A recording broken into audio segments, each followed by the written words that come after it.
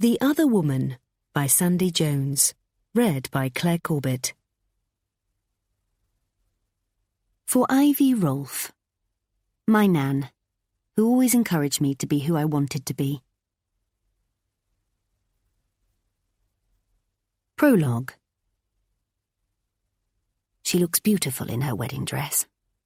It fits her perfectly and is exactly what I'd imagined she'd go for. Elegant, understated, and unique, just like her. My heart breaks that her day will never come, but she doesn't need to know that yet. I think about the guests who won't attend, the picture frames with no photographs, the first dance that will be silent, the cake that won't get eaten, and I feel my resolve weakening. I pull myself up. This is not a time for doubt. There is still so much work to do, so much more pain to inflict, but I will not be deterred. I failed once before, but this time I'll get it right. There's too much at stake to get it wrong. Chapter 1.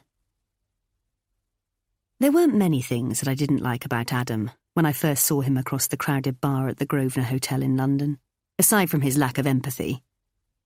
I'd just come out of an incredibly dull Future of Recruitment conference and needed a drink far more than he or the barman realised. I'd been standing at the bar for what felt like an eternity, theatrically waving a battered £10 note in the air, when, just along from me, a dark-haired man muscled his way to the front, holding a credit card. "Yep, over here, mate," he said, in a booming voice. Excuse me," I said, a little louder than I intended. "I think you'll find I was here first." He shrugged and smiled. "Sorry, but I've been waiting ages." I stood and watched open-mouthed as he and the barman shared a knowing tip of the head, and without him even saying a word, a bottle of Peroni was put in front of him. "Unbelievable," I mouthed as he looked over at me. He smiled that smile again and turned to the throng of men beside him to take their orders. "You've got to be kidding me," I groaned, before letting my head drop into my arms while I waited. I was sure that it would be an inordinate amount of time until my turn. "What can I get you?" asked the man behind the bar.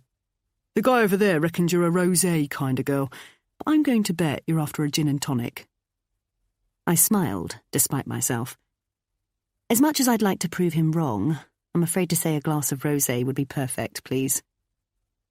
I went to hand him the tenner as he placed the glass in front of me, but he shook his head. "No need," he said.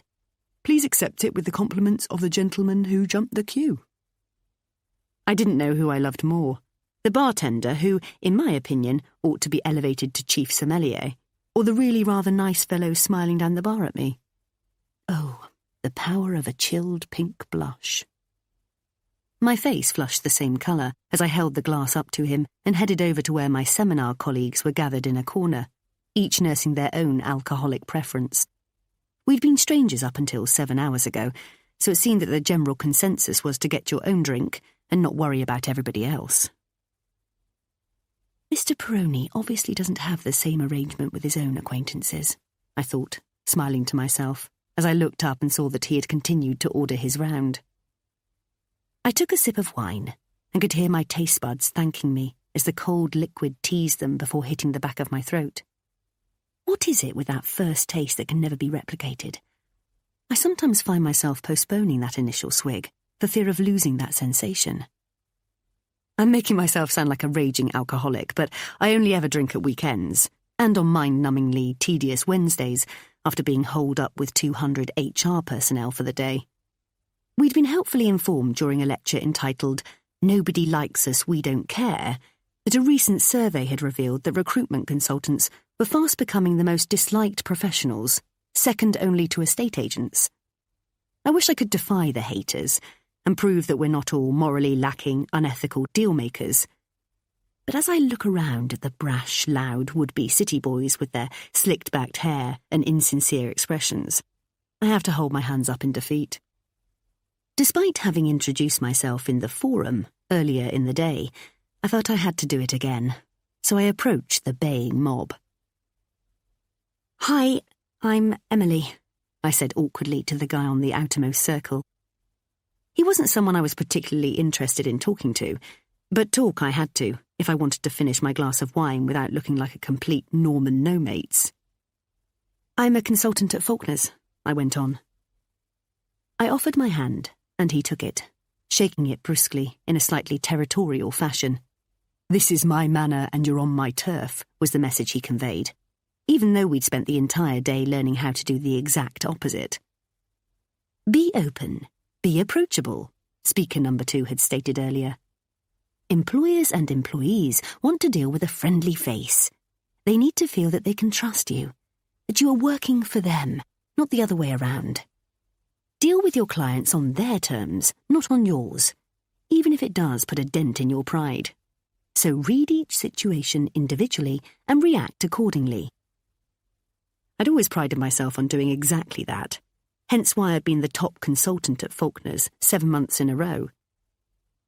In person, I was the antithesis of what people expected. Honest, considerate, and blasé about target chasing. As long as I had enough to pay my rent, eat and heat, I was happy. On paper, however, I was smashing it. Clients were requesting to deal exclusively with me, and I'd secured more new business than anyone else across the 5-office network. Commission was flooding in. Perhaps I should have been the one standing on that podium, telling them how it's done. The man, from an obscure agency in Leon C, made a half-hearted attempt at pulling me into the throng. No one introduced themselves, preferring instead to eye me up and down, as if seeing a woman for the first time. One of them even shook his head from side to side and let out a slow whistle. I looked at him with disdain before realising it was Ivor, the bold, overweight director of a one-office concern in Balham, who had had the misfortune of partnering in role-play exercise just before lunch. His breath had smelt of last night's curry that I'd imagined he'd scoffed impatiently from a silver foil container on his lap. "Sell me this pen," he'd barked during our how to sell snow to an Eskimo task. A cloud of stale turmeric permeated the air, and I wrinkled my nose in distaste. I'd taken a very normal-looking Bic biro from him and had begun to relay its redeeming qualities. The superior plastic case, the smooth nib, the flow of the ink. I'd wondered, not for the first time, what the point was in all this. My boss, Nathan, insisted that these conferences were good for us, that they kept us on our toes. If he was hoping that I'd be motivated and captivated by new and exciting ways to do business, he'd booked the wrong day, and I'd certainly been paired with the wrong man. I'd continued to enthuse about the pen's attributes, but as I'd looked up, Ivor's eyes hadn't even been attempting to look at the tool in my hand, preferring instead to fixate on the hint of cleavage beyond. "Ahem," I'd coughed, in an attempt to bring his attention back to the task in hand, but he'd merely smiled, as if relishing in his own fantasy. I'd instinctively pulled my blouse together, regretting the decision to wear anything other than a polo neck. His beady little eyes were still on me now. "It's Emma, isn't it?" he said, stepping forward. I looked down at the name badge secured to my left bosom, just to check for myself. "Emily," I said, as if speaking to a toddler. "It's Emily." "Emma, Emily, it's all the same." "It's not really, no." "We were paired up this morning," he said proudly to the other men in the group. "We had a good time, didn't we, Em?" I'm sure I felt my skin crawl. "It's Emily, not M," I said, exasperated. "And I didn't think we worked particularly well together at all." "Oh, come on," he said, looking around, his face betraying the confidence in his voice. "We were a good team. You must have felt it." I stared emptily back at him. There were no words of recourse, and, even if there were, I wouldn't have wasted my breath. I shook my head as the rest of the group looked awkwardly to the floor. No doubt as soon as I turned on my heels, they'd be patting him on the back for a job well done. I took myself and my half-drunk wine to the space at the end of the crowded bar. I'd only been there 2 minutes before I realised that the reason no one else was standing there was because every few seconds I was getting hit in the back by a bony elbow or shouldered out of the way by the waiting staff as they busily collected drinks and returned glasses. "This is our area," barked a young girl, her face all pinched and pointed. "Keep it clear." "Please," I said under my breath, but she was far too important to stand still long enough to hear it. Still, I edged up a little to remove myself from her area and rummaged around in my bag for my phone. I only had 3 more sips or 1 big gulp of wine left. 4 minutes max and I'd be on my way.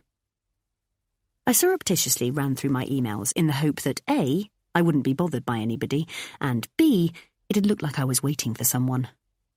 I wondered what we'd done before mobiles and their far-reaching information trails. Would I be standing here perusing the Financial Times or, better yet, feel inclined to strike up a conversation with someone who might prove to be interesting? Either way, I'd most definitely be better informed as a result, so why then do I log on to Twitter to see what Kim Kardashian's up to? I groaned inwardly as I heard someone shout, "Emily, fancy another drink?" Really? Did he not get the hint? I looked over at Ivor, but he was engrossed in conversation. I had a furtive glance around, embarrassed to know that the person who had said it would be watching my confusion. My eyes fleetingly settled on Mr. Perroni, who was grinning broadly, revealing straight white teeth. I smiled to myself as I remembered Mum's erstwhile advice. "It's all in the teeth, Emily," she'd said after she met my last boyfriend, Tom.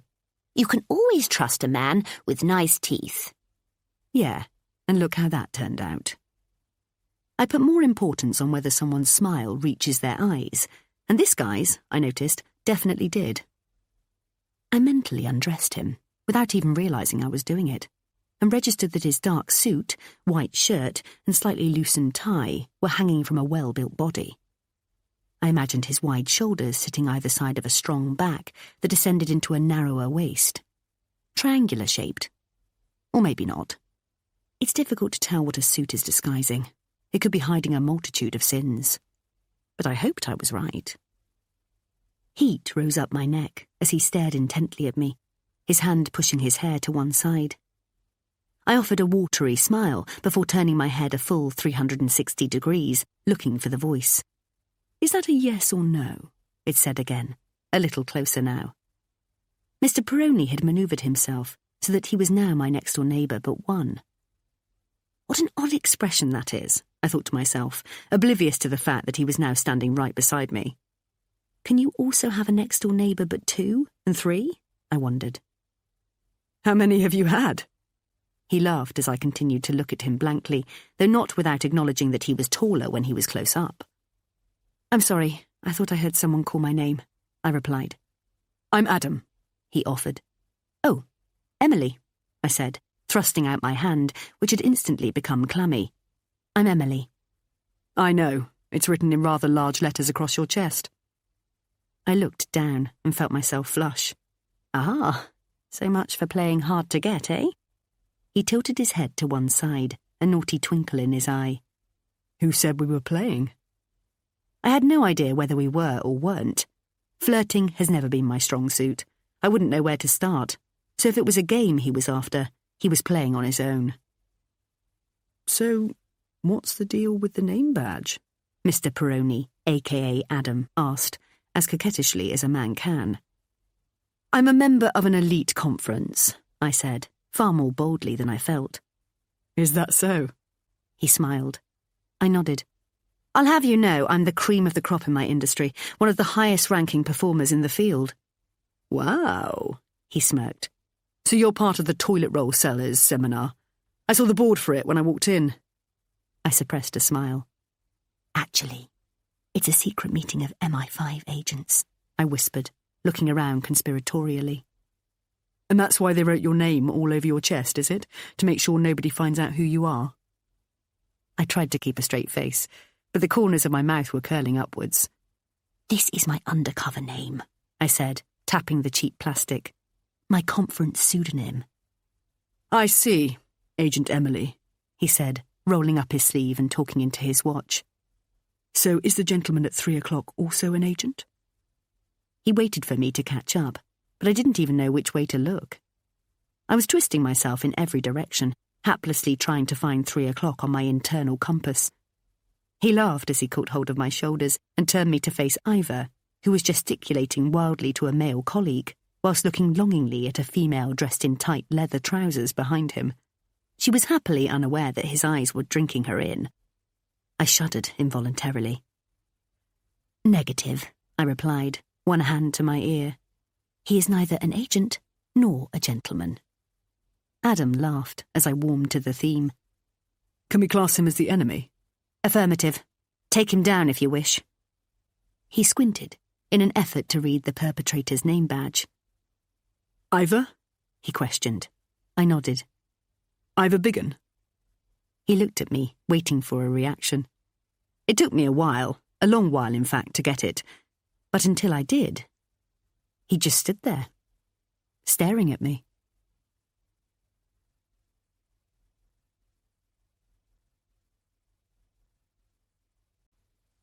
Chapter 2.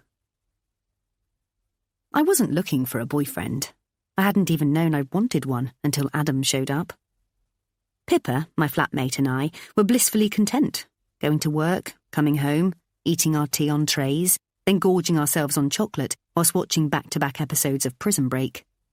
It's heaven on earth for those few short hours. But the next morning, I get on the scales and damn my 9 pounds of winter weight gain. It's the same every year, and not helped by the fact that I never go to the gym that I pay £72 a month for. I can no longer fit into the size 12 jeans I wore last summer, but instead of buying myself a size 14, I'd rather scour the shops to find a more generous size 12 pair that I can pour myself into. I'd spent the entire summer in denial, and was still kidding myself that the promised Indian summer would be sure to see my motivation return. I'll go out every once in a while, particularly around payday, but nights out aren't what they used to be. Maybe it's because I'm getting older, or everyone else is getting younger. But I see little benefit in standing in a crowded pub and having to elbow your way to the bar every time you want a drink. Pippa's dragged me kicking and screaming to a few gigs, though not, unfortunately, at the O2. She favours underground caverns, where bands, most of whom she seems to have slept with, thrash about the stage and encourage their audience to do the same. I'm the one standing alone at the back, with hidden earphones blasting out musical theatre's greatest hits. Thank God for Seb, my best friend, and a male version of me. I'd have married him years ago if I thought there was a single hair on his body that I could have turned straight. But, alas, I must make do with evenings locked in a soundproof karaoke booth, each of us competing for the best lines in Les Miserables. We met during what he refers to as my hairdressing period. Discontented with secretarial work, I'd booked myself onto a night course for hair and beauty. Obviously, I had visions of becoming a female Nicky Clark, with a trendy salon in the middle of Mayfair, and celebrity clients having to book months in advance. Instead, I spent 3 months swooping up other people's hair and developing eczema on my hands from the caustic shampoo. I used to have these half-baked ideas and rush off to start making them happen, but I was forever deluded by grandeur. Like the time I enrolled on a homemaking course at my local college. It was never my intention to learn how to make a pretty cushion, or spend hours rubbing 5 layers of eggshell off an old chest of drawers. No, I was going to be the new Kelly Hoppen and bypass all the graft and groundwork that learning a new skill entails. I was heading straight for New York, where I would be immediately commissioned to design a vast loft space for Chandler from Friends. Needless to say, the cushion never got finished, and all the wallpaper samples and fabric swatches I'd acquired never saw the light of day again. Seb has seen me through at least 4 career changes, and has been nothing short of overwhelmingly enthusiastic with each and every one, assuring me that I was made for it. Yet, as each phase came and went, and I'd be lamenting on the sofa at how useless I was, he'd convince me that I was never really cut out for it in the first place. But now, I've finally found my calling. It came a little later in life than I'd planned, but selling people is my thing. I know what I'm doing, and I'm good at it. So, he's an IT analytical analyst, Seb reiterated suspiciously as we sat in Soho Square, sharing a sandwich and a salad bowl from M&S the following day. Whatever that may mean. I nodded enthusiastically, but inside I was asking myself the same question. I placed real people in real jobs. Retail assistants in shops, secretaries in offices, dental assistants in surgeries. The IT sector is a whole new ballgame, a monster of an industry, and one that we at Faulkner's leave to the experts. "Well, he sounds a right laugh a minute," Seb said, desperately trying to keep a straight face. "What did he do? Enthrall you with his megabytes?" I laughed. "He doesn't look like you'd expect. So, he doesn't wear glasses and have a centre parting?" I shook my head, smiling. "And his name isn't Eugene?" "No," I mumbled, through a mouthful of bread and roast beef. "He's tall and dark, with really good teeth." "Oh, your mum will be pleased."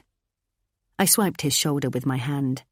"And he's got a really sexy voice, all deep and mysterious, like Matthew McConaughey, but without the Texan bit." Seb raised his eyebrows quizzically. "Which would make him nothing like McConaughey." I persisted. "You know what I mean? And big hands, really big hands, and nicely manicured nails." "What the hell were you doing looking at his hands?" asked Seb, spluttering out his still lemonade. "You were only with him for 15 minutes, and you've already managed to check his cuticles out." I shrugged my shoulders petulantly. "I'm just saying that he obviously takes care of himself, and I like that in a man. It's important." Seb tutted. "This all sounds very well, but on a scale of 1 to 10, how likely is it that you're going to see him again?" "Honestly, a 1 or 2? Firstly, he looked like the type to have a girlfriend, and secondly, I think he had his beer goggles on." "Was he drunk or just merry?" "Hard to tell. It was someone's leaving do, and I think he said something about coming from a pub in the city, so they'd obviously been going for a while. Adam looked okay, a bit dishevelled maybe, but then I don't know what he normally looks like. 1 or 2 of his mates were definitely well on their way, though. They could barely stand up." "Oh, I bet the Grosvenor loved having them there," Seb said, laughing. "I think they were asked to leave at the same time as I came away," I said, grimacing. The well-heeled guests were starting to arrive, and the bar looked more like something on the Magaluf Strip than Park Lane. "It's not looking good, kid," said Seb. I wrinkled my nose. "No, I think the likelihood of hearing from him again is pretty slim." "Did you give him the look?" he asked. "What look?" "You know the one. You'll take me to bed or lose me forever face." He fluttered his eyelashes and licked his lips in the most unsexy way, like a dog after a chocolate drop treat. He'd once been told by a potential suitor of mine that I had bedroom eyes and engorged lips, and I'd not heard the last of it. "Well, did you?" "Oh, shut up." "What were you wearing?" he asked. I screwed my face up. "My black pencil skirt with a white blouse." "Why?" "He'll call you," he smiled. "If you'd been wearing that tent of a dress that you bought in the Whittle sale, then I'd say you've got no chance. But in the pencil skirt, moderate to high." I laughed and threw a limp lettuce leaf at him. Every woman should have a Seb. He gives brutally honest advice, which on some days can send me off kilter and have me reassessing my whole life. But today, I'm able to take it. Happy to have him evaluate the situation, because he's always darn well right. "So, how are you going to play it when he calls?" he asked, retrieving the stray leaf from his beard and tossing it onto the grass. "If he calls," I stressed. "I'll play it like I always do. Coy and demure." Seb laughed and fell onto his back, tickling his ribs for added effect. "You are to coy and demure what I am to machismo." I was tempted to empty the rest of the salad bowl onto his head as he lay writhing on the ground, but I knew it was likely to end up in a full-on food fight. I had a packed diary that afternoon and wanted to spare my silk shirt the onslaught of a balsamic dressing attack, so I gave him a playful nudge with the tip of my patent court shoe instead. "Call yourself a friend?" I said haughtily as I stood up to leave. "Call me when he calls you," Seb shouted out after me. He was still cackling as I walked away. "I'll call you if he calls," I shouted back as I reached the gates to the square. I was in the middle of an appointment later that afternoon when my mobile rang. My client, a Chinese businessman who, with the help of a translator, was looking for staff for his expanding company, signalled to me to take it. I smiled politely and shook my head, but the no-caller ID displayed across the screen had piqued my interest. When it rang 3 more times, he looked at me imploringly, almost begging me to answer it. "Excuse me," I said, before backing out of the room. It had better be important. "Emily Haverstock," I stated as I swiped my iPhone. Haverstock? A voice repeated. "Yes, can I help you?" No wonder they didn't put your surname on your badge." He laughed. A redness crept up my neck, its fingers flickering at my cheeks. "I'm afraid I'm in a meeting at the moment. May I call you back?" I don't remember you sounding this posh either. Or is this your phone voice? I remained silent, but smiled. "Okay, call me back," he said. "It's Adam, by the way. Adam Banks." How many men did he think I gave my number to? "I'll text you," he said, "just in case my number doesn't come up." "Thank you. I'll revert to you shortly," I said, terminating the call, but not before I heard him chuckle. I couldn't concentrate for the rest of the appointment and found myself trying to wrap it up prematurely. But then I didn't want to appear over-keen by calling him back too quickly.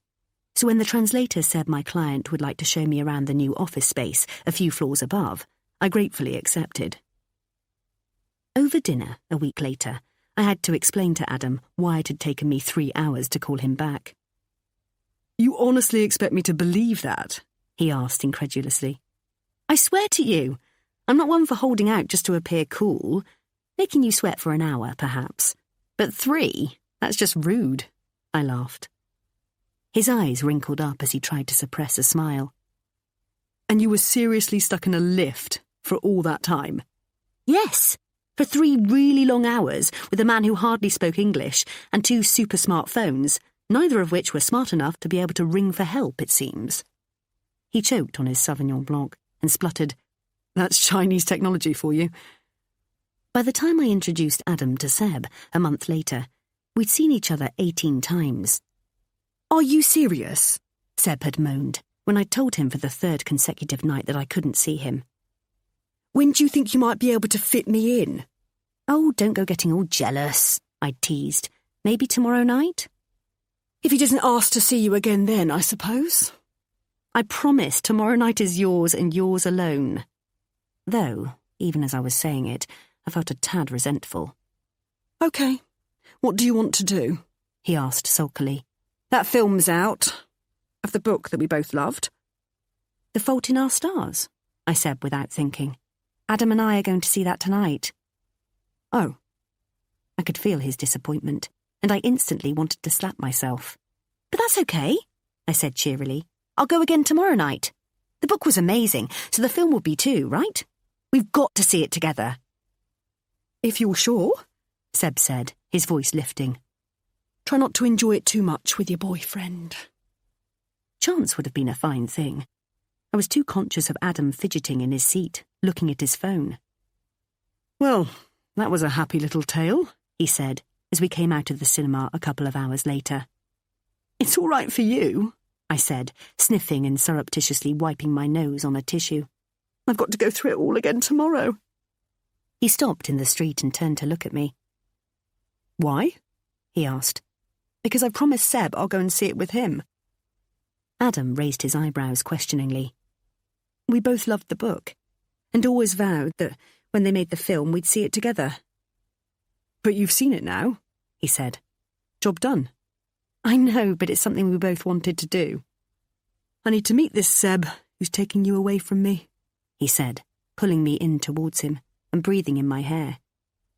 "If he was straight, you'd have a problem on your hands," I said, laughing. "But you've got nothing to worry about." "All the same, let's get together one night next week so that we can all discuss the merits and flaws of the silly film we've just seen." I playfully punched him on the arm, and he kissed me on the head. It felt like we'd been together forever, yet the excitement of just being around him fizzed through me, setting every nerve alight. I didn't ever want that feeling to go away. It was way too early to tell, but there was a growing part of me, the part that no one saw, the hope this was something. I wasn't brave enough, or stupid enough perhaps, to be singing from the rooftops that Adam was the one. But I liked how it felt. It felt different, and I had all my fingers and toes crossed that my hunch was right. We were comfortable with each other, not to the point where I'd leave the bathroom door open, but I wasn't obsessing about whether my nail colour matched my lip shade either, and not many guys had been around long enough to see them clashing. "Are you sure it's not too early for the Seba-meter?" Seb asked, wiping his eyes as we walked out of the same cinema 24 hours later. "I mean, it's not even been a month yet, has it?" "Well, thanks for your vote of confidence," I said. I was snivelling again too, but as I was with Seb, it didn't matter. I put my arm through his, uniting us in our sadness at how the film had ended. "I don't mean to sound negative. It's all a bit full-on to last, don't you think? You're seeing him almost every night. You sure it won't just fizzle out as quickly as it started? Don't forget, I know what you're like." I smiled, despite feeling a little hurt at the insinuation that what Adam and I had could be just a fling. "I've never felt like this, Seb. I need you to meet him because I think this might be going somewhere, and it's important to me that you like him." "But you know you're going to get a very honest appraisal," he went on. "Are you ready for that?" "I think you're going to like him," I said, "and if you don't, just pretend you do." He laughed. "Is there any topic that's off limits? Like the time you asked me to marry you? Or when you threw your knickers at Take That?" I laughed. "No, it's all good. You can say whatever you want. There's nothing I wouldn't want him to know." "Hang on," said Seb, as he bent forward and made a retching sound. "There, that's better. Where were we?" "Do you know that you're a right royal pain in the arse when you want to be?" I laughed. "You wouldn't want me any other way." Seriously, he's pretty laid back, so I don't think you'll be able to faze him that easily. That was the only thing with Adam. If he was any more laid back, he'd be horizontal.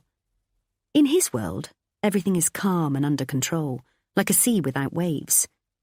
He doesn't get exasperated when we're stuck behind a painfully slow driver.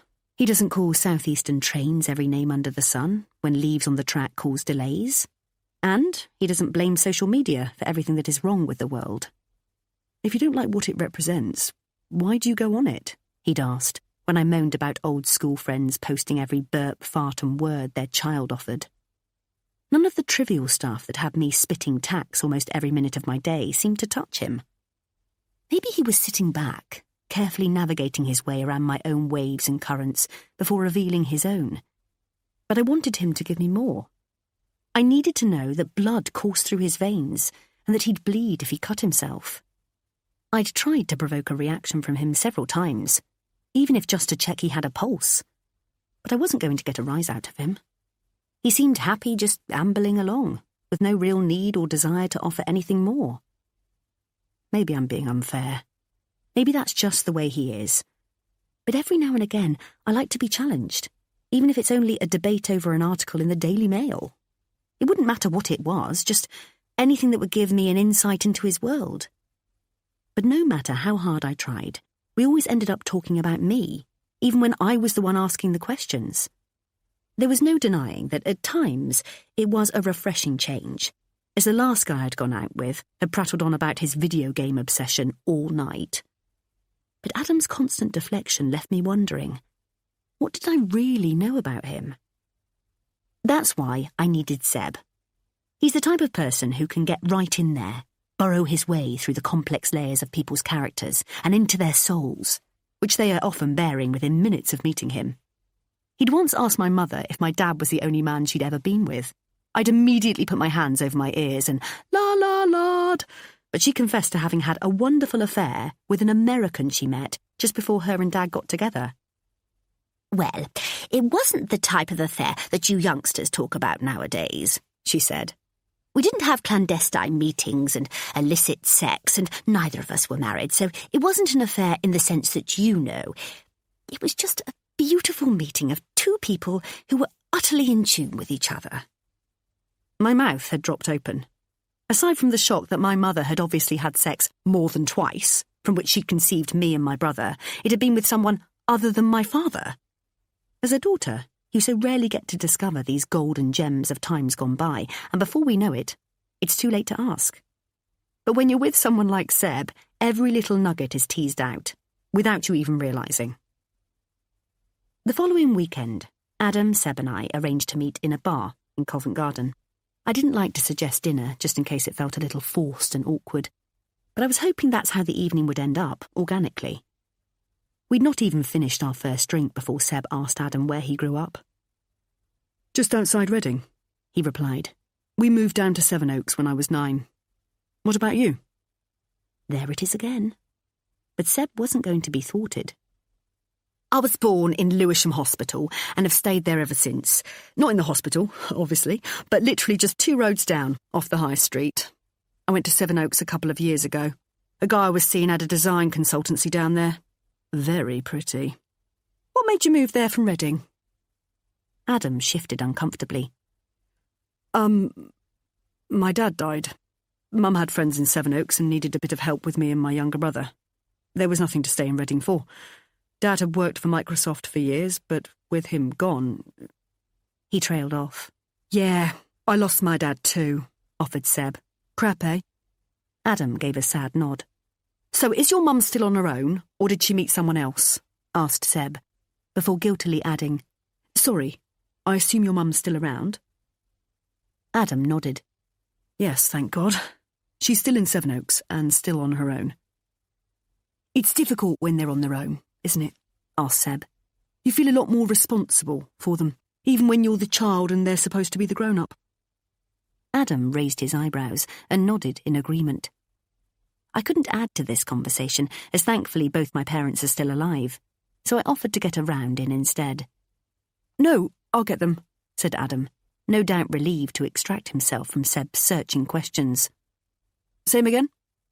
Seb and I nodded. So?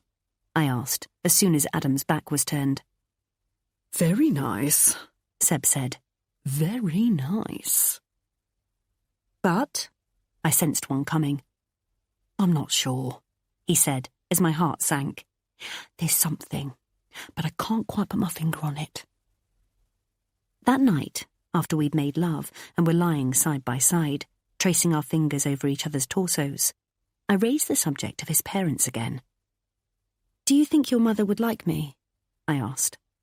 He rolled over and pushed himself up onto one elbow. The light was off, but the curtains were open, and the moon was bright. I could see his silhouette close to me, feel his breath on my face.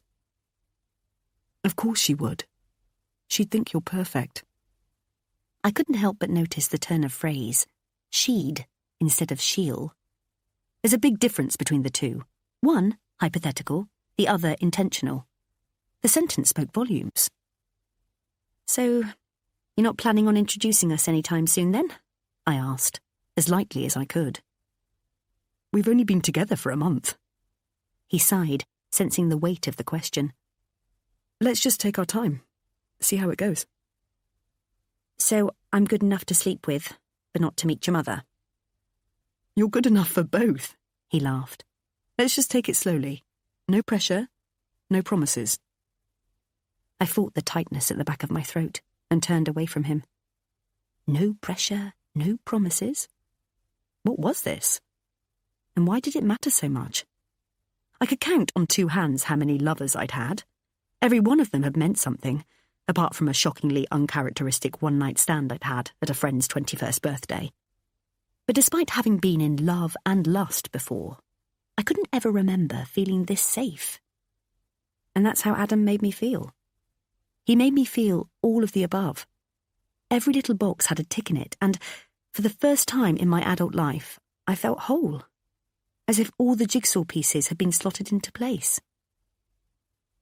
Okay, I said, annoyed by my own neediness. I would have gladly shown him off to my mother's half-aunt's second cousin twice removed. Clearly, he didn't feel the same, and, despite myself, it hurt.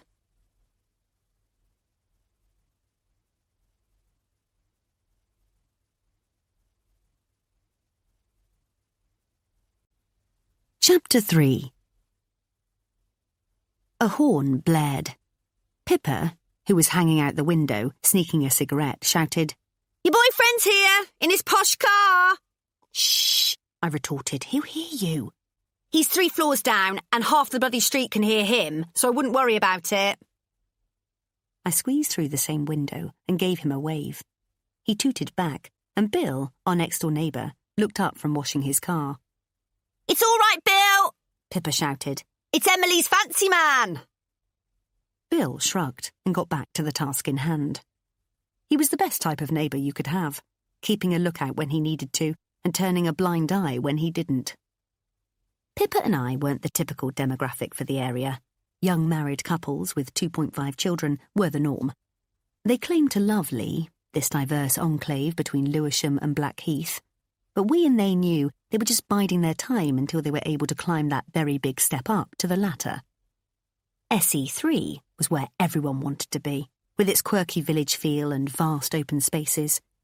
They say that the plague victims of the 17th century were buried up on Blackheath, hence the name, but it doesn't bother people enough to stop them holding impromptu barbecues on a summer's evening. Many a time, Pippa and I have joined the masses pretending to live there by lighting up a disposable foil tray that we've hastily bought at the petrol station. We always end up going up there too late to get the best spots by the pubs, and by the time we've trusted the British weather, it's gone 4 p.m, and Sainsbury's barbecue section has been stripped bare. "Ooh, you look nice," remarked Pippa. I smoothed down the front of my bodycon dress, even though there was nothing to smooth down. "You think?" I spent the best part of an hour choosing what to wear, agonising between the casualness of a pretty blouse and white jeans and the more formal look of a structured dress. I didn't want to look like I'd tried too hard, but not making enough effort was probably worse, so the navy dress won out. The crepe cinched in at my waist, out again over my hips, and fell just below the knee. There was just the tiniest amount of cleavage showing, and the fabric shaped my breasts perfectly. As my mother would say, "That dress hangs in all the right places." "Nervous?" asked Pippa. "I'm all right, actually," I lied. She didn't need to know that a further hour had been spent on blow-drying my hair, putting it up, then down, then up again. It was longer than it had been in quite a while, falling just below my shoulders, and I'd had a few highlights pulled through my natural auburn colour to give it a lift. I'd settled on pinning it up, and had coaxed a couple of loose curls to fall either side of my face to soften the look. The French manicure I'd had done a couple of days before was holding up well, and I kept my makeup light and natural. Effortlessly chic was the image I was going for. I was, after all, only meeting my boyfriend's mother. But, in reality, I'd done less preparation for a good friend's wedding. "Good luck," she called out as I reached the front door. "She's going to love you." I wished that I shared her confidence. I caught sight of Adam watching me as I walked down the path, with a bouquet in my hand, and emphasised my strut.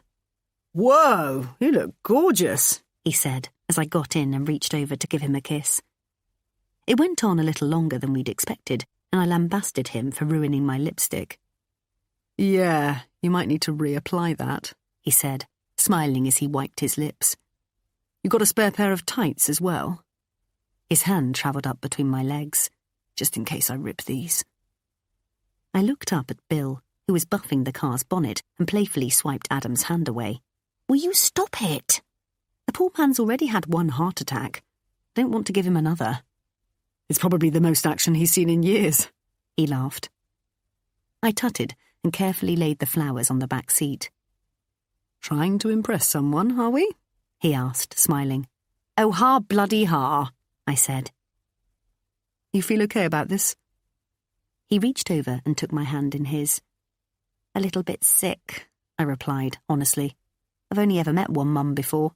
He laughed. "Well, that couldn't have gone too well then, if you're here with me." I gave him a playful dig. "It's a big deal. If she doesn't like me, I'm doomed. You probably won't even give me a lift back." "She'll love you," he said, going to ruffle my hair. I caught his hand in midair. "Don't even think about it. Do you have any idea how long this updo has taken?" "Bloody hell. You don't even make this much effort when you're going out with me. Maybe I should introduce you to my mum more often," he laughed. "I don't need to impress you anymore. I said. "I've got you wrapped around my little finger, right where I want you. It's your mum I need to get under my spell now. If I can get her on side, I can rule the world." I let out a sinister cackle. "I've told her you're normal? You better start acting like it." "You've told her I'm normal?" I shrieked in mock protest. Well, that doesn't make me sound very exciting, does it?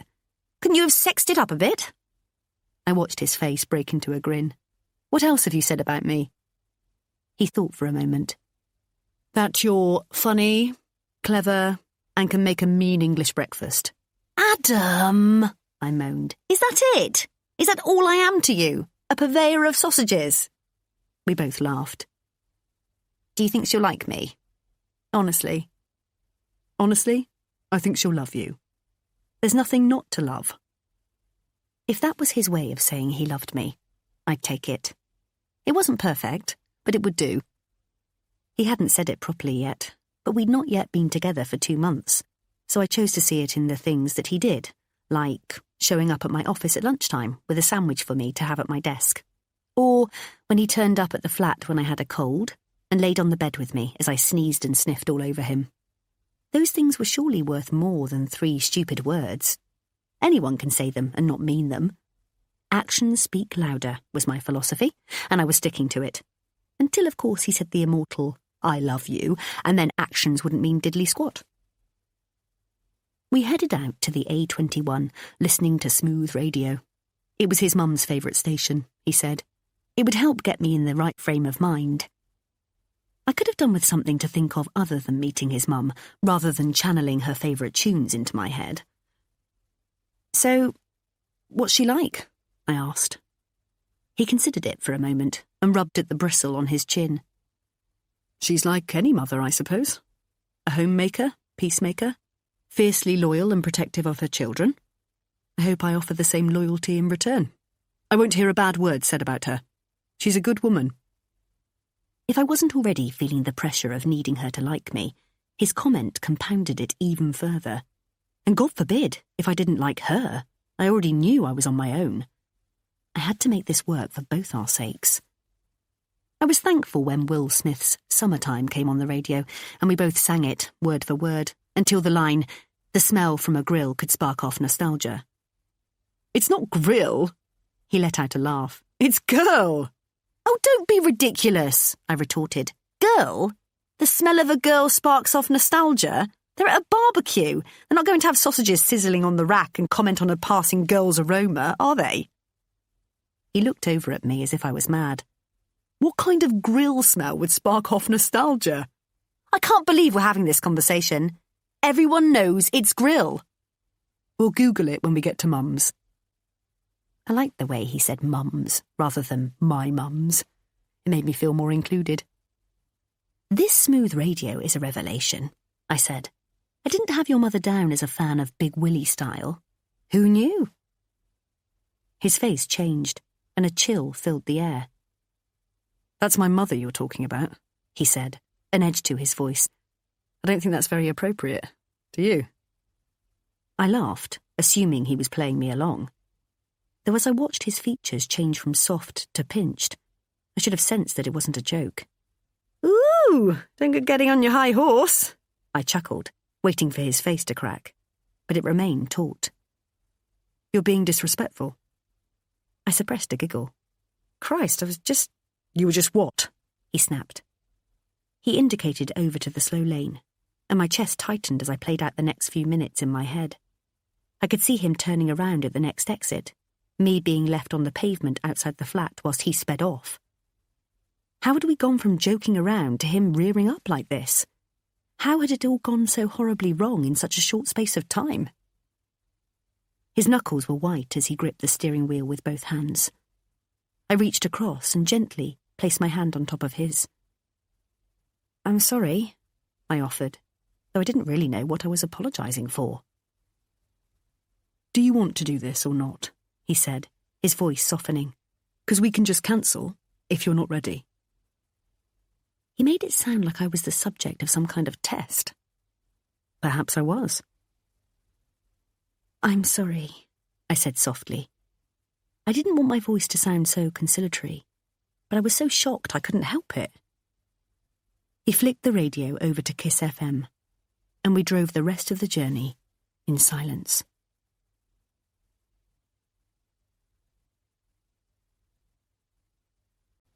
Chapter 4. I always vowed I wouldn't be the kind of mum that would do this, but just let me show you this one. Adam groaned as his mother flicked through the large maroon leather-bound photo album resting on her knee. "Oh, stop moaning," she chastised. "You were the cutest baby." She patted the floral fabric of the seat beside her on the sofa, and I sat down. "Look here," she pointed. "That's Adam and James in our garden, back in Reading. There's 13 months between them, but you can't tell them apart, can you? They were such good babies." All the neighbours would say what bonny faces they had, and you'd never hear them cry. They were perfect. I looked up at Adam, who had tutted and wandered over, hands in his pockets, to the bookcase in the corner of the room. His head tilted to one side as he read the spines of the 20 or so albums gracing the shelves, each carefully documented by year. "It's lovely to have so many photos," I commented, "ones that you can really look at." "Oh, you're so right, dear. Nobody even prints them anymore, do they?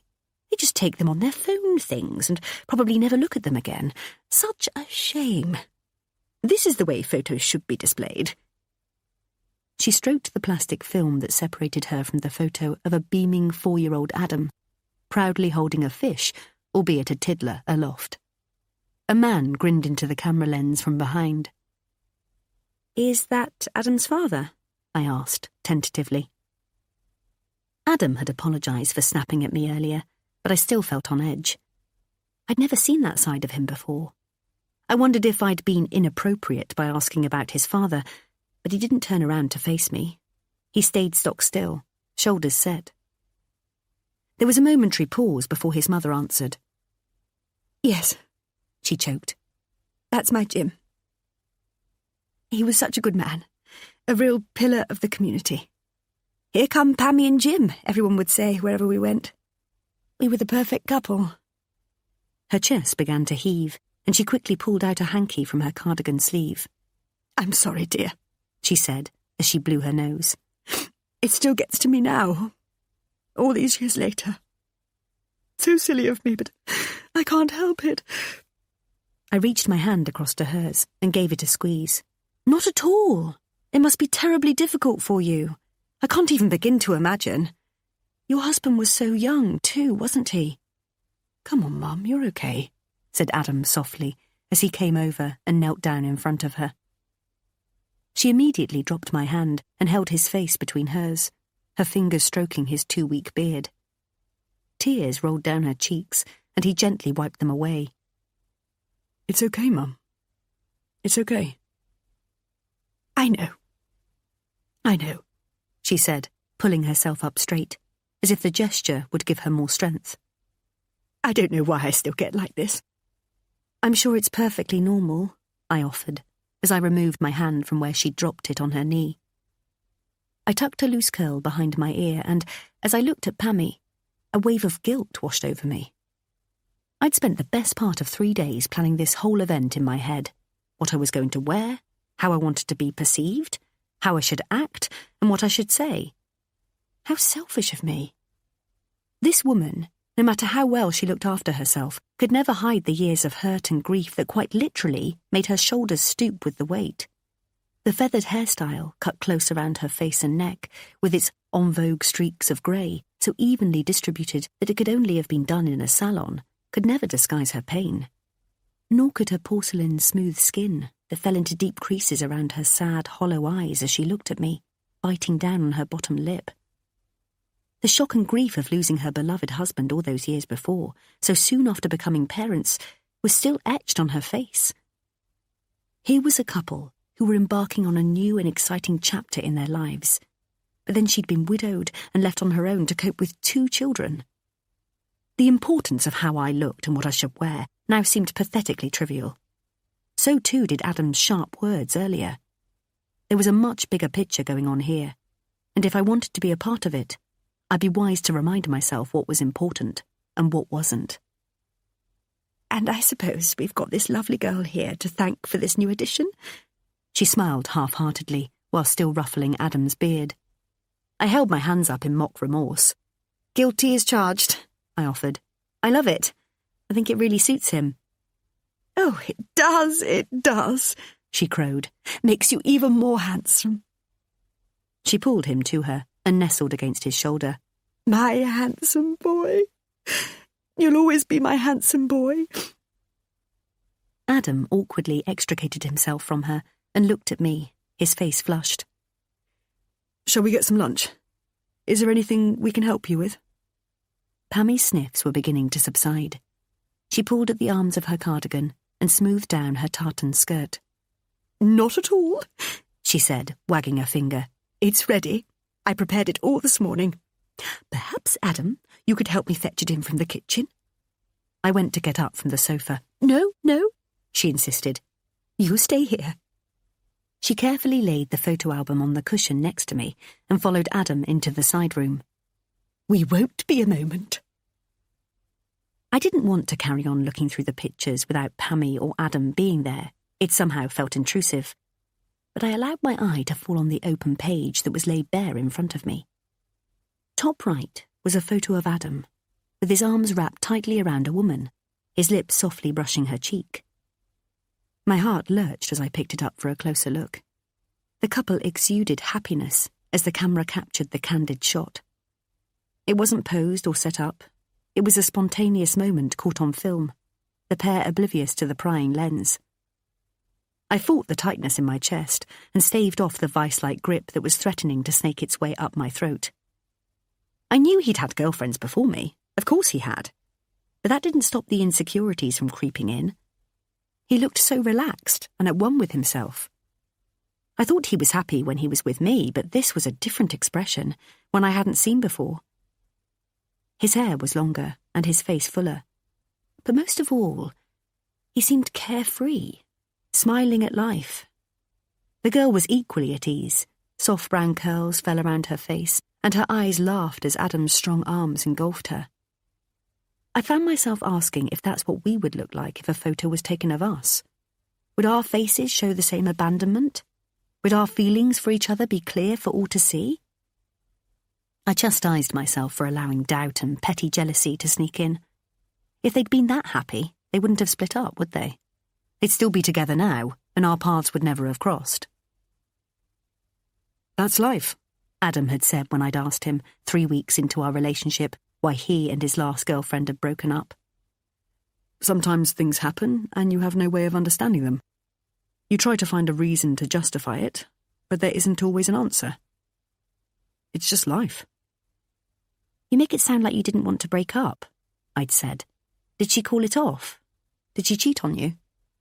"No, it was nothing like that," he'd said. "Let's not talk about it. That was then. This is now." He'd put his arms around me, pulling me into him. He'd held on as if he never wanted to let me go, inhaling my hair and kissing my head. I'd looked up at him, taking in his features, his hazel eyes, tinged with green specks that glistened under the street lamps of Borough High Street, and that strong jawline that I once called chiselled, to which he'd laughed and said, "You make me sound like something in a toolbox." He'd held my face in his hands and kissed me, gently at first, but then more deeply, as if doing so would stop anything from coming between us. Ever. That night, our lovemaking had felt different. He'd held my hand as we climbed the stairs to his apartment above the market. We'd rarely made it much past the hallway without losing at least 2 items of clothing. But that night, we waited until we were in his bedroom, where he undressed me slowly. I'd reached out to turn off the lamp on his bedside table, keen to keep the parts of me I didn't like in the dark. But he'd caught my hand. "Don't. Leave it on. I want to see you." Still my hand lingered, my insecurities at odds with a desire to do what he asked. "You are absolutely beautiful," he'd whispered, as he ran his thumb across my lips. He'd kissed my neck as his fingers trailed down my bare back, feather-like touches that sent pulses through my body. His eyes didn't leave mine as we made love. They bored into me, searching for something hidden within. For the first time, he gave me something he'd never given before. What it was, I can't explain, but I felt a deep connection with him, an unspoken commitment that what we had was real. Now, as I look at the photo in front of me again, I wonder if she was the woman he had been trying to get away from that night. Was he throwing away the manacles that had bound him to her? Had he chosen that time to sever all ties? Pammie and Adam came back into the living room, Adam ducking his head to get through the beamed door. "Here you go," said Pammie, as she placed a tray on the table in front of the window. "This will fatten you up." I closed the album as I stood up, but not before I caught a fleeting glimpse of the caption written underneath the photo. "Darling Rebecca, miss you every day."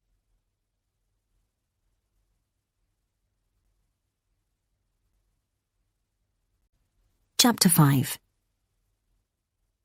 "You're fucking kidding me!" spluttered Pippa as she shoved a pizza slice into her mouth.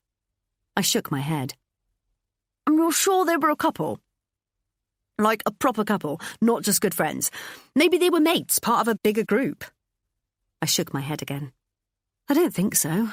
They seemed very into each other, as you'd imagine a boyfriend and girlfriend to be." Pippa stopped chewing, and a swathe of pink-tinged fringe fell over her left eye. "She might not be dead." "She must be. What else would explain miss you every day?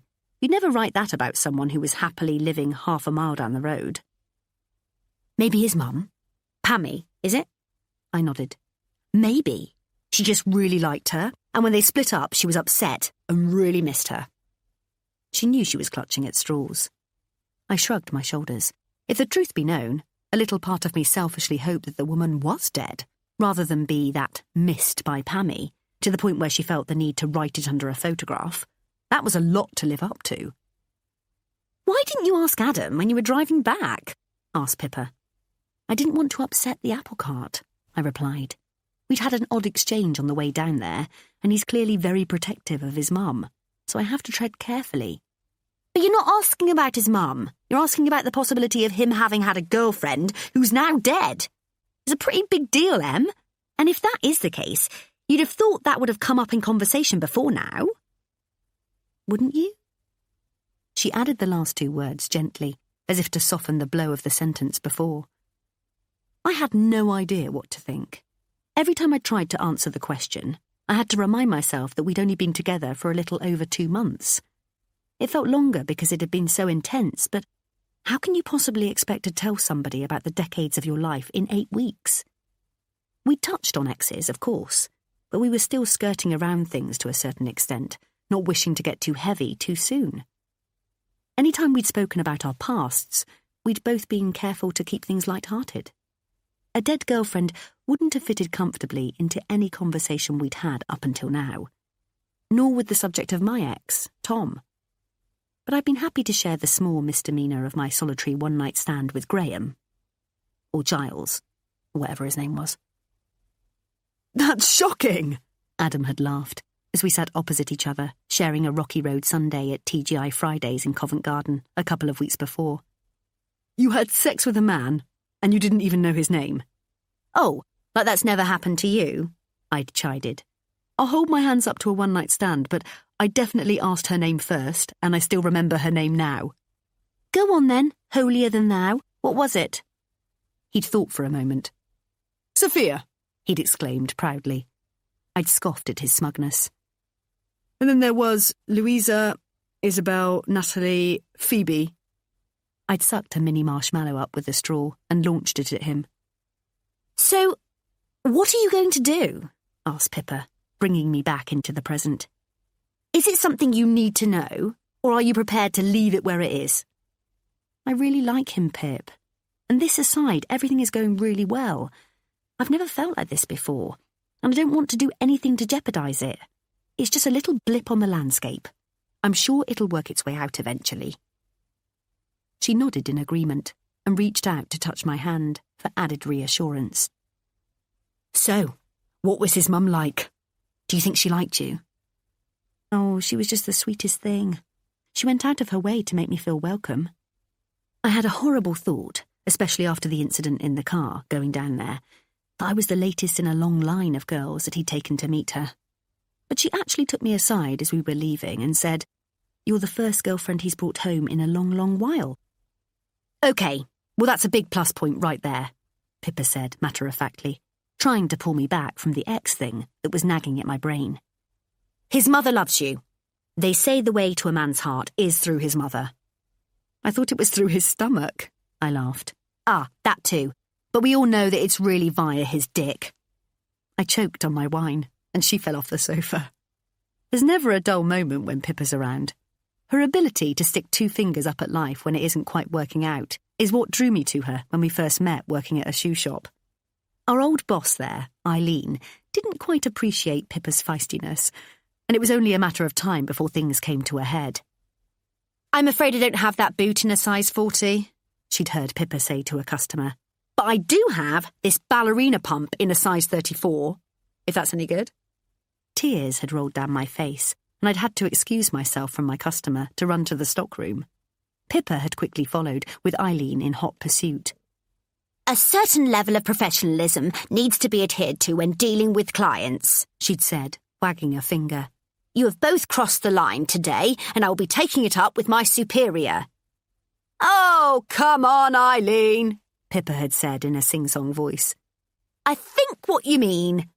My breath had caught in my throat, my face had turned red, and my bladder had threatened to collapse as Eileen, who happened to have dark curly hair, had glared at her. "If you think you're being funny," she'd said. "Have you ever thought about dungarees?" Pippa asked politely, before walking out. I'd only survived a week longer before following suit, though I sensibly worked my notice. I'd have loved to have Pippa's chutzpah, but I wasn't quite as brave or bolshy as she was. I happened to believe that I needed a reference for where I was going, but Pippa didn't give a stuff. And to her credit, she was right. She'd got every bar job she'd applied for, and was in the middle of an open university degree in healthcare. We were so different, yet so alike.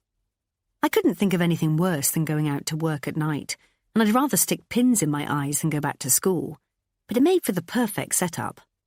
I worked all day Monday to Saturday, with Wednesdays off, and she worked every evening at all bar one in Covent Garden and studied during the day. We were never under each other's feet, so it was always good to get together on a Sunday to catch up on what the week had thrown at us.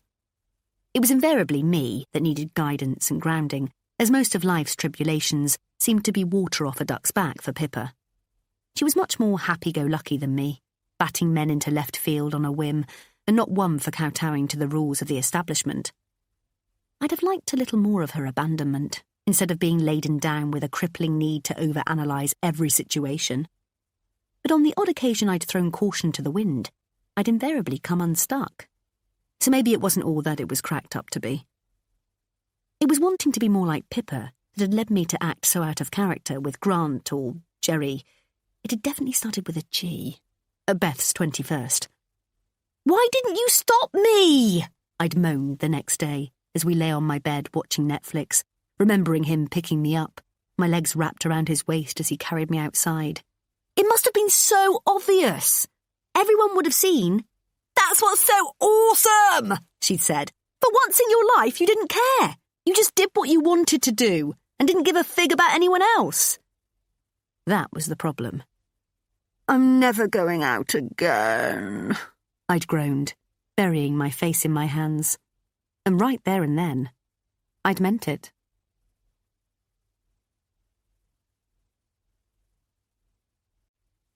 Chapter 6. As much as I tried, I couldn't keep Rebecca from nagging at my brain. I wanted to know who she was and what had happened between them, but I was wary of opening a can of worms that I wasn't entirely sure I wanted open. Adam also hadn't seemed himself in the 2 weeks since we'd been to his mum's, so I found myself still skirting around the whole miss you every day conundrum, hoping that somehow we'd stumble upon a way to talk about it. My first chance came as Adam and I dressed the Christmas tree in my flat. He was worried that he was taking the job away from Pippa, but she didn't have the patience for such a fiddly chore. I'd done it by myself 3 years running, mostly while she sat watching, throwing Maltesers up in the air and catching them in her mouth. She was always grateful, though, and repaid me for my efforts with a bottle of Advocar. It had become something of a tradition, though why she did it, neither of us was quite sure. There must be a very good reason why we don't drink this stuff all year round, I'd said to her last Christmas. We were 3 snowballs in, neither of us bothering with the cocktail cherry anymore. I know, she'd agreed, but it sits there, ever hopeful on its Christmas shelf in the supermarket, all optimistic, pleading with passing shoppers. Please buy me, I'm only here for a short time. You know you'll regret it if you don't. I'd laughed and chimed in. What if someone pops round, unannounced over the festive season, asking for an eggnog? How will you cope if you haven't got me? It was such a time-honoured tradition, yet we'd not once had a visitor requesting an Advocar and lemonade. Not even when neighbours popped round to my parents' house throughout my childhood. Not in nearly 30 years. Not ever. Still, there was nothing like it to get me in the Christmas mood, and I fetched it from the back of the kitchen cupboard and swilled the congealed yellow concoction around in the bottle. Can I tempt you? I asked Adam. Well, his bum, seemingly the only part of him that wasn't under the tree, as he fiddled with the extension lead. I'm assuming that's last year's offering, he said, extricating himself from the branches and looking up. I nodded apologetically. But it never goes off. I'm all right, thanks, he grimaced. Here, what do you think? We stood back, admiring our workmanship. Now to see if we should have tested the lights before we put them on, he said. Miraculously, for the first time in years, they worked straight away, and we slumped back onto the sofa, relieved and proud. I brought my leg up underneath me and turned to look at him. He was grinning from ear to ear. Such a difference from the serious face of the last couple of weeks. I'm fine, was all he'd ever said, whenever I'd asked why he was so quiet. How's work? I asked now, as I watched the dubious-looking mixture curdle in my glass. Better, he sighed. I finally got my head above water this week. So, it was work that had been playing on his mind. All the what-ifs that had been whirring in my brain were silenced. What if he didn't want to be with me anymore? What if he'd met someone else? What if he was trying to find a way to tell me? I exhaled slowly, content now I knew that his job was the problem. We could work with that. How come? What was holding you under? I asked. He blew out his cheeks. The account I'm working on has become bigger than any of us had anticipated. I thought I had it covered and was managing to get on top of it, but then we stumbled upon a problem. What was that? I asked, my brow furrowed. Just an IT glitch, something that I can deal with, but it was going to take a lot longer than we'd allowed for. So, what's changed? The powers that be have finally seen sense and brought someone else in on the desk. It's made a real difference, thank God. Great, I said. Do you get on with him? It's a woman, actually. There was the slightest of pauses.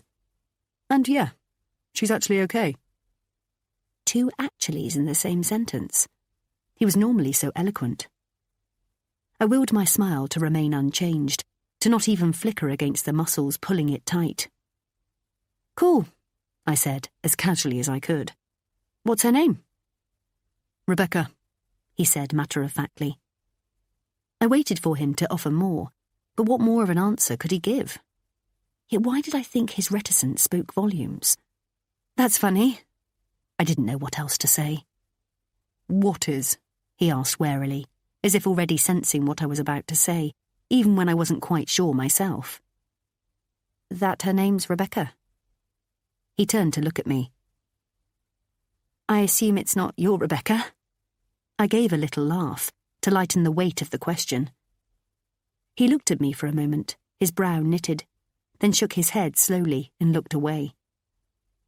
I didn't know whether I wanted to know more about the Rebecca at work, or his Rebecca. It was difficult to know which was more problematic. That would have been weird, though, right? I went on. Imagine an ex turning up at work. How would you feel? He rubbed at his eyes with his thumb and forefinger. That's unlikely to happen. What's she like, then, this Rebecca? I decided I'd deal with the immediate threat first. She's obviously been a help to you. She's good, yeah. She seems to know her stuff. so that saves me the bother of having to go through everything with her. She's been in the company a while, apparently, though I've no idea where they've been hiding her. Did that mean he'd have noticed her if she hadn't been hidden away? I didn't want to know how good she was at her job. I just wanted to know her vital statistics and the colour of her hair. I was aware that the questions bouncing around in my head would make me sound like an obsessive, paranoid girlfriend if they were to make themselves heard. But wasn't that what I was? Wasn't that what Tom had turned me into? I couldn't help myself. "Is she hot, then?" I asked. His brow crinkled as if working out the most diplomatic answer. If he said no too quickly, I'd know he was lying. If he said yes, he'd be mad. We both knew he couldn't win. "She's all right, I suppose," was all he could muster, which, given the options, was his best shot. "Does your ex, Rebecca, work in the city?" I asked. He sat up straight. "No," he said hesitantly. Was that all I was going to get? "So, she doesn't work in your industry? That wasn't how you met?" "I wasn't aware that I'd mentioned Rebecca," he said tightly. A rush of heat spread up from my toes as it slowly dawned on me that he hadn't. I'd put his reluctant "let's not talk about it" together with a picture of him and a woman who I guessed was called Rebecca, and let my mind run riot. I wanted to suck all my stupid, insecure words back in. "What's all this about?" he said, turning towards me, his face serious. I moved closer to him and lifted his arm over me as I laid my head in his lap. A diversion tactic to give my cheeks time to cool down. "I guess I just feel that there's large chunks of your life that I don't know about yet," I said, "and I just want to know everything that there is to know." I gave a little laugh and picked up his hand from where it rested on my stomach and held it to my lips. My heart was thumping as I waited for a response. Had I pushed it too far? Was he just going to get up and walk out? The seconds ticked by like hours, and I tried to gauge which way he was going to go as the pulse in his thigh beat against my cheek. "What do you want to know?" he said finally. I let out the breath I'd been holding in. "Everything." He laughed. "By that, I assume you mean my love life. Isn't that the only thing that girls really want to know about?" I lifted my shoulders and wrinkled my nose. "That obvious, eh?" He looked down at me, and I could see the fairy lights in the tree reflected in his eyes. My stomach flipped as he smiled. "Okay, you go first," he said. "Where's the most unusual place you've ever made love?" I almost choked and sat up. "That's easy. I had a one-night stand on a cricket pitch, but you already know about that." "Tell me again. Slowly," he teased. I went to hit him round the head with a cushion, but he caught it mid-flight. "Okay, so have you ever been in love?" he asked. "It's not your turn," I said. He tilted his head to one side and raised his eyebrows. "Yes or no?" The moment had suddenly become laden with anticipation. Funny, isn't it? How the very real physical act of sex, even with unnamed strangers, can be spoken about with humour and joviality, yet talking about an unseen emotion called love is fraught with tension. "Once," I said, determined to keep my voice calm and steady. "Who with?" "A guy called Tom. I met him at work when I was going through my retail period." He looked at me questioningly. You know, between my hairdressing and interior design phases. I'm sure I'd given him a quick run through my haphazard CV at some point. "Ah," he sighed, "the Enlightenment years." I smiled, grateful to him for relieving the intensity of the conversation. "So, what happened?" he asked. I cleared my throat. "We met when I was 20, went out for close to 3 years, and I began to think we had a future." But, despite how I felt about him and how he claimed to feel for me, he still managed to sleep with someone else." "Oh," he mustered. "How did you find out?" "It was with a very good friend of mine, dear Charlotte, who decided that she was actually more in love with him than she was a friend to me." "Christ, I assume you're not friends anymore." I laughed wryly. "Funnily enough, no. I haven't spoken to her since. and have no intention of speaking to her ever again. So, was he your last boyfriend? Before we met? He went on. Seriously? You've had 500 questions, and I haven't even had one, I said, laughing. He was my only serious boyfriend. I've had other relationships over the 3 years since, but nobody of any significance. Until I met you. He smiled. Now it really is my turn, I said. He sat back and stared straight ahead, avoiding my gaze. So, what about you? Have you ever been in love? His foot nudged the edge of the cobalt blue rug that lay under the coffee table. I didn't want to force anything if it was still too raw. I waited a moment longer. It's not important, I said, far more brightly than I felt. If it's... Yes, he said quietly. I chanced it. With Rebecca? He nodded. She was the one I thought I was going to spend the rest of my life with. But it wasn't to be. His answer made me wish I'd never asked. But anyway, enough of all that, he said, as if shaking himself out of the place he was in. I wanted to ask how you'd feel about spending some time together over Christmas. If it's difficult, I understand. You know, if it's... I just thought... I reached across and put a finger on his lips. Smiling, he said, Is that a yes, then? He pulled me towards him and kissed me. So you'll come for Christmas dinner? He asked excitedly. I wrinkled my nose up. I can't come on Christmas Day. His shoulders dropped. But you could come down to my parents. They'd love to meet you, I added. And you know that I can't, he said, sadness in his voice. Mum's on her own as James is having lunch with his girlfriend Chloe, so she needs me there. It's a tough time of year for her. I nodded. He'd already told me that his father had died 2 days before Christmas. Why don't you come down on Boxing Day? He said. But my brother and his wife are coming for lunch and they're bringing the baby. Though even as I was saying it, I knew it was an easier ask of me to go to him rather than him come to me. My parents had each other, and Stuart, Laura and the baby.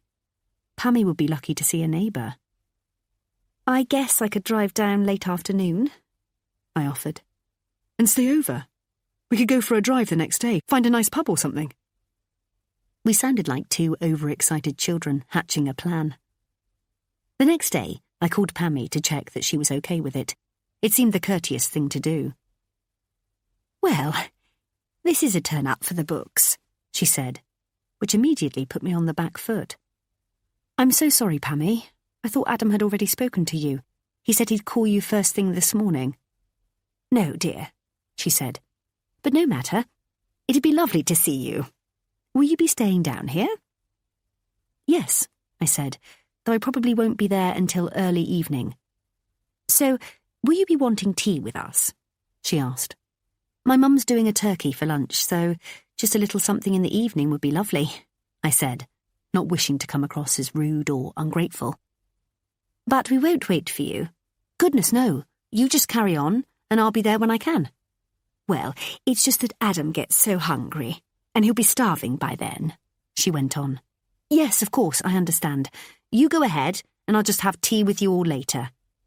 So we'll all eat together then, she went on, as if she wasn't hearing me. Perfect, I said, though I didn't really know what I was agreeing to anymore.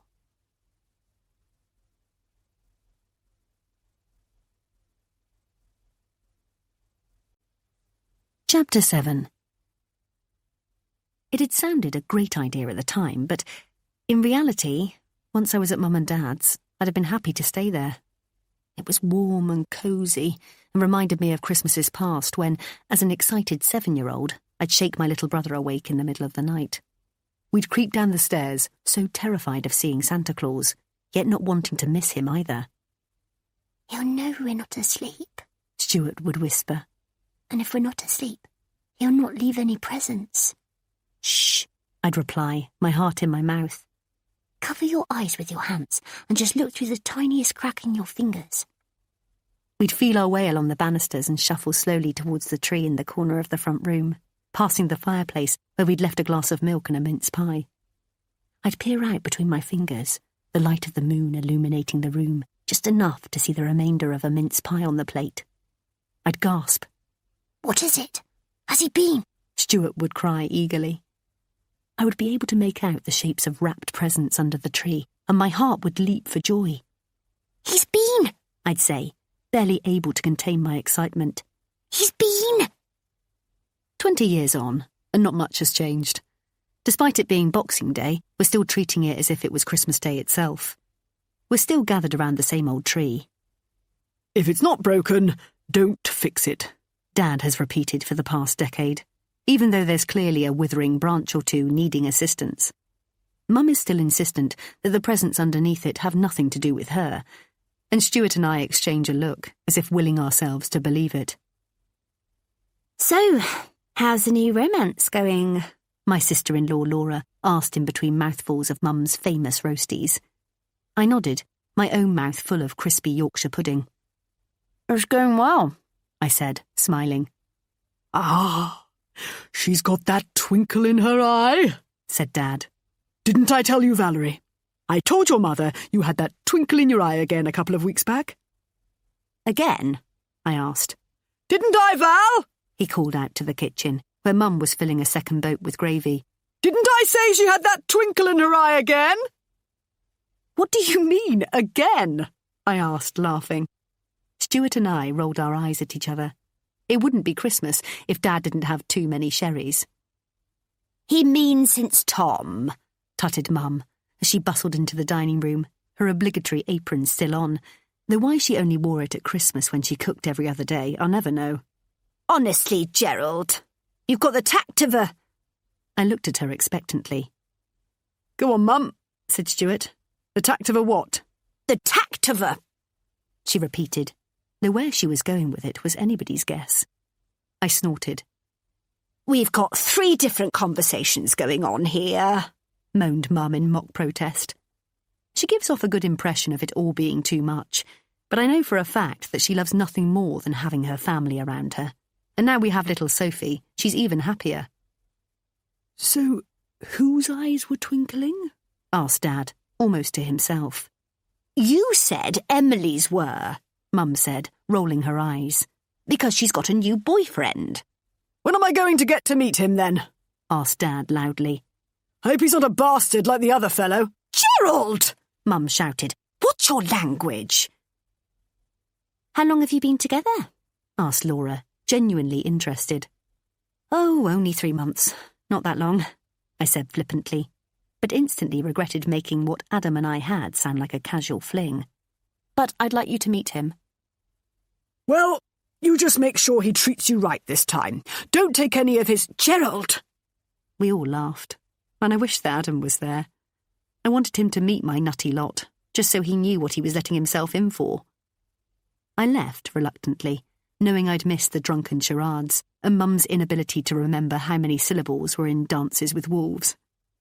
Stuart gave it to her every Christmas, just so we could see her attempt to mime it, yet every year she treated it as if it was the first time she'd ever heard of it. Take care of yourself, sweetheart, Mum said as she hugged me at the door. If it wasn't Adam I was going to, I'd have stayed right there, in her warm embrace. She smelled of mulled wine and oranges. Thanks, Mum. I'll call you when I get there. Do you fancy an eggnog before you go? Asked Dad, as he came to the door, his paper hat askew. I bought a bottle specially. She can't, Gerald, chastised Mum. She's got to drive. And who drinks that stuff anyways? I smiled to myself and kissed them all goodbye, and gave baby Sophie an extra squeeze, before dragging myself out into the cold air. Unsurprisingly, the roads were clear. I imagine because most sane people were settled in for the night, unwilling to leave the warmth of their fires and unable to resist the lure of one more sherry. It was dark by the time I pulled up outside Pammie's cottage, one of 5 in a row, their flintstones cheek to jowl. The white wooden door swung open before I'd even turned my lights off, and Adam's bulk filled the porch, his cold breath billowing, at odds with the warmth of the light that spilled out from the hall behind him. Come on, he beckoned, like an excited little boy. You're late. Hurry up.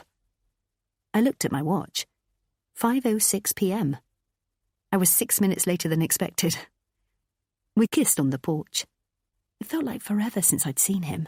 It had only been 3 days, but when Christmas is in between, it makes you feel like you've lost whole weeks sitting indoors, watching telly and eating until you're sick. I've missed you, he whispered. Come in. We've waited for you. Dinner's about to be served. Dinner? I faltered. But... He kissed me again as I took off my coat. We're all starving, but Mum insisted we wait for you. All, but... I began again. Too late. There she is, exclaimed Pammie, scurrying forward to hold my face in her hands. Oh, you poor mite, you're freezing. Come on, let's get you fed. That'll warm you up. I looked at her questioningly. Don't worry about me. I've just eaten. I started, but she had already turned and was heading towards the kitchen. I hope you're hungry, she called out. I could feed an army with this lot. Adam handed me a glass of fizz and, nerves frayed, I was grateful for the cold tingle on my tongue. What have we got for tea? I asked, careful to keep the word tea light, as if I could actually will it to be.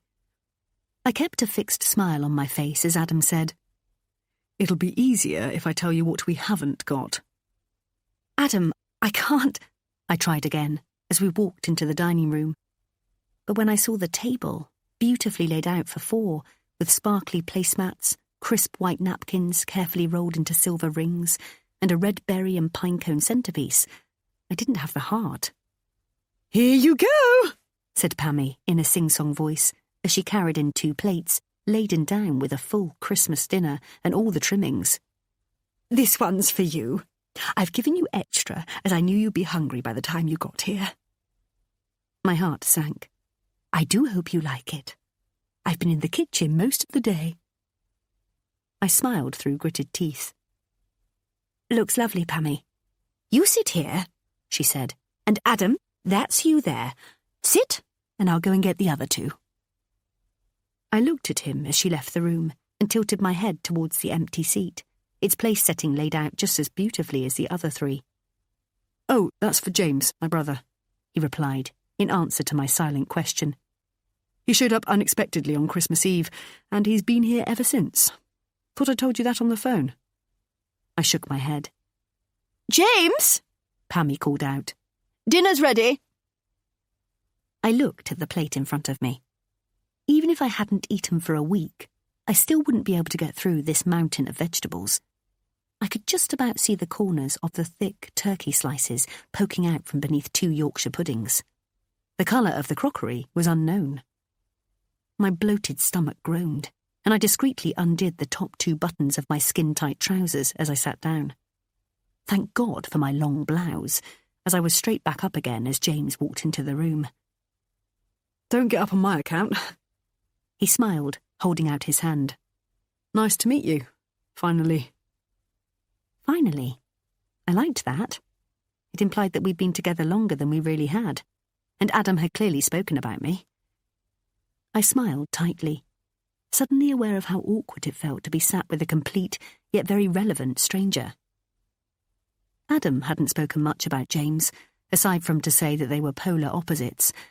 Adam worked in a high-pressured job in the city, whereas James had started up a small landscaping business on the Kent-Sussex borders. Adam was the first to admit that he was motivated by money, yet James was quite happy to live from one day to the next, as long as he was outside doing what he loved. I watched him as he sat down, then reached across for the salt and pepper, his mannerisms the same as Adam's. They looked very much alike too, except James had longer hair and sharper features, his face unlined and without the telling strain of working in the city. Maybe we'd all look like that if we weren't out there, slaving away, fighting for the next deal and, no doubt, working ourselves into an early grave. Meanwhile, he just ambles along, doing what he loves. And hey, if he gets paid for it too, that's just a bonus. James here has had a bit of girl trouble, whispered Pammie conspiratorially. Mum, he moaned. I'm sure Emily doesn't want to know about that. Of course she does, she said indignantly. There isn't a woman in the world who doesn't love a gossip. I smiled and nodded, still summoning the strength to pick up my knife and fork. Mind you, we're not quite sure she was right for him in the first place, are we? She went on, clasping her hand around his as it rested on the table between mouthfuls. Mum, please. I'm just saying, that's all. Just saying what everyone is thinking. She had a lot of, what shall we call them? Issues. And, if you ask me, he's better off out of it. I managed a small bite of everything, bar the Brussels sprouts, 8 of which were lolling about in a swathe of gravy. Oh, goodness, Pammie cried, as she caught me putting my cutlery down. Do you not like it? Have I done something wrong? Not at all, I replied, embarrassed by the boy's concerned looks. I'm just... You said you'd be hungry, though, didn't you? She went on. You said you'd be wanting tea when you got here. I nodded mutely. This isn't tea from where I come from. You feeling okay, Em? Adam asked. Ah, young love, chirped Pammie. I remember when my Jim used to fuss over me. Mum's gone to a lot of trouble, said Adam quietly. I'm fine, and it's lovely, honestly. I'm just taking a break, I said, head down. But Em, you've hardly touched it, she went on. The M seemed to sound sarcastic, like a taunting child in a playground. I looked at her then, square in the eyes, careful to keep my features soft. She returned my stare, but I could have sworn there was almost a glint of smug satisfaction. So, how's things in the recruitment business? James asked me brightly. Another tick. Adam certainly made himself busy. I'm sure Emily doesn't want to talk about work, Pammie laughed. Sorry, he faltered. I don't mind, I said honestly. Anything to distract me from what was on my plate. It's still pretty strong in the sectors I work in, though the ever-present threat of online recruiting is snapping at our heels. He nodded. And I guess the IT industry is hotter than ever, he said, patting Adam on the shoulder. If anything this fellow says is to go by. Ah, has he been bigging himself up again? I said, laughing. The hotshot IT executive? Something like that, James said, smiling. I keep telling him that it's old hat, I joked. This tech thing will never last. I looked at Adam, and he offered a smile, but it didn't reach his eyes. James laughed, and I felt I should look at him, but I could feel his eyes on me and didn't know where to direct my gaze. Maybe I should get my welly boots on and start shoveling manure with you, bro, said Adam, returning what I now saw as a patronising pat of James's shoulder. Funny. It hadn't looked like that when James did it to Adam. I chastised myself for encouraging sibling rivalry. Having a brother myself, I should know better. James toyed with an errant sprout with his fork. So, do you live locally? I asked, desperate to dispel the atmosphere that had flooded the room. He nodded. I've got a casual agreement with a guy a few villages away. He lets me a lodge on his estate in return for keeping the gardens neat and tidy. Trouble is, it's this lass's father, added Pammie. I pulled a face and looked at him. Ah, I see. It's complicated, he said, as if to justify himself. Another fine mess I've got myself into. I smiled. So, how's the horticultural business? Keeping you busy? I didn't think it was my place to make conversation, but both Pammie and Adam were on mute, preferring instead to devour their dinner. I love what I do, he said, with real conviction. And as people who love what they do often say, it's a vocation, not a job. Ah, I used to say that when I was working in a shoe shop, I said. All those poor feet needing help and assistance. I would have done it for nothing. Such was my passion. His face broke into a wide grin, his gentle eyes not leaving mine. You're one of life's true warriors. I thank you from the bottom of my heart. He held a hand to his chest and, for a moment, it felt like we were the only people there. The sound of Pammie and Adam's knives and forks scraping their plates clean brought me back into the room. Excuse me for a second, I said, rising from the table and pushing my chair back. I'd eaten all I could manage, and my body was beginning to fight back, my intestines gripping and twisting. I didn't know whether I was more panicked by that or the unsettled feeling that James had created in me. I was sure no one else had noticed, so did that mean I'd imagined it? I sincerely hoped so. Once we'd cleared the table and tidied away in the kitchen, I waited until Pammie and James were out of earshot before leaning into Adam. "Do you fancy a walk?" I asked him quietly. "Sure," he said. "I'll get my coat." "Where are you off to?" Pammie asked Adam in the hall. "You're not heading off, are you?" There was panic in her voice. "I thought you were staying." "We are, Mum. We're just going for a stroll, to work off that delicious dinner." "We?" she asked. "What? You mean Emily's staying as well?" "Of course. We'll stay for the night and go home tomorrow after breakfast." "Well, where is she going to sleep?" Her voice was quieter now. "With me," he declared. "Oh, I don't think so, son. Young James is here as well. There's not enough room." "Well then, James can sleep on the sofa, and Emily and I will take the spare bedroom." "You can't be sleeping together in this house," she said, her voice wobbling. "That's not right. It's disrespectful." Adam laughed nervously. "Mum, I'm 29 years old. It's not like we're teenagers." "I don't care how old you are. You're not sleeping together under my roof. It wouldn't be right. Anyways, Emily said she was staying in a hotel tonight." "What?" It was a good job I was still in the kitchen, as it took all my resolve not to shove the tea towel in my mouth and bite down on it. At what point did I say I was staying in a hotel? "Emily was never going to go to a hotel, Mum," Adam said. "That wouldn't make sense." "Well, that's what she told me on the phone," she said indignantly. "If she's going to stay here, she can sleep on the sofa. You and James can sleep in the spare room." "But Mum," started Adam. I walked into the hall to see her hand in the air, her palm just a few centimetres away from his face. "There are no buts. That's the way it's going to be, whether you like it or not. If you loved me and respected me, you wouldn't have even asked." The tears began to flow then, slowly and quietly at first, but when Adam didn't go to her, the sobs became louder. I stood there dumbfounded, silently willing him to stand strong. When her shoulders started to heave, Adam took hold of her and held her to him. "Shh. It's okay, Mum. Sorry, I didn't mean to upset you. That's fine, of course it is." "I never said—" I started, before Adam's eyes told me to stop. "Whatever you'd like us to do," he said soothingly, rocking her back and forth like a baby. He looked at me and shrugged his shoulders apologetically, as if to say, "What more can I do?" I turned away from him as he went up the stairs. There was the tiniest frisson of anger bubbling up inside me, and if I hadn't had too much to drink, I most probably would have left and driven home. Had I known that James would be here and that I'd be expected to sleep on an old sofa, I would have stayed with my parents. I wanted to be with Adam, and I thought he wanted to be with me, but here I was, having to pander to his mum's needy behaviour and defend myself.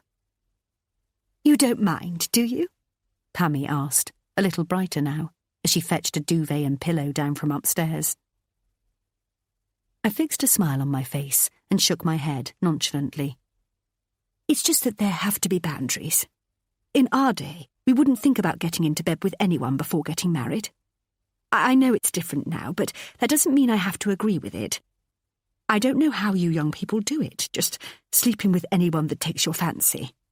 It's such a worry for me and my boys. Next thing we know, we'll have some tart turning up claiming to be pregnant with their child." Was she talking about me? I took a couple of deep breaths and exhaled just a little too loudly. It wasn't quite a sigh, but there was enough for her to pick up on. "Oh, goodness," she went on. "I'm not saying you'd do something like that, but we can't take our chances, can we? And if it's not pregnancy we have to worry about, it's catching a disease." Why was she using the term we instead of he? "Here, let me get that," said James, coming in and taking the two corners of the duvet cover that I was reluctantly holding up for his mother. He shook the cover down. "I'm sorry, and it's lovely to have you here. But had I known you were staying—" Pammie was still going on. "Mum, Why don't you go and get a sheet from the airing cupboard, said James. We can lay it on the sofa. I watched her as she left the room, and then turned to look at James. It was taking all my willpower not to blow my cheeks out in exasperation. Sorry, he said. I obviously wasn't hiding my feelings very well. She's just old-fashioned. I smiled, grateful for his acknowledgement. You can sleep in my bed if you like. It was an innocent comment, but it made my cheeks colour all the same. I plumped up a pillow that didn't need plumping. I'll bed down here with Adam, he continued. It's not the most romantic boxing night for you two, I know. I'm afraid it's the best I can offer. I appreciate it, I said genuinely, but it's fine. Really it is. I looked at the lumpy, uneven cushions on the sofa. I've slept in worse places. James raised his eyebrows and smiled, displaying a dimple I hadn't noticed before. I'll take your word for that. I suddenly realised how my comment could be misconstrued. I mean, when I used to go camping with my family, I said. We used to go to this place in Cornwall, which to an 8-year-old was like something out of an Enid Blyton novel. The babbling brook, the cows that used to sit down if it was going to rain, the boulders we had to find to hold the tent down, the gnats that were friends with the fairies. He was looking at me as if I was mad. I used to read a lot of books and write a lot of stories as a child, I said apologetically. That's nothing, he said, as if in competition. When I was younger, I battled monster pterodactyls and woolly mammoths. Ah, you were a reader too, I said. I was 9, what can I say? He said defensively. We both laughed. It sounds like we both had overactive imaginations, I said. I sometimes wish I was that age again. Life was a lot simpler. Now, you'd have to pay me to sleep in a field with a noisy stream, dirty cows, uncomfortable rocks and biting flies. So now this old sofa is looking strangely appealing, eh? He said. I smiled. Where are you two lovebirds going to head to, then? Asked Pammie, as she came back into the room, busily unfolding a sheet. Emily's very nice, said James, but she's my brother's girlfriend, so I'm not sure what you're implying and what that says about me. He laughed heartily. Oh, my goodness, Pammie shrieked. I thought you were Adam. She turned to me. They look so alike. They always have done, like peas in a pod. I kept my smile painted on. There's a lovely pub about a mile or so down the road, she said. If I remember rightly, they've got a few rooms there too. They'll probably be all booked up, what with it being Boxing Night and all, but it might be worth asking, seeing as you said... You ready? Called out Adam as he came down the stairs, hat and gloves in his hand. I was too dumbfounded to respond immediately, so Pammie did it on my behalf. It seemed she was good at that. Yes, she's here. You two go and have a lovely walk. I'll make a fresh brew for when you're back. I wrapped my scarf tightly around me, covering my mouth, just in case the words I was thinking came tumbling out.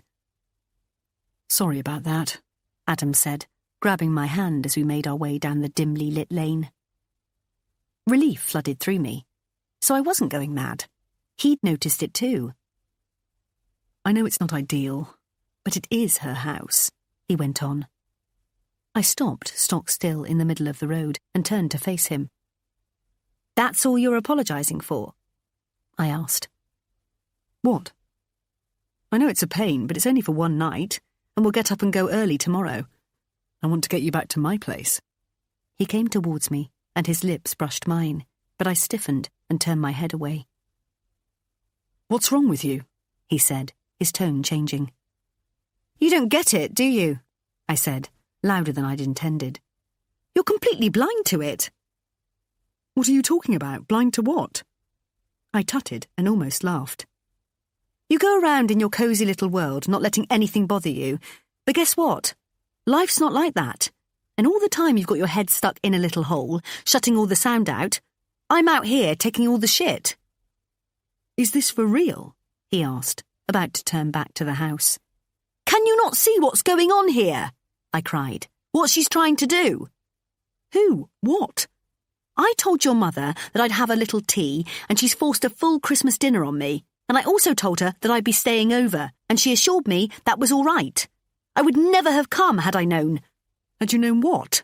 he asked, his nostrils flaring ever so slightly. "In our house, tea means dinner. And are you absolutely sure she agreed to letting you stay with me? Because she's only allowed one girl to do that, and we've been together for 2 years. We've only been together, what, 2 months?" His words felt like a physical blow to my chest. "It's 3, actually," I snapped. He flung his arms in the air and, exasperated, turned around to walk back up the lane. Had she asked me if I was staying? Had I told her I was? I know I definitely didn't tell her I would be staying in a hotel, but could she have assumed that was what I meant? I couldn't think straight anymore. Adam was still walking away, and I rolled fast forward in my mind to see him crashing back into Pammie's house with little me trailing behind him 20 seconds later. I couldn't let that happen. I cried then, real tears of frustration. God, listen to me. What was I doing? Making a defenseless old woman out to be some kind of maternal monster. It was crazy. I was crazy. "I'm sorry," I said, and he stopped, turned around and walked back towards where I stood, a snivelling mess in the middle of the road. "What's wrong, Em?" He put his arms around me, pulling me towards him. I could feel the warmth of his breath on the top of my head as my chest heaved up and down. "It's fine." "I'm fine," I said half-heartedly. "I don't know where that came from." "You worried about going back to work?" he asked gently. I nodded. "Yeah, I think the stress must be getting to me," I lied. I wanted to tell him what had really upset me. I didn't want there to be any secrets between us, but what was I supposed to say? "I think there's a chance your mother could be a vindictive witch." It sounded ridiculous, and what proof did I have to back the theory up? Her selective memory and a penchant for overfeeding people? No. Any opinion I had on his mother, that she was deranged or otherwise, would have to remain unsaid, for the time being.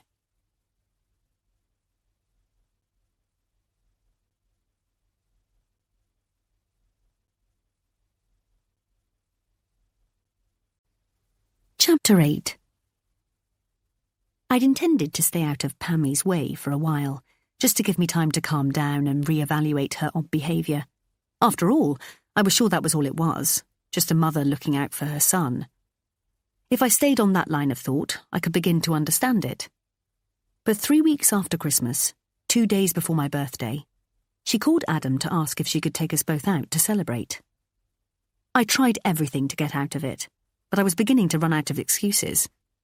"I've got to arrange something with Pippa and Seb," I told Adam, "and the office said they wanted to take me out." "You can go out with them any time," Adam said sternly. "Mum wants to treat us." Treating us meant going to a restaurant of her choice in her hometown, Sevenoaks.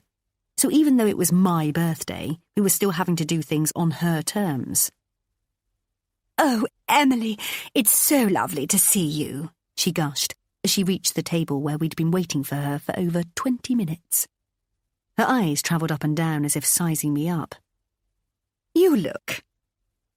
well?" She was sweetness and light whilst we ate our starter, and I was beginning to relax. But then she asked what Adam had got me for my birthday. I looked across the table at him, and he nodded, as if giving me permission to tell her. "Well, he's taking me to Scotland," I said excitedly. I watched her face flicker between confusion and displeasure. Her mouth formed an O, but no sound came out. "I've not been up there for years," said Adam. "And I've never been," I said, chipping in. Well, when will you be going?" she stuttered. "Tomorrow," we both exclaimed. She looked like somebody had pushed her as she slumped back into the chair, the air sucked out of her. "Are you all right, Mum?" Adam asked. "You look like you've seen a ghost." Pammie shook herself, and it took her a few seconds to find her voice. "So, where will you stay?" she asked eventually. "I've booked a really nice hotel for a couple of nights," said Adam. "Auntie Linda said we could stay with her, but I didn't want to impose." I felt ridiculously triumphant. "Auntie Linda said we could stay with her," I repeated in a sing-song voice in my head. "So there." I lambasted myself for being so immature. Oh, well, I'm shocked, she said. I had no idea. I wondered why she thought she should. Linda said she'll have us up for lunch, said Adam. She'll get Fraser and Ewan over. I'd like Emily to meet them all. Goodness, this is a surprise, said Pammie, patting Adam's hand. Well, that's lovely. Just lovely. The conversation was stilted whilst we waited for our main course. I greeted my sea bass like an old friend, thankful to have something to focus my attention on. When Adam excused himself to go to the toilet, I wanted to run in there with him. So, things are moving along pretty quickly then, said Pammie, without waiting for the gents' door to close. I smiled tightly. How long have you been together now? She asked, pursing her lips to take a sip of her white wine spritzer. 4 months. Goodness, that's no time at all, she said, a fixed grin on her face. It's not always about time, though, is it? I questioned, careful to keep my voice light. It's about how you feel. Indeed it is, she said, nodding slowly. And you feel that Adam is the one? I hope so. I didn't want to give her any more than necessary. And do you think he feels the same? She asked, with a withering look on her face, as if she was dealing with a naive child. I would hope so. We're practically living together, so yeah. I deliberately left it hanging, as if I was almost willing her to say something else, yet knowing that I wouldn't want to hear it. You'll be wise to back off a bit, she said. He likes his own space. And if you crowd him, you'll have him running for the hills. Has he said something? I couldn't help myself. Her mouth had spread into a smug grin, and I instantly wished I could tie a knot in my tongue. Just this and that, she said dismissively, knowing full well I wouldn't be able to leave it there. Like what? I asked. This and that what? Oh, you know. The usual. How he feels hemmed in. How he has to answer to you every time he wants to step outside the front door. A rush of heat spread across my chest. Was that how I made him feel? Don't be ridiculous, I remonstrated with myself. We're an equal partnership. That's not who we are, what we're about. But then I caught sight, in my mind's eye, of me having a go at him for coming in late last Thursday. And on Sunday, I'd asked how long he'd be at the gym for. Was I that person?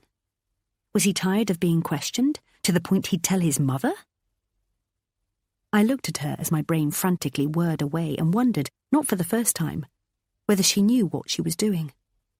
Or had I got it all wrong? Again? Sensing Adam walking back towards us, she grinned and put her hand over mine. I'm sure it's nothing to worry about, she said cheerily, her voice saccharine sweet, like butter wouldn't melt. So, is she just some batty old woman who's lonely and bored? Asked Pippa when Adam dropped me back after the meal. He'd wanted me to stay at his, but Pammie had left me mentally exhausted, and I wanted to go home. I shook my head and shrugged my shoulders. Or is it more spiteful than that? Pippa went on in her most sinister voice. Is she playing some kind of game here? I really don't know, I offered honestly. Sometimes I think it's just silly pettiness, but then something gnaws away at me, chipping and chipping until I'm convinced she's a bitter, jealous psychopath. Whoa, wait up a minute, let's calm down a bit here, Pippa said, hands aloft. She's 63, isn't she? Yeah, so? So, I can't think of too many psychotic sexagenarians, that's all. I had to laugh. The whole thing sounded ridiculous when it was said aloud. And I made a mental note to remind myself of that the next time I let it get to me.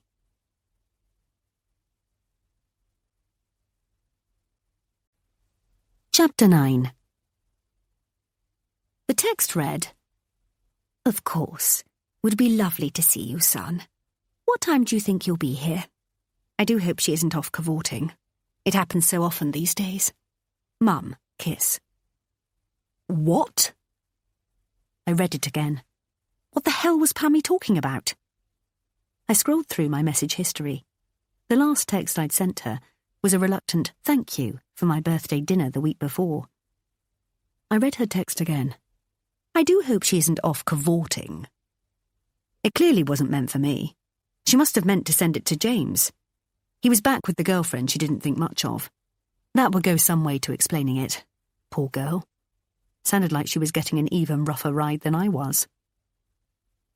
I listened for the running water of the shower before reaching across the bed to retrieve Adam's phone from his bedside. I quickly flicked through his texts. One from 20 minutes earlier read, "Hi, Mum. Emily's off to a work conference this weekend, so I was thinking about popping down to see you. Does Saturday work for you? Kiss." A hotness filled my head. She was talking about me. She'd sent her reply to me instead of him. I held down a frustrated scream and clenched my fists, resisting the temptation to throw myself on the bed and pummel the pillows. The door handle to the bathroom turned, and I practically threw Adam's phone onto his bedside. "Hey, what's up?" he said, wearing nothing but a towel around his waist. I didn't know if he could see the guilt in my eyes or the anger brewing within me. "Nothing," I said tightly, turning to open the wardrobe. Most of my clothes were at his place now, because that's invariably where I spent most of my time. I was still paying rent on the flat with Pippa, but I was spending less than 2 nights a week there, so Adam and I had been talking through our options. "Do you not want to move in here permanently and give yours up?" he'd asked just the night before as we were lying in bed. I tried not to let the squeak of excitement escape when I spoke. "It doesn't seem to make sense doing what we're doing at the moment, does it?" I'd said, as nonchalantly as possible, though I was sure he could hear the slightly hysterical lilt in my voice. He'd shaken his head. "But I don't think this is where I want to live permanently." I'd wrinkled my nose, and he'd sat up, propping himself on an elbow. "What? You don't like the 5 a.m. wake-up call from the store vendors?" He'd smiled. "All that shouting and hollering at some ungodly hour on a Saturday morning? What's wrong with you?" I gave him a playful slap on his arm. "So, do you want to ditch both flats and look at getting something together?" I smiled, and we sealed the deal by making love. This morning, we'd woken up full of excitement and were getting ready to go and trawl the agents in Blackheath, albeit lettings. But who'd have thought little old me would wind up in SE3? I'd been buzzing, until his mother's text had pinged up on my phone, and now I had an uncomfortable tightness around my chest, as if she'd got her hand in there, pulling me down. Of course, I could tell Adam exactly what the problem was and read him her message to show him how hurtful she could be. But then I had to rely on him being honest too. He needed to acknowledge that the message was meant for him and about me. I didn't know if he would. He'd no doubt just bat it away and say, "Oh, you know, Mum, she doesn't mean anything by it." But whether she meant anything by it or not is irrelevant. If I'm upset by it, then I'd expect him to stand by me and support me, not side with his mother. Though, if I was honest with myself, I was already doubting who Adam's priority was, after 1 or 2 comments he'd made earlier in the week, whilst we'd been in Scotland. "So, will we be hearing wedding bells any time soon?" lovely Linda had teased in her soft Scottish lilt. I'd affectionately nicknamed her as such because she was so, well, lovely. I tried to see past the family resemblance, the small pointy nose and the thin lips. Linda won out because she had warmth in her eyes, whereas her sister Pammie had none. "Whoa, steady on now," said Adam, laughing. "We've only just met." I'd smiled along with him, but I couldn't stop myself from feeling a little hurt at how flippantly he described our relationship. "Yes, but when you know, don't you?" she said with a wink. "We'll see," said Adam, taking my hand. "What would you do?" she pressed on. "Would you have a big traditional wedding?" If I was ever going to get married, I'd giggled, emphasising the if. I'd like to go off somewhere hot, with just our nearest and dearest, and do it on a beach somewhere. "Oh, imagine that!" cried Linda. "What a fabulous idea!" "We couldn't do that," exclaimed Adam, looking at me as if I were mad. "Our families would go ballistic." "Mine would be okay," I said. And don't you be minding us, pitched in Linda. You do what you want to do. Mum wouldn't be happy, said Adam. I'm sure she'd like a big do up here, so all the family could be there. It's your day, said Linda. It hasn't got anything to do with anyone else. You could always pop down to Gretna Green, piped up Adam's cousin, Ewan. It's only up the road, and you don't even need a witness. We'd all laughed, but in amongst the titters I heard Adam saying, I'd never get away with that. So, I knew where I stood, and all the while I was second best. I'd pick my fights carefully. I wanted to enjoy today for what it was, for what it could be. I wanted to wander through Blackheath village like other couples that I used to see, look excitedly into agents' windows before going in and reeling off our requirements. Yes, we decided that a second bedroom would be beneficial. Yes, if we didn't have to compromise on location, a small garden would be a huge plus point. No, we didn't have any pets. We'd run through our wish list like little kids the night before, until it had got silly. No, we wouldn't consider a subterranean basement with no windows. Yes, we would like to overlook the heath if there's a remote chance that it'll cost less than our combined take-home pay. It could be a great day. So should I tell him what she'd done and how it made me feel? Or should I stay stum? Was there really any choice? Adam came up behind me, wrapped his arms around my waist and let his towel fall to the floor. I'd lost focus on what I was looking for. I couldn't even see the shirts and blouses I was pulling along the rail. There were just blocks of colour. No item seemed to register. The anger building with every hanger. You sure nothing's wrong? He said as he nuzzled my neck.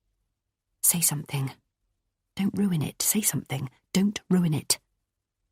This could so easily go one of two ways. No, honestly, I said, turning around and returning his kiss. I'm just thinking about work. There's a lot going on. I've got something that will relax you, he murmured, that will clear those cobwebs. I watched as his head dropped, and he peeled back the flimsy lace of my bra, circling my nipple with his tongue. I could feel the rage within me dissipate as his fingers travelled down, pushing my knickers to one side.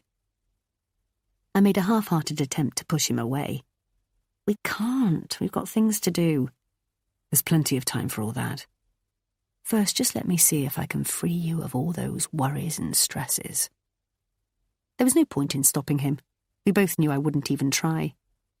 I needed him as much as he needed me, sometimes even more. I'd always thought sex was overrated before I met Adam.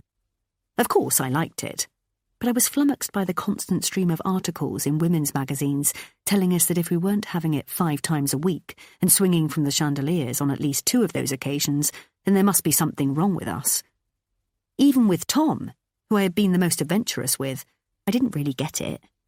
We made love twice a week, with him on top, until he came, and then he'd satisfy me in other ways. Sex was sex, and I was fine with that. But with Adam, it was entirely different. I'd finally been able to see what everyone else was raving about. He knew me, and I knew him.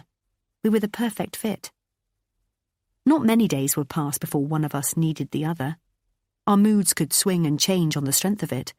Sex had gone from being the least important part of a relationship to high on the priority list.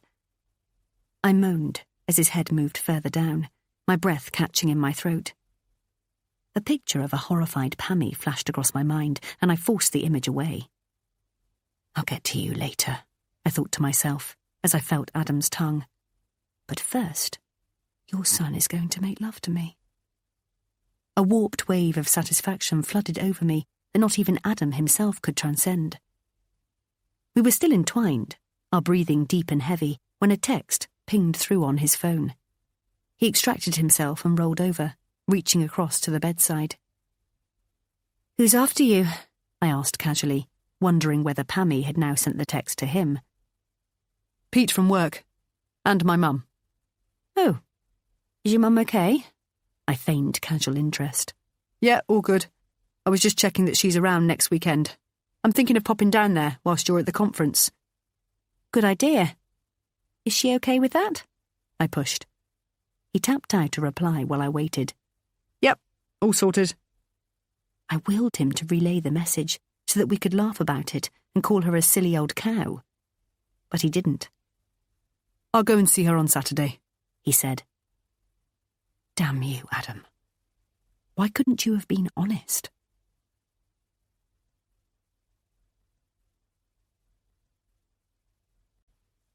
Chapter 10. I was at work when the text pinged through on my mobile. Are you mad? I didn't recognise the number, so threw the phone into my bag, out of reach and out of temptation. But I was only able to leave it for a couple of minutes. How can you ignore a text like that? Sorry? I typed back. Are you a glutton for punishment? Came the reply. I was getting a bit freaked out. I either knew this person well, or this was a dodgy offer from an S&M dungeon. I don't think I'm either, so you must have the wrong person, I wrote. You've got to be a fruit bat if you think going to see my nutty family is worth taking time off work for. I leant back in my chair and thought for a moment, before a smile spread across my face. There was only one person this could be. James? Yeah. Who else would it be? Hey, how are you? I'm good. How were your few days with the hillbillies? I laughed out loud, and Tess, my colleague on the desk opposite mine, smiled and raised her eyebrows. Lovely. I wouldn't knock it. You're surprisingly alike. Eh? How come?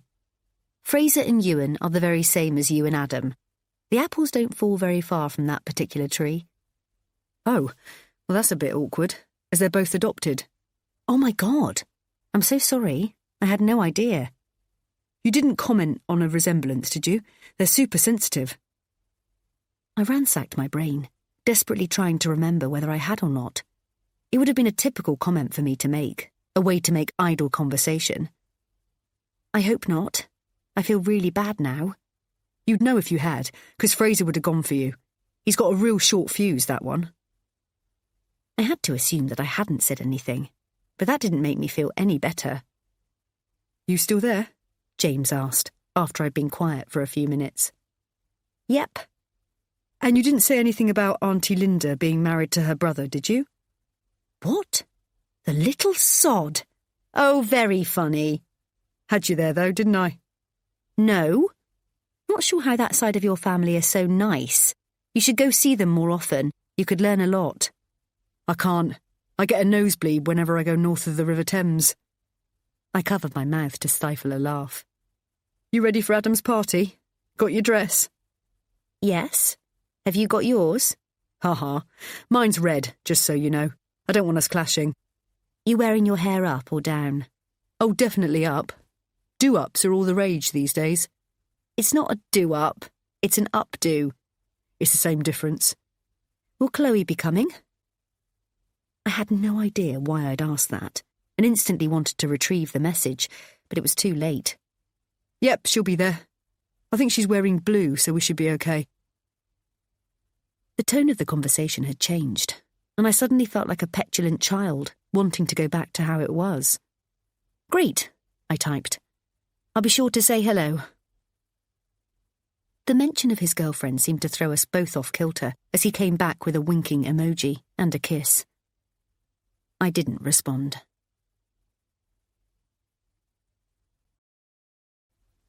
Chapter 11.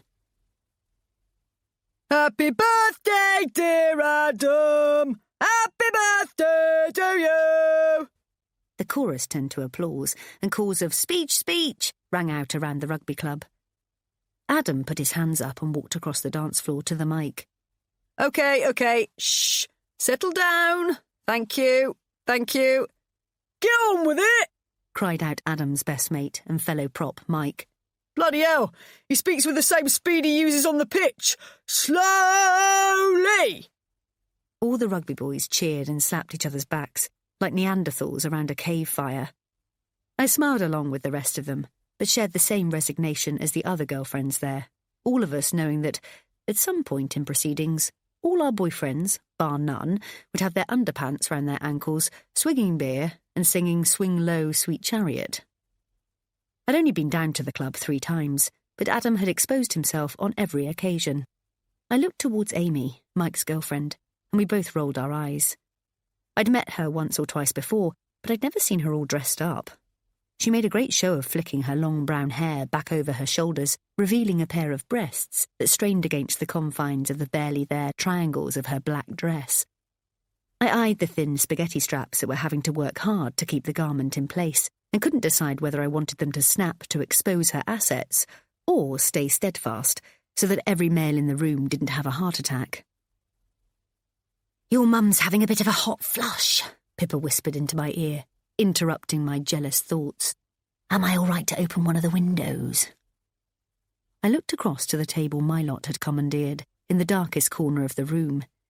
They were happy there, hunkered down, away from the bawling masses. Dad was nursing a pint of bitter, his second and last one, Mum had reminded him, while she was sitting protectively beside a silver ice bucket with a bottle of Prosecco in. "To celebrate us finally meeting," Adam had announced as he'd presented her with it, its poshness at odds with the spit and sawdust of its surroundings. I'd watched him, so at ease, and wondered why it had taken so long to introduce them. On the 3 previous occasions we'd set something up, Adam had been called into work on 2 of them, and had had to placate his mother on the 3rd. It's me," he'd said breathlessly, when he'd called as I sat waiting in Cote Brasserie in Blackheath. Mum and Dad had been on their way. "Hi," I'd smiled. "Where are you?" "I'm sorry, babe. I don't think I'm going to make it." I'd thought he was joking around. He knew how much I'd wanted him to meet my parents. I'd been sure he was playing, but my stomach had lurched all the same. "It's just that Mum has got herself all in a state." "I'm sorry?" I'd said, trying desperately hard to keep the anger from my voice, all the while smiling through gritted teeth. "Yeah, sorry."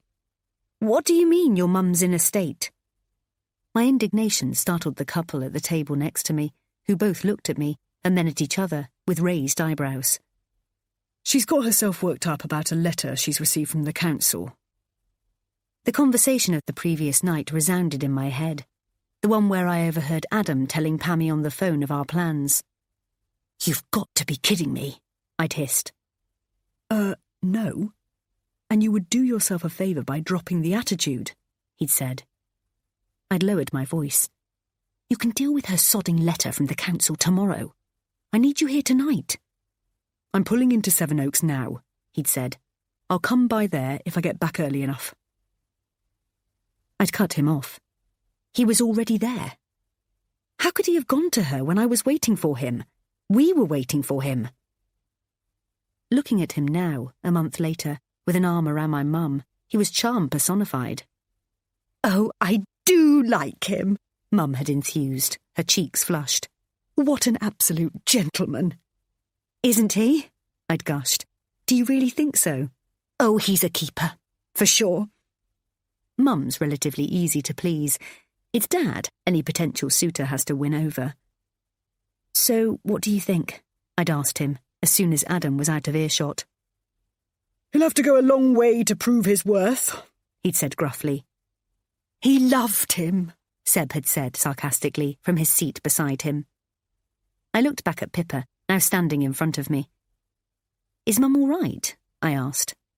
I could see that the windows behind their table were steamed up and running with condensation. "Yeah," she nodded. "It's one of her usual ones, but she's worried about opening a window because it's so cold outside." It wasn't yet March, and there was a bitter chill in the air. "Somebody's bound to complain," I said, "but they'll just have to get on with it." Pippa nodded. "No problem. And by the way, who is the guy over my right shoulder? The one in the pink shirt?" I glanced over, and my heart did a little leap, though I had no idea why. "Oh, that's Adam's brother James," I said, far more casually than I felt. "Oh my God, he is dish delish," she said. I smiled. "He's taken, I'm afraid." "Oh, no way! Who by?" I made a convincing show of looking around for a girl in a blue dress, but I was already pretty sure she wasn't there. I'd tried to find her before. So, either she hadn't come, or she was wearing a different colour. The boys were getting rowdy again, and it was only a matter of time before one of them exposed their manhood to a bunch of like-minded exhibitionists.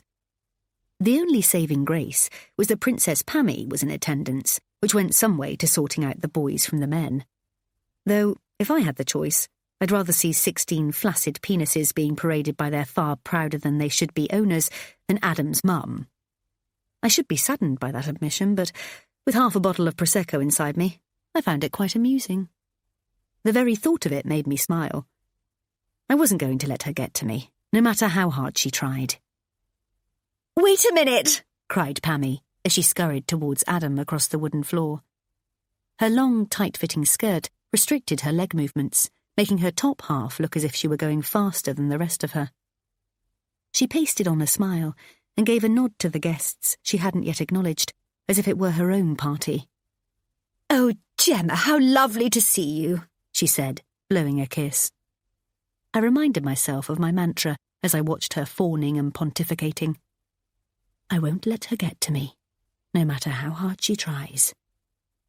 "When you're ready, Mum," Adam said over the loudspeaker.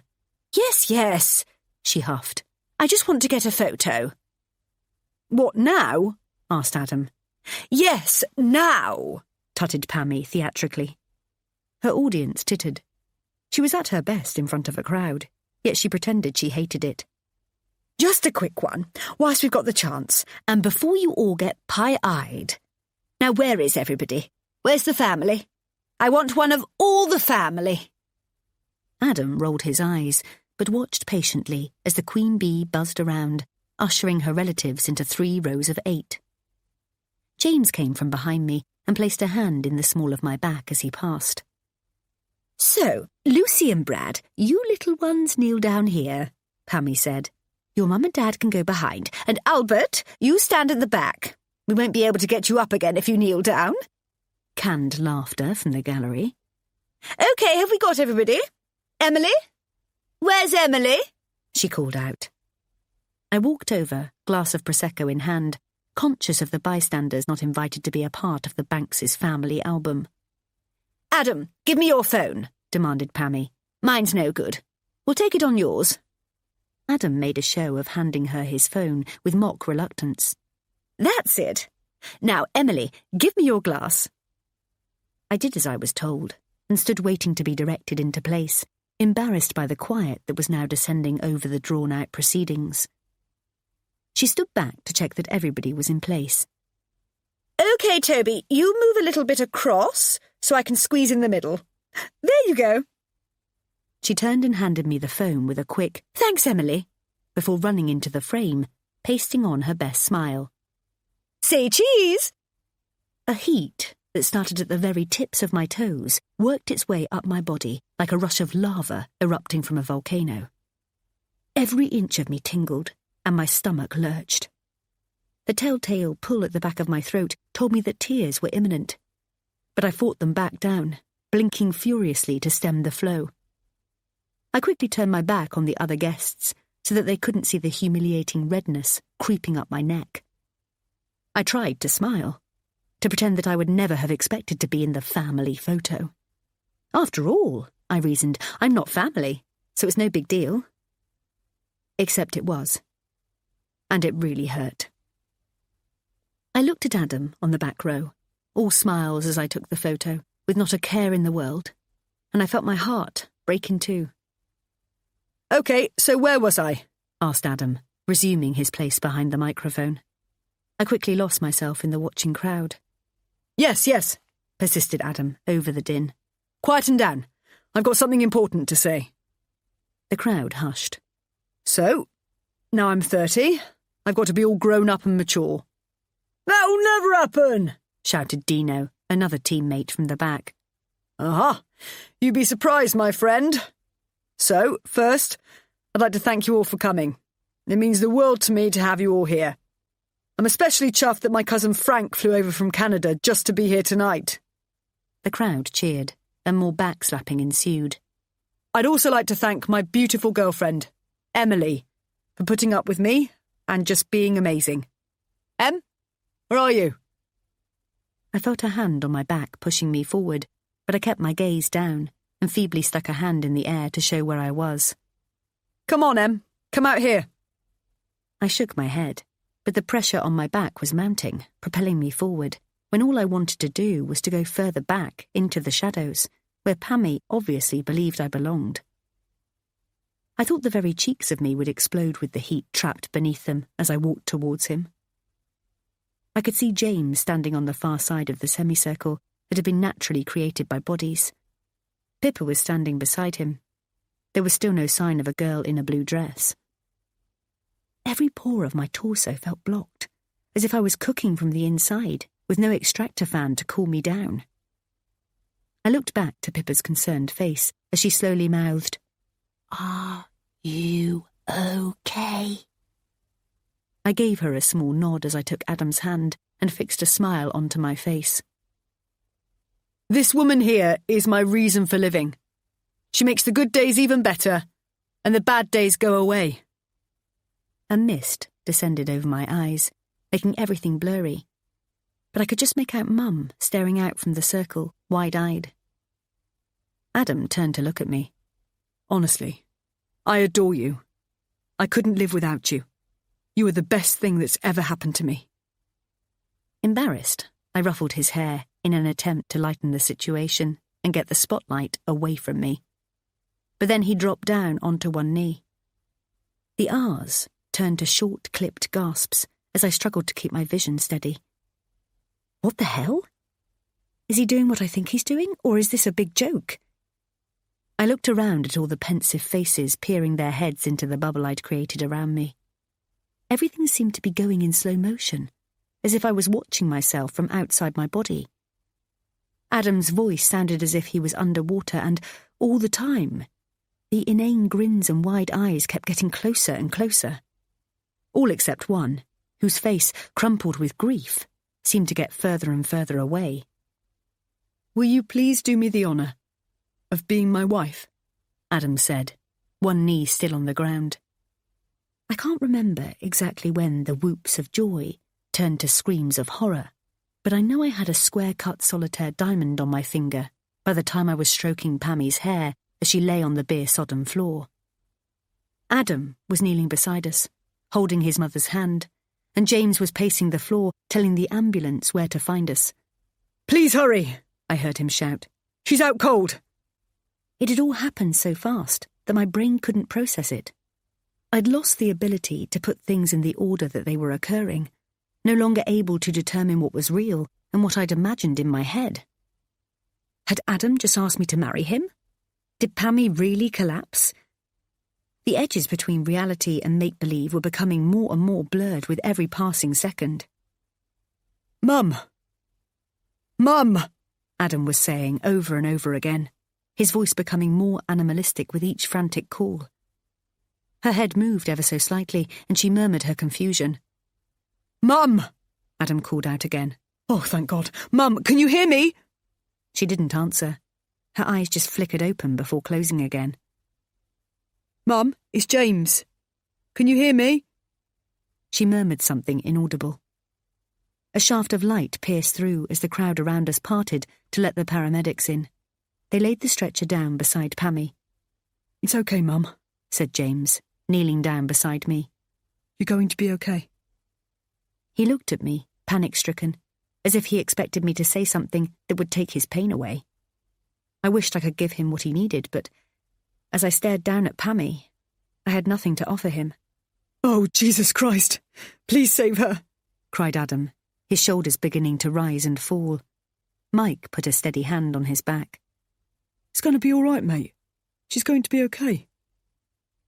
I watched numbly as they called her name, got no response, and lifted her onto the stretcher.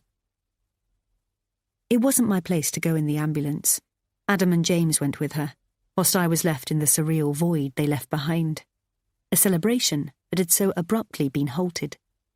The music had stopped, the lights were on, and the heart-shaped balloon that had carried my ring lay shredded on the floor, its shriveled rubber now unrecognisable. Shocked guests filed past me with sympathetic smiles, bidding premature farewells, and their best wishes to pass on to Pammie and her boys. I vaguely remember one or two awkwardly wishing me luck for our engagement, their congratulations at odds with the commiserations that quickly followed. "I'm so sorry, Em," said Seb, reaching out to embrace me. "I'm sure she'll be okay. What do you want to do? Shall I take you home, or do you want to stay here?" I looked around the hall that, just 15 minutes earlier, had been bursting with friends and family.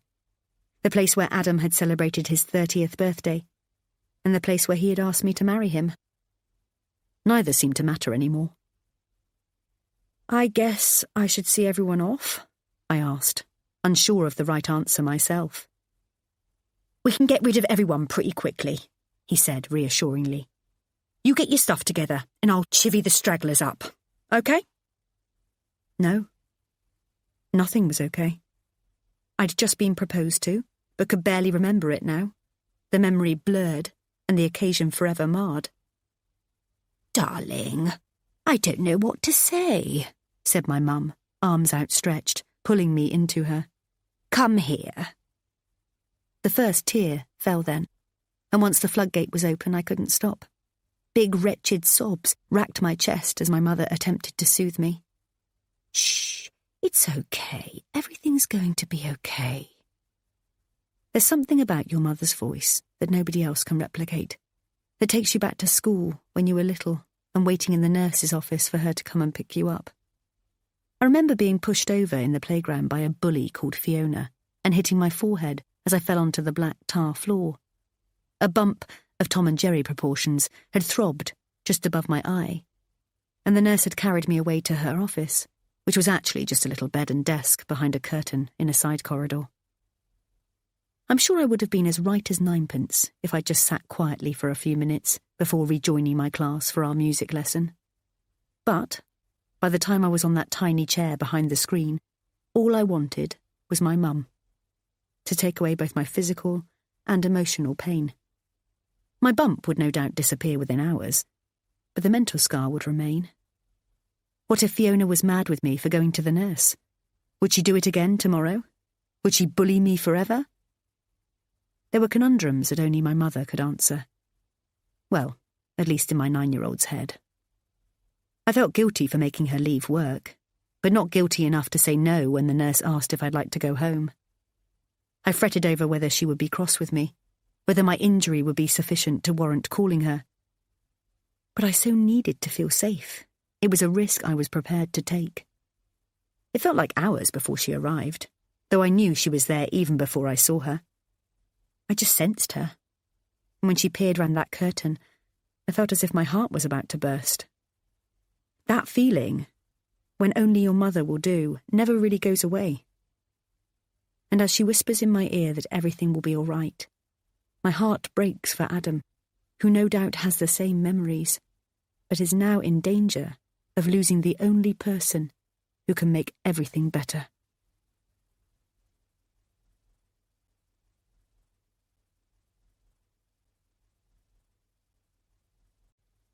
Chapter 12. It was 6 o'clock in the morning when Adam called. Mum and Dad had come back with me, but had figured that I needed to sleep and had left me with strict instructions to call them as soon as I heard anything. I couldn't have slept if you'd paid me. My mind was full of whirring thoughts, and I paced the kitchen floor with a large glass of red, back and forth, until the shrill ring of my phone made me jump. Em? He sounded tired. "Yes, how is she?" I asked. "What's happening?" "She's okay." His voice broke. "She's going to be okay?" I could hear soft sobs at the other end of the line. "Adam! Adam!" "I'm just so relieved," he sniffed. "I couldn't bear it if anything happened to her, Em. Honestly, I don't know what I'd do."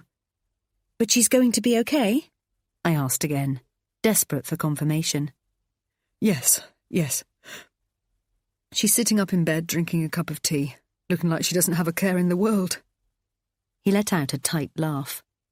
My voice caught in my throat. "So, what happened then?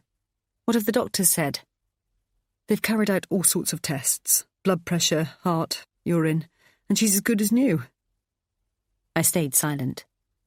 "Em?" "So what could have caused it?" I asked, trying to keep the edge in my voice from creeping in. If he noticed the intonation, he didn't say. "They think it must have been a case of dehydration.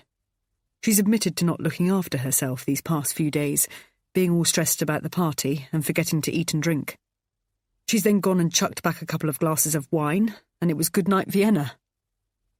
Wow. So that's all it was? I managed. Well, not exactly. Dehydration is pretty serious in itself, but they've got her wired up to a saline drip and say she can leave as soon as the bag's finished.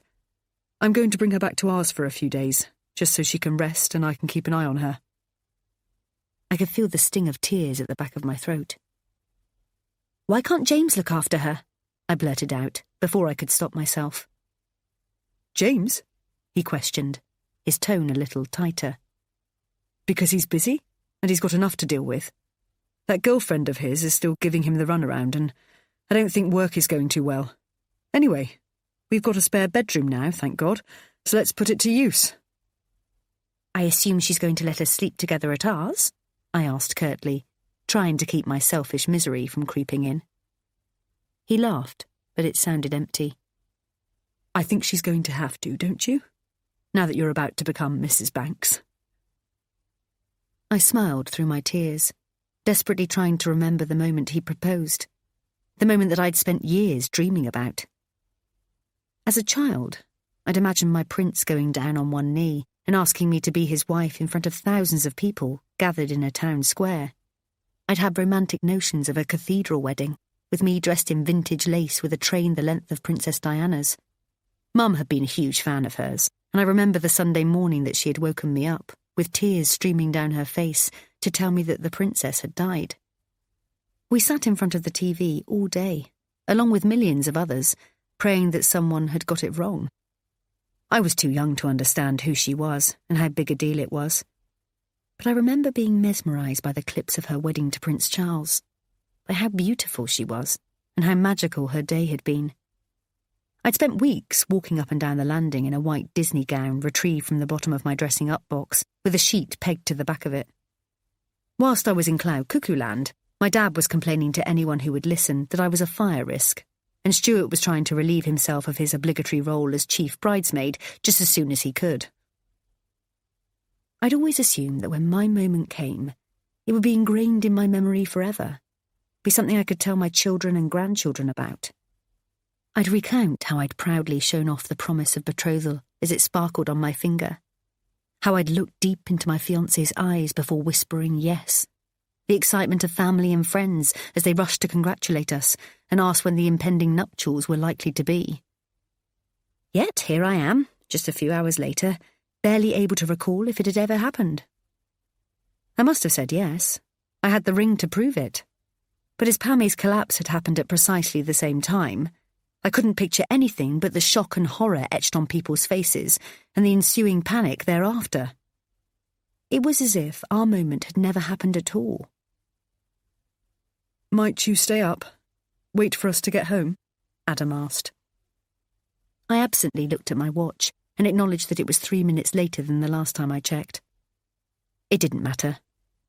Even though it was now Saturday and usually a work day for me, I'd already booked it off as holiday. Though I'd presumed I'd be sleeping off a monster hangover, rather than staying up on my own into the early hours, wondering whether my future mother-in-law was going to last the night. I'll try, I managed, but I can't promise anything. It's been a hell of a night. He sighed heavily. I was hoping we might be able to consummate our engagement. It was a statement, rather than a question. I wondered how he could even think about sex at a time like this. But I guess in any other circumstances, it would have been a given. No doubt we would have spent the night and the entire following day in bed, alternating between making love and looking at wedding venues on our iPads. I couldn't imagine doing either of those now. I guess that must be one of the fundamental differences between how the male and female minds work. We'll see, I said. I put the phone down, poured myself another glass of wine, and sobbed hot, selfish tears. Pity wasn't an emotion I often applied to myself, but it was the only one that I could relate to. I didn't feel happy or sad. I just felt incredibly sorry for myself, numb from the resounding questions spinning in my head. What had I done to deserve this? Was I really the best thing that had ever happened to Adam? Why did Pammie hate me so much? But the question that banged on the door the loudest, the one I refused to let in, was... Did she do it on purpose?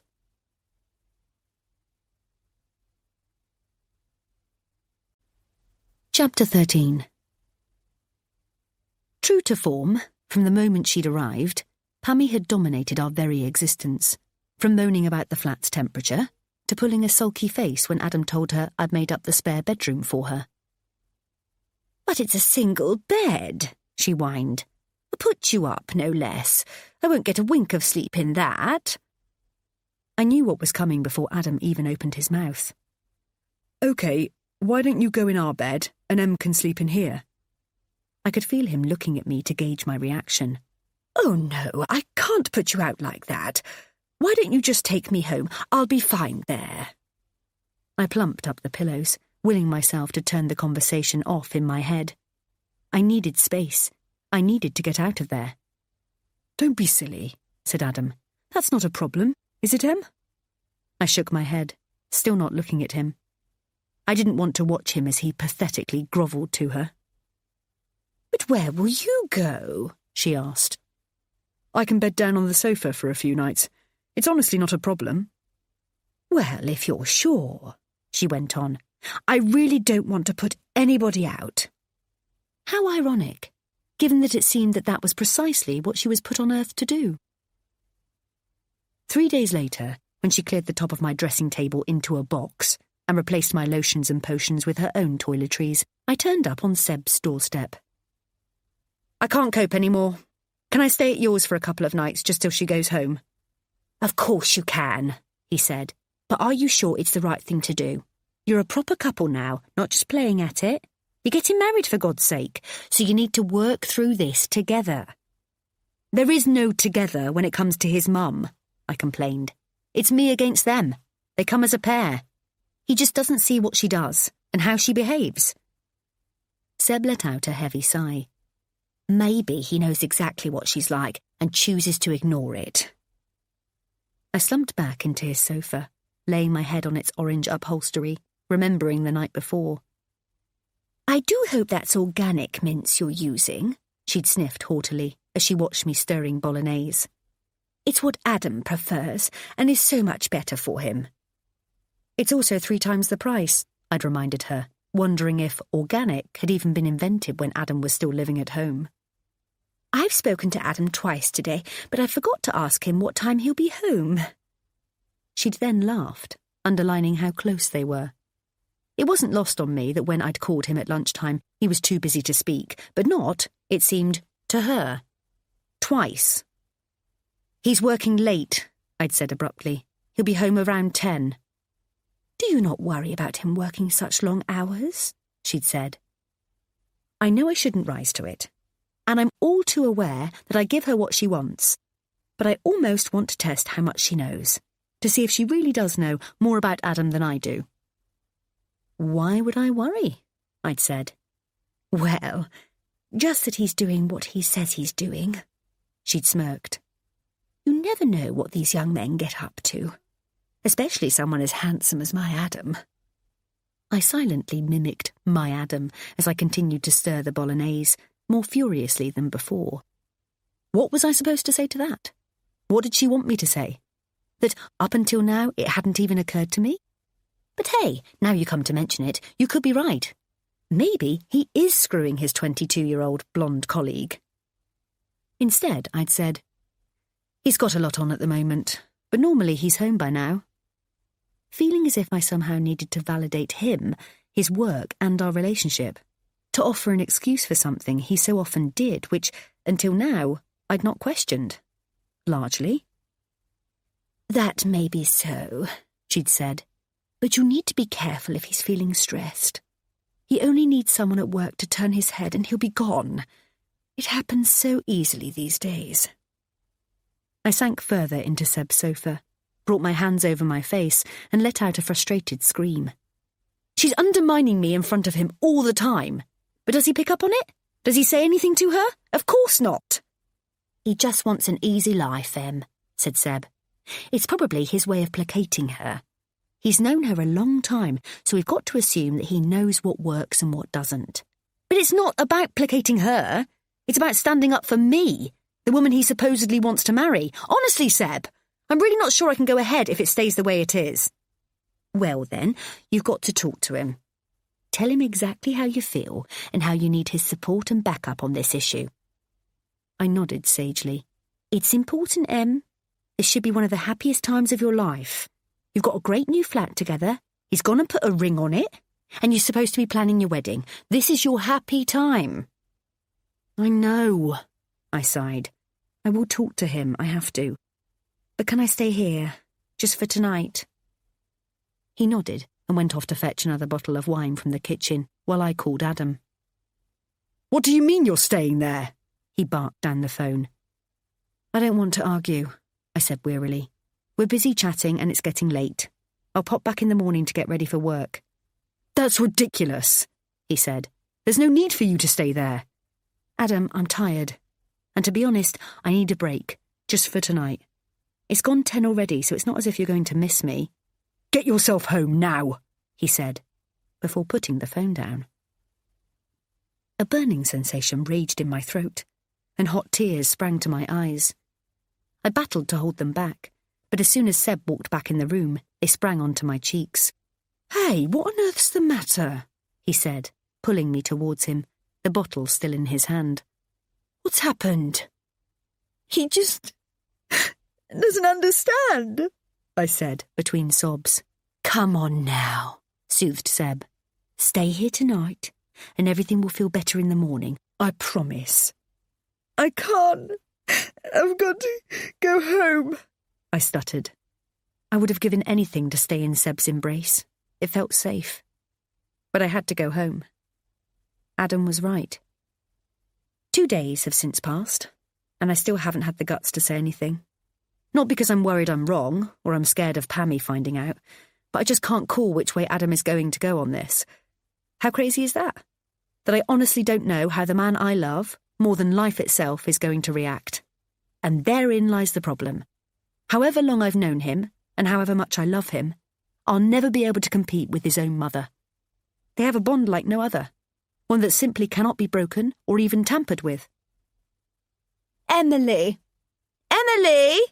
I could hear her calling, but needed to take one more deep breath before I answered. Yes, Pammie? Be a love and pop the kettle on. I'm parched. I'd literally just walked through the front door. I was still in my coat, drenched from the sudden downpour that had started the minute I got off the train. She must have heard me as I struggled with the lock. I'd have to get the landlord to take a look at it before it seized up altogether. I counted to 10 and walked into the kitchen. All I wanted to do was pull out every sodding piece of crockery and smash it all over the floor. But, instead, I carefully placed her favourite cup onto the granite worktop and silently wondered how easy it would be to administer cyanide. Oh, you are a dear, she said, shuffling in, much slower than I'm sure she was capable of. How's your day been? She asked, but I didn't have time to answer. You'll see I did the washing up that was left from last night, she went on, picking up a cloth and wiping down the spotless surfaces. If you leave that sort of thing lying around for too long, you'll end up with all kinds of pests, and I doubt your landlord would be too happy with that. He's probably got enough on his plate with that Italian restaurant downstairs. The mess and rubbish they leave out back is shocking. They'll have rats running amok all over the place. I gave her a fixed grin. It had been a long day, and all I wanted to do was have a bath, get my pyjamas on, and chill out on the sofa with a box set. Sex with my fiancé, for the first time in almost a week, in fact since he'd proposed, would have been high on my to-do list as well, but seeing as he was out on a work-do, and we had the devil incarnate sleeping in our bed, the chance of any intimacy was highly unlikely. Oh, you've got your hair different, she said, as if seeing me for the first time. What have you done to it? Oh, no. I don't like that. I prefer it the other way. The way you usually have it. I just got caught in the rain, I said wearily. It goes a lot curlier when it's wet. She gave a little snigger. Don't be letting Adam see you like that.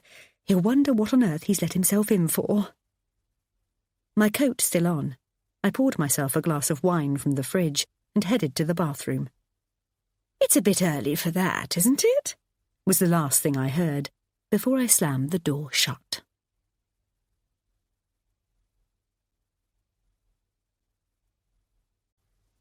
Chapter 14. I waited up for Adam.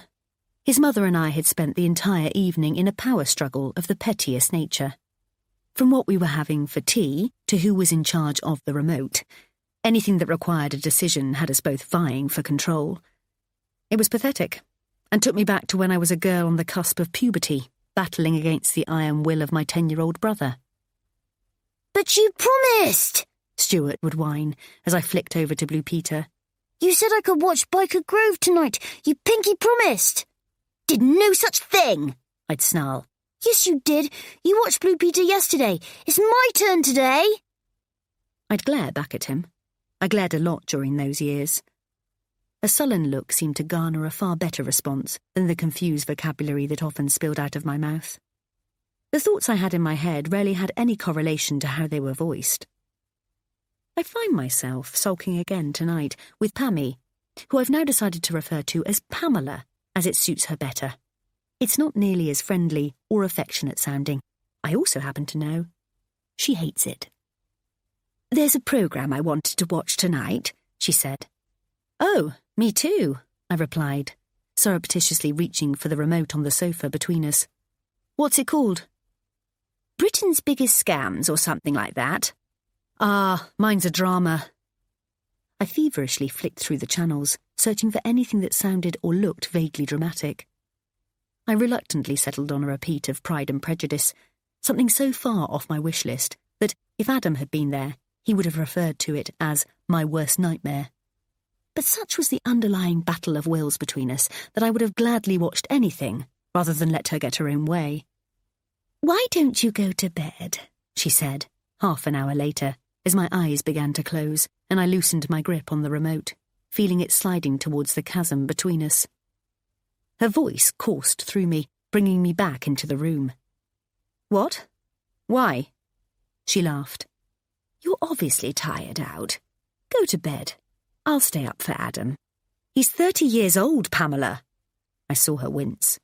"Neither of us needs to stay up for him, least of all his mother." "I always used to wait up for my Jim," she said. "He was your husband. And soon Adam will be yours. It's what a wife's supposed to do. Not a single night went by when I'd go to bed without him." "I suppose you put a ribbon in your hair as well, did you?" I mumbled. "What?" "I think you'll find times have changed since you were married." "I'll have you know I'm still married, young lady. And if you plan on your marriage surviving much past a year, you do well to take a leaf out of my book. You should be subservient. You shouldn't even be out there working all the hours that you do. A woman's place is in the home." I let out a loud guffaw. "Talking of home, when do you plan on returning to yours? You'll have been here a week tomorrow." She made a grab for the remote control, resting on my knee. I got there first. This was ridiculous. "When Adam is happy for me too," she snapped. "Adam? It's not his decision." "We spoke a couple of days ago." Her tone was conspiratorial, intended to let me know they'd had a conversation which I had no part in. "And he said he feels more comfortable knowing I'm here, where he can look after me." "But he's not looking after you. I am," I thought bitterly. "So, when Adam and I feel I'm well enough, I'll go back home." She yawned and looked at her watch. "Of course, Pamela. You should only go when you feel ready. I'd hate to think of anything happening to you whilst you're on your own. I mean, you could go again at any time, so we need to be careful." I put the "go" in speech marks with my fingers. I don't know whether her jaw clenched at that or being called Pamela again. "It's late. You go to bed. I'll wait up for Adam," I went on. "You're right. I should stay up for him. You never know what he might need or want." Her face didn't show it, but we both knew it was one point to me. "Good girl," she said, pushing herself up off the sofa. I watched as she stood and stretched her arms high above her head, something she never would have done in front of Adam, for fear of showing how agile she really was. She'd become a master of deception, subtly changing her demeanour, prowess, and even her voice I'd noticed when he was around. So you'll make sure he gets in safely? I nodded. And if he's been drinking, don't start with your nagging. He's allowed off the leash every once in a while. I looked at her and shook my head in disbelief. I wondered if she'd really had the kind of marriage she purported to have had with Jim. I couldn't see her as a downtrodden wife, waiting on her husband's every whim and fancy. She was too strong a character. But then, perhaps it was losing him that had given her such strength. She'd had to step up to care for her 2 boys. I couldn't ever imagine being able to do that. I wondered if that had created this abnormal bond, one that she now felt was threatened by her sons being in normal relationships. There was a tiny part of me that could begin to feel sorry for her, that wanted to sit her down and tell her that I wasn't taking her son away, that she could still be a part of his life, our life. It didn't have to be this virtual tug-of-war, with both of us seemingly trying to prove who Adam loved the most. But then I remembered all the things she'd done and said, the unnecessary hurt she'd caused me. We could have been friends. Christ, she might even have gained a daughter, something she'd once told me she felt she'd missed out on. But that chance had been and gone, all of her own doing. And if that's how she wanted it to be, then so be it. But I wasn't going to allow her to break me down, especially in my own home. She had to go. The DVD player had illuminated 12:24 the last time I looked, but God knows what time it was when Adam fell on my head in a clumsy attempt to get his shoes off. Jesus Christ, he said, in answer to my yelp. What are you doing there? I sat up, bleary-eyed, on the sofa, my neck knotted and tight. Waiting for you like a good wifey, I whispered, still trying to get my bearings. He was shoeless and standing in front of me, swaying ever so slightly. Oh, that's so sweet, he managed. What have I done to deserve this? It's not so much about what you deserve as about what I need, I said, half smiling, pulling him towards me by his belt. It's been such a long time. His trouser zip was in line with my face, and I reached for it. We can't, he mumbled half-heartedly. She might come in.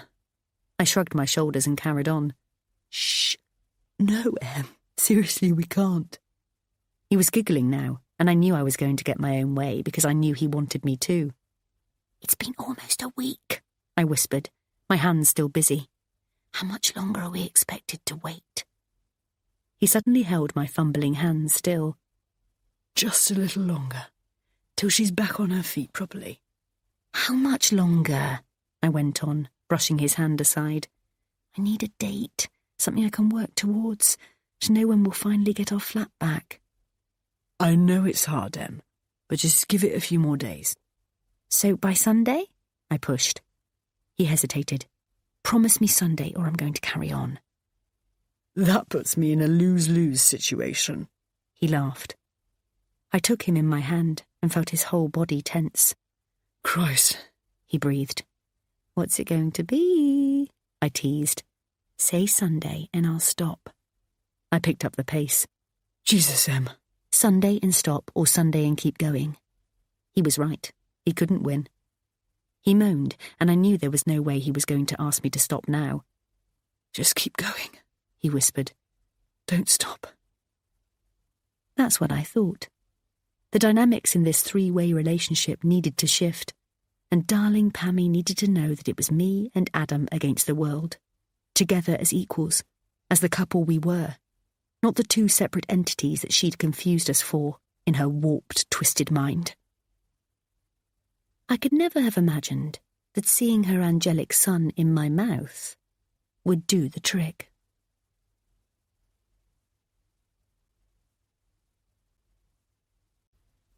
Chapter 15. We didn't hear anything from Adam's mum for 3 weeks after she'd walked in on us.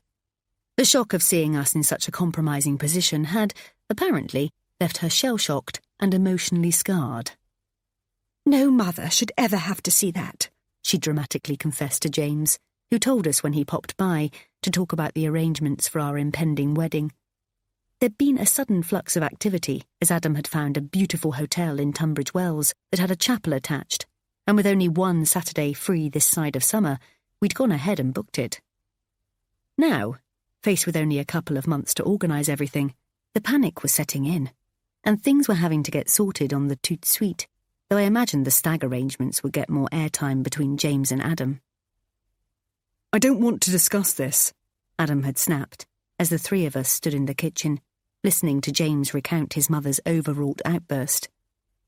I made to go to him, but he turned away and huffed off towards the bedroom, leaving James and me in his wake. We both pulled faces and stifled a giggle. A dimple dented his left cheek. I feel bad for laughing. But if I don't, I'm going to cry, I said. James peered at me over the top of his coffee mug, his eyes smiling. It could have been worse. I looked at him as if he was mad. How exactly? Well, I don't know, he mumbled, but I'm sure there's someone out there who's been in a worse predicament. Oh, and that's supposed to make me feel better, is it? I laughed. He put a finger to his lips. Shh, don't let him hear us laughing. He'll only get mad. He's mad enough already, I said quietly. He's been foul ever since it happened. He blames me for doing it in the first place. You've got to be kidding me. I shook my head. Well, maybe he needs to be reminded that it takes two to tango. He raised his eyebrows. I was aware that we were talking in hushed voices and didn't want Adam to think we were talking about him, even though we were. So, I said loudly, another coffee? I couldn't think of anything else to say. He held up his half-full mug and shook his head. I made myself another, banging about in the kitchen as I did so. Any ideas on what we can do about your mother? I asked, aware that I might be crossing a line. I screwed up my face as I waited for his response. She'll get over it, he said softly. I smiled. I don't think it'll be any time soon. You know what your mum's like. She'll drag it out for as long as she can. I wasn't sure whether I'd meant to say that out loud. Her bark's worse than her bite, he said, after a long pause. She'll come round. The breath that I'd been holding in escaped through my lips, and the tension in my shoulders ebbed away. If Adam hadn't been in the next room, I would have told James everything. It was all there, waiting on the tip of my tongue, desperate to get out. I wished that Adam could be more like James. It'd be easier to talk to him about his mother. James would understand how I felt, how she made me feel. He'd support me and back me up when she had me in a corner. I knew he would.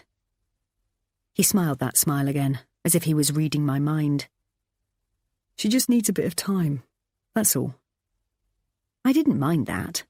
She could have all the time in the world, take as long as she needed. It wasn't as if I was missing her.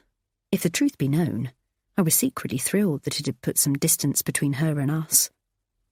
But I ought to be careful what I wished for, as, since it all happened, Adam's sex drive had fallen through the floor. It was nigh on impossible to get him in the mood for anything other than a chaste kiss when he left for work. I tried to convince myself that it was just a coincidence, that he was under pressure at work and was tired. But every time I pictured Pammie seeing us and feeling the shock run through Adam's body, I knew it had had a bigger effect on him than I could even begin to imagine. I'm sorry, I just don't feel like it, he said later that night, as I sauntered into the bedroom in a new lacy underwear set from Victoria's Secret. When do you think you might feel like it? I said sulkily. Any time soon? Just not tonight. But I can make all your troubles slip away, I teased, as I got into bed and reached for him.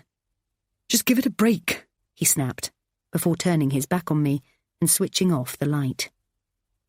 My mood wasn't helped any the next morning when two of my trainees called in sick. I knew one of them was flaky, but I was surprised and disappointed with Ryan. His diary was chock-a-block with appointments, which left me having to juggle both our schedules and somehow work a miracle by being in two places at once. By midday, I felt like I had steam coming out of my ears. My boss, Nathan, wanted me to step into a new business pitch, and a client I'd been working on for weeks was about to award the contract to a rival agency. I had allowed for neither. My mobile had rung at least 30 times, and my stress level was increasing with every call. "Yep, Emily Haverstock," I barked, a tad more aggressively than I'd intended. That bad, eh? Said the male voice. Sorry, who's calling? I hadn't recognised the number and already regretted answering it. I didn't have time for a cold caller. It's James, he replied. I waited for something to click. Sorry, James? Adam's brother? He offered hesitantly. Oh, I said, sorry. I was trying to place Sir James at work. Hi, how are you? I'm not with Adam, if that's why you're calling. Is it Pammie? Is she okay? I was rambling as my mind raced through a million different scenarios.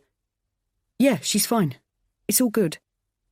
I was rather hoping for more than that, but he was making me work for it. So, what's up? I asked. Are you okay? It felt odd to be talking to James on the phone. Texting was somehow different. Our once easy friendship felt like it was crossing a line. Yes, I'm all good. He drew it out slowly. I waited, unsure what to say next. It's just that, I'm in your area and wondered if you were free for a quick coffee. What? I don't know if I said it out loud. Hello? Yeah, hi. I didn't catch that. Was that yes or no? I'm sorry, I'm in Canary Wharf right now. That would have been great, but I'm up to my neck in it today. I've got back-to-back appointments. They drive us hard in this industry. I heard myself give a fake laugh to lighten the mood. I doubted he knew me well enough to tell. I thought of the man at the other end of the line. I'd always pictured him up to his ankles in soil, raking over a flower bed and wiping his hands down a grubby grey T-shirt that used to be white. His features, so much like Adam's, but younger, sharper, more chiselled. His fingernails caked in dirt as he pushed back his hair from his face. Now he was here, in what I'd heard him refer to as the concrete metropolis. I'd assumed he wasn't a fan of the city. So what was he doing here? And would he now be in a suit, walking through the maze of high-rise buildings, becoming more and more desperate to return to the green pastures that he adored? The realisation that I'd imagined him, and clearly not for the first time, made me blush. I stuttered into the gaping silence. Maybe another time? Yeah, sure, no biggie, he said quickly, sounding embarrassed and desperate to get off the phone. I said goodbye into the silence he left behind and stood stock still on the corner of Cabot Square, the bitter wind whistling around me, perplexed and staring at my phone. I tried to concentrate on work, but there was a niggle at the back of my mind that I just couldn't shake off. I'm in your area. Was he really? Or was it more contrived than that? And if it was, why?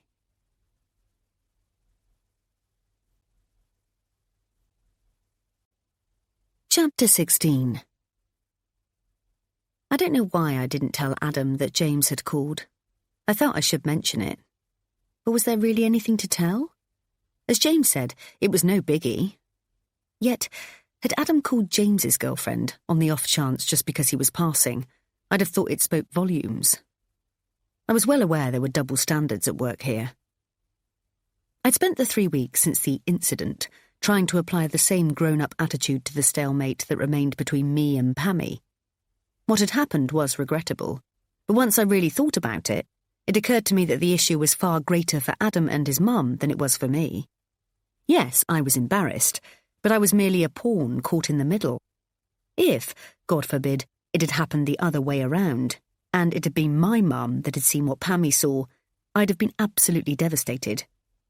So, although I doubted that she'd ever be my favourite person in the world, I decided I'd try my utmost to make it up to her when the time was right. Though I hadn't expected to put my newfound philosophy to the test so soon. We arranged to meet for lunch the following Sunday in a fish restaurant in Sevenoaks. I think it would be better if we met on neutral territory, Pammie said. She made it sound like two heads of state were meeting in an attempt to stave off World War III. So, doing what we were told, as we always do, we met in Loch Fyne, just off the high street. We parked up in a bay round the back of Marks and Spencer, and Adam threw his arm around me as we cut through the passageway. It was a simple enough gesture, and one that he'd done 100 times before, but when we'd not slept together for almost a month, his touch sent shivers through me. I'll try again when we get home, I thought to myself. But there are only so many times you can keep putting yourself out there, knowing that you are going to be rejected. I keep a thin smile pasted onto my face and pretend it doesn't matter, pulling him towards me for a cuddle on the odd occasion he'll let me. But it does matter. It really hurts, and once again, it's all her fault. A chilly breeze took me by surprise as we rounded the corner, and I pulled my coat tightly around me, thankful for both it and the chunky knit jumper I had on underneath. It wasn't my most glamorous look, but I wasn't feeling in the least bit glamorous. I hadn't even bothered to wash my hair this morning. It was almost a waste of shampoo and conditioner, as she was going to make a derisory comment regardless, whether my hair was in a greasy ponytail or cascading over my shoulders in shiny, bouncy curls. Even though we were 5 minutes late, I knew she wouldn't be there. She never is. She likes to give it a good 15 minutes before making her entrance, both to ensure she has everyone's attention and to save her feeling embarrassed while she waits on her own. There's many a trick up Pammie's sleeve, and I've learnt a few, but I imagine even I would be shocked if I knew them all. So, are we going to talk about what happened? I asked Adam as the maitre d' took his coat. I opted to keep mine on until I'd thawed out a little. No, was all I got in response. But don't you think it needs to? Jesus, Em, just leave it alone. She's been through enough. I'm sure she doesn't need it to be raked up again. I know I sure as hell don't. Oh, what a joy this was going to be. 2, possibly 3 hours stuck between a woman who couldn't stand the sight of me and a fiancé who couldn't bear to be near me. It only occurred to me then, as we were sitting down at a booth-like table, that James might come along as well to support his poor aggrieved mother. Great. Could this get any worse? Right on cue, a quarter of an hour after we'd arranged to meet, in came Pammie, her face a complicated mixture of love and hatred. She gave Adam a big hug as she greeted him. Oh, darling, it's so good to see you. I was beginning to wonder. She left it hanging there and looked down to the floor with sad eyes for maximum effect. And Emily, she said, turning to me, almost feigning surprise that I was there. It's been a while. Her tone was cold, and she'd already turned away from me when she said, But you're looking well. You've put some weight on, which was much needed. I signalled to Adam in the hope that he'd see my plight, but he just discreetly shook his head and looked back to her. I haven't, actually. It must just be this big coat and jumper, I said, pulling at the rib of it as if to prove its volume. But they were both already chatting about something else. 3 glasses of Pinot Grigio in, and it was just getting worse. It felt like they had their own private club, one which I didn't have a membership to. Oh, do you remember when you and James found those crabs on the beach in Whitstable? She laughed. Adam grinned widely.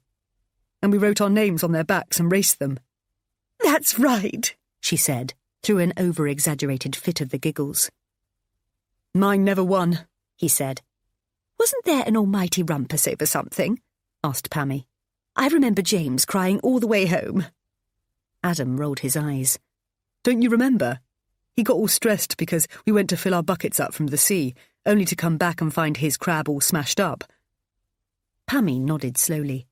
I remember. I still don't know how that could have happened. Adam laughed. A rock must have come in with the tide and given it a proper bashing, or else it was the perfect murder. He looked at me. And I've never eaten crab since. I forced a smile. I tried to reassure myself that he was just putting on a show to get their relationship back on track. But what about our relationship? Isn't that the one that needed saving? We had barely spoken since she'd walked in on us, let alone been intimate, and it was all beginning to gnaw away at me, nibbling. Everything between us would be perfect if she just behaved normally, like a mother is supposed to. By glass 4, just around the time she was asking Adam what they could buy Linda's son Ewan for his 21st, I could feel an unpleasant sensation rising up within me. So, you think a nice wallet would be well received? She was asking Adam, not me, She'd not looked at me since her comment about my weight, and even then, I don't think she actually saw me. If she had, she might have noticed that I'd actually lost weight. But what would be the fun in that? I think he'd be chuffed with that. If we all chip in 50 quid, I reckon we can get him something decent. Perhaps a Paul Smith? Said Adam. OK, Pammie wheezed, all excited. I'll put in £50, you put in £50, and James will have to see about, as you know he doesn't earn as much as you. She was speaking directly to Adam. I'll obviously put in 25, I butted in, half of Adam's share, just so you know it's from the both of us. She looked at me with real disdain. Thank you, dear, but that really won't be necessary. It's a present from the family. She gave a light laugh and turned back to Adam. But I am family, I hissed. I knew I'd had too much to drink, because my mouth didn't feel like it was a part of me. My lips were moving, but I couldn't control what was coming out of them. That's all right, Em. I'll put in for us, said Adam. I don't want you to put in for me, I said, emphasising put in. If my name's going to be on the gift tag, then I'd like to contribute.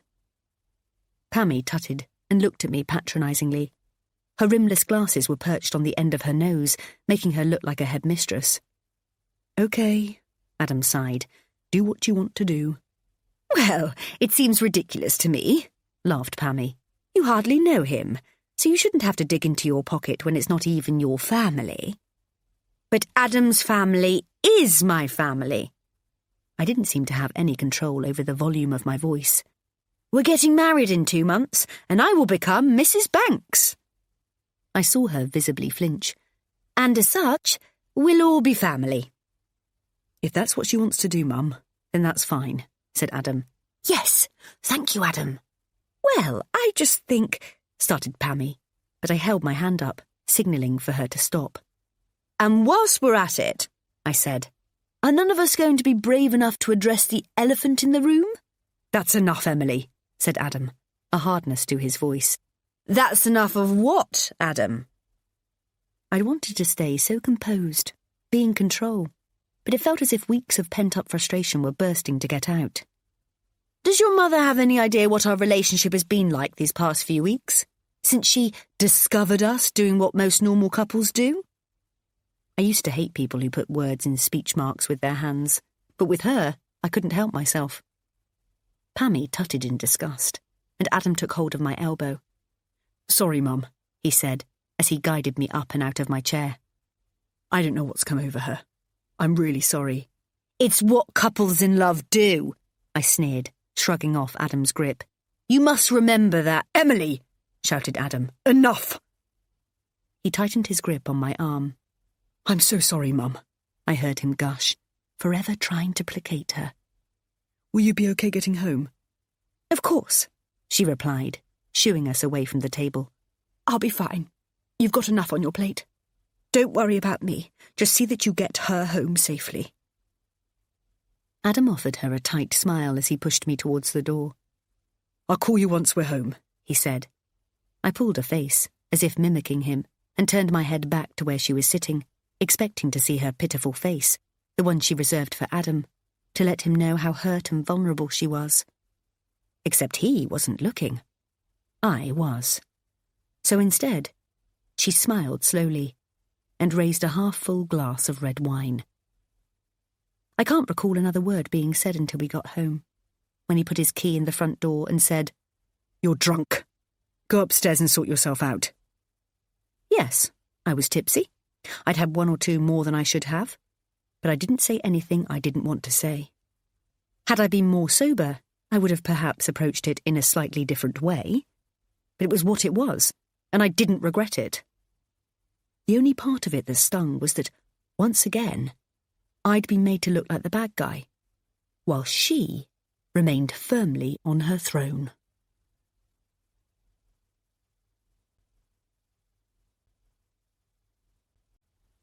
Chapter 17. It took 3 days for Adam to talk to me, bar saying, "Excuse me," as we met each other coming in and out of the bathroom. And when the ice was finally broken, there was no big sit-down heart-to-heart, which is what we so desperately needed. It was, What do you want to do for dinner tonight? I don't mind. Fancy a takeaway? OK then. Indian or Chinese? And so, we were at least back on speaking terms. I wasn't intending to apologise to him, and it seemed he wasn't prepared to apologise to me, so we were right back where we started. We exchanged pleasantries as we ate, but it felt awkward, like two strangers meeting on a blind date. His eyes never left his chicken chow mein for fear of them meeting mine. "So, how's Jason doing at work?" I asked. I was more interested in how the new girl, Rebecca, was getting on, but it felt too risky a subject to bring up, so I settled for the safe option. "Yeah, he's OK," he said. "He seems to have upped his game, so we'll see." "And Ryan? How's he doing?" "Better, thankfully. He's a good kid, and I think he's got real potential, but he's young and can't quite see it yet. It's a shame because I think they might get rid of him before we see what he's capable of." A silence stretched out between us as we both contemplated what to say next. "So what's going to happen with Mum, then?" he asked. The question blindsided me. I wasn't expecting him to go there, and, despite my best efforts, I felt my mouth drop open. "Because clearly something has got to shift. I can't go on with things the way they are between you. You've obviously got an issue with her, or is it an issue with yourself? Is it that she just brings out the worst in you?" I sighed heavily. "You can't deny that something's going on," he continued. "You seem so tense whenever she's around, or even when she comes up in conversation. I feel like I'm walking on eggshells whenever her name's mentioned. You make me feel bad for wanting to see her, or even talk to her." "You don't see how she is," I offered meekly. "But I've never seen or heard her be anything other than perfectly civil to you. Why wouldn't she be? She thinks you're great. She always has." "You just don't get it." He pushed his plate away and folded his arms on the table. "Well, explain it to me then. She's always looked out for you, hasn't she? Made you feel part of the family?" I let out a small laugh. It wasn't meant to sound sarcastic, but that's how it came out. He groaned. "See? There you go again. What exactly is the problem?"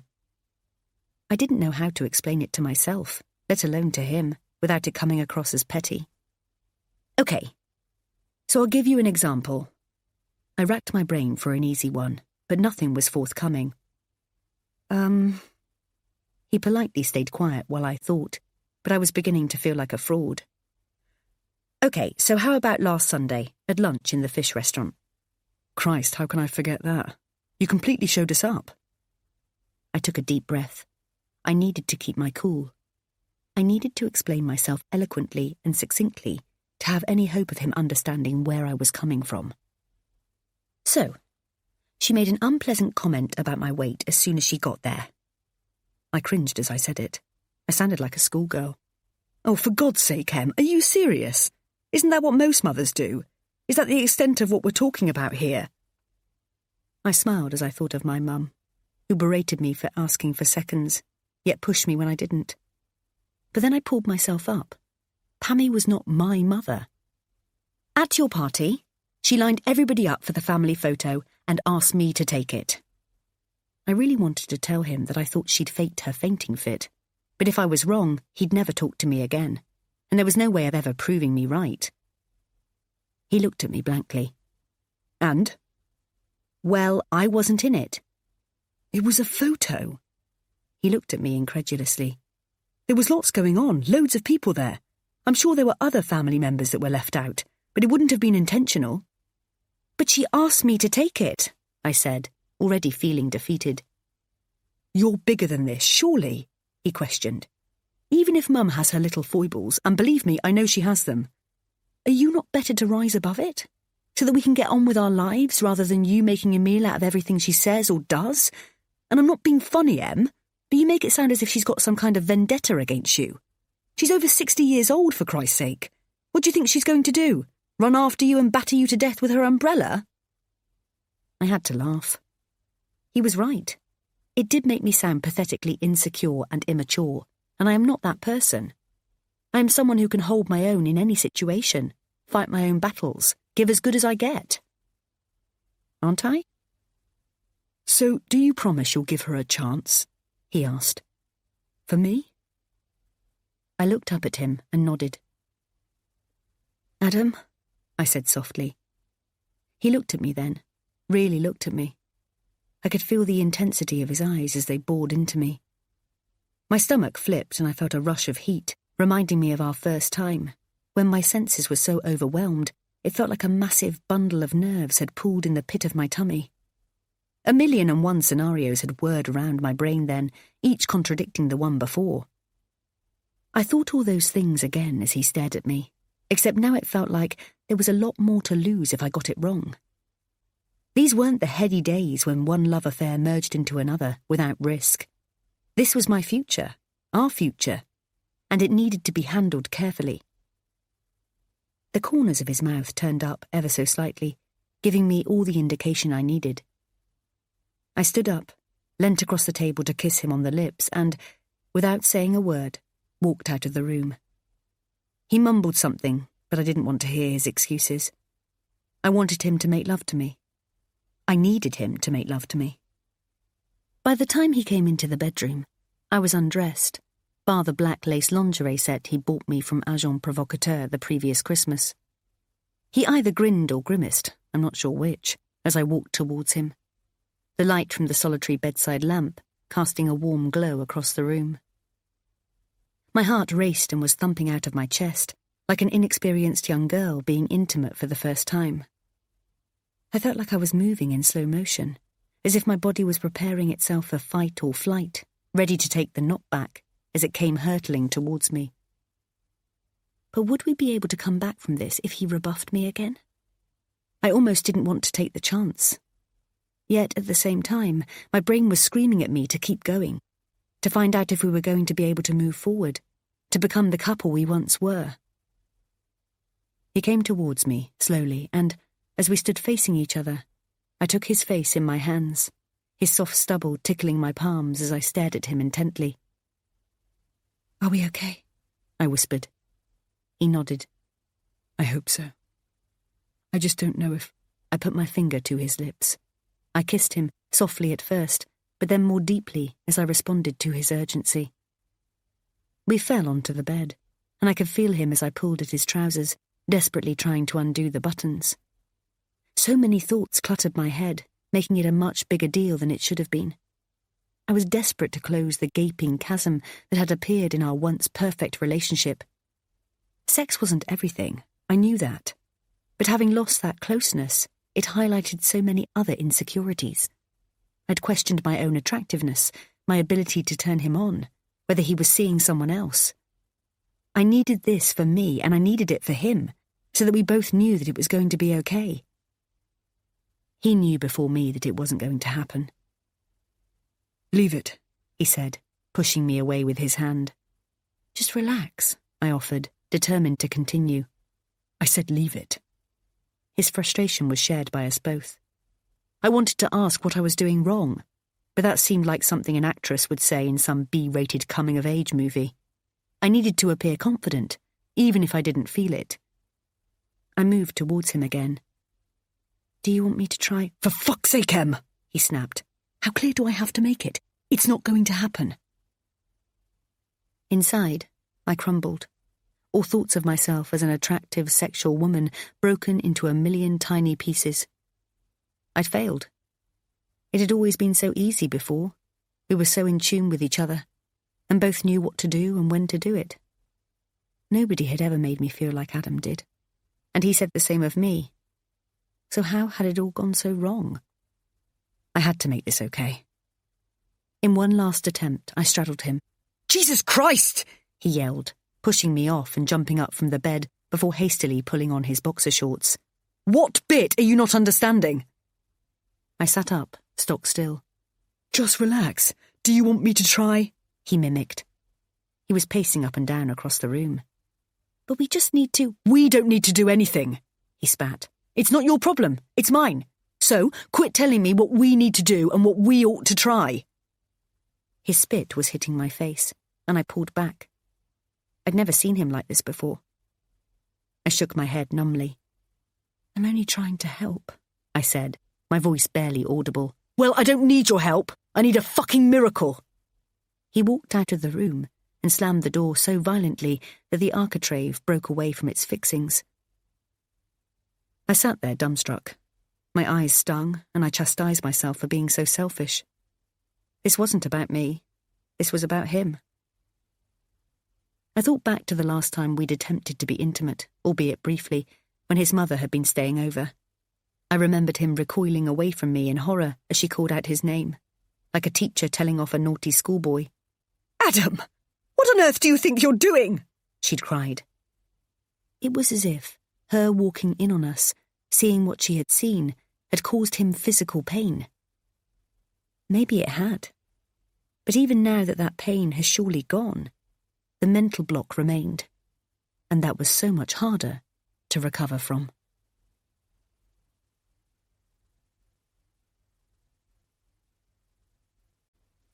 Chapter 18.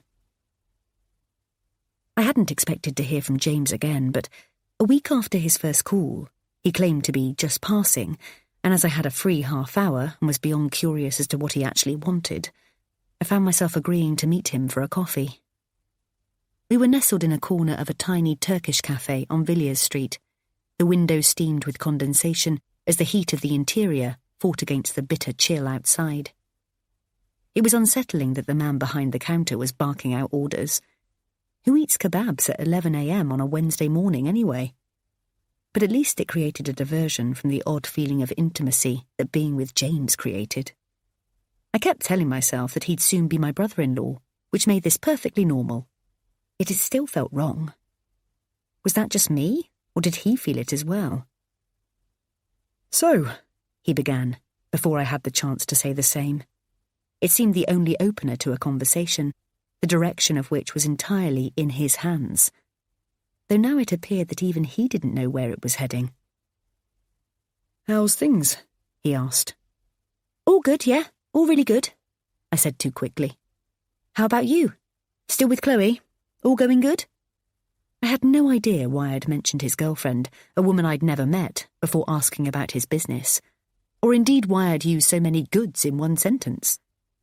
The sense of ease I'd always felt around James had been replaced by an unnerving tension, our usual banter now stilted conversation. "It's up and down," he said, "but it's still early days." "How long's it been?" I inquired, as casually as I could. "Oh, only 4 or 5 months, so anything could happen." He raised his eyebrows and laughed. "You know what I'm like. I haven't exactly got a great track record." I smiled awkwardly. I didn't know what he was like, not really, so his comment made it sound as if we were closer than we were. He edged his arms out of his navy wool overcoat, his elbow banging on the peeling dado rail that ran around the tight corner we were sitting in. He mouthed "ow," and I laughed, as he untied a tan scarf from his neck to reveal a smart blue shirt with a distinguishable polo player on a horse emblem on its top pocket. Adam favoured a certain Mr. Lorenz brand as well, but whereas his shirts were bursting at the seams due to his broad shoulders and gym-honed upper arms, James looked comfortable in his, and the collar sat just as it should. "And work? Are you busy?" I asked. He nodded as he took a sip of his cappuccino, leaving a white foam moustache above his top lip. I laughed and gestured to my own. His cheeks flushed a little. "Yeah, it's going great. I've had to take 2 guys on to help me out, and I'm here in town for another meeting to hopefully secure some corporate work." "Oh, great," I offered, already thinking of another question to ask. "A developer is looking for a local business to take care of some communal gardens for a new residential site up by Knoll Park." I nodded. I'd heard Pammie talking about Knoll Park, but I couldn't recall ever going or its exact whereabouts. "I've got to go and pitch to them at the company headquarters in Euston. But I was a tad early, so I thought I'd see if you were about. You don't mind, do you?" "Not at all. It's worked out well, as I have an appointment in Aldgate. I'm just sorry that I wasn't able to catch up last time you called. I'm often here, there and everywhere." "No worries. It was just on the off chance. I know how busy you are. Still, you here now?" I looked at him and smiled. "And how's your mum?" I really didn't care, but it felt rude not to ask. "She's okay. She said you had a nice time at Loch Fyne." I felt like I'd been punched in the chest. "Did she?" I asked incredulously. Really? Yes, he laughed. Why, didn't you? Well, it was a little fraught. In what way? He asked, clearly confused. We had a bit of a disagreement. He waited for me to go on. I'd had too much to drink. Your mum said one or two things that I didn't like, and I'm ashamed to say I retaliated. Oops, he laughed. I smiled. Exactly. So how did it end? Are you friends again? He made it sound like we were two toddlers who'd fallen out over a toy. I wrinkled my nose. I hope so, though I don't know how she feels. In hindsight, she was probably only trying to be helpful, but I gave her pretty short shrift. Well, she certainly didn't mention anything to me, he said. Sometimes Mum can say the wrong thing at the wrong time, but once you get to know her better, you'll just learn to take it with a pinch of salt. I felt oddly insulted that he thought I didn't know her well enough by now, but had to remind myself that it had only been 6 months. How well can you know anyone in such a short space of time? I hope so, I said honestly. Trust me, he said, putting his hand over mine and looking at me intently. It felt like I'd been given an electric shock as his skin touched mine. But although my instinct was to pull away, I didn't want to make him feel awkward. Excuse me, I ought to check my phone, I said, my voice slightly more high-pitched than normal. I hoped he couldn't tell how nervous I was. I reached for my phone in my bag. And how's things going with Adam? He said, stopping me in my tracks. I looked at him, and his deep blue eyes were staring back. I suddenly had an overwhelming urge to cry.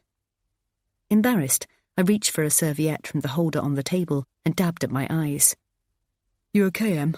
He asked, concern written all over his face. Hearing him call me that, like an old friend, made it even harder to hold back the deluge. I swallowed the lump in my throat.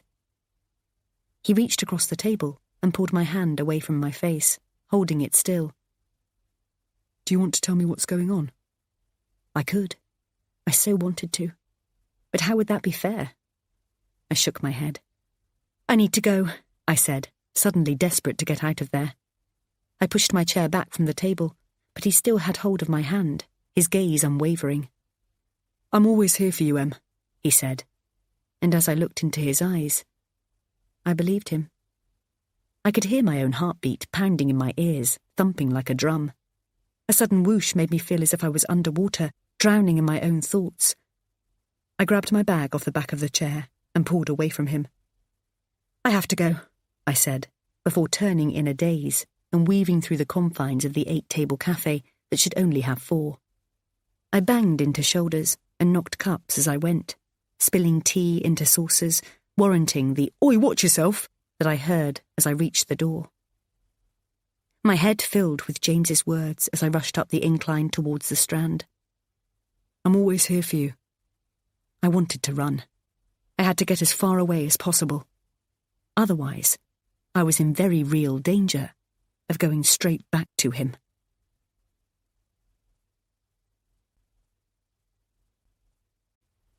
Chapter 19.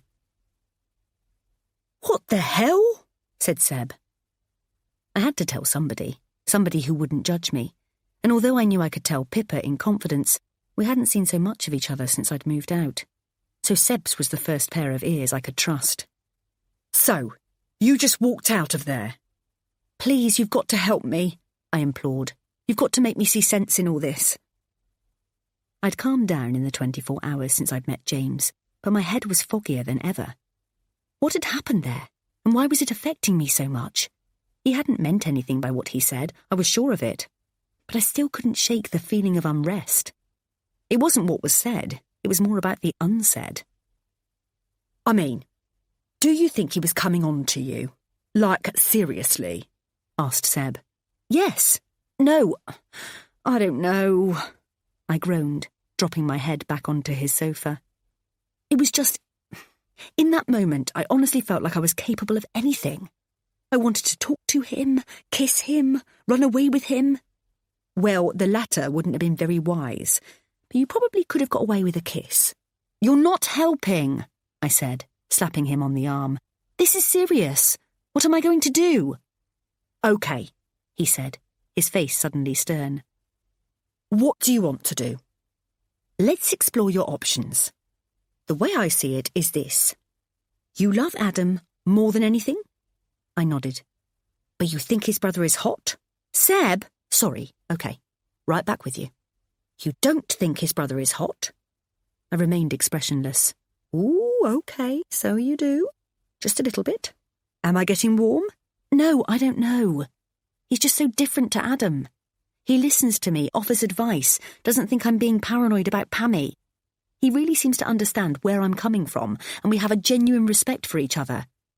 And he's as hot as hell." I threw a cushion at him. "Yes, he's also as hot as hell. I knew it," said Seb. "But it's more than that. He makes me feel valued in every respect.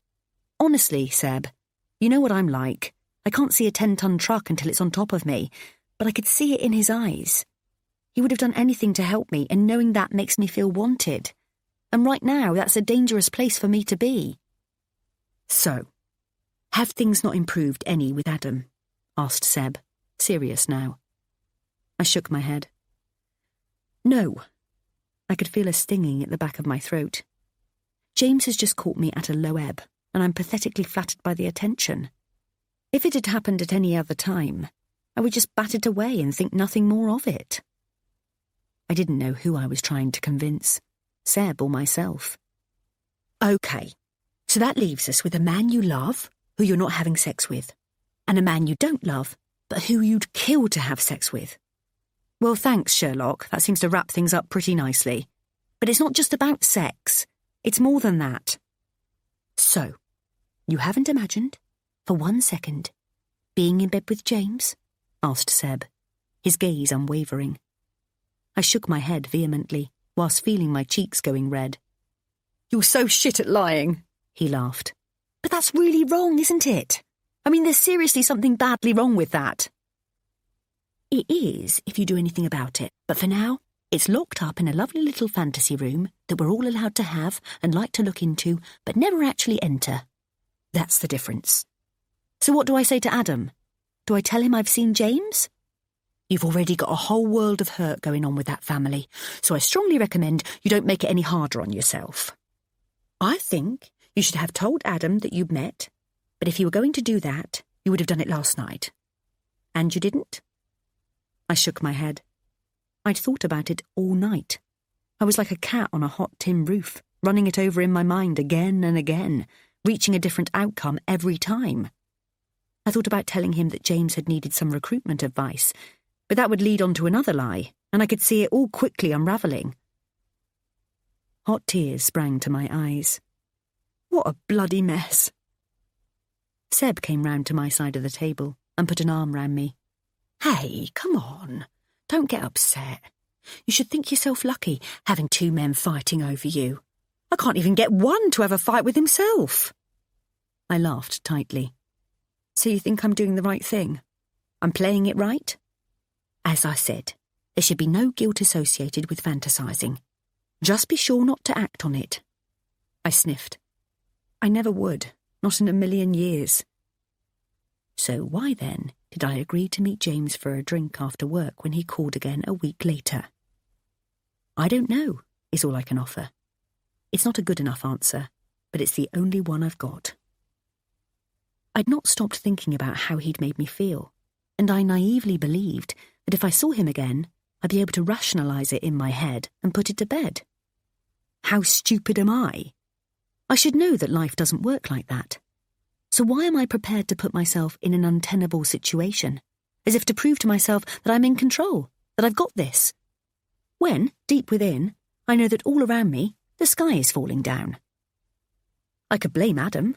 I could say that I no longer felt attractive or wanted, that my husband-to-be made me feel unloved. I could say that he didn't understand me or support me. And perhaps that was all true. But none of those justified me being unfaithful. "I'm not going to sleep with him," I assured Seb when I called to tell him I needed to see James one last time. For closure. "Who are you trying to convince? Me or you?" He laughed wryly.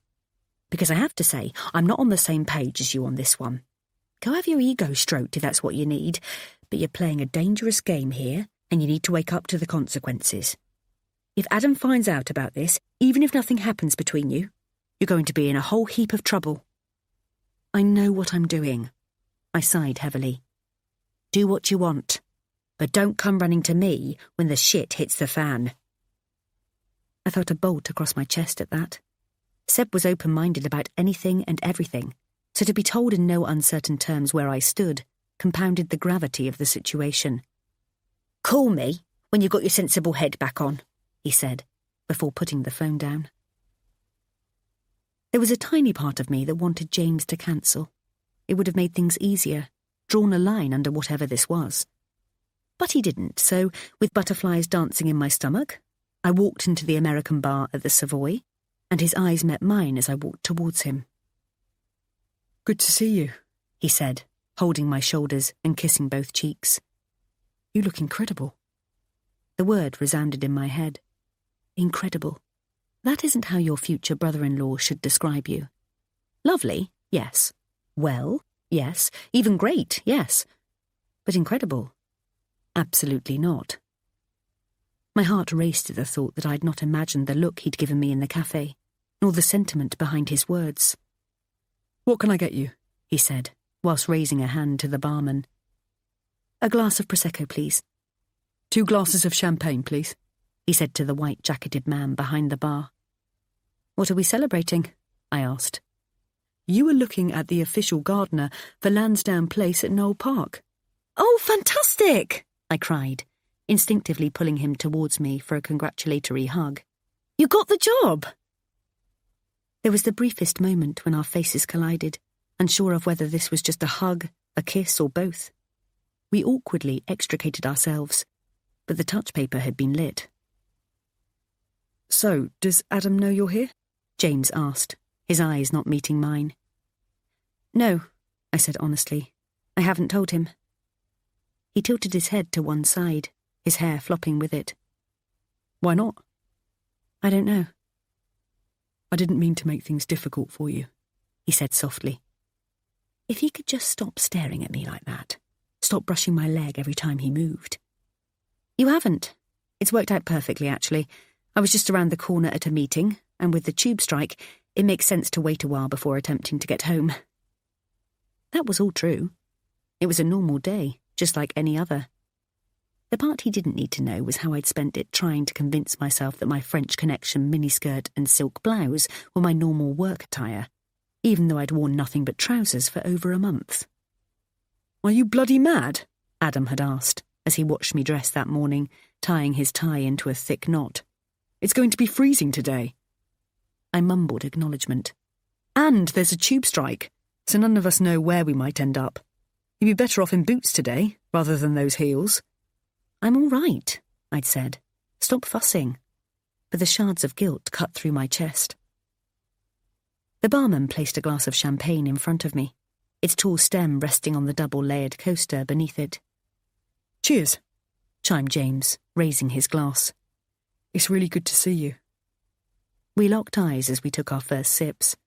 I looked away first. So, how have you been? He asked, setting his glass back down on the bar. Fine, I said casually. Really good. Strange. Your eyes are telling a different story. I blinked and looked away. Do you want to talk about it? He asked. It's complicated, I said. We'll work it out. Are you happy? What a loaded question. Was I? I honestly didn't know. I'm not unhappy, was all I could offer. Don't you think you deserve more than that? Don't you think that someone else might be out there who could truly make you happy? The air in my body felt like it had been sucked out of me. Tiny pinpricks of heat emitted from every pore, and my mouth felt like it was full of polystyrene, rendering me speechless. He looked at me, his eyes desperately searching mine for a response. James, was all I could manage. He reached for my hand and held it. A frisson of electricity travelled along my arm, literally standing the hairs on end. Images flashed behind my eyes like an old-fashioned cinematic film, shuddering madly. I could picture us, making our way to a room on one of the floors above. I imagined us kissing in the lift, unable to contain ourselves for a second longer than it took for the doors to close. The urgency as we'd make our way along the carpeted corridor, my shoes being kicked off as we'd hang the "Do Not Disturb" sign on the door. We'd ignore the chilled bottle of champagne standing on the dressing table, and I'd picture the anonymous faces scurrying along the bustling street below, none the wiser to the deceit and betrayal that was unfolding just a few meters away. I'd wrap my legs around him as he pushes me up against the wall, our kisses intensifying as the heat in our bodies rises. We'd be clawing at each other, pulling our clothes off as he carries me over to the bed. We'd sink into the luxurious white sheets, and his eyes would never leave mine as, "Enough!" I stopped my mind from racing on, knowing that it would only end with us lying there, lamenting what we'd done and wishing we could undo it. "I'm sorry. I shouldn't have," he said, releasing my hand. I willed him to touch me again, so I could feel that bolt rush through me one more time. "I love Adam," I said. "We're getting married. We've got our problems, but we'll work them out." "You deserve better," he said. "Adam, don't," I said, cutting across him. "This isn't right." I lifted myself off the stool. "I'm sorry, James. I just can't do this. This is all wrong." I thought of how carefully I'd selected my underwear that morning. What the hell had I been thinking? Had I really intended to go that far? "I need to go," I said, grabbing my coat and throwing it over my arm. "I'm really sorry." The cold air hit me as I pushed through the revolving doors onto the street, the wind whipping up from the Thames making a buffeting sound as I exited. "Have a good evening," said the doorman, smiling and tipping his hat to me. I didn't know which way to go. I thought of calling Seb to see if he was still in town, but just as I tapped his name on my phone, I was hit by a sudden urge to get home to see Adam. I needed to know that he didn't suspect. Selfish on my part, but I couldn't stop my stomach turning over at the thought of him knowing. What would he make of this, of knowing that I'd come here to meet his brother with the merest hint of intention? Wasn't the intention almost as bad as going through with it? I tried to pretend to myself that the tears streaming down my face were caused by the wind I was battling against, and not the shame of what I might have done. But the brain's not stupid, and by the time I'd reached Charing Cross, I was having trouble convincing myself that I hadn't gone through with it. My head felt as if it had been screwed, even though my body knew it hadn't. I squeezed onto the 1942. The tube strike had clearly held commuters up as they made their way across town, as it was more like the 1802, and everyone was packed in like sardines. I was held upright by the overweight bald man behind me, his breath so close to my ear that he could have licked it, and the young 20-something woman in front of me who'd had the foresight to get her phone out and in texting position before she got on the train. Now, stuck as I was, my upper limbs pinned to my sides, I had no chance of letting Adam know I was on my way. Pinpricks of sweat jumped to the surface of my back, the rush to get the train catching up with me. I imagined a thin streak of dampness, the length of my spine, seeping through the silk of my emerald green blouse, compounded by the heat of other bodies pressed up against me. Those nearest to the windows, the people who had had the luxury of sitting in their seats for the past 10 minutes, waiting for the train to depart, were reaching up to close them as we crossed the river. They sank their faces further into their woolen scarves, whilst I battled the oppressive heat that was engulfing me. I shifted a little, angling my body away from the man behind me, his rotund stomach filling the concave of my back, and he grunted. I wondered if he could smell the deceit on me. Adam was in the kitchen. A waft of frying onions and garlic hit me as I let myself in and hung my coat on the hook behind the door. "Hey, is that you?" I could tell from the tone of his voice that all was well, and the heaviness in my chest began to lift. I didn't know if I was going to be honest with him, but I wanted to be. "Who else were you expecting?" I laughed. "You made good time," he said, kissing me, wooden spoon in hand. "It was murder a couple of hours ago." "Thought it might be. That's why I decided to wait a bit, get some work done." So once again, without even thinking about it, I'd made the decision to lie. Grab some cutlery and pour us some wine. It'll be ready in 10 minutes. Will do, I replied. Let me just get out of these clothes.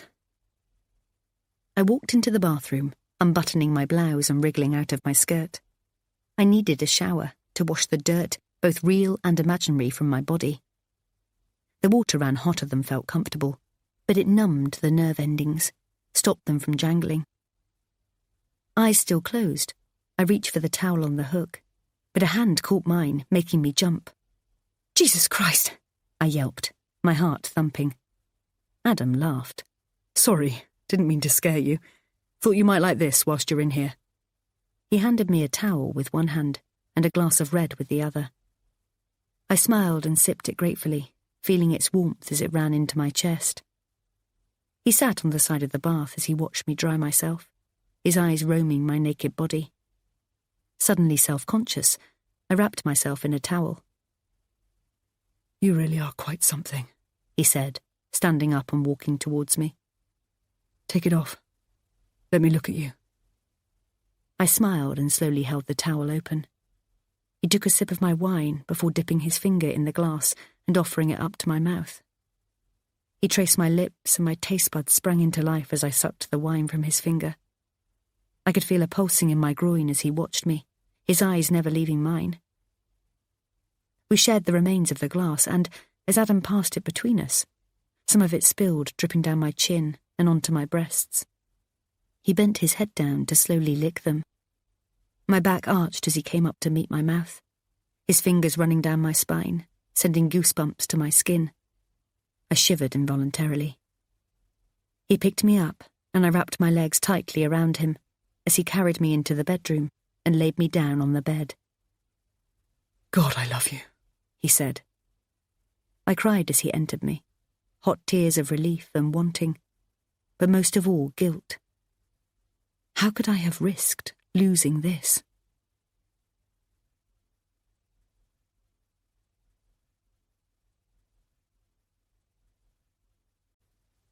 Chapter 20. Tell me about Rebecca, I asked afterwards, buoyed by our renewed closeness. What do you want to know? I want to know who she was, how you felt about her, and what happened between you. He pulled himself up against the headboard, his brow furrowed and eyes narrow. It was a long time ago, Em. I know, but she was important to you, like Tom was to me. He raised his eyebrows and looked at me questioningly. Oh, come on, we're grown-ups here, I laughed. Don't go getting all jealous. Do you still think about him? He asked. Occasionally, yes, but not because I wish I was still with him. Just in a, I wonder what he's up to way. Is he still with Charlotte? Was their deceit worth it? Do either of them ever think of me? He nodded, but his face was solemn. I met Rebecca when I was 20. We knew friends of friends and were introduced at a party. Down in Sevenoaks? I asked. Yes, but she was from a little village just outside called Brusted. Anyway, we just clicked. Neither of us had been in a serious relationship before, so it was special. We were young, thought we were in love. And everything and everyone else just took a back seat. So where did it go wrong? I asked, failing to understand how such an intense relationship could wither away and die. He sighed. We were properly into each other. Rightly or wrongly, we dropped our mates, and even our families when they said we were spending too much time together. We wouldn't hear of it. We honestly thought we were going to be together forever, and everyone else would just have to take us as we were, or not at all. There was no alternative as far as we were concerned. I don't understand then. What changed? We'd been together for 5 years. I was doing well at the bank, and she'd finished her teaching degree and had got a job in an infant school, close to where she lived.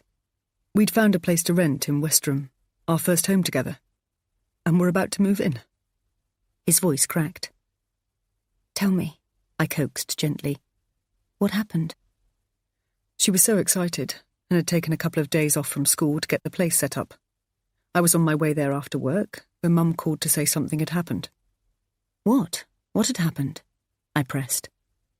It didn't make sense. because I'd called just before I left the office to tell her I was on my way, and she sounded so happy. She said she'd made a chili and to hurry on up. His eyes filled up. I'd not seen Adam cry before, and I didn't know whether to feel sad or resentful that someone other than me had caused it. I ran all the way from the station, but by the time I got there, it was too late.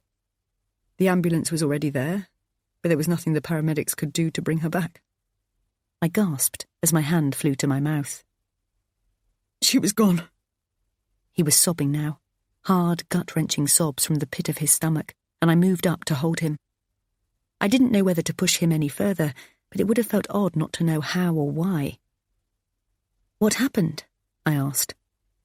She'd always been asthmatic since she was a little girl, but she had it under control. She was able to lead a normal life, partying, going to the gym. As long as she had her inhaler, she was able to manage it. It was something we had to think about, but it didn't stop us from doing anything. She was fit and happy. So why didn't she use her inhaler? He laughed sarcastically, but I knew it wasn't aimed at me. That was the million-dollar question. She never went anywhere without it. But in all the excitement of moving, we think she just forgot. We? Me and her parents. She'd left one at theirs, but she always had a few dotted around, just so there was one at hand if she needed it. I found one in the kitchen drawer, but it had run out, so she must have just forgotten, or lost sight of where they were, and which ones needed refilling. "I am so sorry," I whispered. "Why haven't you told me this before? I could have been helping you all this time, so that you didn't feel alone." "I'm okay," he sniffed. "Mum has always been there for me. She found her and called 999.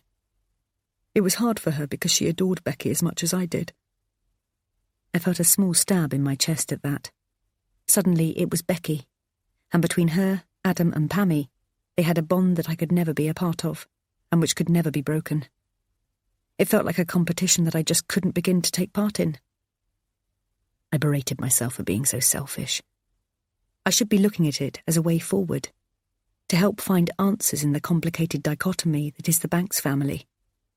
It certainly went a long way to explaining why Pammie behaved the way she did towards me, and I softened at the thought that it was more to do with grief for Rebecca than a hatred towards me. I could begin to understand that. It gave me something to work with, something to use in her defence. Adam shifted from beneath me and pulled himself up to sit on the side of the bed. He sniffed and wiped his eyes with the back of his hand. It wasn't important, but I couldn't resist. "Would you still be with her now, if that hadn't happened?"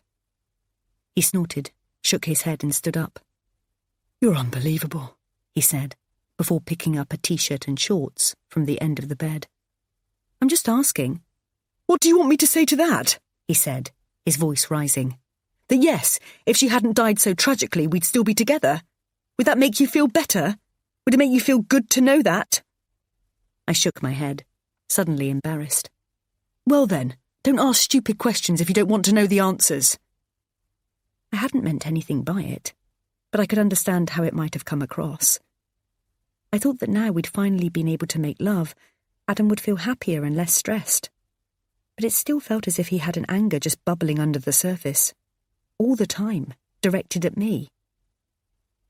"I'll go and finish dinner," he said.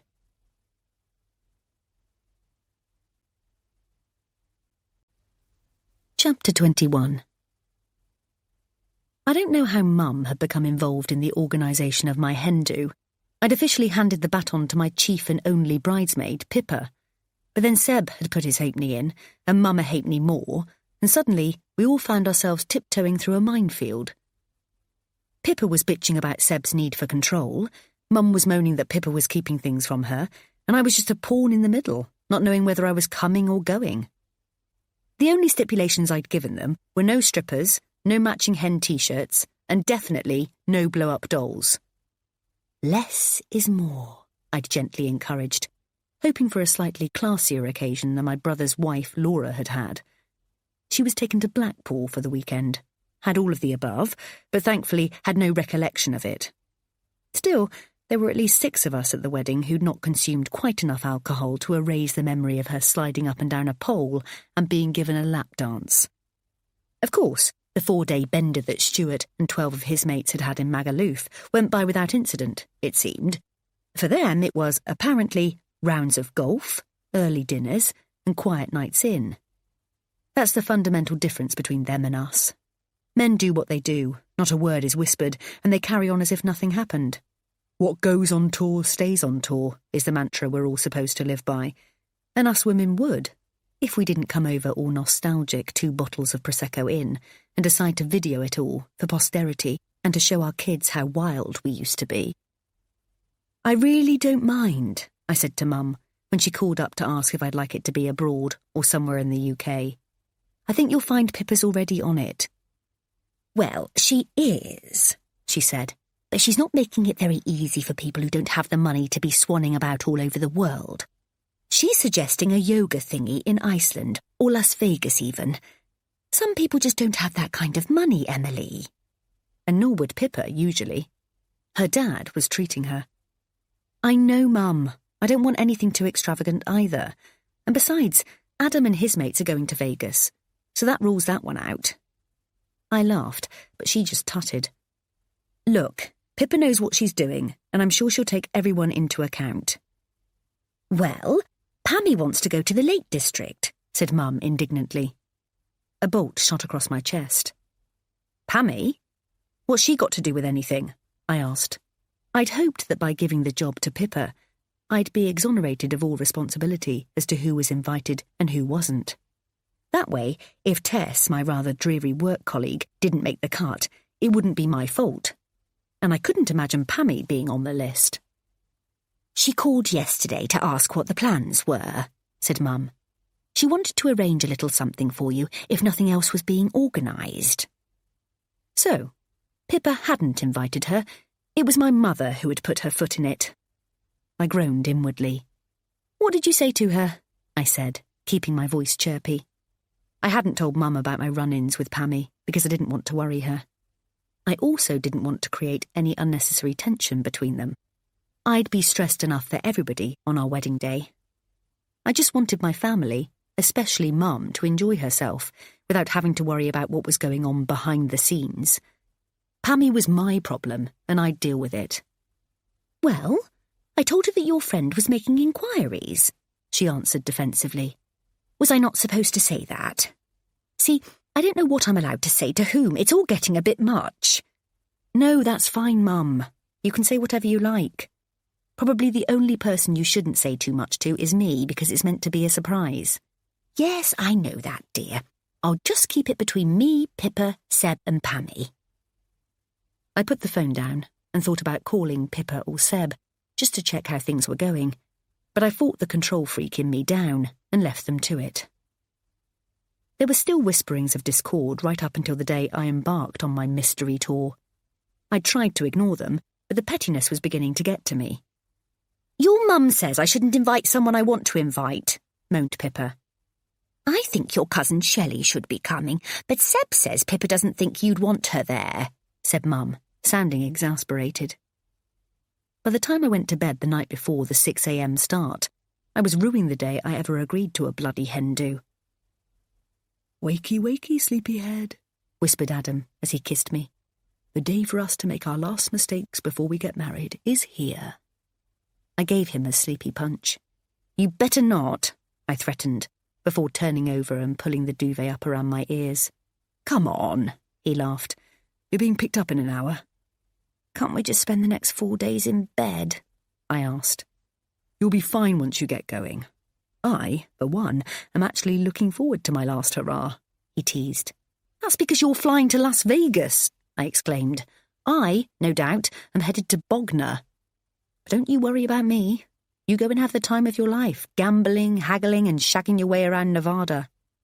Hey, less of the gambling and haggling, he called out from the bathroom. I won't be doing any of that there. We both laughed, but there was a part of me that felt unsettled, not just about Adam and what he might get up to, but at the thought of where I might be heading and with whom. 50 minutes later, after saying goodbye to Adam, who looked smartly casual as he walked across the road in his chinos and polo shirt, with a weathered brown leather weekend bag in his hand. I found myself being propelled into the back of a car, blindfolded. "Is this really necessary, Seb?" I laughed. "Are you sure you don't want to handcuff me as well?" "That's not really my thing," he said. "Is there anyone else here?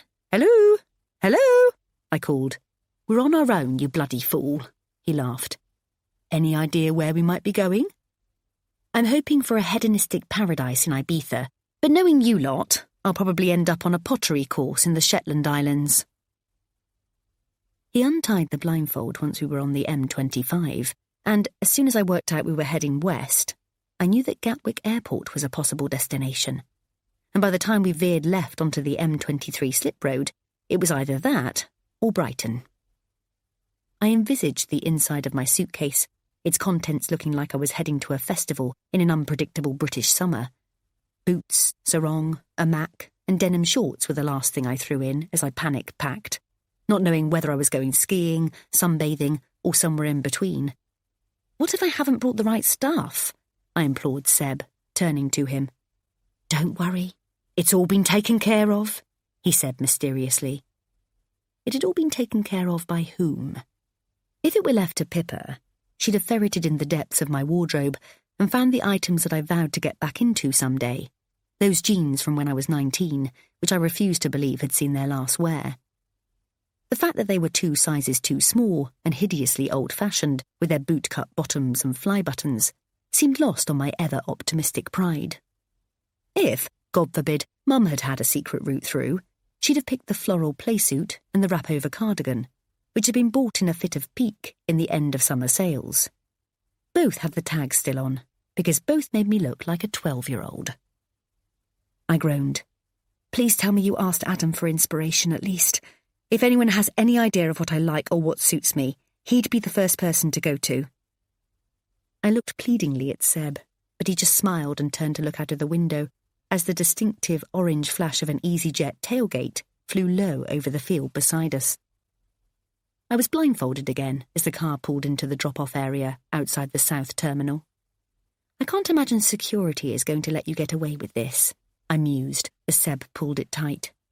"This takes people smuggling to a whole other level." He laughed as he guided me through the entrance tunnel and into the departures concourse, my hearing heightened to the buzz of excited travellers all around me. We veered left and then off to the right before we came to a halt when it was suddenly, deafeningly quiet. "1, 2, 3!" shouted Seb as he pulled the blindfold off. I stumbled as the cheers and catcalls propelled me backwards. My eyes couldn't quite focus on all the faces that were milling in front of me, their wide grins looming, like caricatures of themselves. The bundle of people was upon me, ruffling my hair and offering air kisses. I couldn't begin to ascertain how many were there, let alone who they were. "Hey, here she is!" cried Pippa. "Oh, bless, she looks like she's going to cry," said Tess, my work colleague. I spun round, disorientated, desperately trying to match all the faces to the voices, the thousands of pixels floating in front of my eyes, slowly beginning to form real features. "Oh, darling, you look shell-shocked," said Mum, laughing. "Are you surprised?" "I can't believe how many of you there are," I said. "There's 9 of us," said Pippa. "Well, there was, but now there's 10. I raised my eyebrows questioningly. "I'm so sorry," she mouthed. I looked around the bustle, my eyes settling on Pammie. It was no big deal. After talking to Mum, I'd resigned myself to her being there. There was no real way around it. "It's okay," I whispered to Pippa, but she looked away, her face fraught with tension.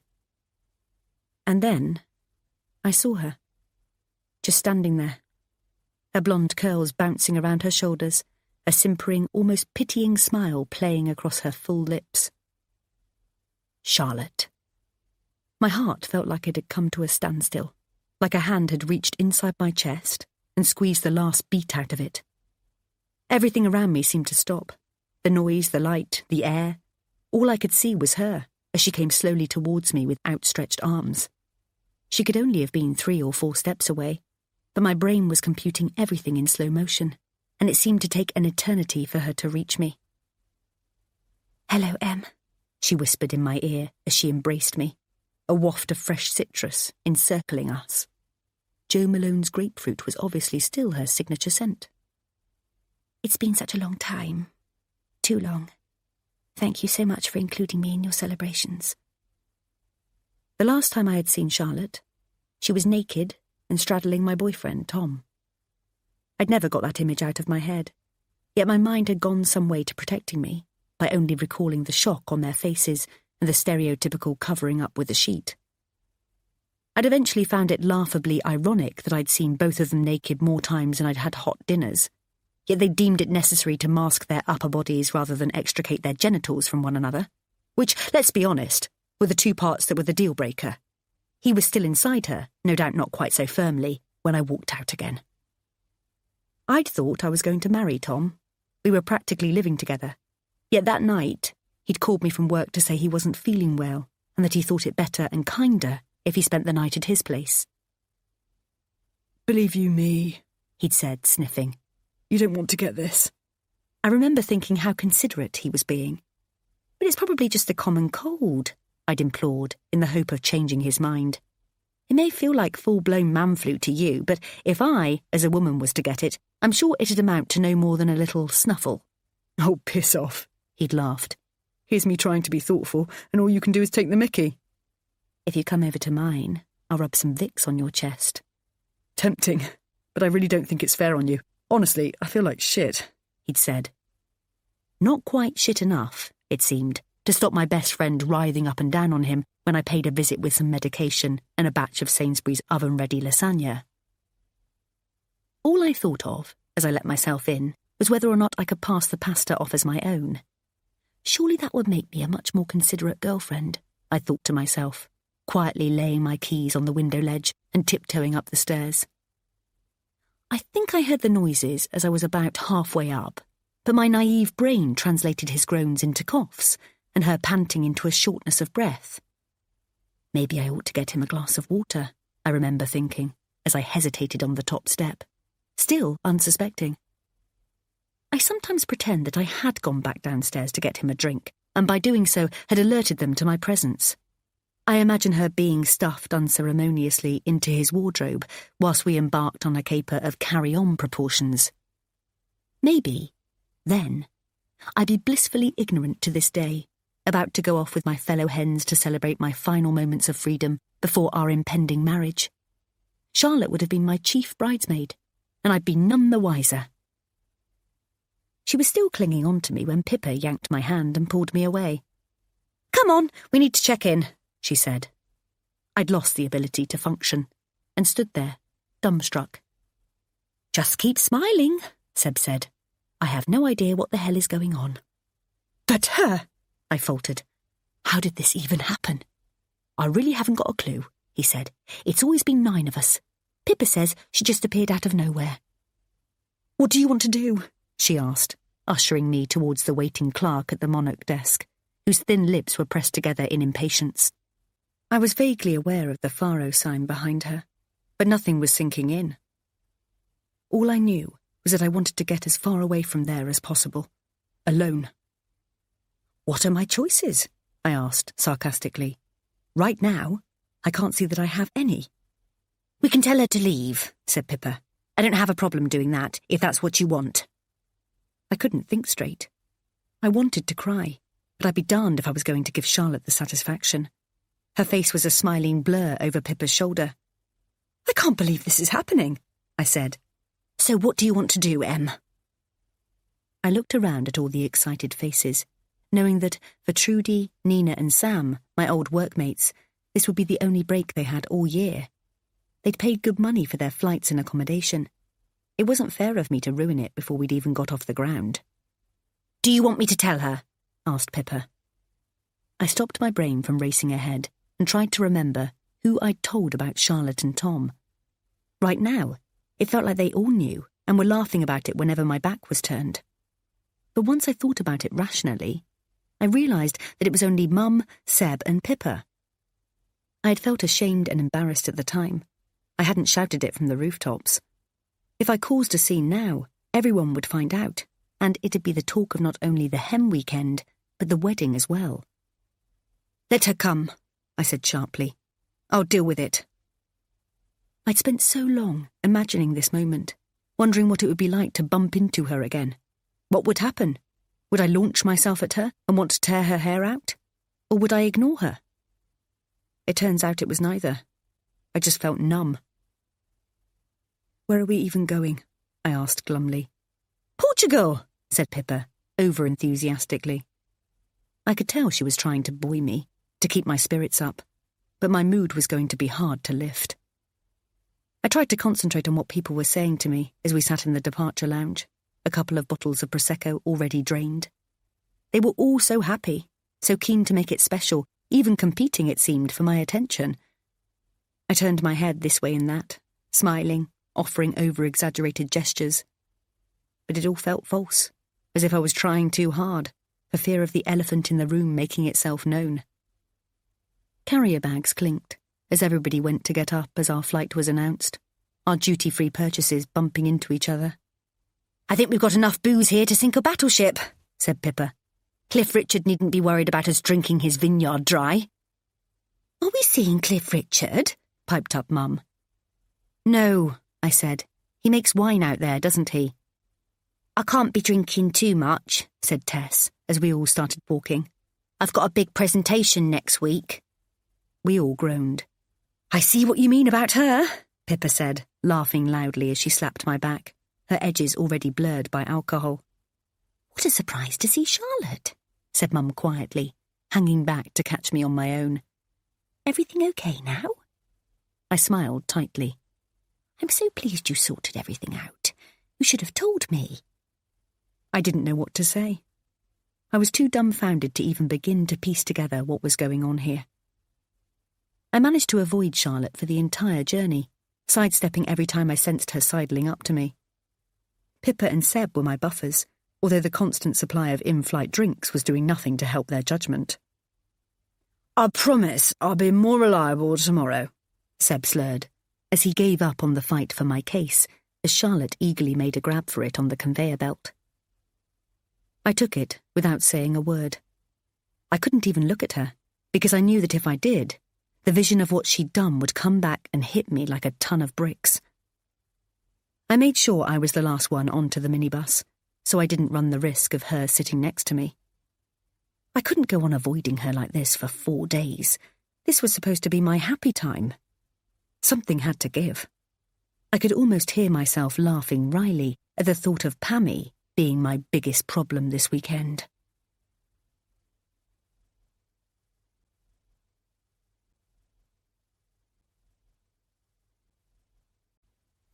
Chapter 22. I could see Charlotte's reflection behind me as we both looked out of the window into the dark, curious as to where we were going. I wondered if, like me, she remembered the last time we'd done a journey like this, as a pair of innocent 18-year-olds about to enter the lion's den of Ayia Napa. We'd cruelly laughed as our fellow holidaymakers had been dropped off at their hotels by the coach, each place looking less salubrious than the one before. "I'm glad we're not staying there," she'd shrieked. "I'd never get in that pool." Our naivety wasn't lost on the coach driver, who kept looking at us in his mirror, smiling and shaking his head. Clearly, he knew something we didn't, because when he dropped us off in the middle of nowhere, he'd laughed at our confused faces. "No, this can't be right," insisted Charlotte, as we stepped off the coach and straight into squelching mud. "The brochure said it was in the heart of things." Our driver, who we now saw from his name badge was called Deniz, shook his head and smiled. The harsh spotlight glaring above the porch guided us down the narrow path, sending geckos scurrying out of our way as we forlornly dragged our cases. "Joe!" shouted Deniz cheerily before pulling away, and all I wanted to do was run after him. Even with his twirled moustache and beady eyes, he seemed a safer option than the matronly-looking woman who was sitting behind the reception desk, sweating and swishing away flies with a swatter. It had taken 3 or 4 rackies to see the funny side of things, and I'm still not quite sure how many more before we passed out, waking up on a mouldy sunbed the next morning with the heat of the Cypriot sun burning down on us. We'd referred to it ever since, well, at least until we stopped talking, as our coming-of-age journey, a mystical escapade of racky riot and rampage. I smiled, despite myself. Pippa's excited voice invaded my thoughts, bringing me back to the present. "This looks like it," she said. "We're here." The villa, with its peach-coloured walls, which were gently illuminated by uplighters, was beautiful. But I wanted to be here with the people I loved, not a psychotic future mother-in-law and a woman who had slept with my last boyfriend. "Wow!" cried everyone in unison. "Not too shabby, eh?" said Pippa. They excitedly crowded round the front door as she fumbled with the lock. I held back, desperately fighting the urge to get on the departing minibus, though to where, I don't know. I batted away stinging tears, and then felt a hand in the small of my back. "You okay?" Mum asked gently. I managed a nod and swallowed down the lump in my throat. My mum was here. Everything would be okay. Pippa had booked a table at BJ's, a restaurant on the beach, for dinner. "Appropriate name," called out quiet Tess as we navigated the steep steps from the dusty car park. "Going down!" "Bloody hell! How many has she had?" Pippa laughed. I felt a tug on my hand, pulling me back, and, on turning round, I realised it was Charlotte. "You haven't said a word to me. Not even hello," she said. "Not now," I replied. "I'm not in the mood." "So why did you invite me then?" I stopped in my tracks and turned to face her. "Invite you? You think I invited you?" She looked like she'd been slapped in the face. "Well, yes, that's what Pammie said," she faltered. "Didn't you?" A heat rushed to my ears. Charlotte's mouth was moving, but her words became muffled. Pammie! I couldn't even begin to comprehend how this could have happened. I searched for a connection, some way of putting them together. My brain whirred with images of Pammie, Adam, James, even Tom. They were all laughing, their features contorted like spitting image puppets, rocking back and forth. I felt like they were trampling me underfoot, but I couldn't see who was pulling the strings. Do they know each other? How did they meet? When? My mind was racing as it struggled to make sense of it all. A moving image of Charlotte sitting astride Tom played out in front of me, and it took all my resolve not to push her over the edge and into the sea below. "Pammie?" I asked, praying that I'd heard wrong. Every fibre in my body was preparing for fight or flight. I hated myself for being so weak. I needed to stay in control. "Yes. She said that she was inviting me on your behalf." "What? How?" I asked, shaking my head. "I don't know," she said. "I just know that Pammie called me and said you'd like me to come to your hen weekend. I asked if she was sure she'd got it right. She said yes, and I was over the moon. I couldn't believe it." "But how can you think that I'd ever want to see you again after what you did to me?" My eyes filled with tears as I looked at her properly for the first time. I felt a jolt as my confused emotions poisoned my brain with an overwhelming desire to hug her. I fought the urge back down, but it wasn't easy. I hadn't realised how much I'd missed her until she was in front of me. Her eyes fell to the floor. "I'm truly sorry," she said, in barely more than a whisper. "I still can't believe I did it." "But you did," I said tightly, before turning and walking down the stairs. I needed a drink, and thankfully, our glasses had already been filled with wine by the time I reached the table.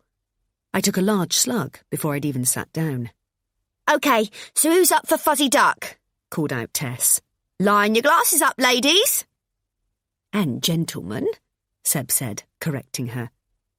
I could only smile and look straight ahead because if I looked left, I'd see Charlotte, and if I looked right, I'd see Pammie. And I couldn't look at her face right now, as I was frightened of what I might do. "What about truth or dare?" chipped in Seb. "Yes!" shouted Tess. I kept my smile fixed firmly on my face, only parting my lips to take another mouthful of wine. It was already going some way to numbing my nerve endings. The terracotta bottle that had so recently been filled with Lancer's rosé rocked and rolled as it spun, before slowing down and settling on Seb. "Truth or dare?" asked Pippa. Dare. "OK," she said. "When the waiter asks what you'd like to eat, you have to do your best to order in Portuguese." He smiled and called the waiter over. "So, I'd like the, how do you say, spaghetti bolognese con pan de garlic as un apéritif." We couldn't contain our giggles. "There must be 3 different languages in there, but I bet my life that none of them is Portuguese," sniggered Tess. "Would you like Parmesan cheese as well, mate?" asked the smiling waiter in a Cockney accent. Everyone laughed, though all I could hear was the loud silence coming from the end of the table. I refilled my glass, drank it, and looked at Pammie. She glared back at me with a look of defiance, as if calling the fight on. No one else would have noticed, but then no one else knows her like I do. They don't know that the sweet old woman ambling along, playing the martyr, is actually a calculating, scheming bitch. But if she wants to play that game, to systematically chip away at me until she hopes there's nothing left, then I'm ready. The bottle spun and landed on Charlotte. "Truth or dare?" Seb declared. Her eyes darted to me. "Truth." "I've got a question," Pippa called out. "What's your biggest regret?" She seemed to know what was coming. "I stupidly thought I was in love," she said. "Only problem was, he wasn't mine to love. He was my best friend's." I could feel Pippa and Seb bristling beside me. Tess gasped loudly. Charlotte went on. "I naively believed that everything would work out for the best, but of course it didn't. It never does." "So what happened?" asked Tess. "Did your friend find out?" Charlotte stared straight at me. "Yes, in the worst possible way, and I'll never forget the look on her face. She was broken into 1,000 pieces." My chest tightened. "Was it worth it?" Tess pushed. "Did you stay together?" "No," she said quietly. "We both loved her more than each other, and once we'd realised the hurt we'd caused, it was over. A silly mistake with so much consequence." A tear fell down her cheek, and she quickly wiped it away. "I wouldn't advise it." She laughed tightly, in an attempt to lighten the mood. I swallowed back my own hot tears, only realising fully at that moment the pain I'd been holding in for all those years. I'd never really stopped to take stock of the enormity of losing my boyfriend and best friend, seemingly to each other. I just stuck my head in the sand and soldiered on, in complete denial of the damage it had done. Maybe I thought that by not acknowledging it, it would somehow make it go away, make it seem as if it had never happened. I'd almost convinced myself that it was the best thing that had ever happened to me. It had certainly sorted out the wheat from the chaff, and I was better off without them. Except I wasn't. Until then, Tom had been the love of my life, the man who I was going to have babies with. And Charlotte? Well, she'd been by my side since we met, in year 3 of primary school. "Joined at the hip, those two are," my mum had commented to her mum at the school gate. "They'll be together forever." Her mum had nodded, smiling, and from then on, not a day passed without us speaking to each other. We'd gone to the same secondary school, been on holidays together, and even got our first jobs just a few streets away from each other, behind Oxford Circus. I'd call her mum every few days for a catch-up, as she did mine. It felt like we'd come from the same mould, had the same stamp running through us. But she'd proved we were nothing like each other at all. Looking at her now, as she wiped the tears from her eyes, I grieved for the times we'd lost. The love and laughter we could have had, instead of the pain and hatred. "OK, so who's going to be next?" cried Seb, as he spun the bottle again. A chorus of "Oh!" grew louder as the bottle began to slow down. "Emily!" they all called out, clapping. "Totally deserved!" shouted somebody. "The mother hen needs to repent of her sins." I smiled unconvincingly. "I have no skeletons in my closet." "We'll see about that," Pippa said, laughing. "Can I ask?" pleaded Tess. I drained my glass and turned to her expectantly. Truth or dare? She asked. Truth. OK. Have you ever been unfaithful? She asked. I didn't even need time to think. Never.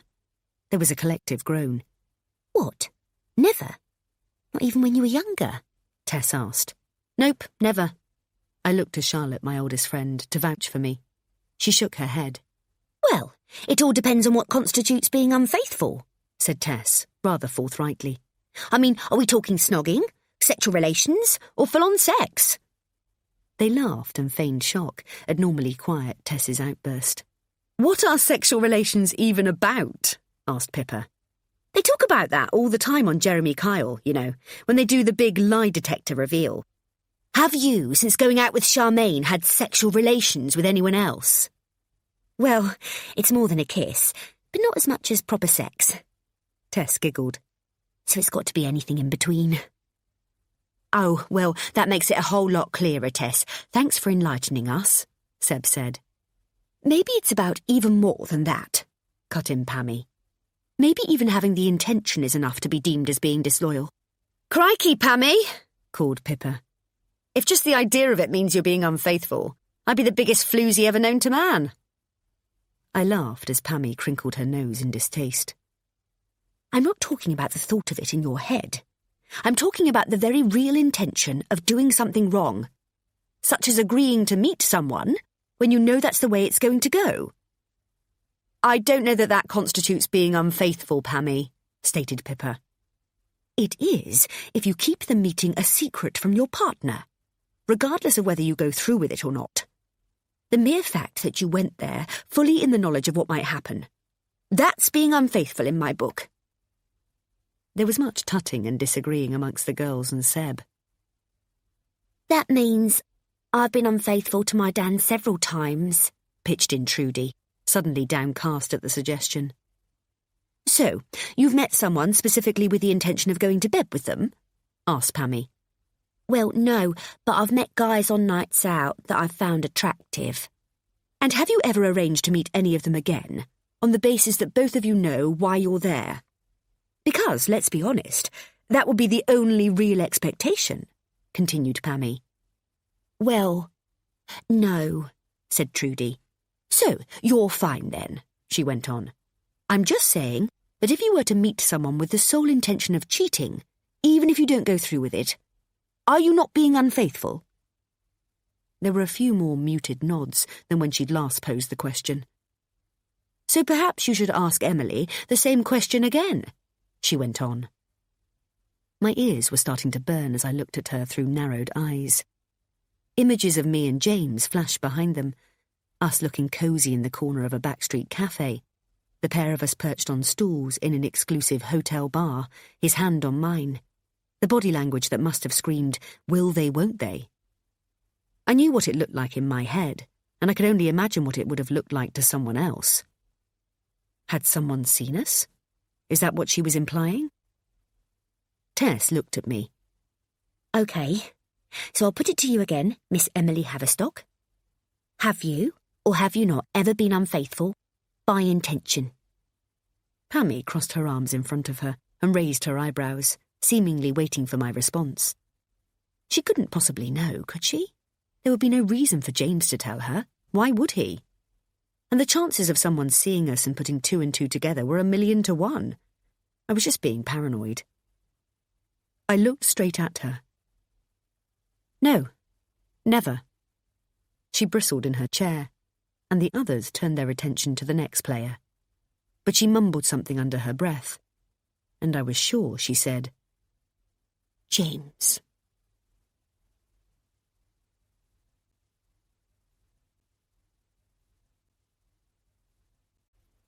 Chapter 23. What a fun night, said Mum, as we stood in front of the bathroom mirror, taking our makeup off.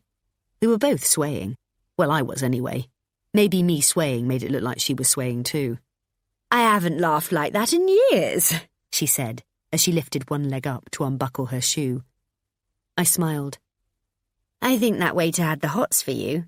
Oh, stop it, She laughed before leaning precariously towards me, one leg still in the air. Oh, help! I caught her as she leant into me. What are you trying to do? I giggled. Well, if I could just, she said, before dissolving into hysterics. I caught hold of both her elbows before she fell to the floor. I'd never seen her like this before. And how good is it to see Charlotte again? She said. I really am pleased that you sorted things out with her. No friendship is ever worth losing over a boy, especially not one like yours and Charlotte's. I said the very same thing to Pammie. Just hearing her name sobered me up. What did you say to her? I said, careful to keep my tone light. Just that, she said, unhelpfully, still sitting on the bathroom floor. When I told her what had gone on, I said how sad it was because you were so close, you and her. Weren't you? There was a heat bubbling away under my skin. I sat down on the floor beside her. Why were you talking about it, Mum? Pammie asked if there might be anybody that we'd left off the invite list. She was just double-checking that everybody that was supposed to be coming to the wedding was coming. I told her that I thought we had it covered, but when she started asking about friends from your younger years, it got me thinking. Ah, that makes sense, I said, although inside I was screaming. What the hell's it got to do with her? We were paying for our own wedding, and Mum and Dad had paid for our honeymoon. Pammie had no right to ask questions. So, I said that the only person that wasn't invited, who under any other circumstance would have been, was Charlotte. I nodded my head, feigning patience and trying desperately to sober up. And then you told her everything that had happened? Well, to some extent, yes. I didn't think it appropriate to go into how you found out. I just said that Tom and Charlotte were seeing each other behind your back. There was a vice-like grip squeezing my chest. Right, let's get you up, I said, holding her under her arms. She giggled all the way into bed, and I quietly left the room and closed the door. I went across the landing and down the corridor to the bedroom at the back of the house, my stride getting faster and heavier with each step. I flung the door open without knocking. Who the hell do you think you are? I hissed. Pammie didn't even look up from the book she was reading. I wondered how long it would take you, she said. How dare you? I spat. How dare you invite yourself to my hem weekend and bring her with you? I thought you'd be pleased, she said. I thought it would be a wonderful opportunity to bring you back together again. She put the book down on the bed beside her and took her glasses off, rubbing at the bridge of her nose. It's such a shame, she went on, to have a good friend and lose contact with them. Was it over anything in particular? So, she wanted to play. OK, let's play. No, not really, I said matter-of-factly. We just grew apart. Well, when I heard that you'd met at school and used to be so close, I couldn't stand the thought of someone so special not being there on your big day, she said, a glint in her eye. I ran a search on that computer thing. What do they call it? Bookface or something? God, she was good. But she seemed to have forgotten that Adam wasn't here now. He couldn't hear the piteous tone in her voice or see the simpering look on her face. No doubt he'd glow with pride at her ingenious detective work. Ah, bless her, he would have cooed. How thoughtful is that? Isn't she incredible? I smiled. Facebook, Pamela. It's called Facebook. She flinched and pulled up sharply, the childlike act gone in an instant. I don't have to be civil to you, she hissed. But, for better or worse, you're going to be my daughter-in-law. I grinned. Indeed I am. And I, for one, can't wait. You do well to lose the sarcasm, she said. It doesn't become you. And you'd do well to stop being such a bitch.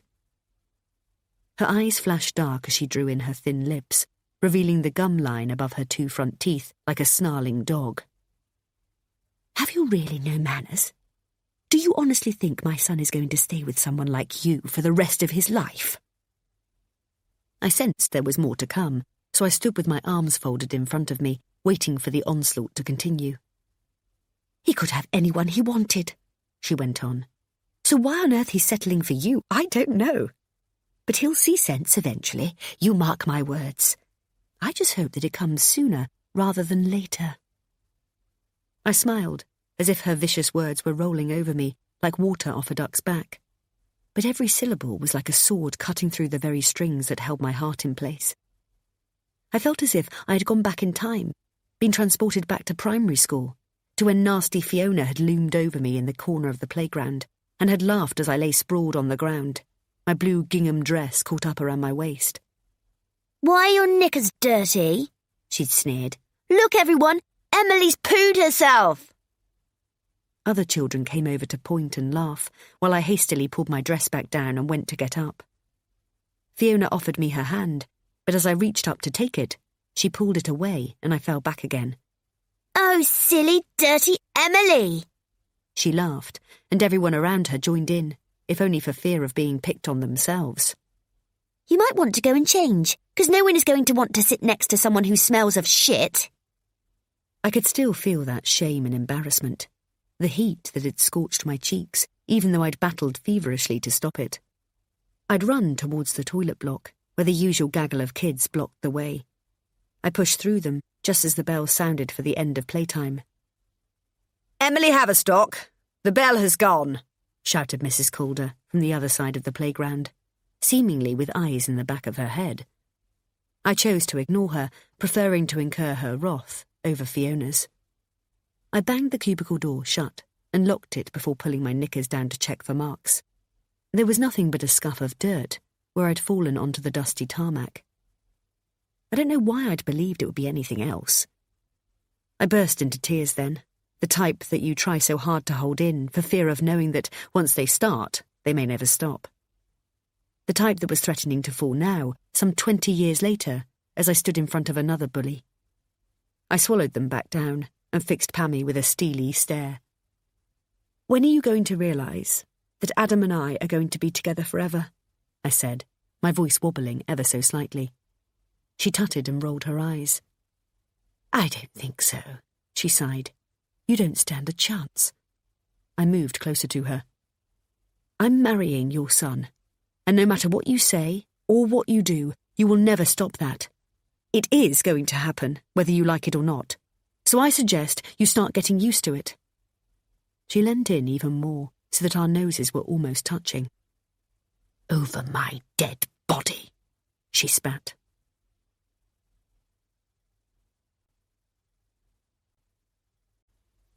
Chapter 24. You seem to have quite a fan, Adam mused as he snuggled up to me.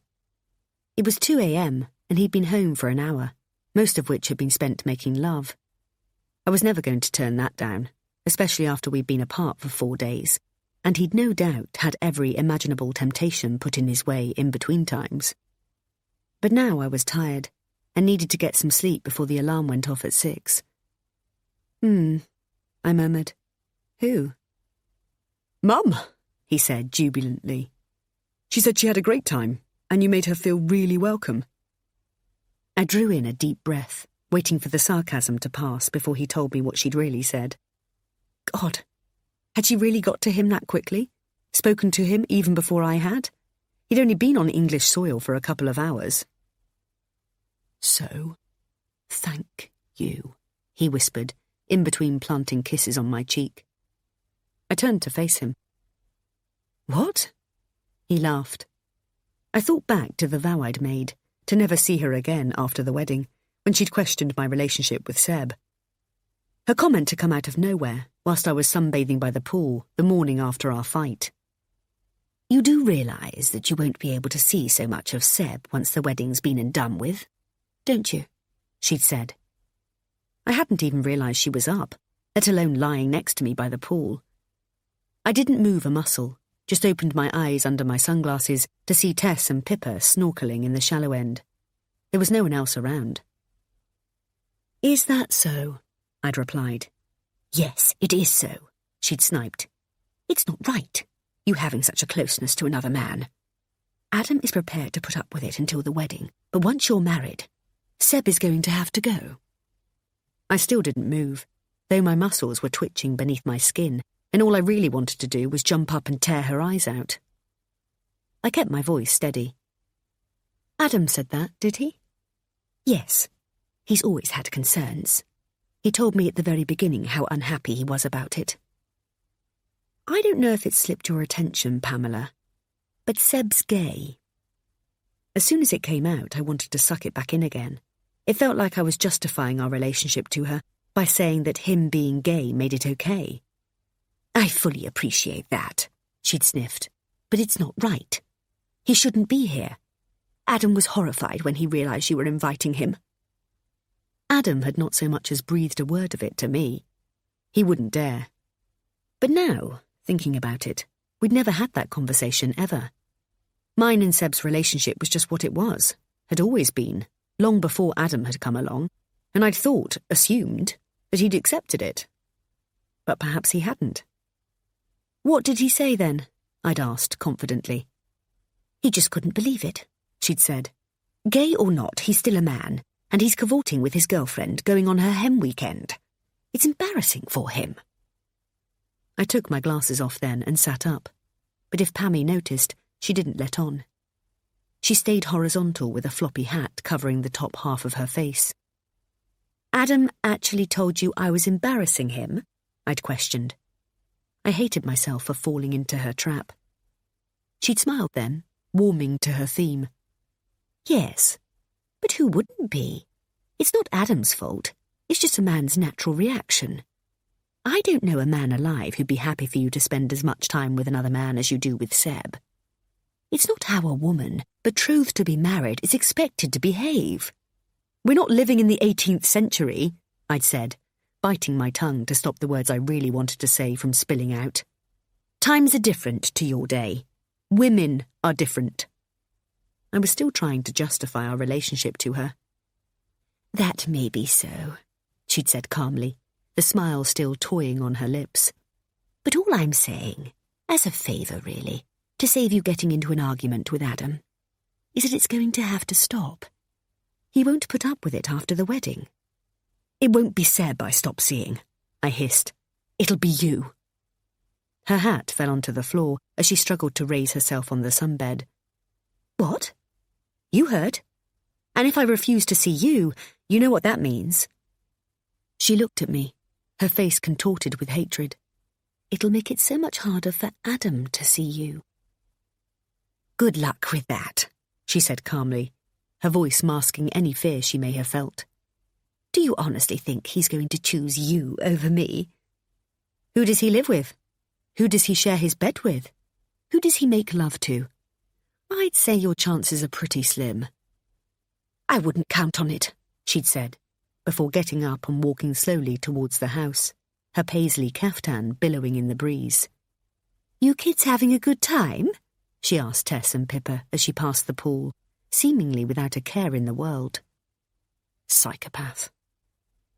Now she's telling Adam that she had a great time and that I made her feel welcome. I immediately feel wrong-footed, as if she's playing a cat-and-mouse game. No prizes for guessing who the mouse is. Adam pulled the duvet over our heads, and I could feel him hard again as he pulled me tighter towards him. It's been 4 days. He laughed as I tutted. I can't help it. Go to sleep, I said wearily. We've got to get up in a few hours. I will, I promise. I'll bash myself with a hammer and won't bother you again. But only if you do me a favour. For God's sake, what? I laughed. Mum's asked if she can come with you to your final fitting. What? I gasped, sitting up abruptly and turning to face him. Seriously? She said that you both got on so well while you were away that she wondered if it would be all right to come along to see your dress. He screwed his face up as if expecting a retort. My mouth dropped open. Please, Em. It'd mean the world to her. As she said, she doesn't have a daughter, so we'll never be able to share that special time with her. You're the closest she's got. She'd be so chuffed. But, I started, your mum's already seen it, so it's not as if she'd be stepping on anybody else's toes as such. But Pippa hasn't seen it yet, nor has Seb. The 4 of us were going to make a day of it on Saturday, go for lunch and that. Adam propped himself up on an elbow. Seb? I stopped breathing. Seb's going with you. I slid back under the duvet, with my heart hammering through my chest. Had I imagined the change in the atmosphere? I must have, because Seb was a problem that Pammie had created in her head, not Adam's. So why did it feel like I'd just stepped on a landmine and was waiting for a delayed explosion?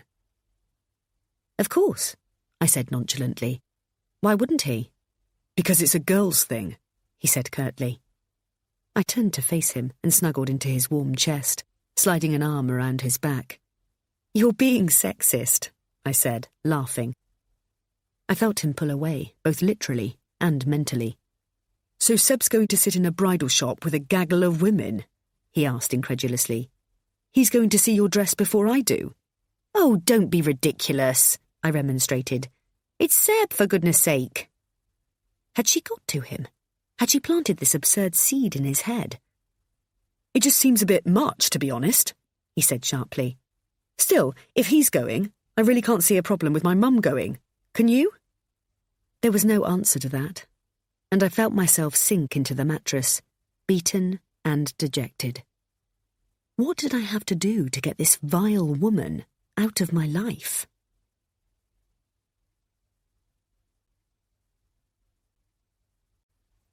Chapter 25.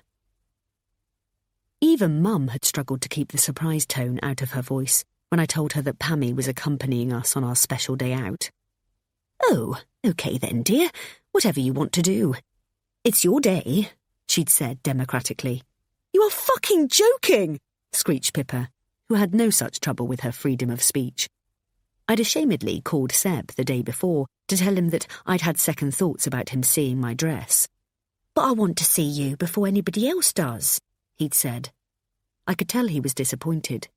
You still will, I'd said, when you do my hair on the day.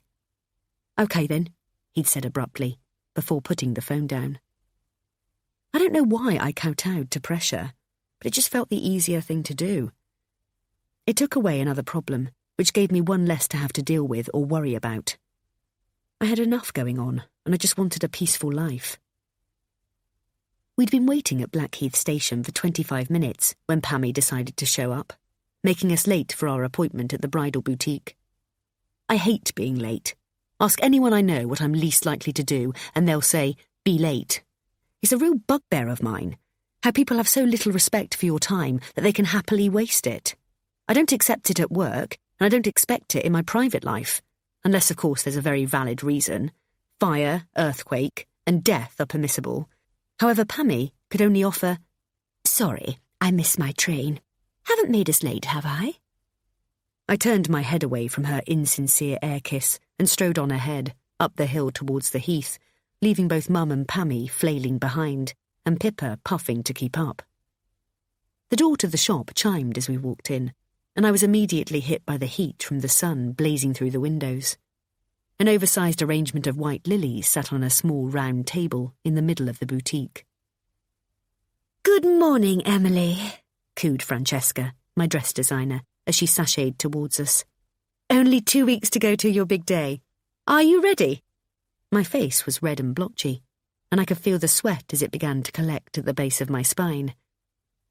Almost, I smiled.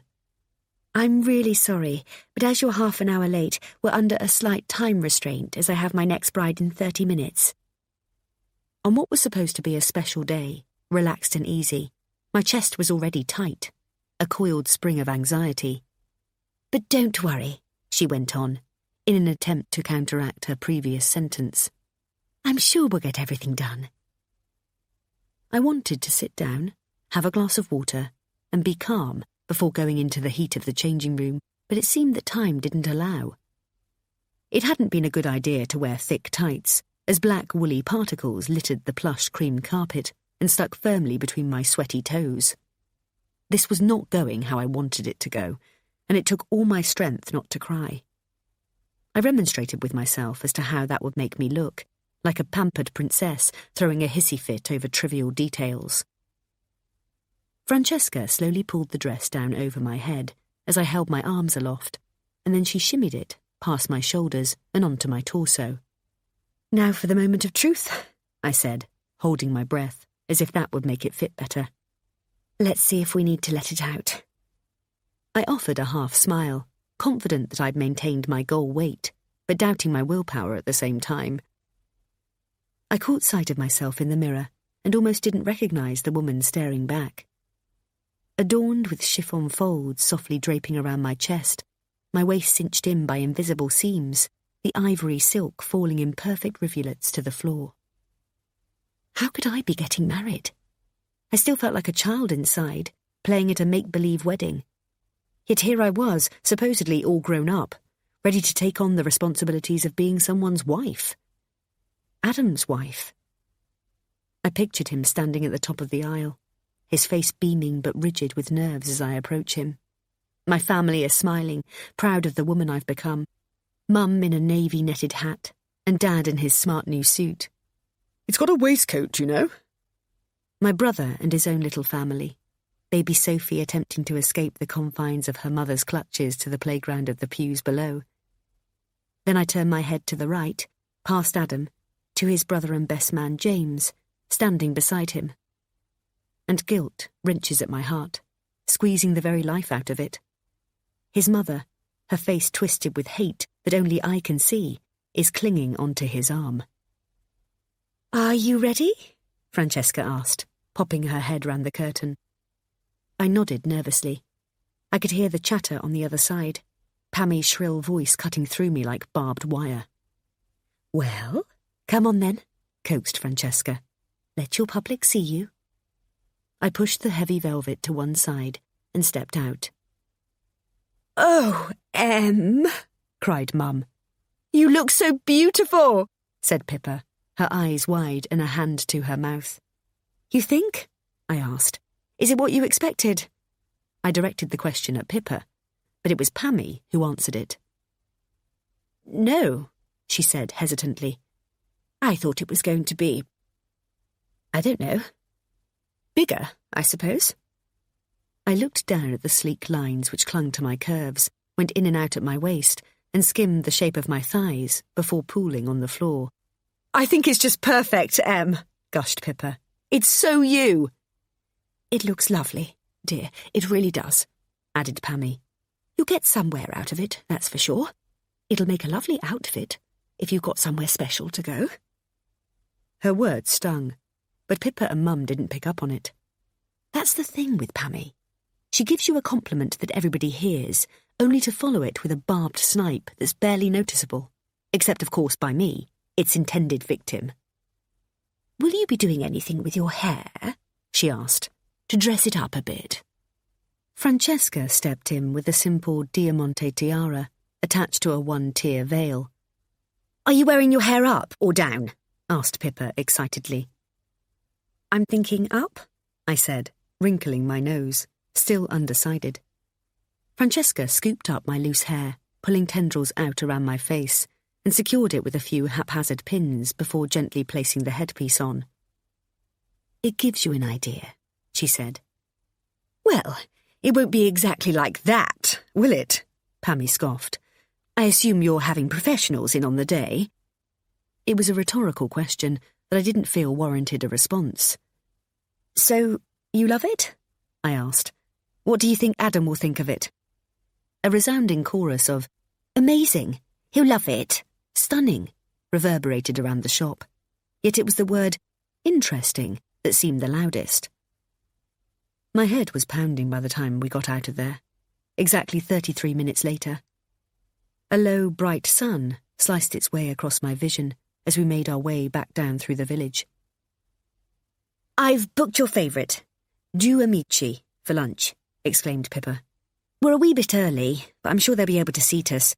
Or we can have a drink at the bar." "Actually, do you mind if we take a rain check?" I asked. Pippa spun round to face me, her eyebrows raised, waiting for me to continue.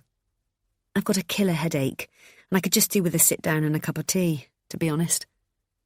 She took my arm, steering me away from the gossiping mums, who were too caught up in their conversation to notice. "Am I getting this right?" said Pippa. "Is this a cockamamie?" I smiled. We hadn't used that expression in ages, not since I'd been with Adam at least. It was our secret code name for get me out of here, and I last remembered using it when I had been drunkenly persuaded to go back to some guy's house after meeting him at a karaoke night in the Dog and Duck in Brewer Street. Pippa was snogging his mate in the corner, and it all sounded like a great idea when we were doing shots whilst murdering Nutbush city limits. But once we were all in the cab, with Pippa sitting astride her new friend, I'd been suddenly immersively hit with the sensible stick. It was not what I wanted to do, and not where I wanted to be. "Cockamamie!" I'd shouted, and Pippa had sat bolt upright, as if she'd heard a jungle call from Tarzan. "Seriously?" she'd cried. "Yep. Cockamamie!" I slowed it down, more for my benefit than hers. If it had come out wrong, God knows what a good time the boys would have thought they were in for. "She's getting to you, isn't she?" Pippa asked now, tilting her head towards Pammie. I nodded and felt tears prickle at the back of my eyes. "OK, do you want to come back to mine?" I thought of Adam, waiting at home, all expectant, eager to hear the news of how my special day had gone, and I just didn't want to deal with it. I couldn't put on my happy face and lie through my teeth about how perfect it had all been, yet I didn't want to tell him how it had really played out, how his mother had yet again ruined it all. He was somehow under the misapprehension that we'd been getting along so much better recently, and it seemed that all the time he thought that, me and him had been closer. There were no silly arguments about what he deemed to be my unjustified paranoia whenever she came up in conversation. I'd learnt that it was a lot easier to listen whenever he spoke about her, smile, and get on with it, because I was suddenly coming to the realisation that she might be right. If the chips were down, and I did make him choose, I honestly didn't know which way he'd go. "Ladies," said Pippa as she turned to the mums, "Emily's not feeling too well, so I'm going to take her home." "Oh, what's up, love?" Mum cried as she rubbed my back. "Do you want me to come with you?" I shook my head. "No thanks, Mum. I'll be fine, just come over a bit queasy, that's all." "She's probably not looking after herself," interjected Pammie, as if I wasn't there. "No doubt trying to lose weight on some crazy diet to get into that dress." Pippa must have seen the look on my face as she quickly steered me away, stopping me from punching the interfering bitch square between the eyes. "Is it me?" I asked, once we were safely ensconced on her sofa, cuppa soup firmly in hand. "Everyone says how thoughtful and kind she is, yet all I can see is a red-faced devil with horns coming out of her head." "But that's how she is with everyone else. She's seen as Little Miss Innocent, who kindly surprised you by bringing an old friend along to your hen-do, begged to come along to your dress-fitting because she'll never have her own daughter to share that special experience with, blah, blah, blah. And to be honest, Em, everyone's buying it. Even her own son can't see through her and see the hurt she's causing you." "So, it is me, then." I could feel tears welling up and swallowed hard. "Of course it isn't," she said, moving up the sofa to put her arm around me. "I can see what she's doing." "But I'm no use to you, apart from at times like this." She pulled me towards her. "You need your husband to be on side, to make him see what she's doing and how miserable she's making you. You can't begin a marriage with this much resentment hanging over you, because it will ultimately destroy it, if not you. You've got to talk to him, tell him everything." "I've tried that," I cried. "But when I say it out loud, it just sounds so pathetic, like I'm a spoilt child. Even I think that, so God knows what Adam makes of it all." "What did he say about Charlotte being on your hen-do? That's not pathetic. That's a very real line she crossed, one that many wouldn't even think of, let alone do." "I haven't told him." "What?" exclaimed Pippa. "You're getting married in 2 weeks and you haven't told him something as important as that?" I shook my head. "We've only been back a few days, and the odd times we have been together, we've either spoken about Las Vegas or the wedding itself." "You're burying your head in the sand," she said stiffly. "It's going to make you ill." I nodded weakly, already aware that the situation was having an adverse effect on me. "I'll talk to him tonight." When I got home, Adam was in the middle of watching a rugby game on TV. "Can we talk?" I asked quietly, almost not wanting him to hear me, hoping I could push the inevitable under the carpet for another week. "Yep, sure," he said absently. but can it wait until the game's finished? I nodded and walked into the kitchen. I took some peppers out of the fridge and started hacking at them aggressively. He hadn't even asked how the day had gone. "Actually, no, it can't," I said, sweeping back into the living room, knife still in hand.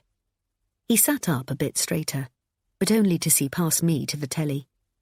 I grabbed the remote control from the coffee table and switched it off. "What the hell?" he called out. "It's the semi-final." "We need to talk." "What about?" he moaned, sounding like a petulant child. I sat down on the coffee table, directly in front of him, so that he couldn't shirk or fidget. He looked warily at the knife in my hand. "We need to talk about your mother," I said, placing it gently down on the wooden top beside me. He groaned. "Really? Again? I thought we got over all this." "You need to talk to her," I went on. "Her behaviour is just not acceptable, and I will not allow it to cause problems between us." "It doesn't," he said naively. "I thought you were getting on better. That was certainly the impression I got from her, after your hen weekend."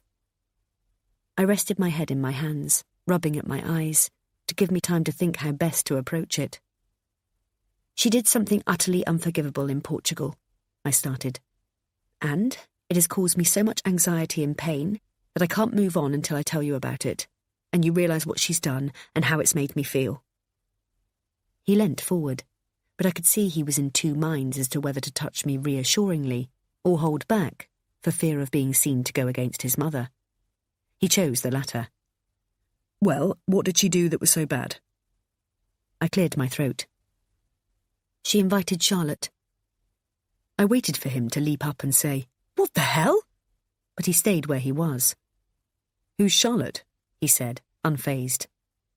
This wasn't going how I wanted it to go. "Charlotte. Tom's Charlotte." He shook his head, nonplussed. "Are you doing this on purpose?" I cried. "My best friend, the one who slept with Tom." He looked confused. "How did that happen?" "Exactly! That's my point. Your mum thought it would be a good idea to reacquaint us, so she tracked her down and brought her to Portugal." "But that doesn't even make sense," he said. At last we were getting somewhere, but he wasn't making it easy. "She did it to spite me," I went on.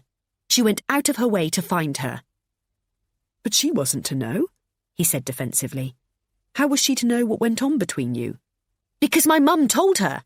"Oh, don't be ridiculous," he said, rising up from the sofa. "If Mum had had any idea of what had happened between you, she'd never have done it.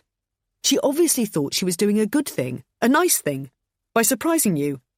"Adam, what part of this are you not getting?" I cried, tears springing to my eyes. "She did it on purpose. She knew I would fallen out, and she got her there to upset me." "But she wouldn't dream of doing that," he said. "I think you're just being paranoid." "You need to speak to her, to find out what the hell her problem is, because if you don't, she'll destroy us." He let out a short laugh. "A little melodramatic, wouldn't you say?" "I mean it, Adam. You need to have it out with her. This personal vendetta against me has to stop." "She's never said anything about you, against you, or to belittle you." He was standing now. "You can believe what you want to believe, but I'm telling you, you're living in cloud cuckoo land. You're completely in denial. She's my mother, for Christ's sake. I think I know her better than you do." I looked at him and kept my voice calm and steady. "Whatever her problem is, you need to sort it out. I will not put up with it any longer."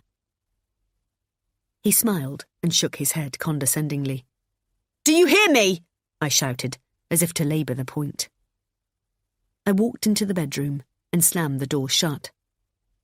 If he wasn't prepared to do something about Pammie, then I would.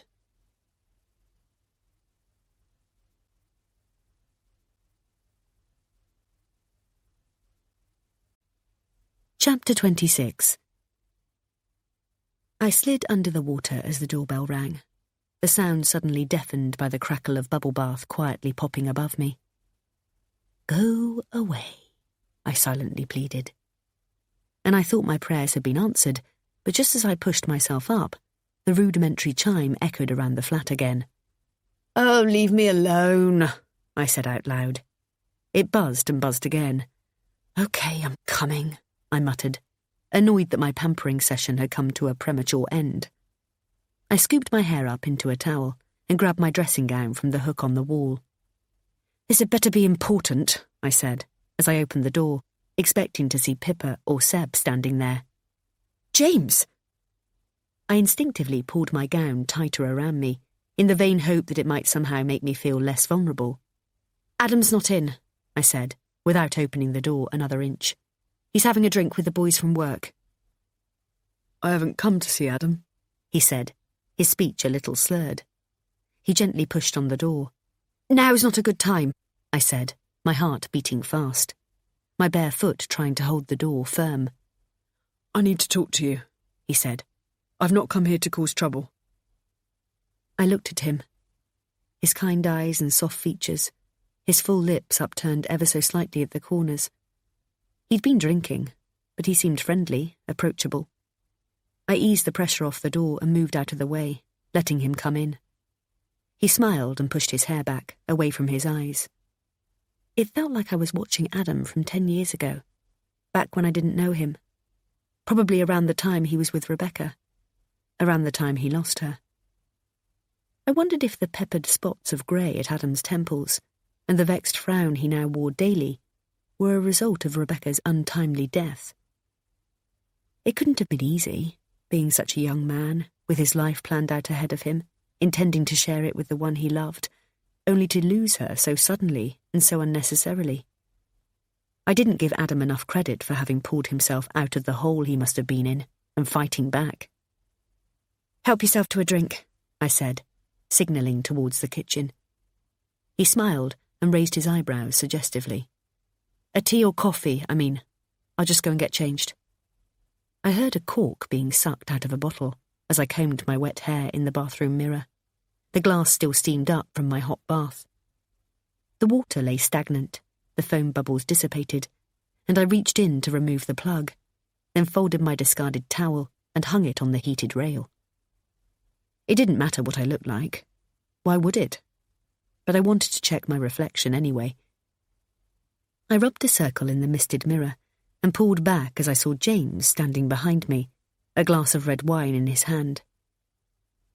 Time seemed to stand still. The only sound, the bathwater gently gurgling as it ran away. "James, I spun round to face him, my wrap-around gown falling open at the chest. "I'm sorry, he stuttered. "I'll leave you to it." I quickly dressed in black leggings and one of Adam's shirts, rolling up the sleeves as I walked into the living room. It occurred to me then that perhaps I'd subconsciously made a symbolic choice to show I was Adam's girl. "So, what brings you here?" I asked, as casually as I could. "I just thought I'd pop by," he said. I walked over to the window. "You've not driven, have you?" I couldn't see his car in the street below. "No, I got a cab," he said. "All the way from Sevenoaks?" I exclaimed. He nodded. "Well, as I said, Adam's not here, so I'm afraid it's been a wasted journey." "I've not come to see Adam." I poured myself a glass of red from the bottle on the kitchen countertop to calm myself. "So," I said, choosing to stay standing rather than sit on the sofa next to him. "I wanted to talk to you. Needed to talk to you." "James, don't," I said, walking around the kitchen island. It somehow felt safer with a metre of granite between us. "You need to know," he said, going to stand up. I could feel my defences weakening. There was a part of me that wanted to hear what he had to say, but I wanted to close my ears off to it at the same time. I didn't need any more confusion in my life. Adam and I had taken a huge step forward since I'd last seen James. If he told me how he felt, I feared I'd be taking 2 steps back again. "I think you ought to go," I said. I felt myself physically moving backwards. "Can you please listen to me for a minute?" he said, reaching for my hand. "If you give me a chance, just for a few weeks, I will prove to you how happy I can make you." His piercing eyes stared at me intently. "You're not being fair, James. I'm about to marry your brother. Does that not mean anything to you?" "But he won't look after you the way I would." If I was honest with myself, he was probably right. James was the antithesis of everything that his brother stood for. Adam exuded confidence in any situation. He'd always be the first to introduce himself, take command in a restaurant, or pull his pants down during a rugby sing-song. That's who Adam was, and I was well aware that if he wasn't so forthright, we'd never have got together in the first place. James was reserved, more refined, and always seemed to consider what he was saying and doing before he did it. He'd still be listening to me, long past the point when Adam would have switched off. And he'd hold me up when all around me everything would be falling down. His head was just inches away, his lips so close to mine that I could almost taste them. All I needed to do was close my eyes and be transported to another place. "You deserve better," he murmured. "I promise I will never hurt you." I pulled back. For all his faults, I knew that Adam would never intentionally hurt me. Was James suggesting he would? Adam's good to me. I was startled by a noise on the landing and turned to see Adam standing there, clearly the worse for wear. We both jumped back, as if we'd had an electric shock. I hadn't even heard him come in. Hey, what's going on here?" he slurred as he leant against the living room door frame, loosening what looked to be an already loose tie. I started, keeping my head down, trying to disguise the guilt I was sure would be written all over my face.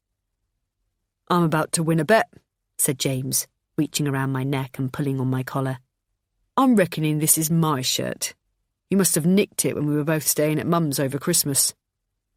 "It's bloody not," said Adam, attempting to walk towards us in a straight line.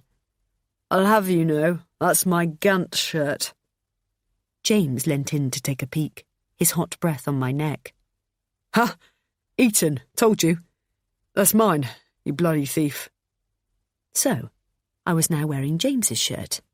The irony wasn't lost on me. "Hey, babe," slurred Adam, giving me a wet kiss. I instinctively pulled back. His breath smelt of alcohol and kebabs, and he reeked of smoke. "What's up, darling? Aren't you pleased to see me?" "Of course I am," I laughed nervously. "But you stink. Have you been smoking?" I'd be surprised if he had, as he knew it was one of my pet hates. "What? No, of course not." He smelt the sleeve of his suit jacket and looked at me nonplussed, as if that proved I'd imagined it. He slung an arm carelessly around me and leant his bulk against my shoulder. "So what are you doing here, J-boy?" Adam asked, his voice getting louder. I looked at James wide-eyed, willing him to have a plausible excuse, ready to offer. "I need to pick up the receipt for the rings from you," he said calmly. Adam clumsily patted himself down with his free hand. The other was still hanging over my shoulder, weighing me down. "I haven't got it. You took it," he said, looking confused. "I distinctly—" He pulled himself off me and crouched down on the floor, laughing. He said, clearing his throat. "I distinctly remember you taking it." "Maybe you're right," said James. "I've checked my wallet, but maybe it's in my trouser pocket." "That's where it will be," said Adam, shouting the first word, then mumbling almost inaudibly the rest of the sentence. James and I looked at each other and smiled resignedly. "And you thought you were drunk," I said. "Come on, big fella," he said to Adam, reaching down to him. "Let's get you into bed." "Only if you come with me," Adam laughed. Neither of us knew who he was talking to. James pulled Adam up and put his body weight underneath him. I rushed to the bathroom and quickly unbuttoned the shirt I was wearing. I don't know if I was surprised or not, that the label clearly said Gant.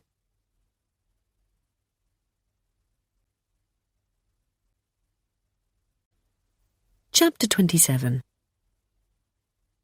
5 days before the wedding, Pammie called to ask if 6 more guests could be invited to the service. 4 days before the wedding, she asked if she could stay at the hotel with me the night before. 3 days before the wedding, she wanted the seating plan emailed over to her. I said a resounding no to everything. "She's only trying to help," commented Adam, when I complained about her interference. The poor woman can't win. I looked witheringly at him, disappointed, yet not remotely surprised. He'd made his position very clear. If I was honest with myself, I don't think I expected any different. True to form, Pammie had turned on the waterworks and played the innocent when Adam had, apparently, taken her to task over lunch a couple of days ago. She claimed to have no idea why Charlotte and I fell out, and swore blind that any misgivings I had about her and her motives were widely misplaced. "All she wants, more than anything in the world, is to be your friend," Adam had said when he got home. "So that's it?" I'd asked incredulously. "She says that, and you believe her? End of story?" He'd shrugged. "What else am I supposed to do?" "Believe me," I'd said, before walking out.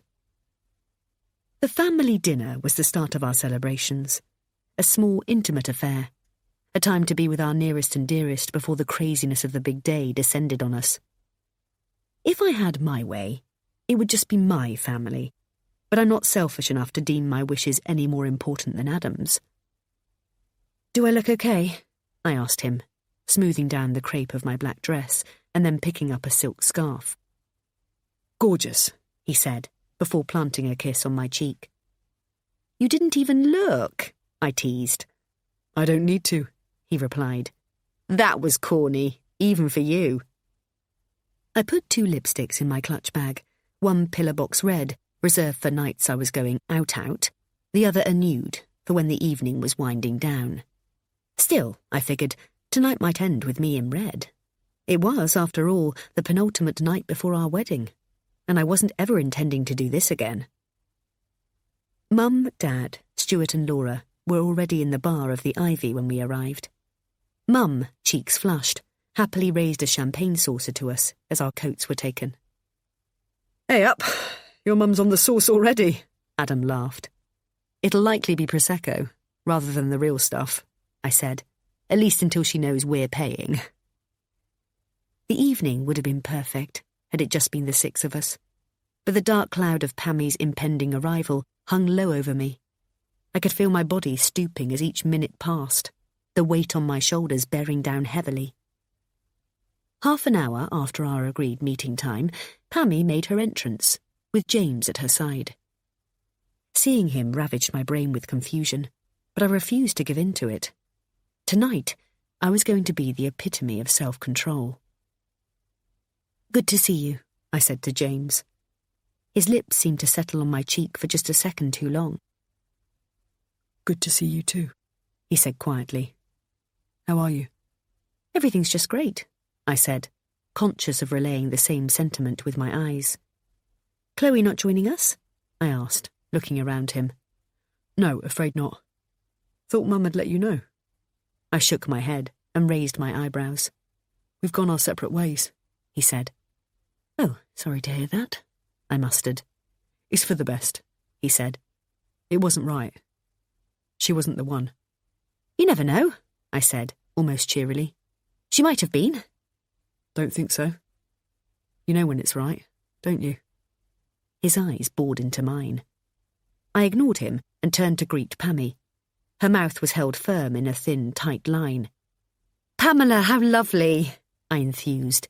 "Isn't this exciting?" We both knew my words were dripping with sarcasm, but nobody else would have noticed. "Emily." She scowled. I waited for the comment I was sure would follow, about how much weight I'd put on, or lost, depending on her mood. About the colour of my hair, which was a little lighter than normal, or about the dress I was wearing.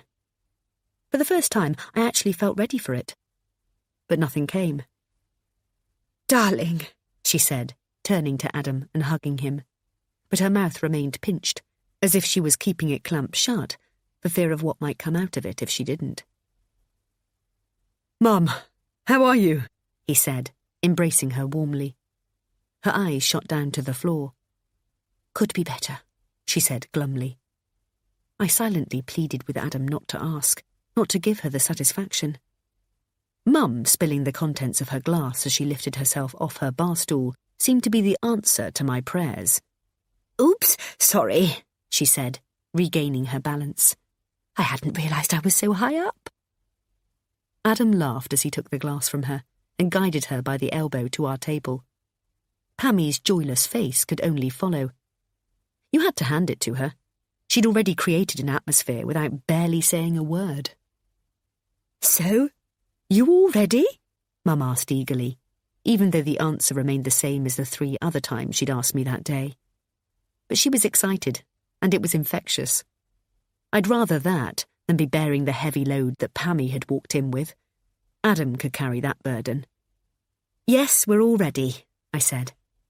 There were a few niggles at the beginning of the week, but we straightened them out, and I can't see what can go wrong between now and Saturday. I touched the wooden underside of the table. There's only 1 day left. I wouldn't be too confident, interjected Pammie dourly. The day I married my Jim, the band didn't turn up. We'd booked an ABBA tribute act, only to find out after dinner that they weren't coming. Adam laughed, no doubt trying to lighten her mood. So, what happened, Mum? They sent a replacement along, she went on, her voice level without its usual lifts and lilts.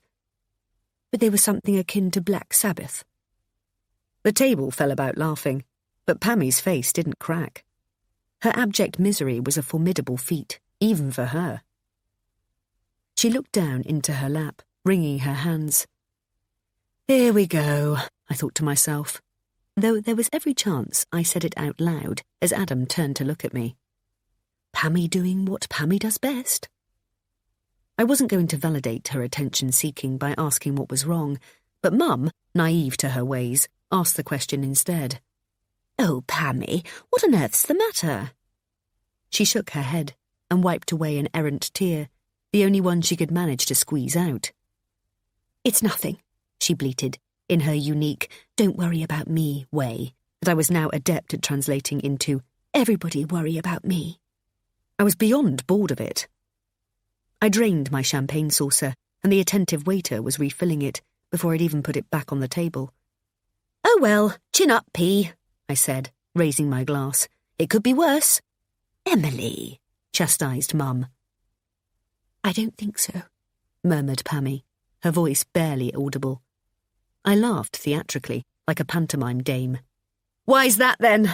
I asked, putting the spotlight directly on her, right where she liked it. Let's give it to her, I thought. Get it over and done with, and move on with the evening. Maybe then we can make it about Adam and me, like it's supposed to be. Em, said Adam quietly. Knock it off. No, come on, Pamela, I went on, ignoring him. What's up? She looked down again, supposedly embarrassed by the scene she was causing. I wasn't going to bring it up tonight, she said. It didn't seem right. Well, we're all ears now, so you may as well, I said.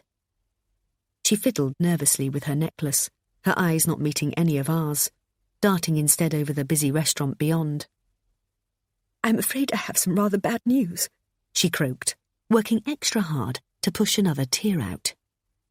Adam let go of my hand to hold hers. What is it, Mum? You're scaring me. I've got cancer, son, she said. I really didn't want to tell you tonight. I didn't want to ruin your special evening. The table fell into stunned silence. Mum sat there open-mouthed, and the rest of my family looked away awkwardly. James bowed his head, as if he was already privy to this information. I didn't know whether to laugh or cry. Oh, my God. I couldn't tell who the words had come from. My world had become hazy, everything moving in slow motion. What? How? It was Adam. It's breast cancer, she said quietly. It's stage 3. So there's still a sliver of hope. How long have you known? Where have you been? Asked Adam, his questions all merging into one. I'm being well looked after, son. I've got a wonderful consultant at the Princess Royal Hospital. What are they doing? They're doing all they can. They've done lots of tests, and I've had a biopsy. She grimaced and put a hand to her chest for added effect. They're still not sure how far it's spread. I really didn't want to mention it tonight. Come on, let's not ruin this special evening. I couldn't even form the words I wanted to say in my head. let alone attempt to say them out loud. But that was probably for the best. So, when will they know more? Said Adam. When will we know what we're dealing with? I'm going to have treatment for sure, she said, but they don't know yet how long for. She gave a hollow laugh. Or if, indeed, it's even worth having it all. But you've got to take everything they throw at you, haven't you? Who's to say what little miracles might happen? Adam's head dropped into his hands. But come on, she said, suddenly upbeat. Let's forget about all that now. This is Adam and Emily's time. We won't know any more until you're back from your honeymoon. We won't be going anywhere until you're through this, said Adam. What? I heard myself ask. Adam turned to look at me, an exasperated expression on his face. Don't be silly. She smiled and squeezed his hand. There's nothing you can do. The pair of you must go on your honeymoon. Everything must carry on as planned.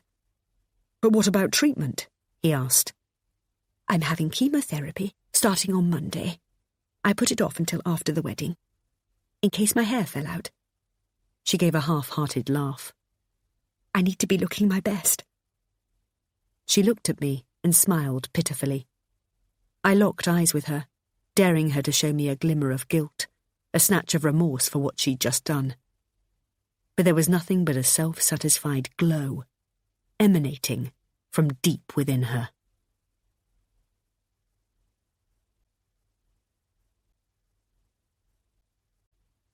Chapter 28. Unsurprisingly, after Pammie's earth-shattering news, dinner had come to a premature end, and both Adam and James had insisted on taking her home and making sure she was settled. Mum had come home with me, whilst Dad went back with Stuart and Laura. I'll make us a cup of tea, said Mum, busying herself in the kitchen, as I sat numbly on the sofa. It'll make us feel better. Will it? I don't know why us Brits always think it will. She was still in shock at Pammie's announcement. So was I, but for an entirely different reason. She brought 2 steaming mugs into the living room and set them on the coffee table. Well, she said, I can't quite get my head around it. Can you? I shook my head. It does seem rather unbelievable, doesn't it? If she noticed the intonation in my voice, she didn't mention it. She pulled out a tissue from the sleeve of her navy jacket, which she bought especially for this evening, and blew her nose. It's just so difficult to comprehend. One minute you think you're fine, and the next you're being given news like that. It just doesn't bear thinking about, what's going through Pammie's head right now. She bowed her head. Poor Pammie. I looked at my mum, my proud mum, who had only ever had mine and Stuart's best interests at heart, who had looked after my dad, who had put her own career as a nurse on hold to care for us all, and who had excitedly got her hair blow-dried for tonight. And then I thought of Pammie, who was so consumed by jealousy that she had set out to destroy me for her own warped amusement. This wasn't right. Pammie could do her worst to me, but to do this to my mum, I wasn't prepared to let that happen. I moved up the sofa to sit next to her and took hold of her trembling hands in mine. Mum, I've got something to tell you. Something that I really need you to listen to. Tears were rolling down her cheeks as she looked up at me, the worry and fear of what I might be going to say etched on her face. What? What is it? She said. Pammie doesn't have cancer. What? What do you mean? She asked, shaking her head in confusion. She's just told us she has. I know what she said, but she's lying. Oh, Emily, she gasped as a hand flew up to her mouth. How could you say such a thing? Mum, please listen. I don't want you to say a word until I've finished, and then you can say whatever you want, okay? I told her everything. I started at the very beginning, from Boxing Day, right through to what she did with Charlotte at my hen weekend. Mum sat there open-mouthed, unable to articulate whatever it was she wanted to say. She kept trying, but the words wouldn't form. By the time I'd finished, I was sobbing, and she held me to her, rocking me back and forth. I had no idea, she cried. Why didn't you tell me? because I knew you'd worry about it, I said. I'm only telling you now because I can't bear to see you like this. So Pammie brought Charlotte to the hen party? She asked incredulously. Even after everything I told her? I nodded. Yep. If I'd have had any idea what was going on, I would never. What about those poor boys? Who would do that to their own children? I'll look after Adam, I said. Will you tell him? She asked. Will you tell him what you know? Are you sure you've got this right, Em? It's one hell of an accusation to be throwing around, and if you're wrong, I'll handle Adam in my own time, I said. Let's get the wedding over and done with, and then I'll work something out. I've tried to tell him, but he just can't see it. She can do no wrong in his eyes. Something will happen, though. If I give her enough rope, she'll hang herself. Are you sure you should be going ahead with the wedding? If you're not sure, she said. I love Adam with all my heart, and I can't wait to be his wife. I'm not marrying his mother. She's just something I'm going to have to find a way to deal with. I'm so sorry, Em. I'll work it out, I assured her. And besides, Charlotte and I are talking again, so it's not all bad. We offered each other weak smiles and hugged. I felt 1,000,000 times better already.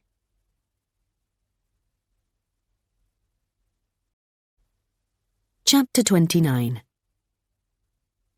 By the time Adam appeared, Mum had reluctantly gone home.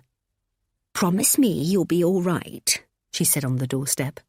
I'll stay if you want me to. I'll be fine, I said. I just need to make sure Adam is okay. And I'll see you at the hotel tomorrow afternoon. You know what you need to bring, don't you? She smiled. We'd been through it 100 times. I've got my list, she said, waving as she got into Dad's car. Adam looked broken, like a man who had been crushed into 1,000 pieces. I so wanted to take his pain away, but I had to wait. I had to be patient. I couldn't just steamroll in and say everything I'd told my mum. He was different. This was his mother we were talking about, and I had to be very careful how I played it. I can't believe this is happening, he said, as he sat at the dining table with his head in his hands. I went and held him from behind, but he was rigid in my arms. We'll get through this, I said soothingly. Once the wedding and honeymoon are over with, we can work out a plan. How can I go to Mauritius and lie on a beach when Mum's back here fighting for her life? It's not right. But we don't know what we're dealing with yet, I said. By the time we get home, we'll have more information. I didn't anticipate her being able to keep this cruel farce up for much longer than that. Maybe so. But if it's her first round of chemo on Monday, I want to be here for it, he said. I could feel my chest tightening and willed myself to stay calm. We're getting married. Tomorrow, I said, checking my watch. Let's deal with this one day at a time. Right now, I don't even think the wedding can go ahead, he snapped.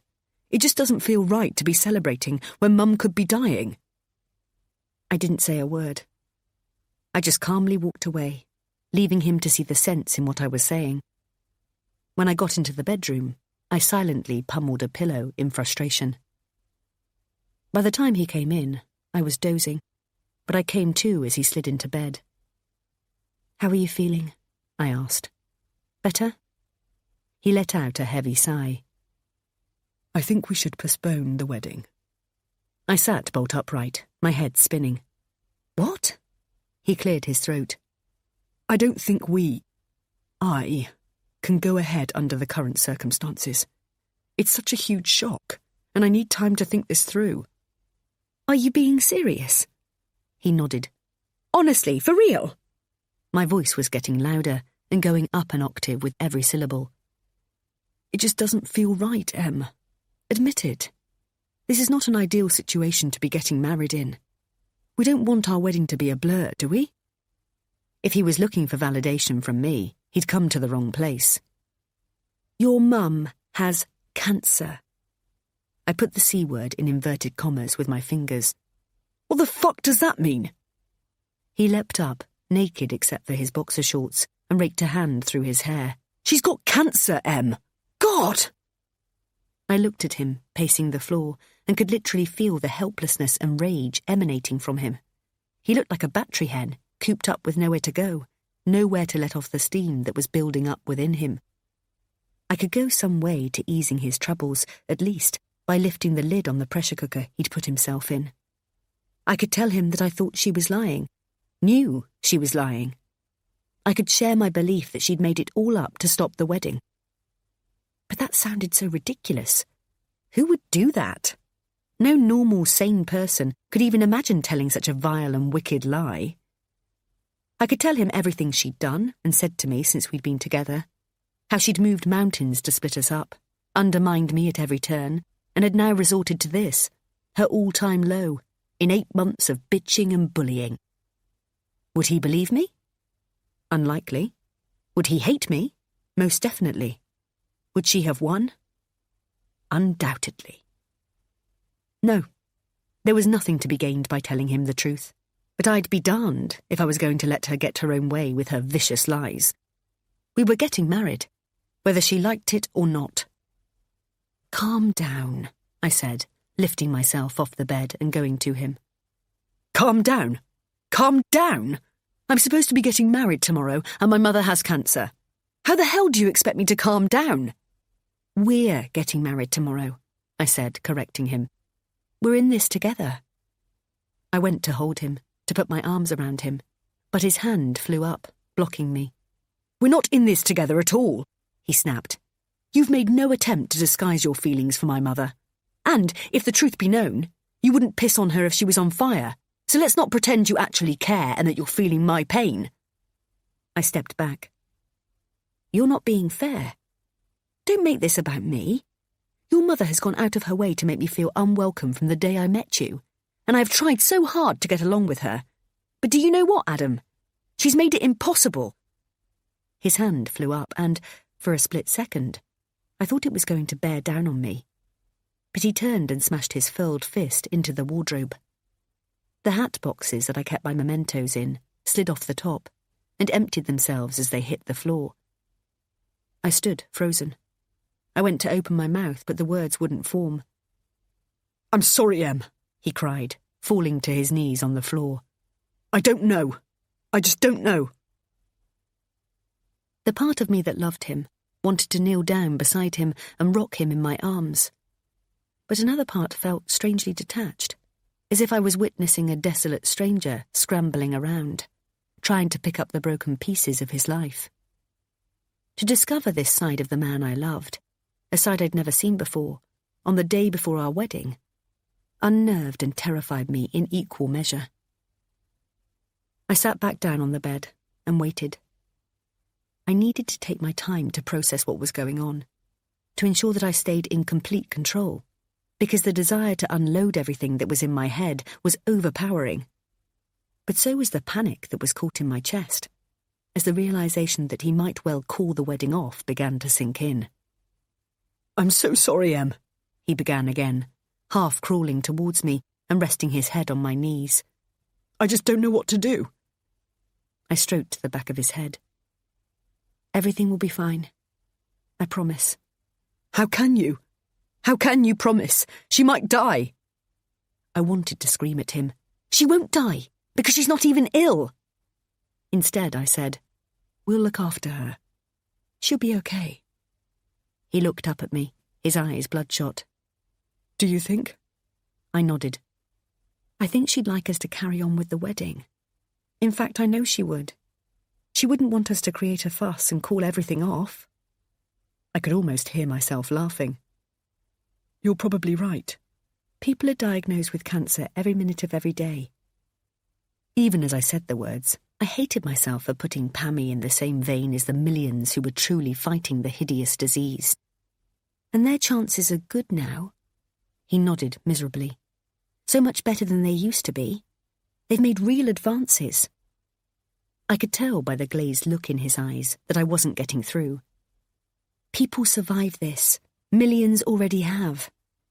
I reached for his hands and squeezed them. There's every chance that she's going to be okay.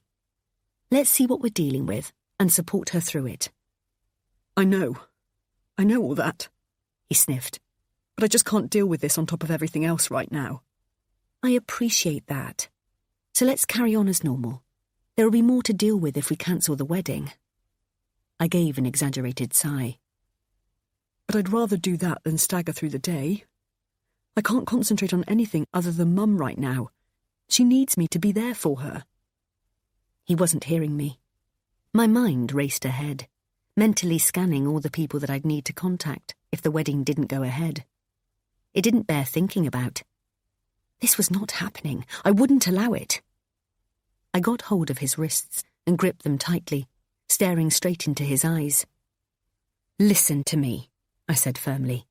"We are getting married tomorrow, and your mum is going to be fine. She'll enjoy the day. Everyone will be there, fussing over her, and we'll go on honeymoon. James will look after her while we're gone. He's more than capable. And then, once we're back, we'll both go along to the hospital with her, find out what's going on, and take it from there. Okay?" He nodded, but I still wasn't convinced I was getting through to him. He pulled himself up off the floor and started to get dressed. "What are you doing now?" I asked, the panic rising in my throat. "Where are you going?" "I'm going to Mum's," he said. "What? You can't. It's 5 o'clock in the morning." "I need to see her." "For God's sake, Adam, you're overreacting." "How can you ever overreact when your mum's got cancer?" he hissed, his face close to mine. I was scared. He was always so in control, the man that everyone looked up to. He was the go-to man, the one who headed up a team of analysts, the family member who everybody went to for advice, the man who had brought reason and structure to my life. He was all of those things, yet now he was a rabbit caught in headlights, not knowing whether to run towards them or away. It was pitiful to watch, and I hated Pammie even more for what she'd done to him, to us. Tears sprang to my eyes. "You can't leave me here like this," I said. "I need you here." "No, you don't," he said. "What have you got to worry about? Apart from cancelling a bloody bouquet and a cake." I looked at him, open-mouthed. "My mother is dying, and you're fretting about a sponge cake. Get some perspective." "If you walk out of here, I swear—" The door slammed shut, just as I got to my feet. And in that moment, I knew I had no choice but to show the world who Pammie really was.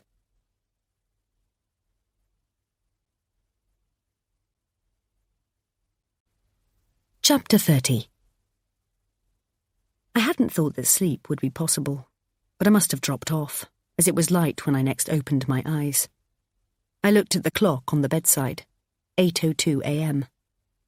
My head throbbed as I lifted it off the bed, the tension like a coiled spring, ready to ping. There was a hard lump at the back of my throat that I couldn't swallow away. I stumbled to the mirror and saw puffy eyes and a blotchy face staring back at me. My pillow had left tracks running down my cheek. This was not how I was supposed to spend the eve of my wedding, if, in fact, I was even getting married. I felt around the bed for my phone and adjusted my vision as I looked at the screensaver, expecting to see a list of missed calls and messages pasted across the photo of me and Adam. There were no messages and no missed calls. I had no idea where Adam was or what the hell was going on.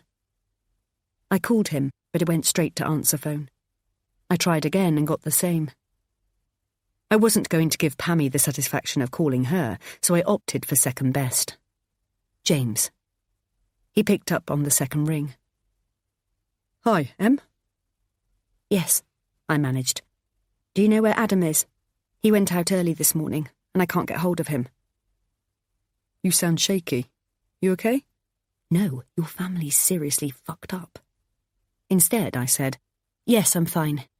Any idea where he might be?" "He's with Mum. He took over from me a few hours ago, so I could come home and get some sleep." "Did he say anything to you?"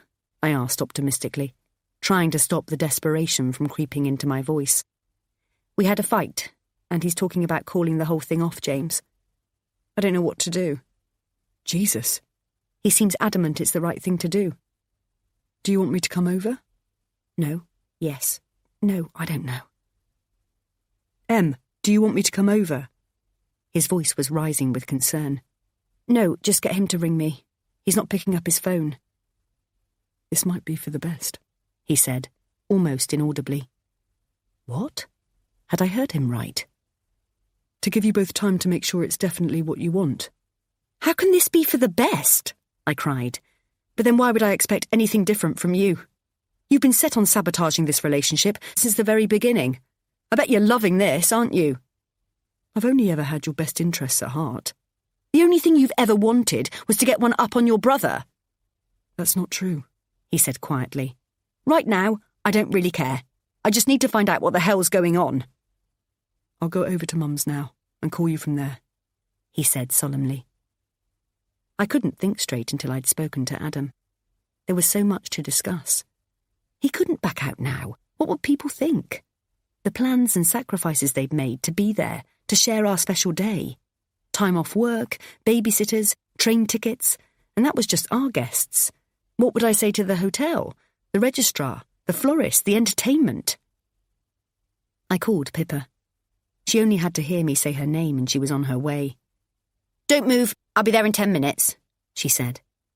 She took one look at me in the doorway and said, I swear to God, if he's laid a finger on you. I shook my head numbly. Pammie's got cancer and Adam's gone AWOL.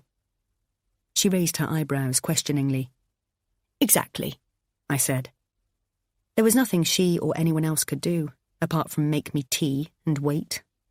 The waiting, the not knowing, was excruciating. It was gone 10 a.m. when my mobile rang. Adam's name flashed up on the screen. In that split second, Pippa swooped in, swiped the phone from my hand, and put it on loudspeaker. Now, listen to me, you she said. Said the male voice. If you don't get your ass back home within the next half an hour, Pippa went on. It's James. Pippa handed me the phone. Is he with you? I asked, breathlessly. Yes, but he's not great. His mind seems pretty made up. My heart broke into a million pieces. Put him on. He doesn't want to talk to you right now, he said, apologetically. Put him on the phone, now! I almost screamed. Pippa rubbed my leg and caught hold of the hand that was flailing in the air, searching desperately for something tangible to hold on to keep me steady, even though I was already sitting down. I heard a mumbling and then Adam's voice. I've made the decision, he said matter-of-factly. How could he sound so cold? We're postponing the wedding until Mum's recovered. But it's done, Em. I've already started ringing round. The people that I have numbers for, anyway. And I've spoken to the travel agent, and she's looking into where we stand with moving the honeymoon or recuperating any costs. If it was possible for my blood to run cold, I felt it then. An icy coolness started in my neck and coursed downwards through my chest and into my intestines, whirring around and around, up and down. As it reached the hot acidity of my stomach, I threw the phone at Pippa and ran to the bathroom, retching.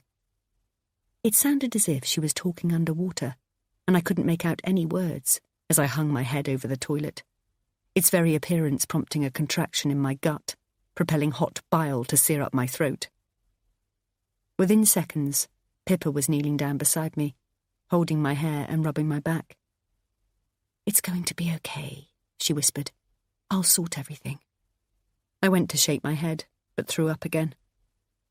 Pippa forced me to have a shower and wash my hair, promising that it would make the world a slightly less intimidating place. I gave her my contacts book, and by the time I came back into the living room, there was only the hotel and registrar left to talk to. I think that's something you need to do, I'm afraid, she said. I could be anyone. I nodded in sad agreement. I'll make us a cup of tea, she said, taking herself into the kitchen and busying herself with much banging and slamming of cups and cupboards. Oh, my goodness, that's unusual, said the insensitive wedding coordinator at the hotel. We've never had anyone cancel this late in the day before. It's not out of choice, I said dourly, barely aware of what she was even saying. I'd switched onto autopilot, unable to feel or deal with real people and emotions. I felt like a robot, going through its pre-programmed manoeuvres, fearful of short-circuiting. I was vaguely aware of the phone being taken out of my hand. Hi, it's Pippa Hawkins here, maid of honour. I'll be assisting you with anything else you need. My head dropped into my folded arms on the table, and my body began to shake as the sobs took hold.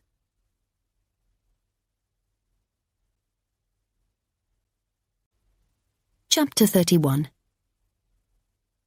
Adam finally showed his face an hour before we were meant to be getting married. Our flat had seen a constant stream of visitors during the day and night that he'd been gone, all checking up on me, making sure I hadn't thrown myself off a bridge. But only Pippa remained when he eventually returned home, looking dishevelled, his face ruddy. I'd imagined this moment 1,000 times, but now, as he stood before me as I sat at the dining table, he looked like someone I'd once known.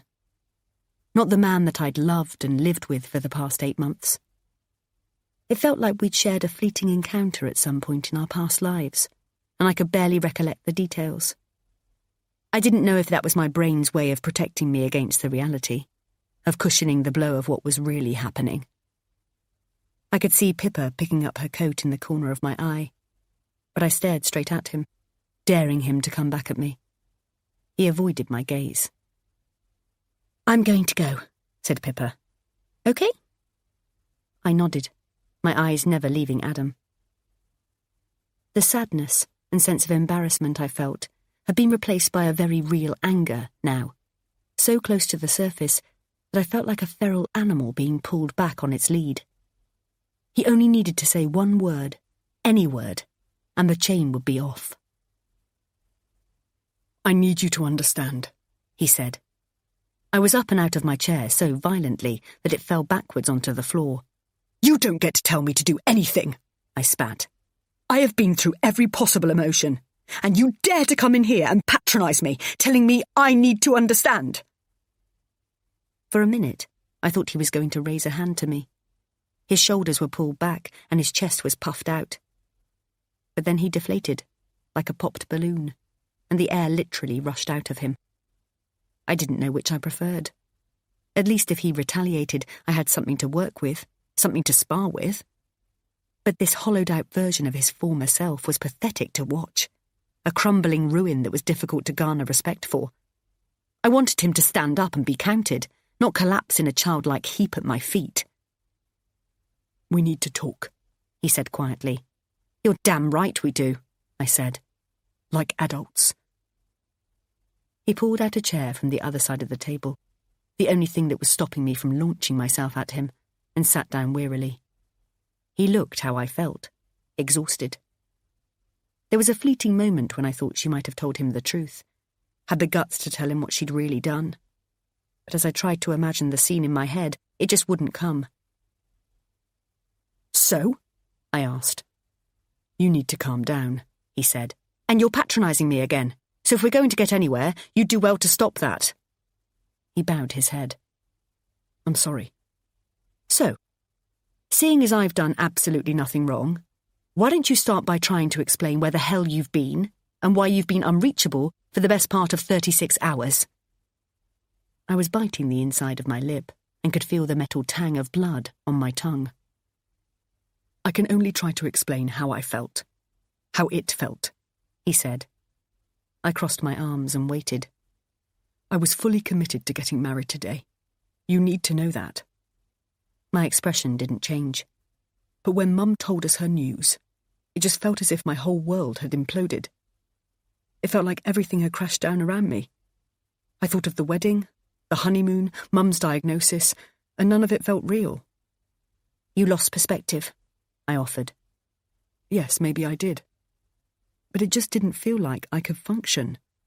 I couldn't have walked into that chapel and held it all together." "No one was asking you to," I said. "You were getting married and had been told that your mother has cancer. No one would have expected you to be anything other than emotional." But it was like a full-on panic attack, Em. I had this crushing feeling in my chest and my brain just seemed paralysed. I couldn't have got myself together in time for the wedding. Yet here you are, seemingly out the other side, with 45 minutes still to go, I commented bitterly. "Are we going to be able to get past this?" he asked, his head down. "I need to be on my own for a bit, to work this out." He looked up at me, his face desolate. I don't care where you go, but I don't want you here. Not until I've decided what I want. Are you serious? He asked. His words didn't warrant a reply.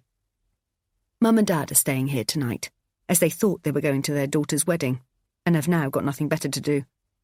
And Pippa and Seb will be here too, so... He lifted himself out of the chair. I'll go and pack some things. You do that, I said, turning my back on him to walk into the kitchen, where I poured myself a generous glass of Sauvignon Blanc. I heard the front door gently shut a little while later, and fell down onto the sofa, crying. I didn't know whether it was because today should have been my wedding day, or because Pammie had finally won. I'd literally laughed in her face when she said Adam would marry me over her dead body. Now who was laughing?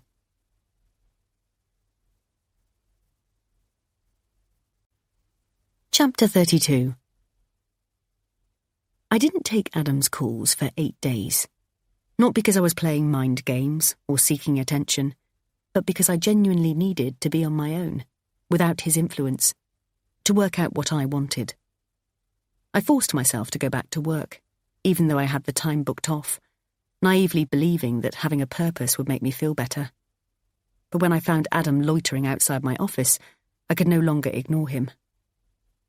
I'd spent all that time not knowing how I was going to feel when I next saw him, or if I was going to feel anything. So when my breath was literally taken away just at the sight of him, I thought it must mean something. I felt winded, as if the air had been sucked out of me. This isn't fair. You can't cut me off like this, he begged. Don't tell me what's fair, I said, without breaking my stride, as I headed towards Tottenham Court Road tube station. I need time. And I need space. I need to talk to you. I'm not ready to have this conversation here and now, I said, increasing my speed. Can you just stop for a minute? I turned to face him. He'd lost weight. His well-made suit hung off him, and his belt didn't have enough holes to pull it tight around his waistband, leaving a gap big enough to fit my hand. His face looked gaunt, and it seemed as if he hadn't shaved since I'd last seen him. What for? I barked, already knowing that it was worse than my bite. I didn't have the energy anymore. It had all been spent. Can't we please just sit down? Talk things through? I looked across at Golden Square, its daffodils standing proud. Yet, with the sun going down, it wasn't quite warm enough to take up one of the benches. There was a cafe on the corner, and I signalled to it. 5 minutes, I said. We can go over there for a coffee. Though I could have killed for something stronger. Thank you, he said gratefully. Ironically, those coveted 5 minutes were spent talking about everything other than the reason we were there. I told him that baby Sophie was walking, and he told me his gym membership needed renewing. It felt unbearably awkward making small talk with the man I had lived with. He may as well have been a stranger. I felt that detached from him. A hot tear threatened to fall at the realization, but I stopped myself from blinking and held it in. Another 5 minutes was going slowly by, with both of us, at one point, looking out of the window, lost for words to say. We've been here 10 minutes, and you haven't even asked about Mum, he said. It hadn't occurred to me. Why would it? Because I knew that she was perfectly fine, free of cancer, free of conscience, and free of morality. So sorry, I said, unable to keep the vitriol out of my voice. How is Pammie? We're not going to be able to move on if you can't accept her and accept what's happened, he said. This is nobody's fault, Em. It's just how life pans out sometimes. Am I supposed to forgive her because she says she's ill? I asked. She doesn't say she's ill. She is ill, he said sternly. How are you going to feel if, God forbid, something happens? I shrugged my shoulders. I couldn't care less. He looked at me through narrowed eyes. You need to look at the bigger picture here. We can get married any time. Mum might not be here for much longer. Exactly. That's why you made the wrong call, I said. We should have got married so your mum could be there. Maybe so. But what's happened has happened, and we need to get through it together. So, "How is Pammie doing?" I said, ignoring his veiled plea. "She's doing okay, thanks," he said, a hint of sarcasm in his voice. "We went to her first chemo last week, and she's got another one coming up." I felt like I'd been hit by a 10-ton truck. "We?" He nodded. "Yeah. I took her to hospital last Monday. I just wanted to make sure she was okay. You'd do the same for your mum, Em. You know you would." I was struggling to get my head round this. He'd gone with her, to a fictitious appointment. How the hell had she pulled that off? "It's so harrowing what they have to go through," he went on. "Mum's after effects aren't too bad at the moment. She feels a bit sick, and she's really tired, but she's been told to expect it to get worse as time goes on." He rubbed his eyes. "Honestly, you wouldn't wish it on your worst enemy." I was so shocked that I didn't even have the wherewithal to reach forward and give him a reassuring hand. For the first time since her announcement, I began to wonder if it could actually be true. The heat of the realization crept up from my toes to my neck, sending a flush across my cheeks. I surreptitiously shrugged my coat off in an effort to cool down. It hadn't occurred to me for a second that she'd been telling the truth. I thought about how that would make me look, how my recent behaviour would be perceived by those around me. I was banking on her lies being uncovered, for her to be revealed as the cruel fraud she was. But what if it was all true? "What's it like in there?" I managed. "The hospital, I mean." I had to be sure he was saying what I thought he was saying. "They make it as comfortable as they can for the patients," he said, my heart sinking with every syllable. "There are a few other women in the room, all having the same thing, which helps Mum, because you know what she's like, not one to keep herself to herself." He smiled. "So it's good for her to be able to chat, to find out what might be around the corner, to prepare herself for whatever it may be. It also helps her to realise that she's not on her own, which I think is the most important thing." He bowed his head. "It's not looking too good, though, Em," he said, before his shoulders caved in and shuddered with the rise and fall of his chest. I moved round to his side of the table and slid along the bench to reach him. He sobbed as I put my arm around him, then grabbed my hand tightly and brought it up to his mouth.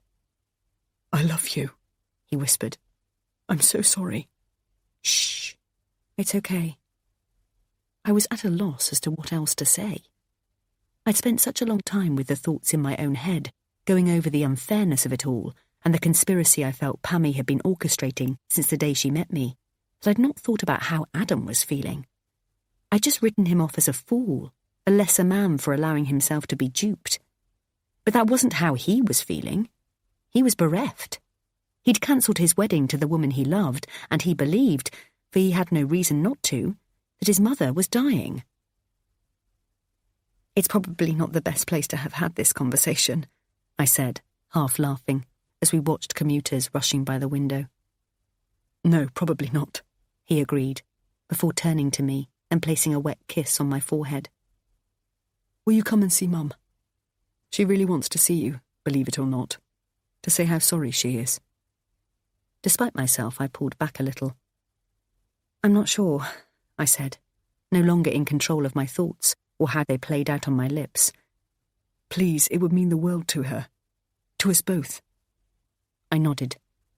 "Okay, maybe." "She's got chemo again next Wednesday, your day off. Maybe you could drive down and meet us afterwards? Unless, of course, I can come back home and we can drive down together." I wasn't sure of anything anymore. Instead of easing the swarm of thoughts in my head, Adam's revelation that he was going to the hospital with Pammie only served to feed them, making them buzz and whir away until they throbbed at my temples.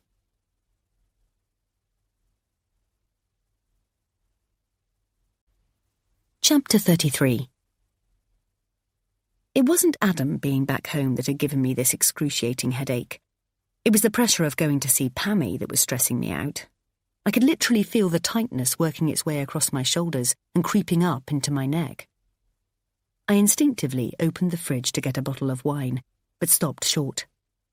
Alcohol had gone a long way to numbing my nerve endings, but I couldn't rely on it as a crutch forever. I needed to stand on my own and be in tune with my brain and body, to really feel what it was feeling, rather than exist in the misty cloud of depression and attachment that had enveloped me for almost a fortnight. I looked longingly at the bottle of Sauvignon Blanc, chilled to perfection. Pippa must have brought it with her when she came round for dinner on Sunday night, though to think that it had lived long enough to tell the tale was a miracle. I hadn't intended to drink then, either, but when I told her I'd seen Adam, she demanded to come over to get all the details. She'd sat open-mouthed on the sofa as I paced up and down in front of her, no doubt boring her with every minutiae of mine and Adam's conversation. Aside from the obvious stress I'd been under, it had been great having Pippa around again. I'd missed us living together and the chats we used to have. She was the closest entity I had to a second brain. When mine was spouting drivel, hers was the voice of sanity that I so often needed. "Are you sure you're doing the right thing?" she'd asked. "Letting him come back?" I nodded painfully slowly, whilst wringing my hands, unsure even of my own decisions anymore. "But you're still going to have her to deal with," Pippa had said. She hadn't even been able to bring herself to say the name Pammie. "She's always going to be there. Is Adam really worth it?" "I love him, Pip. What am I supposed to do? And let's just give her the benefit of the doubt for a moment. She may well be telling the truth." "Nah, I'm not buying it," she said, shaking her head. "Remember when I joked about there not being too many psychotic sexagenarians in the world?" I nodded. "I was wrong." We both laughed. My mobile rang and made us jump. "Hello?" I'd still been laughing as I answered the phone. "How are you, stranger? Nice to hear you sounding happy," said Seb. I instantly felt guilty, that I should put myself back in my sad box. But then I realised that it was the first time I'd laughed in over a week, and I'd done nothing wrong, though I reasoned that Seb was about to tell me differently. "I'm sorry," I'd said. "I've been in a really weird place." "One that you couldn't trust your friend to help you out of?" I'd sighed. I was painfully aware that I'd not returned a few of his calls, promising myself each time that tomorrow would be the day. But I'd still not got around to it, and it had been nagging at me. Our relationship never used to be hard work. I could only think of one reason why it had become such, but I only had myself to blame for allowing outside influences to infiltrate the special bond that we shared. "I really am sorry," I offered. "Are you at home? Can I come over?" he asked. I hesitated. Don't worry. You're obviously busy," he said dejectedly. What the hell was I doing? "Of course you can. Pippa's here. It'd be great to see you." He gave me a chaste kiss on the cheek as he came through the door, nothing like the hug I would have expected, given the circumstances. We chatted awkwardly through the first bottle of wine, skirting around the issue that seemed to be wedged between us, though what it was, I didn't know. He was reticent and unusually unanimated, which put me on guard as I constantly waited for him to drop the bomb. I knew I'd avoided him ever since the wedding had been called off, but then I'd avoided everyone aside from Pippa and my mum. But I knew in my heart of hearts that Seb would normally have been my stalwart in times of need, and he knew it too. He was just opening the second bottle of Pinot Grigio when he said, "So what was the real reason you didn't want me to come to your dress fitting?" Of all the possible scenarios that had been bouncing around in my head over the past hour, that wasn't one of them. I instantly felt my cheeks redden. "As I said to you," I said in a clipped tone, "I wanted to save it for the big day." Wasn't that the truth? I'd certainly gone some way to convincing myself that it was. "So, it was nothing to do with what Pammie said to you then?" He looked up from the bottle resting between his knees. "What? When?" I said, though I was already being hit with a sickening realisation. "When you were by the pool in Portugal." I turned to Pippa for validation of what I thought he was saying, but she just shrugged her shoulders. "I'm sorry, I'm not quite with you," I said, hoping to call his bluff. "I was sitting on the bench on the other side of the hedge," he said. My heart lurched as I frantically tried to recall every word I'd said to Pammie. "I was rather hoping, banking on it actually, that when you said you'd choose me over her, You meant it. I stared at him, open-mouthed. But I did. I mean, I have. He raised his eyebrows questioningly. Yet, as soon as we got home, you told me you didn't want me at your dress fitting, and I haven't heard a peep from you since the wedding was cancelled. I don't want to be a burden to you, Em, so if having me in your life makes things difficult, then I'd rather you just say. I shook my head vehemently as his words struck a chord, as if I was trying to shake the very truth of them out of my brain. That's not how it is, I said. So? Does Adam have a problem with me? He asked.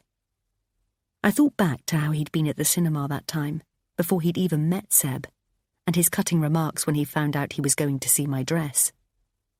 I pushed the doubt to the back of my mind. Don't be silly, I said. Adam would never feel threatened by you. It's just Pammie being Pammie. You know what she's like. I went over to him and put my arm around him. I'm sorry if you thought I was being offhand for any other reason than, I suppose, embarrassment and shame about the wedding. He pulled me into a warm embrace, the one I'd expected and wanted when I first saw him. But it's me, he said. Since when have we let anything like embarrassment and shame come between us? I smiled. I'm always here for you, he said. For better or worse. Bloody hell, interrupted Pippa. Maybe you two ought to get married. We had all laughed then, which, just a few days previously, had seemed impossible. But now, as I sat in Adam's car, heading to Sevenoaks, life didn't seem quite so carefree, and I wished that I'd had that drink after all, just to take the edge off. My brain was so fuddled that I was having trouble seeing the wood for the trees. You okay? Adam smiled, sensing my trepidation. I smiled back, and he reached over to take my hand. It'll be okay, he said reassuringly. I doubted that, but then I remembered that, actually, this wasn't about me anymore. This was about Pammie, who might or might not have cancer. My mind had swung this way and that, but it was tending to settle on the latter, 9 times out of 10. Still, until I was absolutely sure that was the case, I promised myself that I would assume the worst. Ironically, I felt the load lighten a little when I allowed myself to believe that she was telling the truth. At least then we had something tangible to work with, and we could all get on with helping her beat it. But if she wasn't? Oh, Emily, darling, it's so good to see you, she said, embracing me at the front door. I cannot begin to tell you how sorry I am. Really.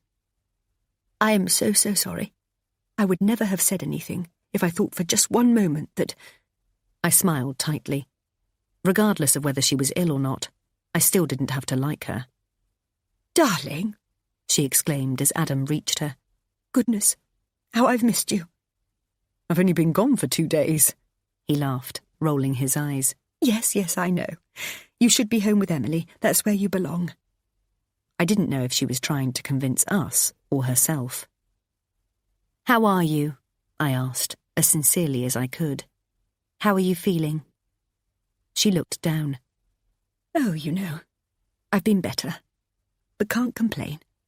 I've not been sick too much, and I've still got all my hair. She patted the top of her head. Ladies, shall we go inside, before the whole street hears? Said Adam, ushering us through to the low-ceilinged hall. Oh, of course. It's just that I'm so pleased you're here. The both of you. She took my hand and led me through to the back sitting room. How have you been? She asked me, almost genuinely. I've been thinking about you so much. I looked to Adam, and he smiled warmly back, like a proud dad.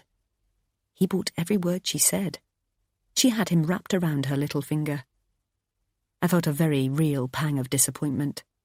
Nothing had changed. I'm fine, actually, I lied. There was an awkward silence, but Adam seemed oblivious as we stood there, sizing each other up. We've not got much time, he said, and the traffic's pretty lousy. Oh, we should get going then, said Pammie, gathering up her cardigan and handbag from a chair. Let's save the chat for later. I forced a grin.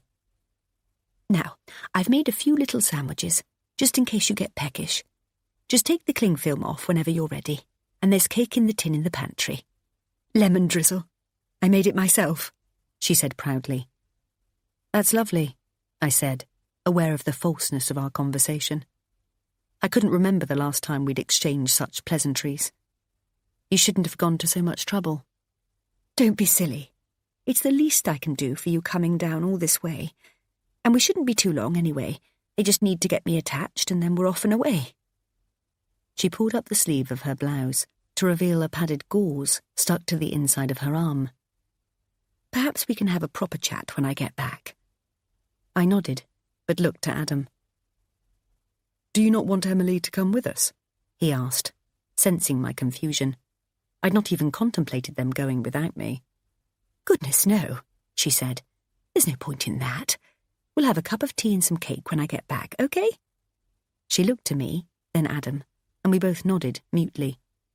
Sorry, I didn't know she was expecting you to stay here, whispered Adam, as he leant in to kiss me goodbye. I'll be as quick as I can. No worries, I said tightly. See you when you get back. Make yourself at home, called Pammie as they headed out the door. I watched her shuffle up the path and then tell Adam what she wanted him to do with her bag before he helped her in, placing a protective hand over her head as she slowly lowered herself into the passenger seat.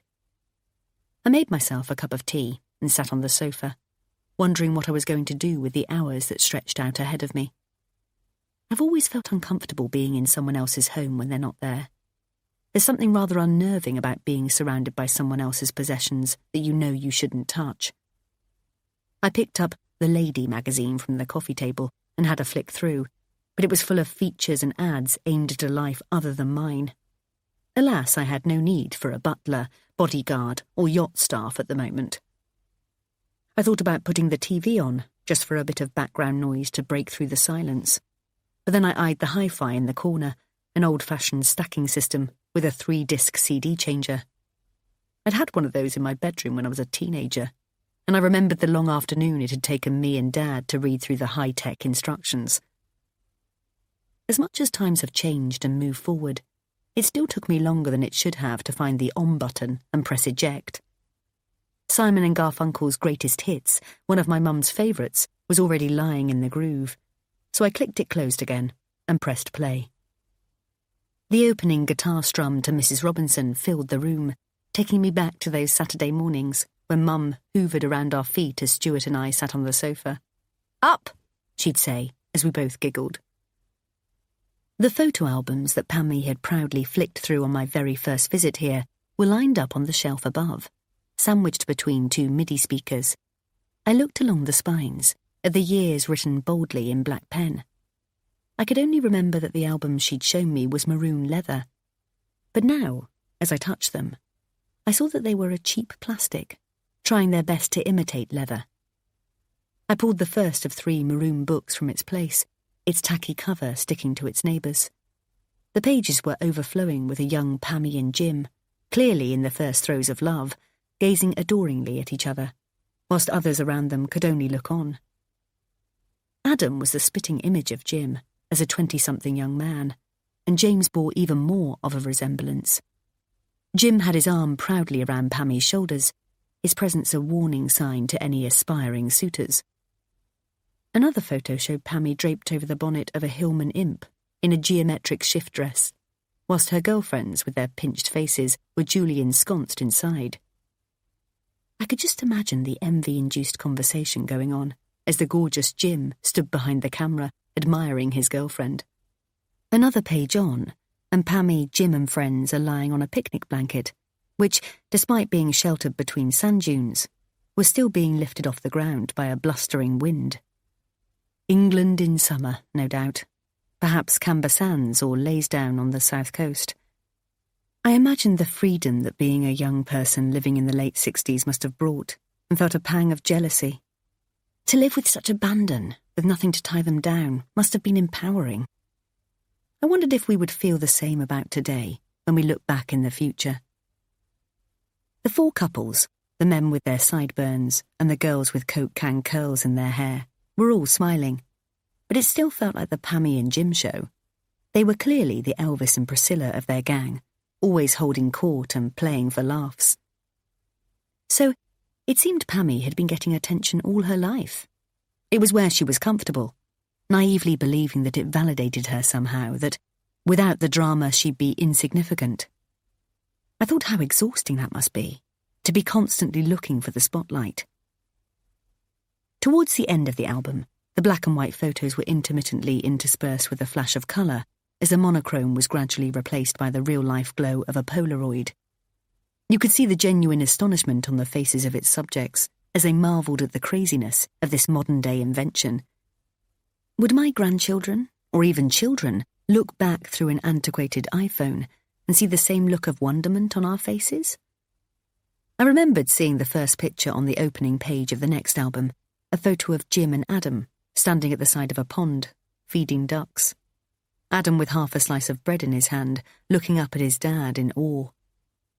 I wondered then whether, had they known they had so little time together, they'd have done anything differently. They say we wouldn't want to know when we are going to die, even if we could. But when I look at pictures like this, I wonder if it wouldn't be better, so we could use our time more wisely, spend it with people we loved. I settled back down on the sofa with the album on my lap and flicked to the back, where I remembered seeing the picture of Adam and Rebecca, so helpfully left open by Pammie. When I thought about it, every little thing that Pammie had done from the very beginning had been contrived, meticulously planned to create upset and turmoil for me. No one else would notice, of course. That's where she's clever. "What a sweetie," they all cried, after she so considerately cooked a huge Christmas dinner when she knew I'd already had one, and when she secretly arranged for a long-lost friend to turn up at my hen party, fully aware that she'd slept with my last boyfriend. Yep, good old Pammie. I thumbed backwards and forwards, then backwards again, looking for the photo of Rebecca. This was definitely the right album. I recollected all the pictures in here. I went through it again, page by page, but there was no photo, and no caption that read, "Darling Rebecca, miss you every day." Where the hell was it? And why had she taken it out? I looked around the room and saw the drawers that sat under the hi-fi. Looking at the photo albums seemed intrusive enough, but I felt compelled to go further, despite the nervous butterflies in my stomach. I inched a drawer open and could see piles of checkbooks, all used and held together with a rubber band. Statements and invoices were askew, slipping out of plastic folders. I lifted them up, careful not to disturb them too much, and eased the top checkbook out from its tight restraint. I thumb-flicked through the stubs, all neatly written with a date, payee, and amount payable. My eyes scanned at speed. British Gas, Southern Electric, Adam, Home Base, Virgin Media, Adam, Waterstones, Thames Water, Adam. I looked closer to see that Pammie had been paying Adam £200 a month for years, but when I tried to find a similar payment to James, after all, that would only be fair, there was no record of one. Confused, I carefully put the folder back in the drawer and tried to convince myself to stop there. But it felt like I'd picked at a scab and wouldn't be satisfied until I'd scratched it off. I justified it by telling myself I was on the hunt for the missing photograph. But this woman had so much to hide that I felt a frisson of excitement at what else I might find. The other drawer of the dresser was awkward to slide, and I had to jemmy it this way and that to get it open. There were 2 stacks of garish cards, each bundled together with a ribbon. I slid the top card out, a birthday greeting to her from Adam. The one furthest back was a sympathy card, with a note inside, written in Adam's writing. "Dearest Mum, only you can understand how it feels to lose someone so suddenly, so needlessly. I keep asking myself, what if, as I'm sure you must have done 1,000,000 times? What if I'd been there? Would it have been different? Could I have saved her? Do these questions ever stop, Mum? Can you ever sleep soundly at night knowing that if things had been different—" My heart broke for him as I read his poignant words, and a tiny part felt for Pammie too. I couldn't begin to imagine how it must feel to lose somebody so close. The other pile, much bigger in comparison, was to her with love from James, for every possible occasion. Birthdays, Christmas, Mother's Day, and even those that I didn't know there were cards for. Easter, St. David's Day. She was lucky to have 2 sons who thought of her as often as Adam and James did. What a shame she didn't want to share that side of them, choosing instead to see every advancing female as a threat to the amount of time and love they had for her. By now, she could probably have had 2 equally doting daughters-in-law as well, both happy and willing to see her through what might or might not be her toughest battle yet. There were no other nooks or crannies that held any mystery in the sitting room, so I did a quick sweep of the kitchen, but aside from the obligatory man drawer, which housed old batteries, takeaway menus, and keys that no longer had locks for them, there was nothing but cutlery and utensils. I'd pictured myself going back into the sitting room, picking up my tea, and listening to Homeward Bound, the track now playing on the CD. So how come my foot was now on the bottom step of the staircase? I looked up at the narrow treads, the carpet wearing thin, and I wondered what happened once the staircase turned right and disappeared. The chintzy lemon wallpaper, with its flamboyant trails of rhododendron, was beginning to fade where the sun ate away at it at various times of the day. But at the top of the staircase, where there was a constant shadow, the green of the leaves was still vibrant and bright. I convinced myself that I was going up to have a closer look, to really appreciate the depth of colour. But I didn't even stop. My feet just seemed to lift themselves up onto those last 3 steps, the ones you couldn't see from the hall, and into the room with the open door. The double bed and small wardrobe were enough to fill the room, but opposite, in the alcoves either side of the chimney breast, were tall chests of drawers. I swear I could still smell the pine scent emanating from the furniture, each piece its own shade of orangey brown. The sunlight filtered through a gap in the thin curtains, casting a sliver of light across the room. I moved around the bed, the floorboards creaking as I went, and sat on the floor in front of the chest furthest from the window. The bottom drawer felt heavy, so I lifted the weight up and off its support as I slid it out. It was full of ornamental boxes and decorated trinkets. The nerve fibres in my hands tingled as my clumsy fingers struggled with the clasp on the wooden jewellery box that was just begging to be opened. There were little milk teeth laid carefully on a red velvet cushion, the white enamel having yellowed over the years, and 2 name tag bracelets bearing Adam and James's names. Guilt washed over me as I caught sight of a pair of tarnished silver men's cufflinks, presumably Jim's, and I slammed the top shut. I leant my head back on the mattress, my folded limbs trapped between the chest and the bed. What the hell was I doing? This wasn't me. This wasn't what I did. I'd allowed this woman to turn me into someone no better than her. Of all the terrible things she'd done, I would not allow her to change the very foundation of me, to distort the values and morals my parents had worked so hard to instill. I placed the box back inside the drawer, tilting it to make it fit. I jumped as it dropped heavily onto its back, its underside staring outwards, revealing a hidden compartment underneath. I looked at it for a while, remembering the mantra I'd just recited, and willed myself to ignore it.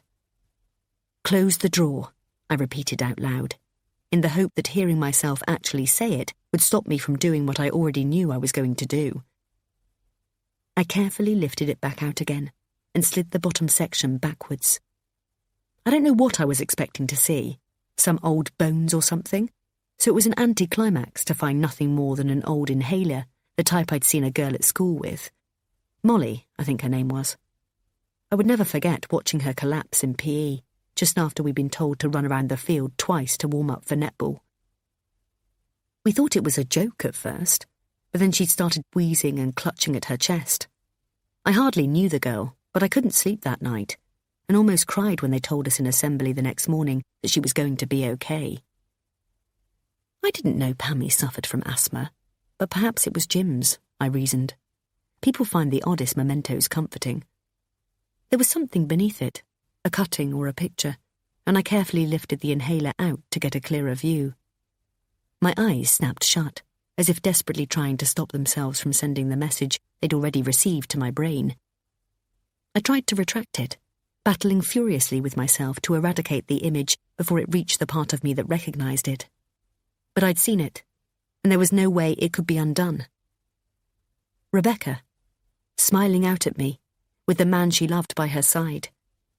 The missing photo from the album. "Hey, I'm back!" Adam called out from downstairs. What the hell was he doing here? He'd only been gone half an hour. I dropped the box, the inhaler falling out into the drawer, and I scrambled furiously to pick it up and put it all back. Adrenaline coursed through my veins, pumping extra energy through my hands, making it almost impossible to do even the simplest thing without shaking. "You here?" he said. I could hear the creak of the floorboards as he walked through the hall to the kitchen. Em? If I could just stop my hands from trembling, I could get it all back in position.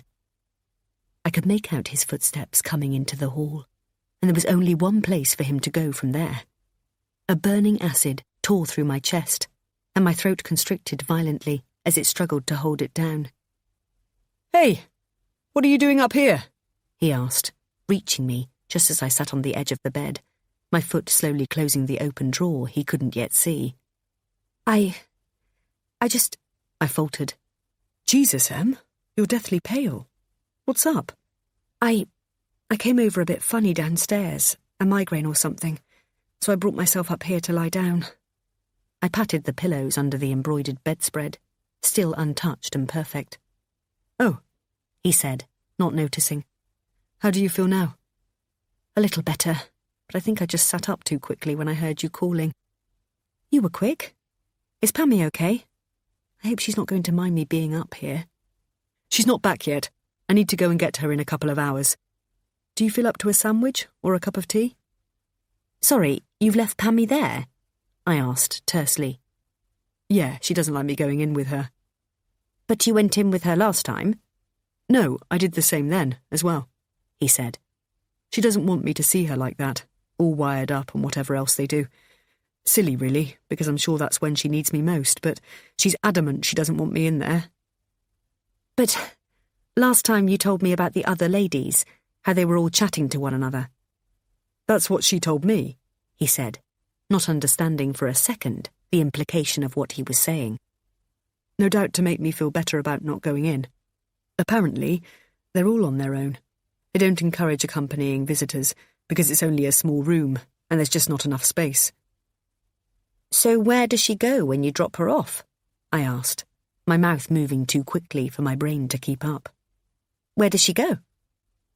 "To Ward 306 or whatever it is." He laughed. "I don't know. I just do what she says and take her to the main entrance." So you don't go with her past that point? "What is this, Em?" he asked, still half laughing, but attention was beginning to seep in. I needed to sit, be quiet and think. My brain felt like it was going to explode with all this new information bombarding it from every angle. The inhaler, Rebecca's picture, and the image of Pammie walking straight through the hospital and out the other side, clogged up any sense.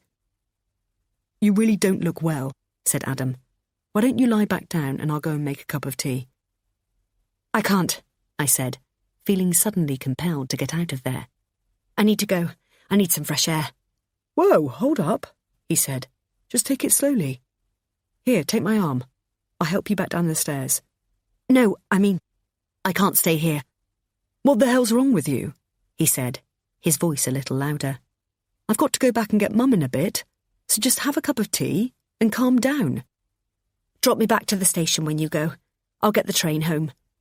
"That's crazy," he said. "You have to go all the way into London and back out again to Blackheath. That doesn't make sense." I knew it didn't, but nothing made sense anymore. After everything she'd done, I'd given Pammie the benefit of the doubt and was fully prepared to put everything behind us and get through her treatment together as a family. But this was something entirely different, something that I couldn't even begin to contemplate. "Come on," said Adam, beckoning me towards him. "It's been a tough few weeks, and we're all feeling the strain."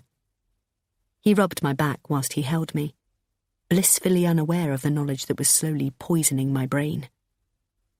The realisation that not only was Pammie a lying, deceitful schemer, who had set out to ruin my life, but a truly abhorrent murderer who had deprived Rebecca of hers.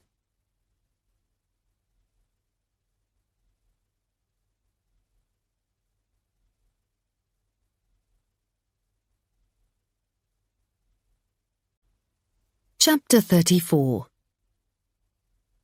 I watched from the car as she hobbled across the car park, hanging onto Adam's arm, and felt physically sick. She'd kept him waiting in the busy hospital reception while she finished her chemotherapy. He'd offered me a coffee from the cafeteria as she stretched it out, no doubt to add authenticity, but I couldn't stomach it. I'd wanted to get dropped off at the station so I didn't have to face her, so I could no longer be party to her evil lies and deceit. But Adam had refused. You look as right as rain now, he'd insisted, driving straight past the station on his way to the hospital. You've got your colour back. I really don't feel well. Can't you just drop me off? I'd said. But Mum will be so disappointed. She'll be upset if you can't, at the very least, have a cup of tea with her. If I'd felt stronger, I would have dragged him into the hospital, demanded to be directed to the relevant ward, and called her out. Only then would he know what she'd done, what she was capable of. She'd be none the wiser, though, as whilst he furiously searched the list, refusing to believe she wasn't there, she'd be happily pottering around the shops in town, no doubt treating herself to a new blouse.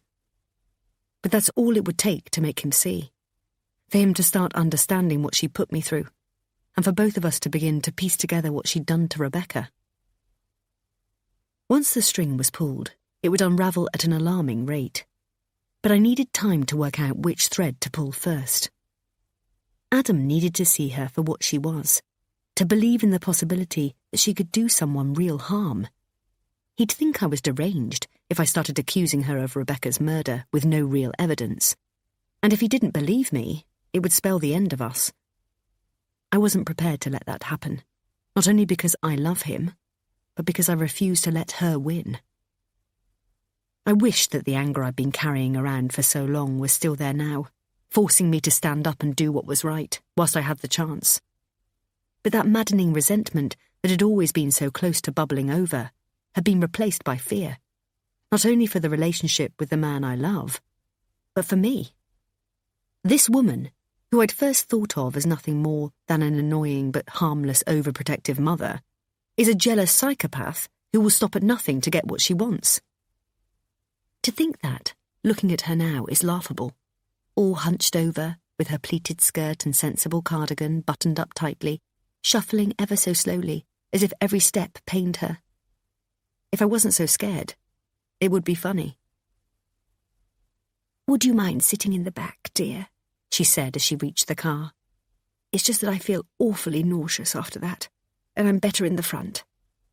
I didn't say a word, just got out and moved. "Thanks so much. Honestly, I can't describe what it feels like." "Go on, try," I wanted to say. "Explain to me what it feels like to pretend to have cancer, to wander nonchalantly around the shops whilst your friends and family put their lives on hold and pray for your recovery." "How was it?" I said instead, my voice level, even though my heart was thumping out of my chest. "It's not very nice," she said, "and they say it's going to get worse. I can't imagine what I'm going to do with myself when that happens." "You might be all right," I said curtly. "People react very differently to chemotherapy. It's down to the individual. You might be one of the lucky ones." "Oh, I doubt that," she said. "Doubt what?" asked Adam gently, as he got into the driver's seat. "Emily thinks I'll sail through this, but I think she might be underestimating it." I smiled to myself and shook my head incredulously, just as Adam turned to look at me, his face saying, "What is wrong with you?" "How did it go, Mum?" he asked. "You okay?" She pulled up the sleeve of her cardigan again, as if showing a ball of cotton wool was all that she needed to do to prove she had cancer. "I feel a bit woozy," she said. "I think even the place makes you feel strange. All those stories you hear. They're enough to send you bananas on their own." "Why don't you let Adam come in with you next time?" I said. "He might be able to take your mind off it." "Oh, no. I don't want him seeing me in there like that," she said. I'd like to, Mum, if it will help. No, you're a big softy, she said, reaching over to pat his thigh. I can't have you getting all upset. Now enough of all this doom and gloom. Let's get back home and have a nice brew. I made the tea while she lay on the sofa, directing Adam as to how to place her pillows so that she was sitting up enough, but not too much. Well, isn't this lovely? She commented as I carried in the tray with the teas on. I just wish I was feeling better. Don't worry, Mum. I'm sure you'll be as good as new in no time. We'll just have to make sure we look after you until then. Well, I was going to say about that, she said, as she shakily took a cup and saucer from the tray. I'm not all that good, as you can see. She held up a doddering hand, as if to prove the point. And I had a fall on the day you moved back to be with Emily. Oh, no, he said anxiously. Are you okay? Well, I am. And as you know, I've always been fiercely independent, but... She trailed off. I turned to look out of the window, waiting for what I knew was about to come. But I'm finding it very difficult, she went on. It's hard to admit, but that's the fact of the matter. It would really help if you were around a bit more.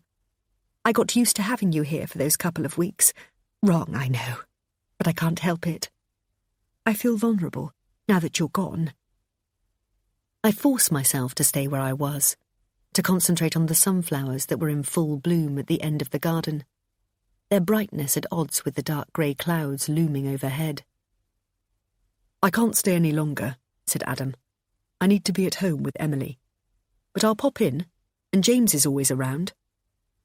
I know, she sighed. But James isn't quite so reliable these days, now that he's met this new girl. I swung round far quicker than I should have. New girl? My stomach turned at the thought of him with someone else. Not because I wanted him, but because I didn't want anyone else to have him either. She looked at me. He met her in a bar in town about a month ago. Seems to have knocked him sideways. I tried to keep my expression neutral, but every muscle in my face was twitching. Don't think I've ever seen him like it. Was he going to bring her to the wedding? I asked, nonchalantly. No, we chatted about it, but we both felt it was too early. They'd only been together for a couple of weeks, which was far too soon to be throwing her into the lion's den and introducing her to the whole clan. Have you met her? I asked. No, not yet, but I hope to in the next few weeks, whenever James is ready. She made herself sound so reasoned, so plausible. I looked at her and wondered what was running through her head. What hell was she planning for this poor girl, if it ever got serious? He certainly seems to be smitten, though, she went on. You two will have to be careful. They might well end up beating you down the aisle at this rate. Mum! Adam laughed, in mock umbrage. I wondered when the cancellation of our wedding, 24 hours before it was supposed to happen, had become something acceptable to joke about, especially by the groom. So, the heartbreak diet obviously didn't work for you, she said, as Adam took himself out of the room. I smiled and patted my flat stomach. Or maybe I'm pregnant from all the amazing makeup sex we've had. I raised my eyebrows, and she frowned in distaste. Are you not concerned about the effect this treatment might have on your asthma? I asked boldly. Asthma? She asked, genuinely surprised by the question. I haven't got asthma. Oh, I thought I remembered Adam telling me once that you'd had it when he was younger. I'd read somewhere that certain types of chemo can have an adverse effect on asthmatics. I was fishing, but I needed to know with utmost certainty that the inhaler wasn't hers, though I already knew it wasn't. No, never, she said, whistling and reaching over to touch wood. Never what? Asked Adam, as he came back into the room. Nothing, son. What have I missed? He asked, smiling. It feels like you two have a secret. I smiled back and shook my head. I was just saying that I'm sure you'd told me that your mum had asthma when you were younger, but I must have dreamt it. I caught a glint of his set jaw and knew I'd pushed my luck. so I laughed to lighten the mood. You'd be genuinely terrified if you knew what I dreamt about. So, when are you two lovebirds going to reschedule the wedding? Asked Pammie, clearly desperate to change the subject. I guess it will be a while away now, won't it? Be difficult to reorganise everything so quickly? What with getting everyone there again? And that's if the venue even has free dates.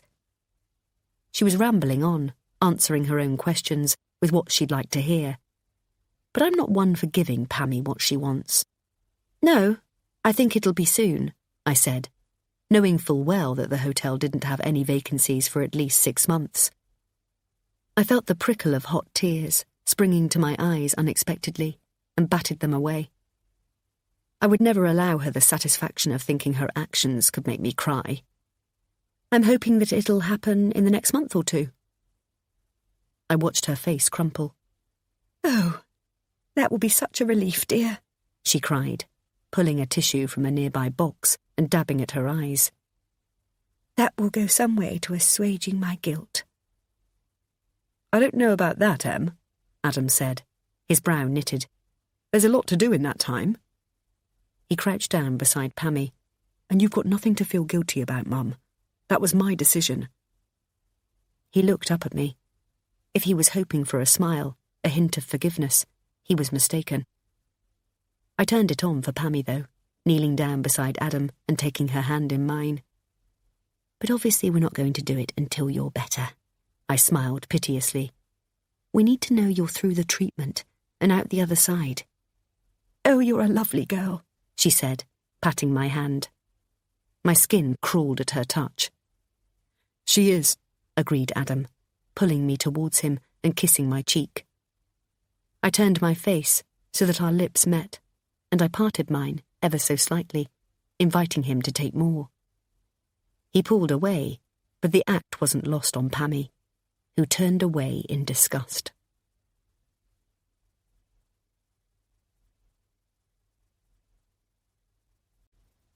Chapter 35. Adam had slept in the spare room for the 2 nights he'd been back home, as I naively believed that withholding sex would make him understand the severity of what he'd done and the risk he'd taken. But that was childish, and it wasn't what either of us wanted. Yet it wasn't until we came away from Pammie's that I realised I'd been playing right into her hands. She wanted the cancellation of the wedding to ruin us. She was banking on it. So I needed to make sure that what she'd done was never going to have an adverse effect on us as a couple. She had changed me as a person already, had made me see myself differently. She'd stripped away my confidence and had caused hurt that I'd carry with me until the day I died. But I would not allow her to take away the one thing she wanted. She would never take Adam away from me. I'd use the only weapon in my artillery that she'd never be able to outgun me with. The front door hadn't even closed properly before I pushed him up against the back of it and kissed him, searching furiously for his tongue. He didn't say a word, but I could feel him smiling as he kissed me back, softly at first, then harder. It had been a long time for both of us, and with so many emotions in the space in between, it just felt like a pressure cooker going off. I undid his shirt buttons, ripping at the bottom 2 in my urgency, and he reached around to unzip the back of my dress, the intensity of our kissing not stopping for even a second. As my dress fell to the floor, he swung me round and slammed me hard against the door, pinning my arms up above my head. I was helpless as he kissed my neck, before going down and moving the fabric of my bra aside with his teeth, circling my nipples with his tongue. I went to pull my arms down, but he held them firm, changing from 2 hands to 1 as he undid his jeans and pushed my legs apart with his feet. It couldn't have lasted more than 3 minutes, but the release was incredible, and the pair of us remained unmoving against the door, our breaths heavy and in unison. Well, that was unexpected. Adam was the first to speak. As you could probably tell. Sorry about that. I smiled and kissed him. We can do it again later. Slower if you like. He kissed me back. God, I love you, Emily Haverstock. I didn't say I loved him. I don't know why, because I do. Perhaps it's all part of that inbuilt defence mechanism that women seem to be born with, that bogs us down and keeps us from saying the things we really want to say. Believing that holding back somehow keeps us one step ahead, making us the better, stronger race. Why then does pretending to be someone I'm not leave me feeling weak and bereft? I waited until we were snuggled up on the sofa together to broach the subject that was burning a hole in my head. "Can I ask you something about Rebecca?" I said, careful to keep my voice steady. "Do you have to?" Adam sighed. "We're having a lovely time. Let's not ruin it." "We won't," I replied. "We're just talking." He sighed resignedly, but I pushed on.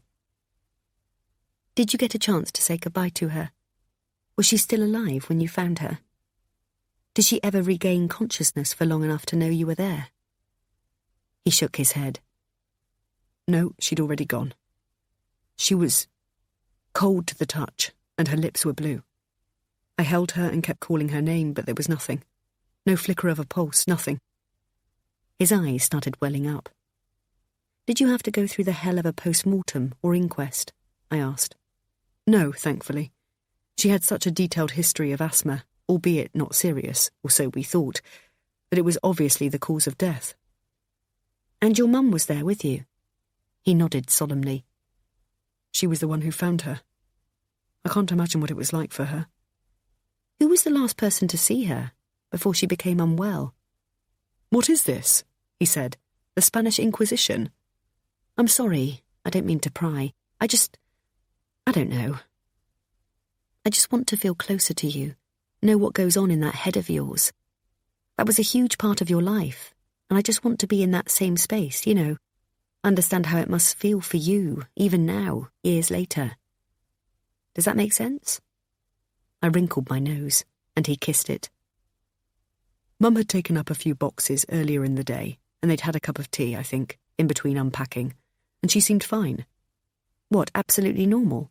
I asked. "Yes, but she always was before an attack. It just creeps up on you." "So you'd seen her have an asthma attack before?" I asked. "A few, yeah. We both knew what to do whenever she felt it coming on, so it was never an issue, assuming she had her inhaler with her, which she always did. She knew to just stop what she was doing, sit down, and puff away, until she was able to regulate her breathing again. It only ever got scary once, after we'd run for a train. It wasn't even that far, but it knocked the stuffing out of her, and I had to get her to lie down on the floor of the carriage, whilst I desperately searched for her pump." "But she was okay, though?" I asked. "Eventually, but you know what you girls' handbags are like." He tried to smile. "She had everything in there, as if she was living in it, and I had to turn the whole thing upside down to find it. The first thing she said, once she was able to, was, 'If that was my new Chanel lipstick I saw rolling away, I'll kill you.' She was lying on the floor, unable to breathe, and all she was worried about was her bloody lipstick." He smiled at the memory. I smiled too. I liked the sound of her. "If I'd have been there, I could have helped her. I could have found her inhaler and stopped it." His head bowed and his chest lifted. "But you just never know when it's going to come. You can be going along just fine, and then bam! You feel the signs, and then if you don't do anything about it, it can take you out. Just like that." He clicked his fingers. "So she must have been exerting herself then," I said gently. "Perhaps moving boxes around or something?" He nodded. "There was a big box full of books upturned on its side in the hall. It was so heavy she should never have tried to lift it, but it seemed she did. That kind of work would have put a huge strain on her lungs, plus she would have been running up and down the stairs all day." His voice cracked. "I guess she was trying to get it into shape by the time I got home." "But you spoke to her that evening, didn't you?" I asked. "I called her just before I left the office, and she was fine." "Was your mum with her then?" I asked. "What time did she leave?" "Oh, I don't know," he said, rubbing his eyes. "Can we leave it now, please?" "I'm sorry. I just don't know how somebody can just die like that," I said, my voice getting a little higher with each word.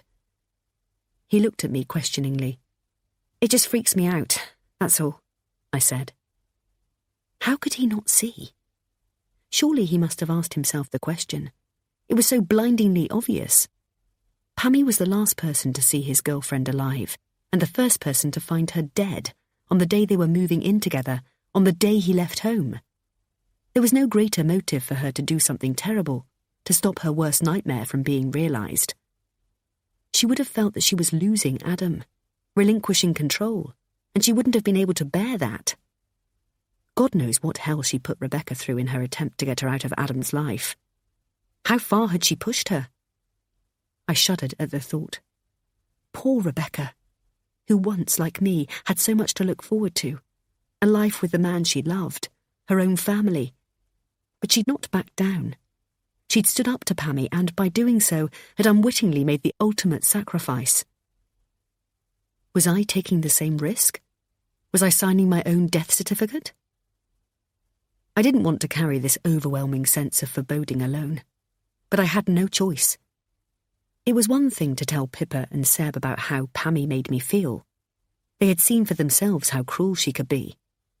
But to accuse her of murder? That was something completely different, and until the time came when I knew for sure, without any shadow of a doubt, that she had something to do with Rebecca's death, I had to keep it to myself. I smiled up at Adam.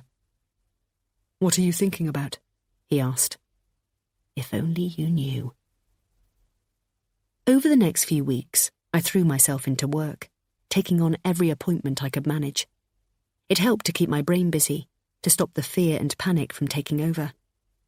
I was shattered, both physically and mentally, when I got in from work each night. But Adam would never have known. I did everything in my power to make him want and need me more than ever before. "What the hell's got into you?" he said, smiling, when he came home from work to find me dressed in a black lace bra and panties, serving up fillet steak with a homemade peppercorn sauce. I gave him my best smile. He didn't need to know that I'd have loved nothing more than to snuggle on the sofa, in our pyjamas, watching a box set whilst eating pot noodles. Instead, we had sex on the dining table, before I'd even managed to set the dinner down. And, after eating, I listened sympathetically as he moaned about a lazy colleague whilst I washed up. I am all his Christmases come at once, so that when the chips are down, when he is forced to make a choice, he will choose me, because he will never be able to give me up.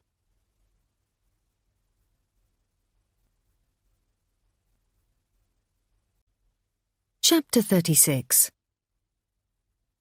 "I've got a big favour to ask," Adam said, as we sat down for breakfast on Saturday morning. I looked at him expectantly. "Are you still off next Wednesday?" I nodded. "I'm off every Wednesday. You know that," I said, as I munched on a piece of wholemeal toast. He grimaced, and I knew I wasn't going to like what he was about to say. "I've got a really big client meeting." I waited. Whatever he was about to ask, I wanted him to work for it, just a little. "And I was wondering if... It's just that Mum has a chemo appointment, and I've already spoken to James, but he's away with his new girlfriend." "Is he? Where?" I interrupted. "Paris, I believe," he said, shrugging his shoulders. "Anyways, if you're around, I wondered how you'd feel about taking Mum to the hospital." I stared at him blankly. "Have you asked her?" "No, I'm asking you first. See how you feel about it." I smiled inwardly. A good sign. "It would just be picking her up from the cottage and running her to the hospital. Perhaps you could go into town for a couple of hours before taking her back home again." He looked at me hopefully. I knew this could be my chance. It would give me the opportunity I needed to expose her deceit, to prove beyond any doubt that she cruelly hoodwinked everyone around her, including her 2 beloved sons. But I also knew the risk I was taking, and the potential consequence of my actions. Was it worth it? I couldn't save Rebecca, but I could save myself. As soon as that thought entered my head, my mind was made up. "Sure," I said casually, though my heart was beating double time. "It'll be nice to spend some time with her. Don't tell her. Let it be a surprise." He looked at me sceptically, knowing just as well as I did that I'd like nothing less. I had it all planned, and I felt confident and in control as I drove down to Sevenoaks, my desire to expose her seemingly far greater than the fear I'd been carrying around for the past couple of weeks. But as I walked up the path to her cottage, all my resolve disappeared, and I felt like a hand was rummaging around in my stomach, pulling my insides out. I fought through it, refusing to let myself down. "Pamela!"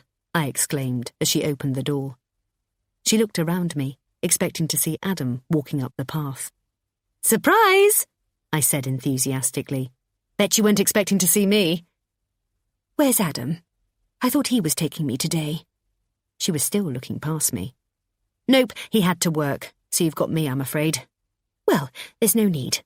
I can get myself there." "Don't be silly," I sang. "I'm here now, so let's get going. We don't want to be late for your appointment." I watched as she fretted and fussed over the contents of her bag, her mind seemingly distracted by my unexpected arrival. She couldn't find her keys or remember which book she was reading. I smiled as I listened to her ramblings. She didn't say another word until we pulled up in the hospital car park and I went to get out. "What are you doing?" she said. I could hear the panic in her voice. "Where are you going?" "I'm just going to take you in. Adam said to make sure you get in okay." "I'm perfectly capable of seeing to that myself," she sneered. "I know where to go." "Yes, but you were very shaky on your feet last time," I said, loudly and slowly, as if I was talking to someone hard of hearing. "I'll not be needing your help," she said huffily. "I'll take it from here." "Are you sure?" I asked. "I'd feel happier if I took you in." I smiled as she nimbly jumped out of the car and made her way across the car park. "I'll come back for you in a couple of hours then," I called out, but she didn't even look back. I watched as she walked through the automatic doors and into the main reception. I'd downloaded a map of the vast hospital building and noticed that there were 2 other exits, both at the rear of the site. I'd estimated that it would take her 4 or 5 minutes to navigate her way through the various corridors and departments to either of the other exits. She wouldn't just come straight back out here. That was too risky. She'd go for one of the others. I'd plump for the one nearest the shopping centre. Once she was in there, she could lose herself for hours, hence the reason why I needed to catch her before she got there. I swung the car round and headed out onto the ring road, through the estate, past Sainsbury's, and into the pay and display car park for the town centre. I'd done it in less than 2 minutes. I parked up so that I could see the hospital exit between the stationary cars and waited. My mouth was dry, and I was sure I was forgetting to breathe. When I saw a flash of burgundy, the same as her cardigan, my chest caught as I gasped for air. I slammed the steering wheel. "Shit!" I said out loud, as if I was surprised to see her, and I suddenly wished that I hadn't. As much as I knew I was right, the revelation that she had lied about having cancer made everything so much more complicated. How was I going to tell Adam? How would he react? Would he believe me? What would I have to do to prove I was right? I sat there dumbly. I hadn't thought much past this point. She was getting close to the entrance of the precinct, and if I didn't move fast, I was going to lose her. "Shit," I said again, as I grabbed the keys from the ignition and pushed the door open. I'd have to take my chances on the pay and display. I didn't have time to get a ticket. I kept a fair distance behind her, shadowing her movements. I didn't know what I was doing, but an impending sense of dread began to engulf me as I realised that I was going to have to confront her. There was no point in doing all this if I didn't. I tried to reason with myself that I could just take the information home with me and deal with it from there, but I knew, even as I was thinking it, that that course of action wouldn't achieve anything. This had to be dealt with here and now. I followed her for 20 minutes, darting in and out of shops, hiding behind pillars. My chest tightened as I watched her disappear into a Costa coffee. "Just sit back and watch it unravel," I said to myself as I followed her in 5 minutes later. Relief flooded through me as I saw her sitting with her back to the front of the shop, giving me another chance to back out, another 10 seconds to change my mind. "What can I get you?" asked the perky barista. Too late. A cappuccino to go, please. I looked over at Pammie, imagining that she must have heard my voice, yet knowing it was nigh on impossible to hear anything over the din of the milk frother. I don't take sugar, but I took myself over to the stirring station so that I came at Pammie head-on as I walked out. It needed to look like a happy coincidence. Pamela? I pretended to stutter as I drew level with her table. She looked up, and the colour instantly drained from her face. Emily? She questioned, as if hoping that I'd somehow say no. My goodness, what a surprise, I said, feigning astonishment. Finished at the hospital so soon? I watched as her head and mouth battled for control, searching for the right thing to say. I'm too late, she said. Apparently my appointment was this morning. Oh, really? I said. That's odd. Yes, I'm to come back tomorrow. Did they not let you know in advance that your time had changed? I asked. Apparently, they sent a letter. In the post, she faltered. I was getting a sick satisfaction from her obvious discomfort. I thought she'd be more prepared than this, ready for this eventuality, should it ever occur. Really? How strange that you didn't receive it. How long was I going to keep up this charade? I pulled out the chair opposite her and sat down.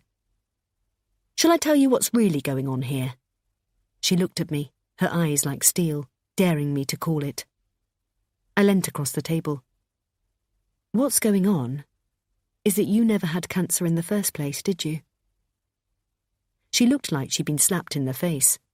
What? She said. What a wicked thing to say. I ignored the tears welling up in her eyes. I was used to the waterworks. She could bring them on at will. Are you really going to keep going with this? I asked incredulously. I don't know what you're suggesting, she said. I don't know what you're talking about. I think you do, I said. You never even went to the chemotherapy ward, did you? Of course I did, she said. Her voice was getting higher. I'm to go back tomorrow. No, you didn't. And do you know how I know? I said, calling her bluff. Because I've just been up there, and they've never heard of you. She wiped a tear away and laughed wryly. You can believe what you like. Oh, I know what I believe, I said, feeling slightly wrong-footed. This wasn't going how I'd imagined. I wonder what Adam is going to make of all this. Tears fell down her cheeks. He doesn't need to know, she said quietly. This was more like it. You have no idea how long I've waited for this. How long I've waited to expose you for who you really are. You can't tell him, she said, as she closed her eyes. Her wet lashes stuck together in clumps. It'll be the end of your lies and deceit. He'll know you for the person you really are, not the perfect mother you pretend to be. You can't tell him, she repeated. Just you watch me, I said, pushing the chair out from under me and standing up. Just you watch. I went to walk away to a new life without her in it. I dared to imagine my world as it was about to become, free of stress and full of love. I hadn't even got past her when she said, "And how are you going to explain away James?" I stopped dead in my tracks. What? She fixed me with her eyes. How are you going to explain to your fiancé that you've been seeing his brother behind his back? My blood ran cold as my brain backtracked to James, where we'd met, what we'd said. No one could have seen us, could they? What did she know? I wondered if she'd noticed that every look was just that second too long, or that every time we met, the kiss on the cheek was just that little bit softer. It was nothing, yet everything. She was double bluffing me, clutching at straws. I looked at her, and despite the white rush of images that were bombarding my vision, I kept my gaze firm. Are you honestly suggesting there's something going on between me and James? I questioned, half laughing. She nodded. Oh, I'm sure of it. And do you know how I know? She said, turning the tables on me. Because I told him to do it.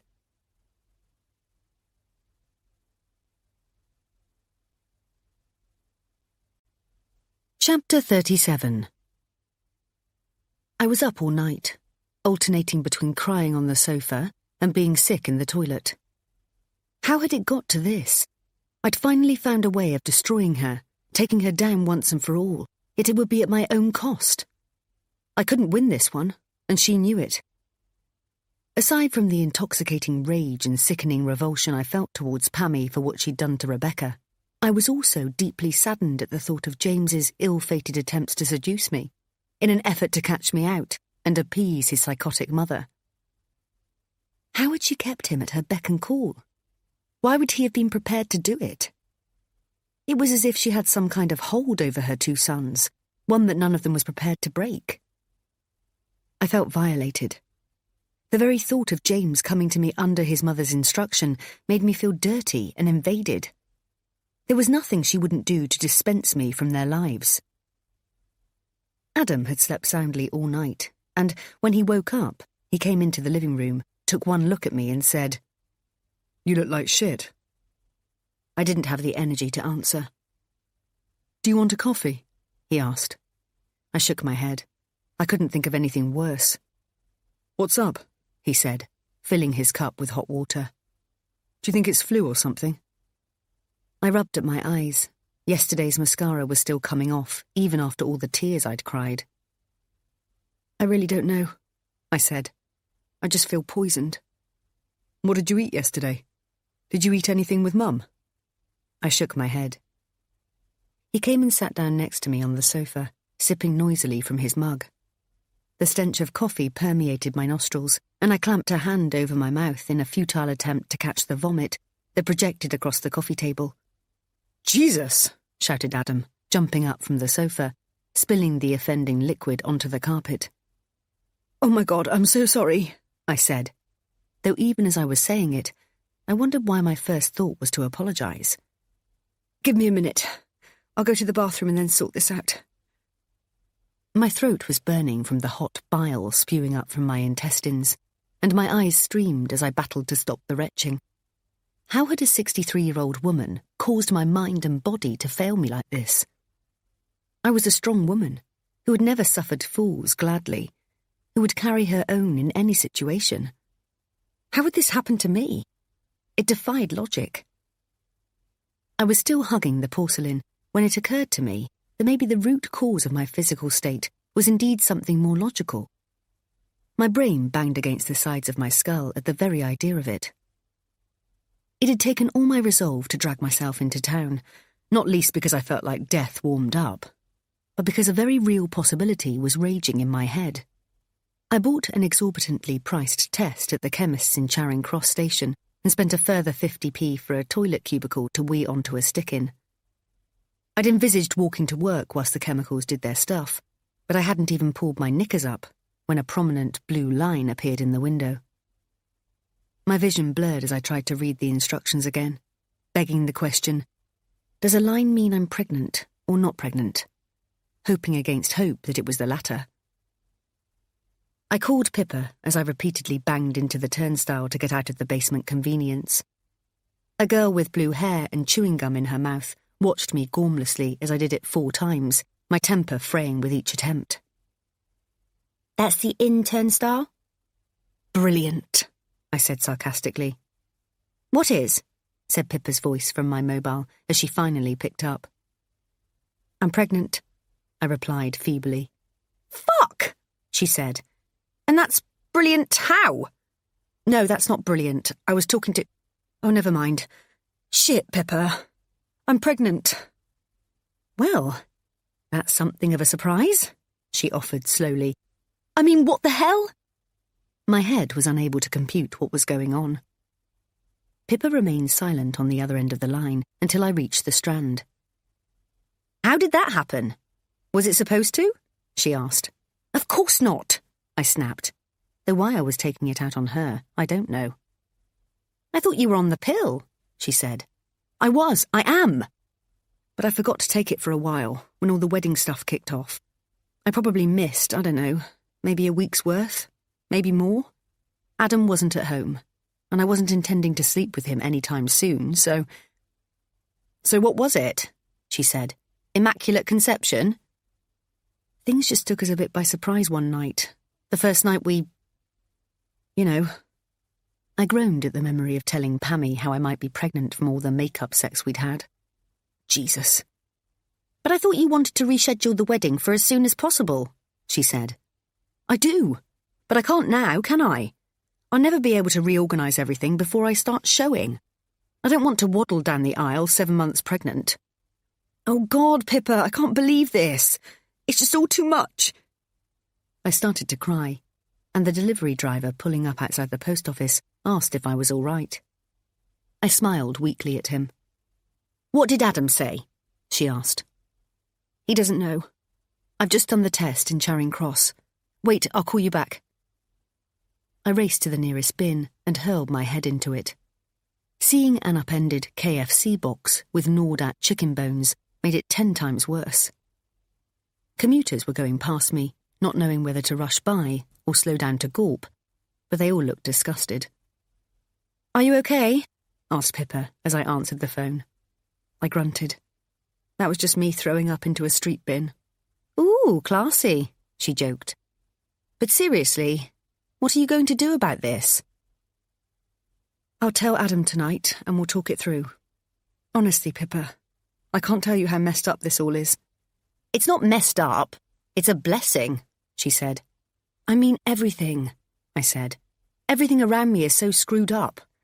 How can I contemplate having a baby when Adam and I still have our own issues to deal with? What's he going to think? Oh, God." "Calm down," she said. "This might be what you both actually need. It'll certainly show her that she can't play around with you anymore. This is sticking 2 fingers right up." She gave a little snigger. I understood the sentiment, but knew that the reality of having Pammie's grandchild would mean that we were bound together forevermore. The thought terrified me. "I honestly can't believe it, Pip," I said. "What am I going to do?" "Right, 1 step at a time. Talk to Adam tonight, and, once we know his reaction, we can work it out from there. Okay?" I nodded mutely. Okay, Em? "Yes. I'll try and call you later if I can. Otherwise it'll be tomorrow morning." "Cool," she said. "Ring me when you can." I ended the call and realised that I wasn't even walking in the direction of the office. I'd missed Old Compton Street and walked straight on. I made so many mistakes at work when I finally got there that my boss, Nathan, asked if I'd like to go home early. It struck me then, as he was talking to me, that I hadn't taken any time off since the fallout from the wedding. I'd had my usual 2 days a week off, but I'd declined Nathan's offer to take a week's holiday, which should have been the second half of my honeymoon, proclaiming that I was fine and just wanted to get on with it. I busied myself like never before, brushing off the drama of the wedding and everything else that went with it as an inconvenient blip. But in that moment, as he looked at me sympathetically, his head tilted to one side, it finally hit me.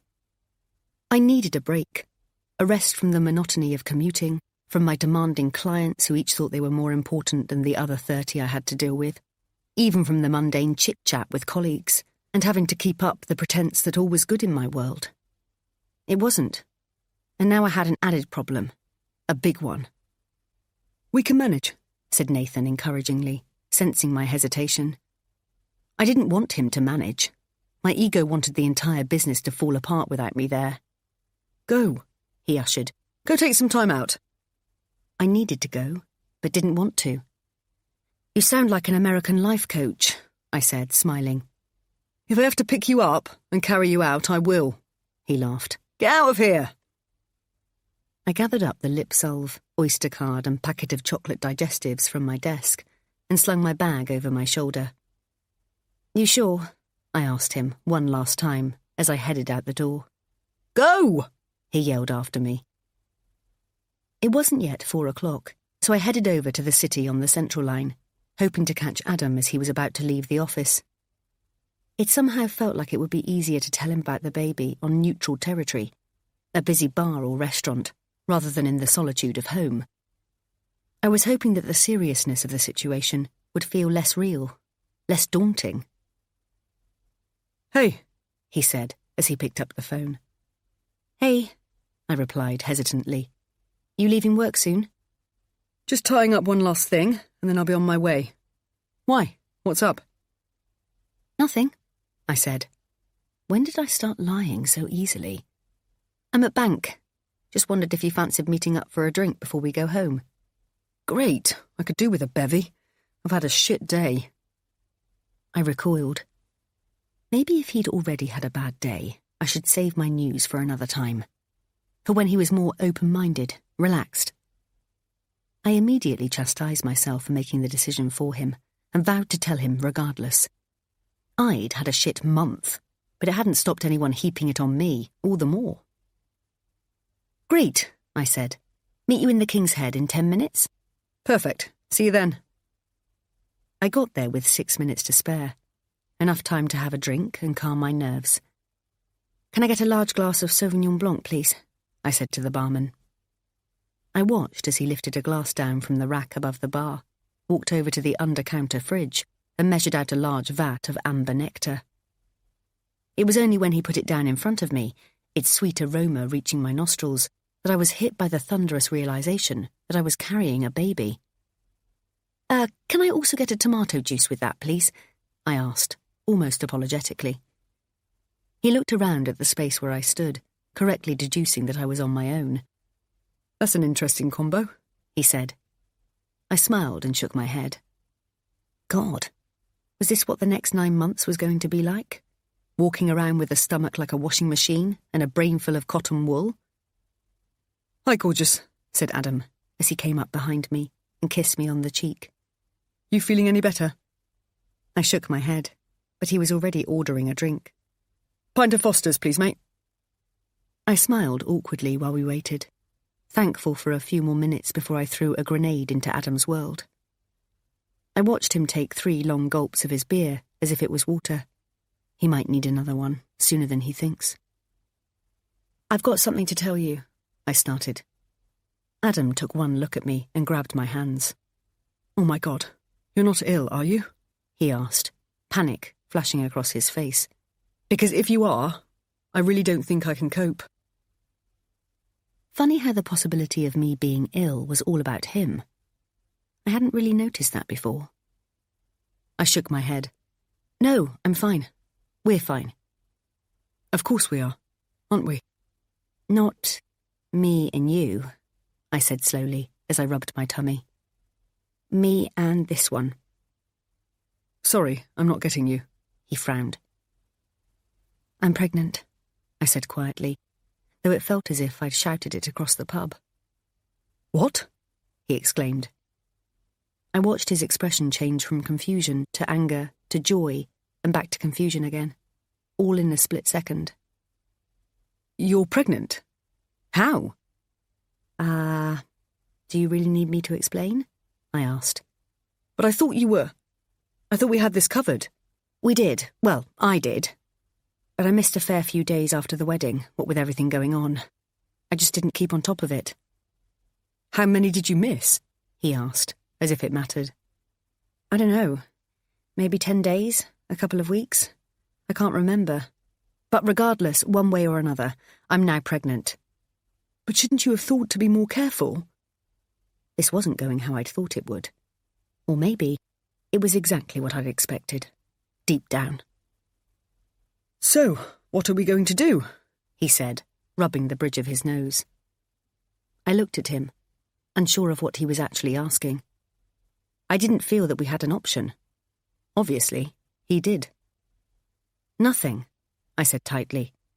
I'm going to have a baby. His eyes narrowed, and he was silent for what seemed like an eternity. Okay, he said finally. So this is good news, yes? I haven't had a chance to digest it yet. I only found out myself this morning. But it could be good. Couldn't it? We both stood there, looking dumbfounded, unsure of what to do or say next. He ran a hand through his hair, and I waited for his next move. I honestly wasn't sure if he was going to hug me or walk out. He did neither. So, what are we going to do about the wedding?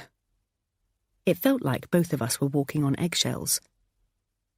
I don't want to get married whilst I'm pregnant, so I suppose it will have to wait, Okay, so that's decided then, he said half-heartedly, before pulling me into an awkward embrace. That's great. His face told a different story to his words, but I had to allow him time to come to terms with what this meant for him, and us as a couple. I'd had close to 8 hours to get my head around this life-changing news. He'd not yet had 8 minutes. So I allowed him time, to give him the benefit of doubt. Yes, I replied hesitantly. It is.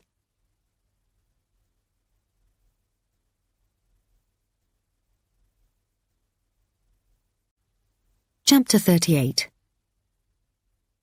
How do I look? I asked, without taking my eyes off my reflection in the mirror.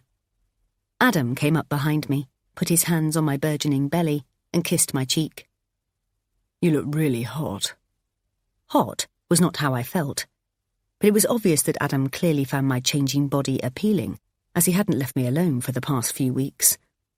Whilst I wrestled my huge boobs into something resembling a hammock, I'd often find him just sitting on the edge of the bed, watching in amazement and lust. It had taken a while for us to get used to the idea of my pregnancy, and we had alternately fought and then made love, often all in one night. Just a few weeks before, we'd had a huge row over what I was wearing. You're not going out dressed like that, Adam had said, as he watched me stepping into a new black dress, ready for a night on the town with Pippa and Seb. I'd loved it when I'd seen it in whistles, as its bodycon shape had hugged my slim hips. My bump wasn't yet visible. Since when? I teased. You know you love me in a tight little number, and the beauty of this one is that it's going to grow with me. I stretched the lycra material outwards over my tummy, as if to prove the point. That was then, but this is now, he said seriously. I don't want you going out like that. I turned to face him. Are you being serious? He nodded and looked away. You're carrying my baby now. You need to dress accordingly. And what is accordingly? I laughed. Am I supposed to be wearing a tent, even though I'm not showing yet? Just show some respect, he said, for me and the baby. Oh, come on, Adam. You sound like your mother. How I choose to dress or not dress has got nothing to do with you. I looked down at myself. This outfit would have driven you crazy a few months ago. Nothing's changed. I still look the same. But you're honestly telling me I'm being disrespectful. He'd come at me then and grabbed hold of my wrist. You're pregnant, and you're happy to go out dressed like a hooker, are you? You're going to get the wrong kind of attention, and I'm not having some drunken lech coming on to you when you shouldn't even be out. Oh, I've heard it all now, I shouted. I'm 2 months pregnant, and I'm not supposed to go out ever again. I'm not changing. I picked up my bag and headed for the bedroom door. He'd stood there, his bulk filling the frame. Move, I said, sounding more controlled than I felt. You're not going. My heart was beating out of my chest, and my throat felt parched. The beginnings of a tension headache banged against my skull. I looked at him, my eyes imploring him to move, but he stayed fast. It was a battle of wills. Move, I repeated. No. I banged at his chest with my curled fists. Move out the way, I yelled, tears of frustration streaming down my face. I swear to God, if you don't move! He caught hold of my wrists and pushed me back into the wall. I thought he was going to spit more vitriol at me, or worse, raise a hand to me, and I cowered, preparing for the onslaught. But instead, he kissed me, his tongue delving deep into my mouth. I didn't want to respond. I wanted to show him that I was still as mad as hell, but I couldn't help myself. He ripped my tights as he tore at them, like a man possessed, and I cried out as he entered me. Does that hurt? He asked. I shook my head. He'd looked at me then, as if seeing me for the first time. I'm sorry, he said, everything about him suddenly yielding and docile. I don't know what came over me. You just look so amazing, and... He called out, and I felt his legs buckle as his head nuzzled my neck, looking for support. He was panting hard. Are you still going out? He managed between breaths. Yes, I said, smoothing down my dress. I wasn't quite sure what had just happened. Was that normal? How can two people fight and lash out at each other, only to be making love a couple of minutes later? I'd gone out, but not enjoyed myself. Not drinking when your two mates are getting off their faces does not make for the best of nights. Maybe Adam was right. Things were different, and they would be different for evermore. I looked in that same mirror again now, tucking my blouse in and then pulling it out again. At just over 3 months, it was becoming more difficult to disguise my protruding tummy. But today, it didn't matter. Today, for the first time, I could put it on display, be pregnant and proud. But I just felt fat. "Nothing fits!" I cried as I rummaged through my wardrobe, looking for inspiration, yet seeing nothing.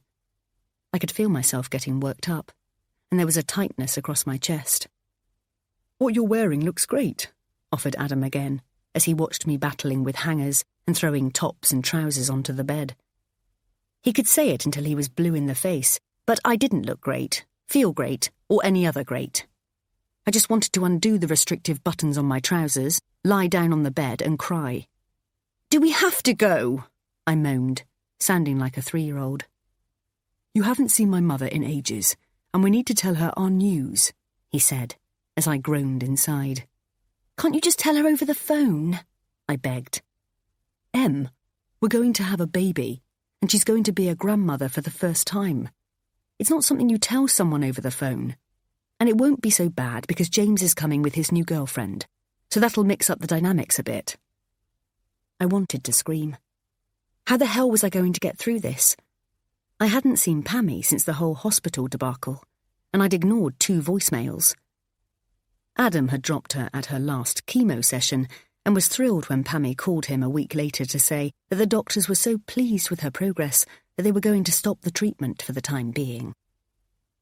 I'd smiled rigidly as he'd relayed the good news to me, all the time tempering down the overwhelming desire to shout, "She's lying!" The very thought of seeing her made me shudder. I hadn't felt nauseous for weeks now, but I could feel the familiar wrenching in my gut as it reacted to the idea of being in the same room as her. My nerve endings felt on edge and raw. I imagined her twisted features as she'd no doubt goad me in front of James, daring me to pull her up, and being ready to pounce with the killer blow that she knew would destroy everything I had with Adam. Or perhaps it would be James who'd turned the screw. I felt lightheaded as I wondered, not for the first time, about his motivation for doing what he'd done, saying what he'd said. What did they have to gain by working together to break me down and split us up? Had James told her the truth? That I'd rebuffed him? Or was he a liar like his mother, and had told her a different version of events? Either way, it didn't really matter. She could make my life hell and hold me to ransom. But was that what she was planning to do? Surely she'd realise it wouldn't be wise, knowing what I do about her. But what would it matter by then? Adam and I would be over before I'd even have the chance to tell him how she'd cruelly lied about having cancer. "I don't feel well enough to go," I said to Adam. "I feel sick. Why don't you go along? Tell them the news." "Come on, Em. Pull yourself together. You're pregnant, not ill. It'll be a couple of hours in a nice restaurant, and then we'll be out of there. Surely you can manage that." I honestly didn't know how I could sit in amongst Pammie, Adam, James and his girlfriend, forever fearful, waiting for the grenade to explode. Though which one of us was going to pull the pin out first was yet to be seen. "I'll look after you," he said, as if reading my mind. "It won't be so bad." Tears sprang to my eyes as I realised that the one person I had on my side could be snatched away from me at any time of Pammie's choosing.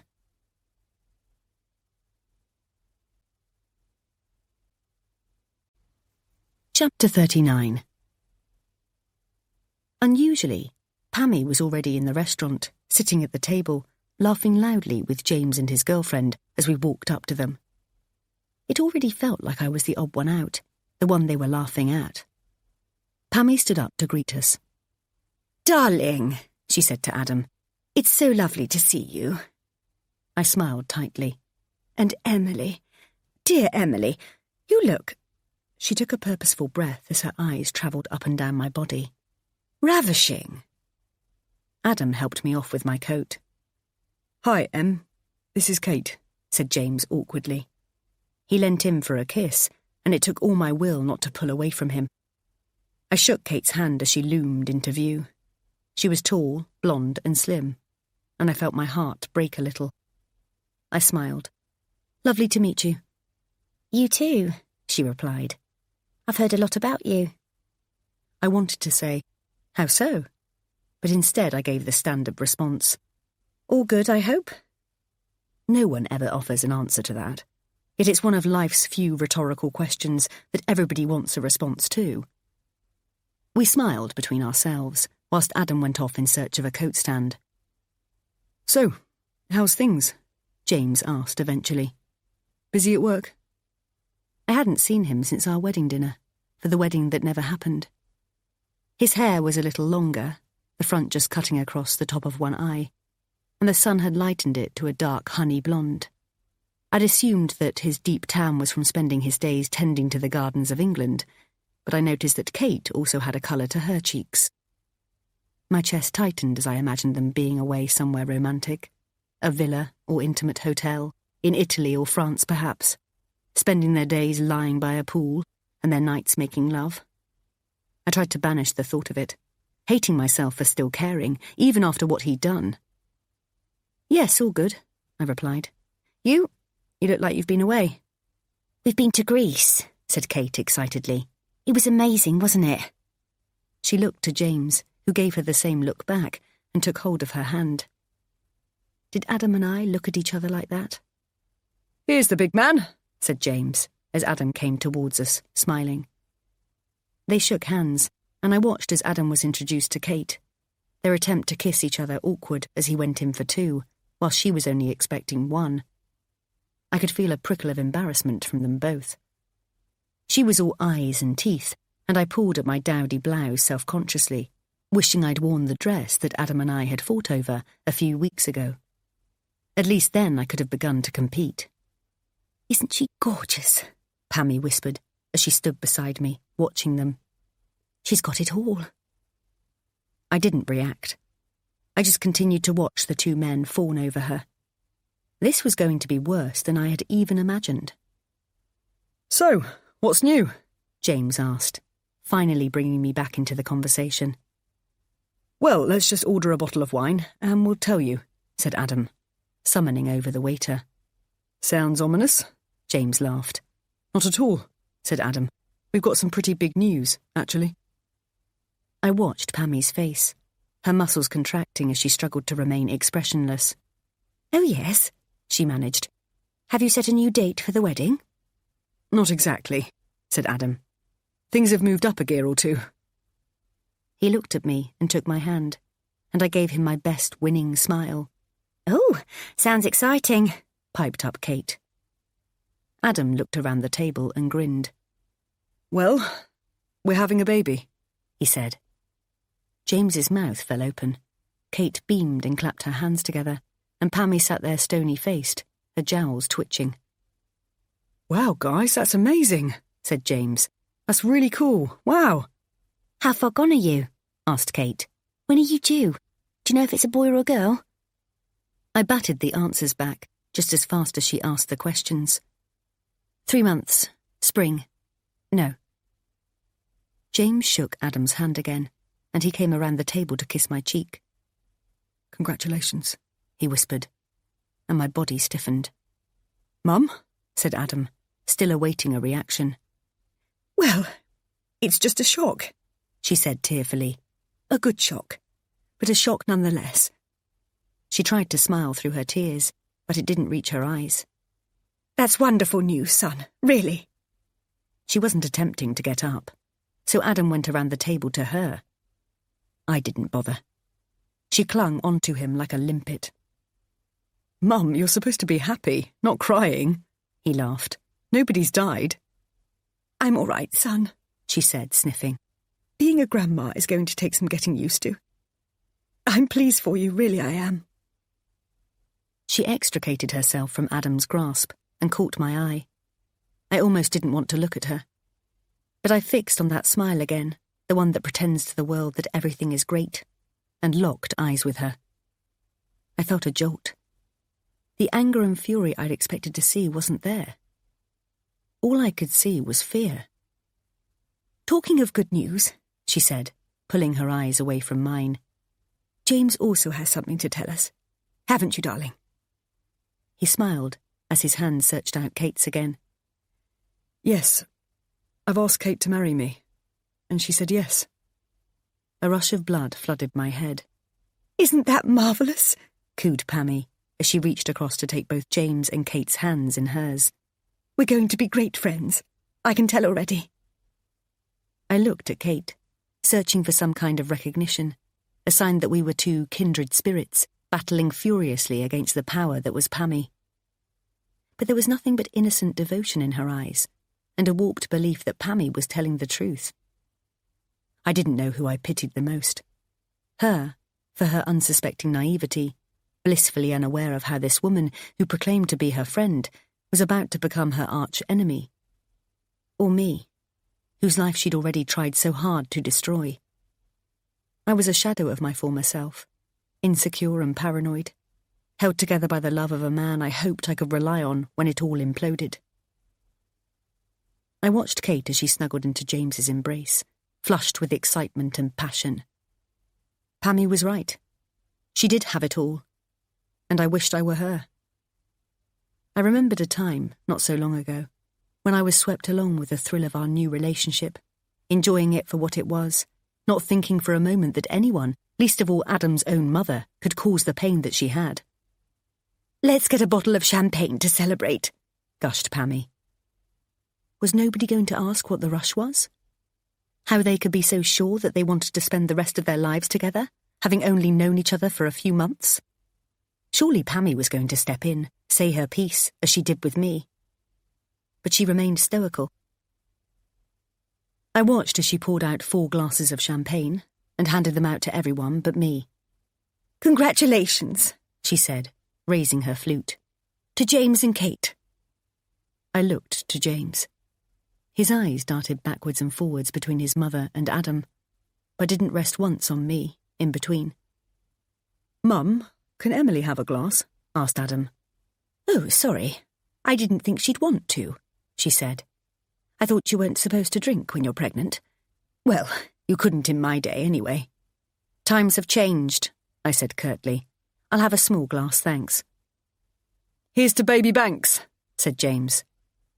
I closed my eyes and savoured that first sip, the effervescence popping on my tongue. "So, have you set a date yet?"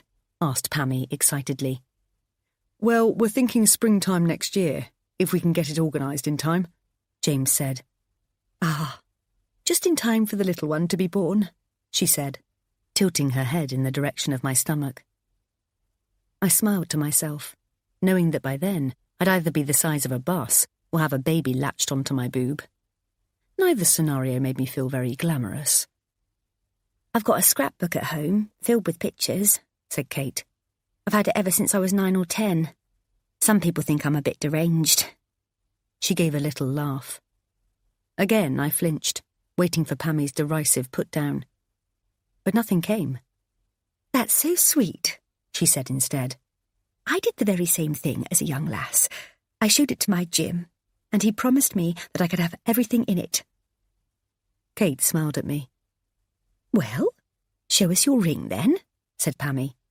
"I was so surprised," said Kate, as she thrust a solitaire diamond in our direction. "I had no idea." "I'm really pleased for you," Pammie said warmly. "Welcome to the family." Was I missing something here? It felt like I was intruding on a special moment between a mother and her daughter. Had Pammie been like this with me, once upon a time, in the very beginning? I thought back to our very first meeting, at her cottage, when she left the photo album with Rebecca's picture staring up at me. She meant for me to see it, even then playing mind games with me, daring me to ask the questions that I didn't want to know the answers to. She'd planted a seed and sat back to watch it grow, hoping that, in the meantime, I'd be too weak to deal with the consequences. She thought she could cast me aside, as she'd done with Rebecca. But she hadn't reckoned on my love for Adam. I love him more than life itself. And, as I sit here, with new life growing in my belly, I know that there is nothing she can do to take that away from me.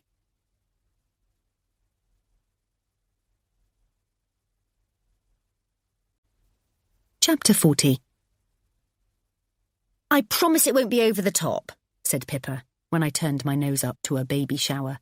Just friends, a few balloons, and lots of Prosecco. I rolled my eyes and pointed to my huge stomach. Oh, course, she said, as if suddenly realising my predicament. Just a few friends. You are the balloon, and I'll drink the Prosecco.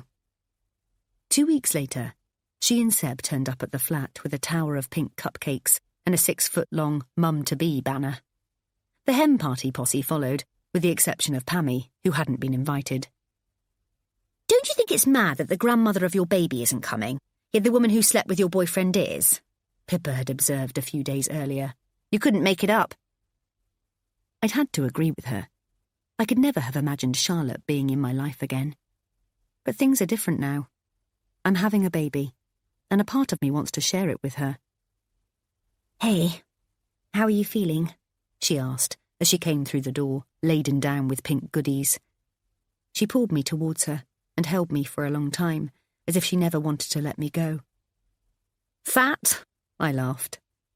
Fat and gorgeous, joined in Seb, as he squeezed past us on the landing.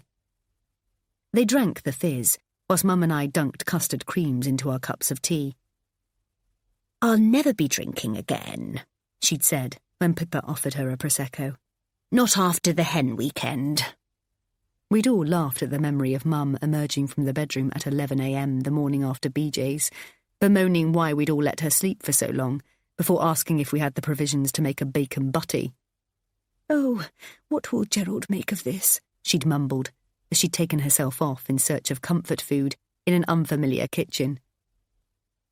So, I assume you've not heard anything from Pammie since you told her you were pregnant? She asked quietly now, whilst the others were playing Guess the Baby's Weight. I shook my head. She's called a few times and left voicemails asking for me to call her back. But apart from that... And you haven't? She said. Called her back, I mean. No, I've got nothing to say to her, I said. Mum nodded in agreement. I'd told her everything about the altercation in the coffee shop, bar the part about James. I didn't want her to think badly of me, and I couldn't explain it without running that risk. Seb and Pippa knew, though. Yet as much as they tried to convince me I'd done nothing wrong, I still felt a real sense of shame. We were watching What to Expect When You're Expecting, huddled under duvets, when I heard the front door slam, and my heart sank a little as I heard the heavy footsteps coming up the stairs. I could hazard a guess as to how drunk Adam was from those initial steps, and I was rarely wrong. Hey! It's the AGM of the WI, he stated loudly. I caught a glint in his eyes as he surveyed the living room and settled on Seb. I was sure I saw his lips curl in distaste. Are you ladies having fun? He went on, accentuating the word ladies.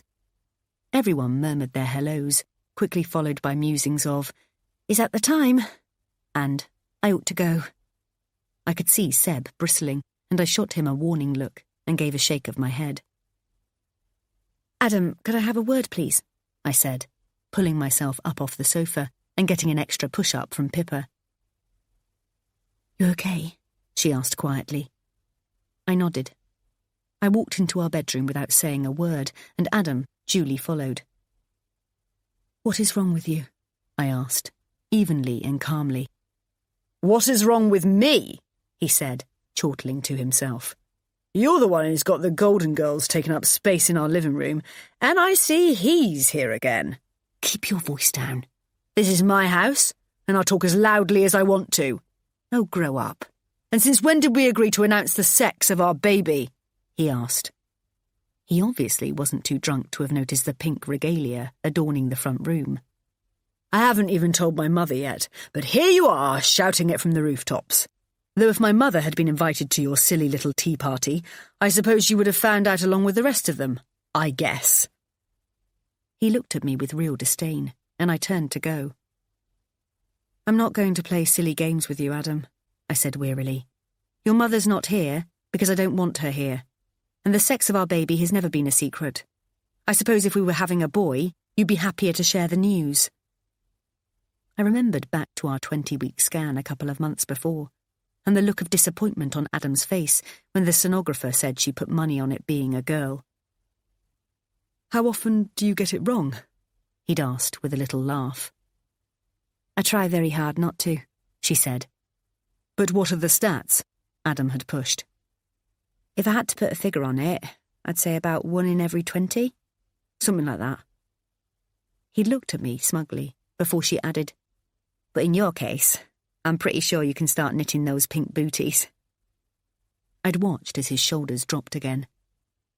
I just think you should consider me and my feelings a bit in all this, he said now, gesticulating wildly around the bedroom.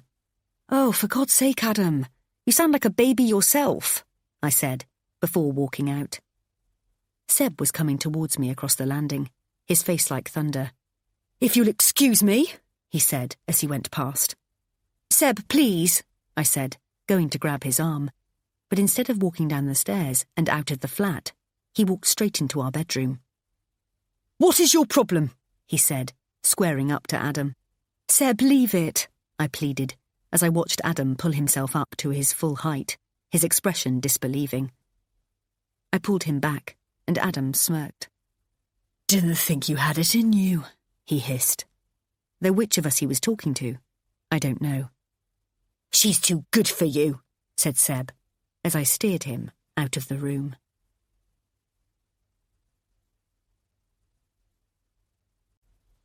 Chapter 41. There was a constant succession of visitors to the house when I came home from hospital with Poppy. My parents, Pippa, Seb, and even James popped in with a baby pink hamper full of goodies. Well done, James said tenderly as he kissed my forehead, just as Adam had done in the operating theatre when they cut Poppy from my stomach. Our plan for a water birth went out the window after 16 hours of labour resulted in Poppy getting distressed. I welcomed them all in a blur, all the time waiting, dreading Pammie's visit. She'd not wanted to come for the first 3 days, as she had a cold and didn't want to infect the baby. But I wished she'd just get it over and done with, so I could relax and enjoy my time with Poppy. You okay if Mum comes up tomorrow? Asked Adam, just as Pippa went out the door. She'll probably stay for the night, and I'll drop her back the next morning. I groaned. I'm exhausted. Can't you take her back tomorrow evening before tea? Come on, Em, he said. This is her first grandchild, and she's the last to meet her as it is. She might even have her uses. That was exactly what I was frightened of. I looked at Poppy's perfect face, her big eyes staring up at me, and felt a shudder run through me. I'd really rather she went home, I said. Please. I'll give her a call, see how it goes, he said. I won't offer if she doesn't ask. I knew even before he came back into the room that the conversation hadn't gone my way. So I'll go and get her around midday and take her back the next morning. You tried hard, I said under my breath. If he heard me, he didn't react. I'm going to pop down the pub later, wet the baby's head and all that, he said. You've not got a problem with that, have you? Was he asking me or telling me? Either way, he'd posed it in such a way that it would make me look possessive and controlling if I dared say yes. What's the face for? He said tightly. It's just a quick drink, for Christ's sake. Funny, I'd not even said anything, but he was happy to start an argument with himself, just so he'd feel vindicated in going. When was that arranged, then? I asked. He tutted. Just in the last day or so. Mike suggested a drink, and all the others have just latched onto it. It's a rite of passage. I was well aware of the tradition, so why he was trying to justify it to himself, heaven only knows. I could feel my hackles going up, not because he was going out, but because he was being so defensive about it. He felt guilty, yet he was trying to turn it on me, making me out to be the bad guy. OK, cool, I said indifferently. Try not to be too long, though, as I could use some help getting the place ready for your mum. When he wasn't home by midnight, I didn't think it was unreasonable to give him a call. Poppy wasn't settling, and in between feeding, rocking and bathing, I was struggling to get anything else done. I'll call you back, I heard him slur when he answered on the fourth ring. There was a lot of background noise, chattering, clinking of glasses, and loud music. Adam? The line went dead. 10 minutes later, he still hadn't, so I rang him again. Yep, was all he could offer when he picked up.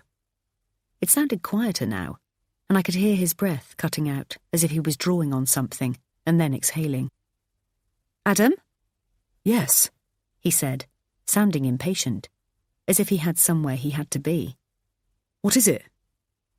I fought to stay calm, even though Poppy was screaming her head off and my new mummy brain was struggling to keep everything in perspective. Just wondering how much longer you're going to be, I said. Why? Am I missing something? I forced myself to breathe deeply.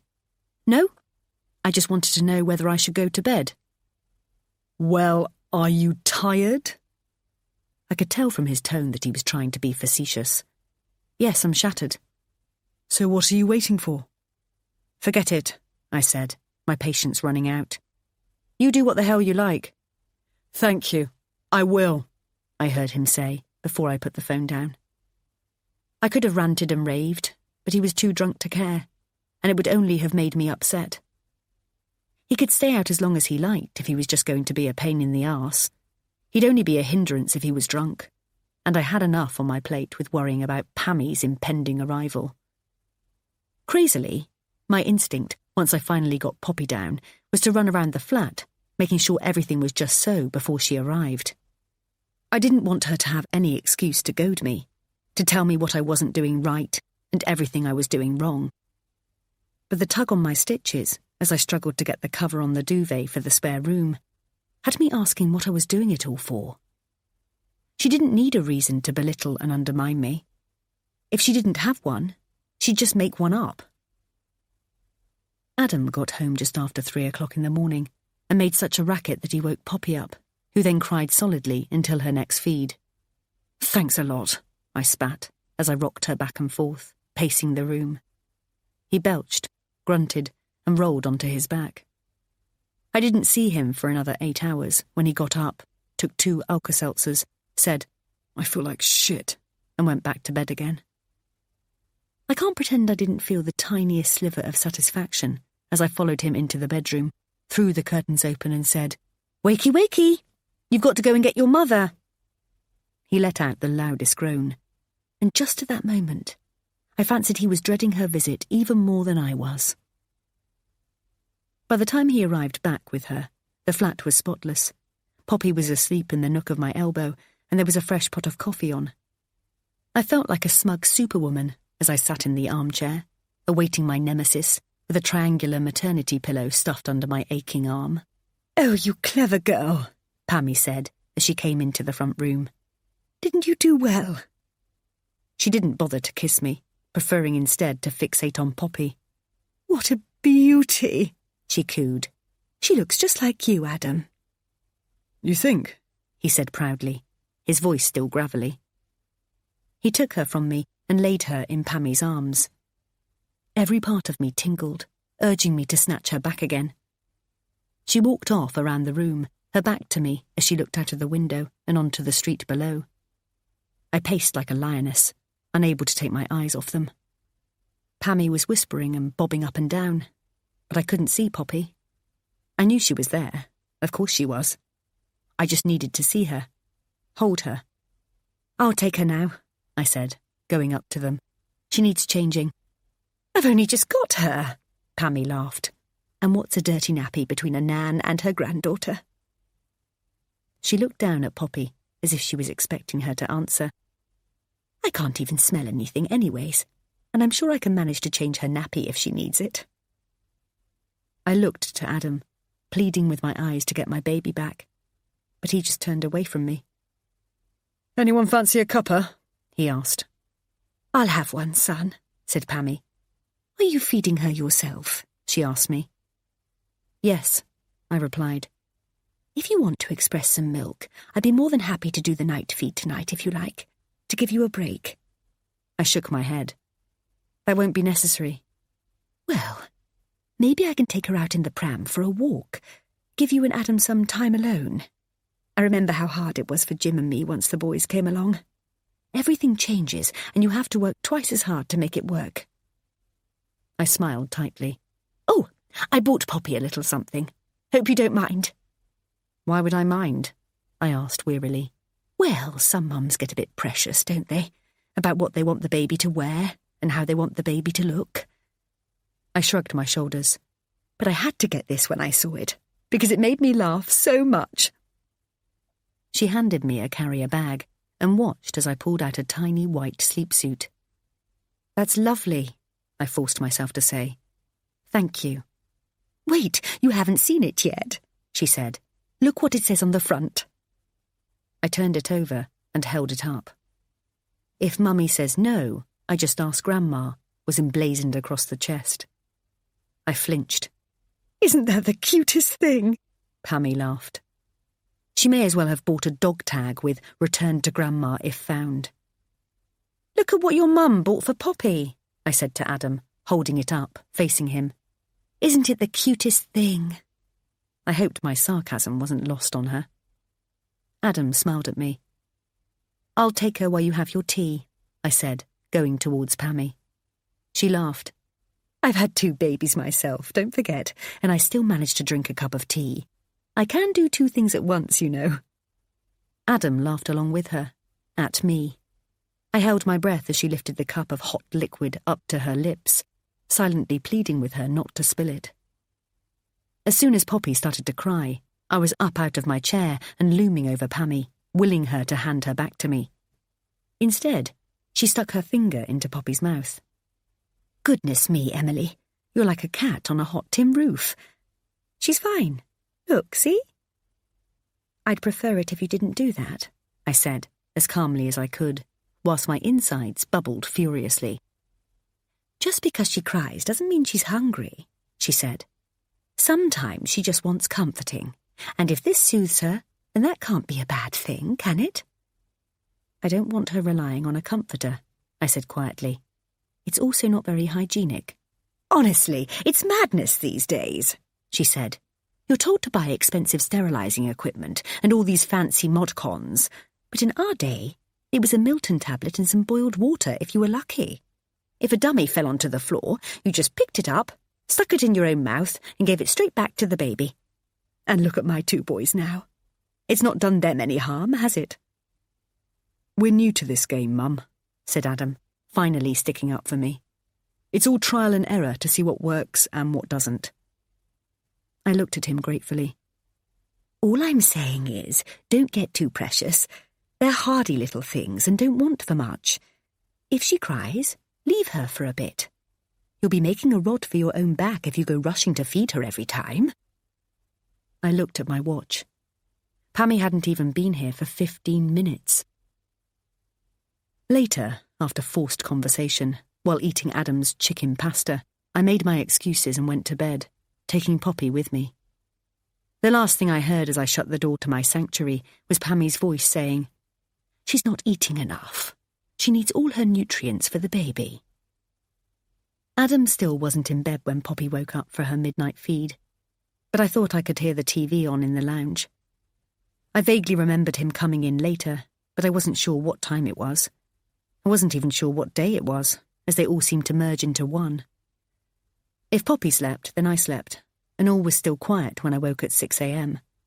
My first thought was, yes, she slept for over 5 hours. My second was, shit, is she still breathing? I leant over into her Moses basket and saw her pink blanket and muslin square. I listened in the half-light for her snuffles, but the only sound was the early morning tweets of the birds. I tried to adjust my eyes, rubbing at them when the focus was still blurry. I could see the blanket and muslin, but they looked flat, as if they were lying on the mattress, without a baby in between. I sat bolt upright and thrust my hand into the cot, but it was cold and unmoving. I ran to the light switch by the door, my legs buckling beneath me as adrenaline took hold. "What the?" cried Adam as the room was illuminated. I gasped as I reached the empty basket. "The baby! Where's the baby?" "What?" said Adam, still confused and dazed. "She's not here! Poppy's not here!" I was sobbing and screaming in equal measure as we collided into each other in our effort to get out of the bedroom door. "Pammie! Poppy! Mum!" shouted Adam as he jumped down to the mezzanine and into the spare room. I could see from where I stood at the top of the landing that the curtains had been pulled back and the bed was made and empty. I sank to the floor. "She's taken the baby!" I cried. Adam rushed past me into the living room and kitchen, but I knew she wasn't there. I could sense it. "She's taken the baby!" I cried again and again. Adam came to me and pulled me up to my feet, gripping hold of my arms tightly. "Pull yourself together," he snapped. I wished he would just slap me to put me out of my misery, so that I could wake up when the nightmare was over, with Poppy safely back in my arms. "The bitch!" I screamed. "I knew she'd do this! This is what she's been planning all along!" "For God's sake, get a grip," said Adam. I told you she was a psycho. You wouldn't believe me, but I was right, wasn't I?" "You need to calm down and watch what you're saying," he said. "I'm warning you." He called Pammie's phone, but it just rang off. "Call the police," I said hoarsely. "Call the goddamn police right now." "Listen to yourself," he yelled. "We're not calling the police. Our daughter has gone out with her grandmother. It's not a crime." I sat on the sofa, sobbing hysterically, my breast seeping milk through my nightie. "She's going to do something crazy, I know she is. You don't know what she's capable of. I swear to God, if she's hurt Poppy, I'll kill her." Every pent-up emotion rose to the surface. The hate, the hurt, but mostly the fear. The fear that I've carried around with me ever since I found out what she'd done to Rebecca. There was no one in the world who I hated more, and no one in the world who I was more scared of. "You need to find her, Adam. I swear to God." "Who are you threatening?" Adam hissed, his face close to mine. "I'm not even going to listen to your psychotic ramblings until you calm down." I watched helplessly as he pulled on jeans and a t-shirt. "Where are you going?" I said. "Well, she couldn't have gone far, could she? You'll probably find she's taken her for a walk. Wouldn't that be something, eh?" "She's done this on purpose!" I yelled after him as he took the stairs 2 at a time. "I hope you're happy! You and your fucked-up family!" I paced the flat as I waited for Adam to call. The longer he was gone, the more I was convinced that she'd done something. All I kept seeing was Pammie cradling Poppy, telling her it was going to be all right, all the time knowing it wasn't. Adam's mobile went straight to voicemail, and I threw the phone against the wall, screaming in frustration. "Where are you?" I howled, falling to my knees. I curled myself up into a ball and lay on the carpet. I couldn't imagine being in greater pain. I don't know how much time had passed when my mobile rang and I scrambled to reach it, its screen now smashed into smithereens. "Is she okay? Have you got her?" I asked. I held my breath as I waited for the reply.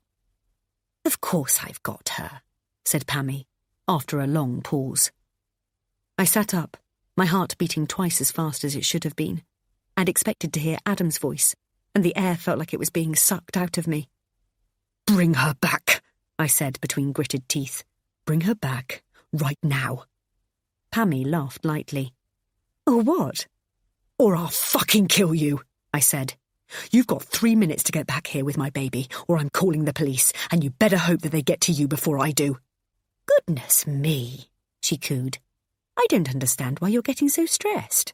Did you not get the text I sent you earlier?" "What text?" I yelled.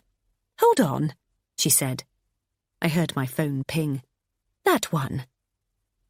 I looked at the shattered screen and could just make out the words, "Didn't want to wake you. Poppy awake. So I'm going to take her to Greenwich Park. Leave you to have a lie-in. Love, Pammie. Kiss." "You've only just sent this," I hissed.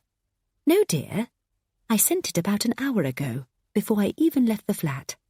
I didn't want you to get all worked up. Perhaps it didn't go through straight away." I stared at the phone blankly. I had no words. Anyways, we're on our way back now, so should be with you within 10 minutes. I'm sure she'll be hungry by then. The line went dead, and I hugged my knees, rocking back and forth, wondering if I was going mad. A little while later, I heard Adam thumping up the stairs. I had no idea whether 10 minutes or 10 hours had passed. There's no sign of them, but I'm sure there's a valid reason. He looked at me on the floor, soaked in milk, tears and insanity. They're coming home, I said quietly. I watched his shoulders relax, the tension ebb out of him, proving he wasn't as nonchalant as he seemed. Where are they? He asked breathlessly. In Greenwich Park. It appears Pammie was doing us a favour. I gave a soulless laugh. Who knew that your mother could be so considerate? To take our baby from beside our bed and disappear. I think you've said enough, he barked. Go and get yourself cleaned up. Take control, is what I said to myself repeatedly, as I splashed cold water onto my puffy face. But by the time I was dabbing myself dry, I was already crying again. Who was I kidding? I didn't have the control. She did, as she always did. I buried my face in the towel one more time, willing myself to summon the courage I needed. Enough, Emily, I said out loud. No more. I heard Poppy's cry before I saw her, and rushed down the stairs towards the sound. Pammie was standing there, without a care in the world, with Poppy on her shoulder. I think this missy wants feeding, she said, a hint of a smile on her lips. Get out of my house, I hissed. Excuse me, she said, before immediately dissolving into loud sobs. Adam came rushing down the stairs. What's going on? Oh, darling, I'm so sorry, she said. I never meant to upset anyone. I thought I was being helpful. She looked up at him, her eyes imploring him to believe her, but I already knew he did. I snatched Poppy from her and went to go back upstairs. That bitch better not be here when I come back, I said to Adam. I stormed into the bedroom, slamming the door behind me, got Poppy latched on, and sobbed until I couldn't sob any more.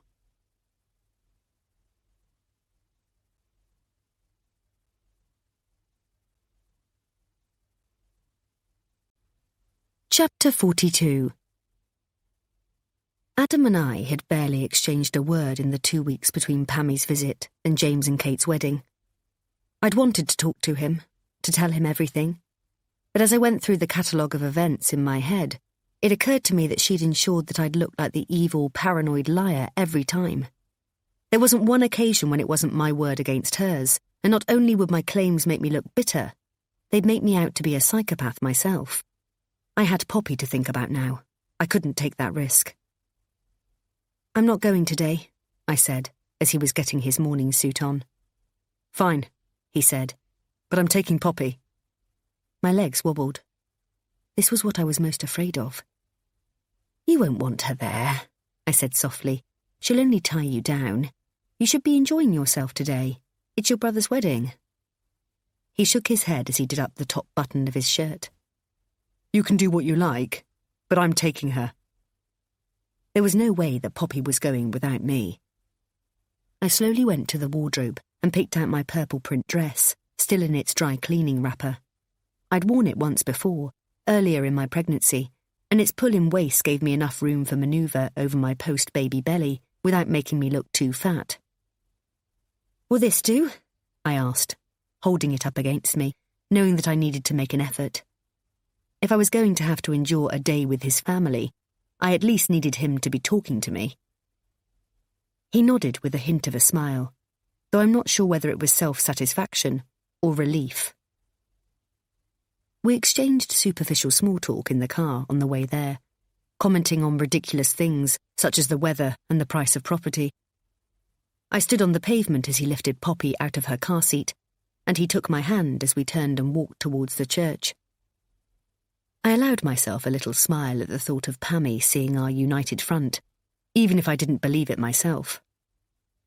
Sure enough, her face twitched as she saw us walking towards her and James, arms already outstretched to embrace her son.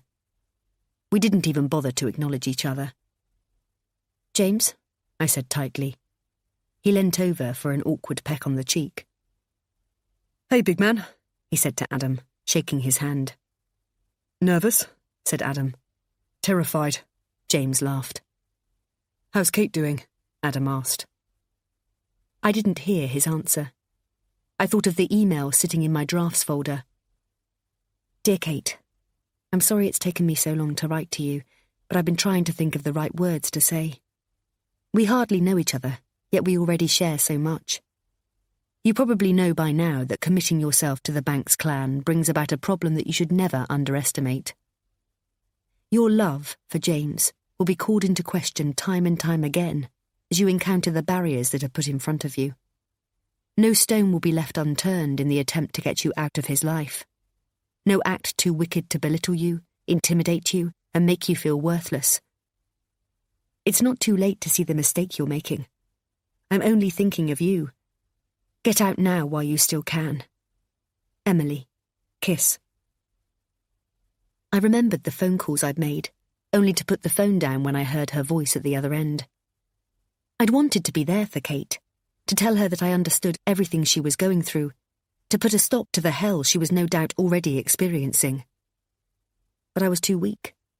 I didn't want her life to be ruined like mine had. I didn't want her character to be changed beyond all recognition. It was too late for me, and it was too late for Rebecca.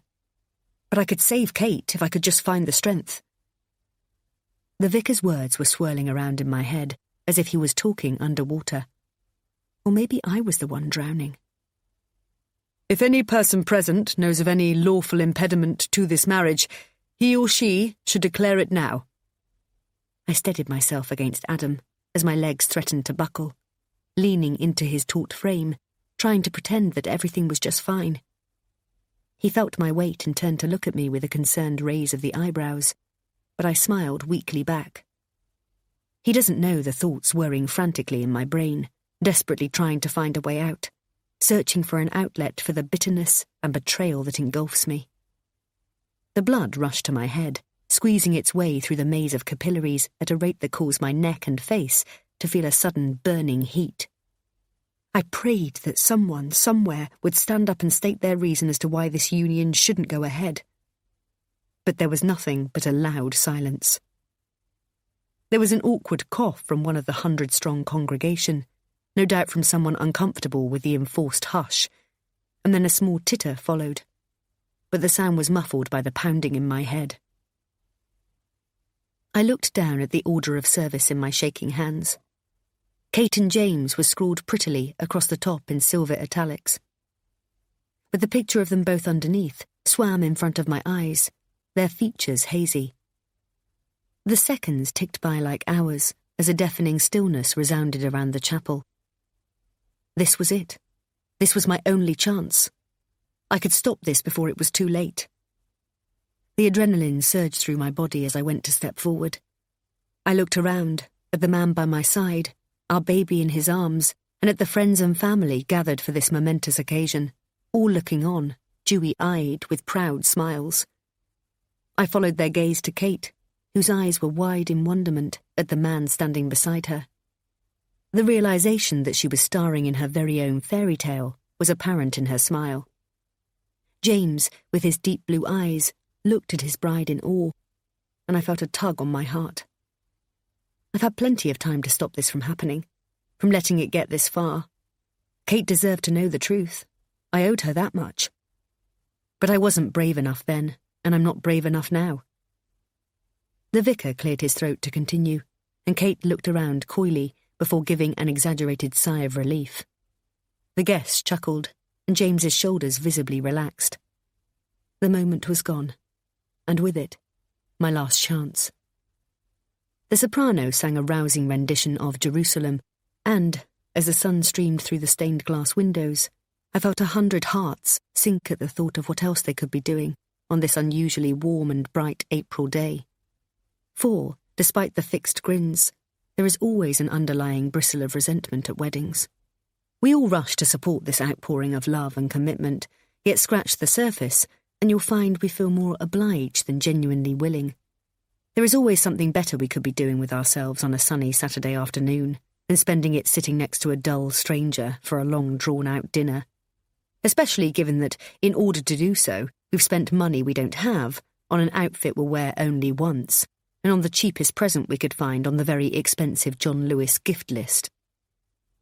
I could quite literally feel the jealousies and insecurities oozing out of the people around me.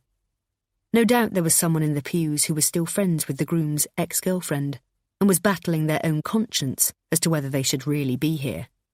Then there would surely be the woman who had been dating her partner for way longer than she felt warranted a proposal, yet still there had been nothing.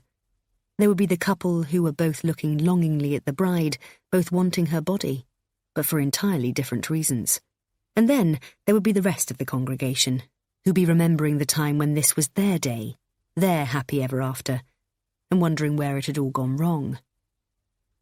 But today, there was someone who felt all this far more acutely than anyone else, who suppressed the searing pain in her chest as the vicar pronounced Kate and James husband and wife, and who smiled sweetly as they kissed. Adam reached for my hand and gave it a squeeze, as I swallowed the tears that were burning the back of my throat.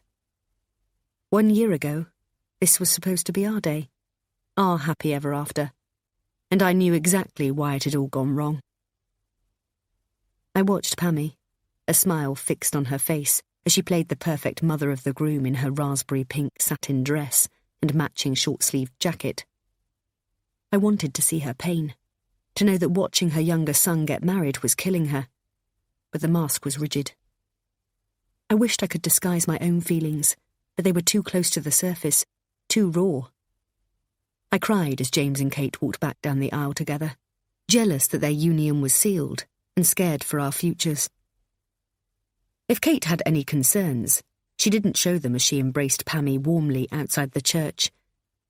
"That was beautiful," Pammie cried. "You're beautiful," she added, touching Kate's cheek. Kate smiled and hugged her again. "Let me introduce you to everyone," she said, taking Pammie by the hand and heading off in the direction of the biggest group there.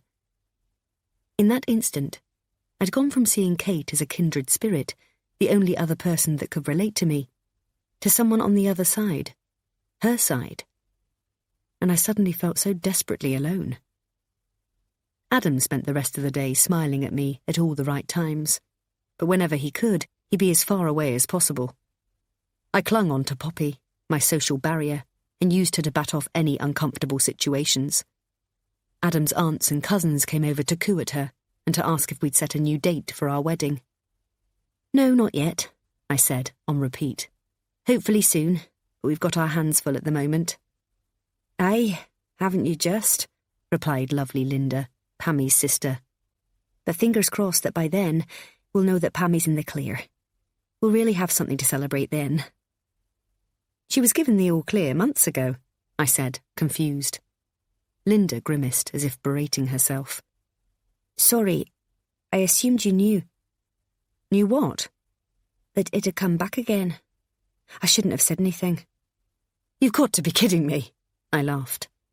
So, she tried her luck and pulled off the same stunt to try and stop James and Kate's wedding. I felt a warped sense of satisfaction that it wasn't personal, but then I had to laugh at myself. How could anything she'd done not be personal? I had to take my hat off to Kate, and even more so to James, for not allowing his mother to ruin their special day with her cruel lies. I felt touched, and, if I was honest with myself, a little envious that James had stood up for Kate and ignored Pammie's wicked attempt to derail their happiness. He'd made a stand against her. He'd done what Adam should have done months ago. "So what's she got this time?" I asked Linda. She looked a little taken aback. "It's in her lungs." "How long have they given her then?" I couldn't stop myself. "They haven't," she said tightly. "She's having treatment, and we'll have to see where we get to. If you'll excuse me." "Of course," I said, as I watched her walk away. Maybe it was me. Maybe Pammie wasn't the problem. What if it was me? Or even worse, what if Pammie had made me believe that it was me? I made my way over to Kate, who was being the consummate professional bride, making sure she got round everyone, thanking them all for their good wishes. I thought how funny it was that, as a guest, you don't want to take up too much of the bride's time. You feel that you're keeping them from something or someone far more important. Yet she must feel constantly rebuffed as she moves from one person to another, each of them telling her that they don't want to hold her up. I tapped her on the shoulder, and she swung round, a big smile on her face. "You look stunning," I said, acutely aware that she probably heard it 1,000 times already today, and it was beginning to wear thin. "Thanks," she said, flashing those perfect white teeth. "Is this little Poppy? Oh, she's beautiful." Now that she was finally in front of me, I didn't know what to say to her, how to articulate everything I needed her to know. Wasn't it too late now, anyway? "Kate, I'm sorry I've not been in touch these past few months. I could have done a better job at welcoming you into the formidable Banks family." She laughed. "Don't be silly. You've had more than enough on your plate. And besides, Pammie's been great. I can't tell you what a help she's been, especially with my own folks being over in Ireland." I wasn't aware that I was pulling a strange face, but I must have been, as she said, "What? What's up?" "Sorry, are we talking about the same woman?" I laughed. Yeah, I think so," she said, confused. "Pammie's been great, has she?" I asked. I could feel that I'd put her on guard. "Yeah, she has. I don't know what I would have done without her, to be honest." Was this a joke? I'd imagined us arranging to meet up once she got back from honeymoon to discuss what we were going to do about Pammie, how we were going to deal with her, together, as a team. But Kate was making it sound as if Pammie might as well be going with them. "What? She's helped you? Without incident?" I asked. I couldn't quite get my head around this. "Incident?" she said. "I'm not sure I understand what you mean." "Pammie's helped you, genuinely helped you, like without judgment or comment, without making you feel as if you were going mad." "Oh, I know what you're talking about," she laughed, as if she'd finally got it. I felt myself breathe out. Thank God. "I honestly thought I was losing it," she said, "when I went to pick up my dress." I nodded encouragingly, spurring her on. "Yes?" "I offered my credit card, but the shop said it had already been paid for. I was like, no, I definitely need to pay. But they wouldn't have it. I felt like some kind of scammer when I left there with a £1,500 dress over my arm. I couldn't work it out. But then when I called Pammie that afternoon, she told me it was a present from her. I honestly couldn't believe it." Nor could I. I stood there open-mouthed as she went on. "We try and meet up every other Saturday morning just for a coffee and a bit of brekkie. Why don't you come along if you have time? We know how busy you are." We? I couldn't ever imagine using the word we in a sentence about Pammie. "Does she ever say anything? About me, I mean?" Kate looked perplexed. "In what way?" "Just anything. Do you talk about me?" "What does she say?" "Only that you're doing so well with the baby. She loves Poppy." I nodded. "Great, well, give me a call once you're back and we can put something in the diary." "Cool," she said, before picking up the bottom of her train and gliding off. I looked around for Adam. It was getting late and I needed to get Poppy to bed. We'd booked a room in the hotel just across the courtyard, but we barely managed to live together in the flat for the past fortnight, so I didn't imagine that sharing a room was going to be much fun. "You looking for Adam?" asked James, coming over to me. "Yes," I said bluntly. "The last time I saw him he was heading outside," he said, "probably to have a cigarette." I stopped in my tracks and looked at him, as if he was stupid. "Funny, I didn't know he smoked." "There's a lot you don't know about him," he said, under his breath. Ignoring him, I walked to the patio doors towards the garden, but could feel him still behind me. It was dark outside, and I pulled Poppy's blanket tighter around her. The days were warm for April, but the evenings were still chilly. There was a gaggle of revellers smoking to the left, the grounds beyond them gently lit, but Adam wasn't there. I turned to go right, past the gargoyles at the top of the steps, and headed towards the darkness, when James pulled at my arm. "Why don't you come back in? It's cold out here." I shrugged him off and blindly carried on walking. I needed to create as much space between me and him as I could. I saw the entrance to the hedged maze which earlier had seen visitors pay a small fortune to enter. I didn't know where I was going much beyond that. I could feel tears welling up, and I hugged Poppy closer in the vain hope that she'd hide them. "Will you just wait a minute?" he called after me. I turned to face him. "Please, James." I think he heard the laughter coming from within the box hedge walls of the maze before me. "Look, Em, why don't we go back inside?" he said quietly. "It's too cold out here for Poppy." I looked at her sleeping soundly in my arms and knew he was probably right, but I couldn't tear myself away from the sound. "Shh!" squealed a female voice. "I've lost a shoe." There was more laughing. Got it, she said drunkenly. "Make sure you look decent," said a man's voice. "Can't have you going back out there with your knickers round your ankles." Everything seemed to go in slow motion. I felt myself falling and instinctively curled myself over Poppy to protect her. I could see flashes of colour and light as I sank further into what felt like a turning kaleidoscope. I squeezed my eyes tightly shut and imagined a cover over my ears, stopping me from hearing what I knew I'd just heard. I willed my brain to scramble the words so I was unable to decipher them, change the voice to one I didn't know. I was still falling, bracing myself for the bottom, but it never came. I opened my eyes and saw James peering down at me, his arms enveloping me and Poppy. "Let's get you back inside," he said. "No," I said breathlessly. "I want to wait here. See his face." "Please, Em," he went on. "You don't need to do this. Please come back inside." "Don't you dare tell me what I do and don't need," I cried.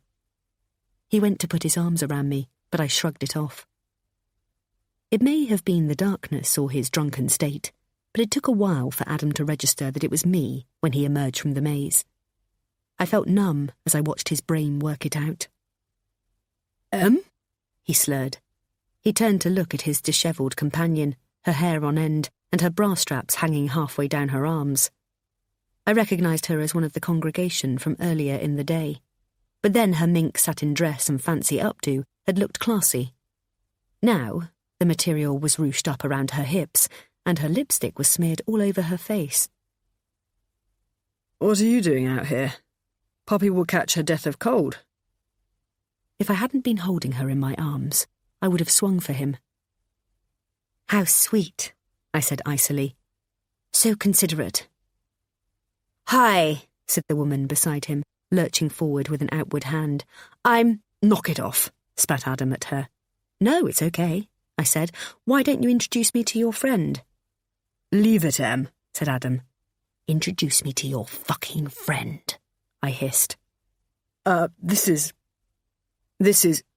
"Oh, don't tell me," she slurred. "This is your wife and kid?" She laughed to herself. "Wouldn't that be something, eh?" I remained silent. "Oh, Christ. Really?" she said, the obvious suddenly dawning on her. "I'm afraid so," I said tightly. "Sorry," she managed before stumbling away. I watched numbly as she headed back to the hotel, zigzagging across the lawn.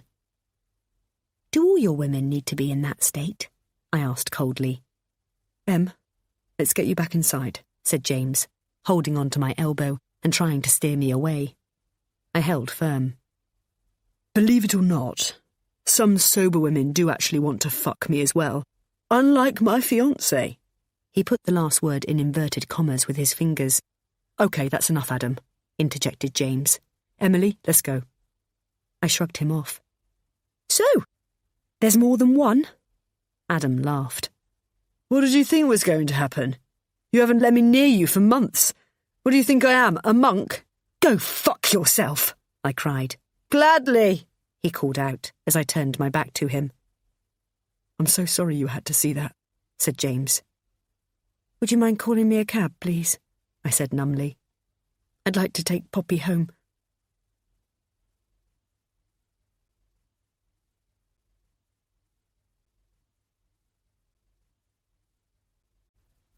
Chapter 43. Pippa was my rock for the next 5 days, whilst I processed what Adam had done and what it meant. I used to scorn women who'd found out their partners were cheating and said things like, "I just didn't see it coming. It was so out of character." I'd pitied them for not seeing what was clearly in front of their eyes. Yet here I am, thinking the very same thing. I couldn't even begin to compute it.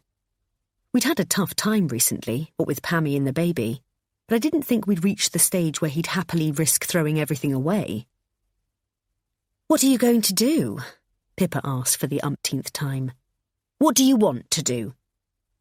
"What I want to do and what I should do are two entirely different things," I said. She knew what I meant. We'd had enough "what would you do if your boyfriend strayed" conversations to last us a lifetime.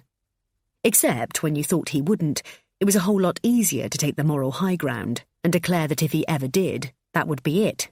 You'd be out of there. Yet now, in the mire of it all, having loved that person and believing I was going to spend the rest of my life with him, suddenly things aren't quite so clear-cut. "It wasn't what he did. It was how he did it," I said. "Does it make a difference?" Pippa asked. "A cheat's a cheat." It was the way he spoke to me, the way he alluded to there being more, lots more. Why would he feel the need to hurt me like that? Because he's a first-class tosser?" "How could this have happened to me again?" I cried. "What a fool I've been!" Pippa put a reassuring hand on my back. "It's not you who's the fool," she said. "If he can't see what he stands to lose." "So where do I go from here?" I asked. "Do you love him?" "Of course I do, but I'm not prepared to take this lying down. If he's coming back, it's going to be on my terms." "You can't take him back," she cried. "You just can't." "But I've got Poppy to think about," I said. "It's not just me I need to think about anymore. She needs a dad. I think if we're being honest with ourselves, he's probably been doing this for a long time," she said. I nodded knowingly. I knew she was right, but I didn't want to believe it. I thought about all his Thursday nights out with the boys in the city. "It's a given," he'd said, not long after we met. "Thursday nights are the Holy Grail. They can't be moved for life, love, or death." I'd laughed and thought little of it. I knew that was how the city worked. But had he been sleeping with other women all that time?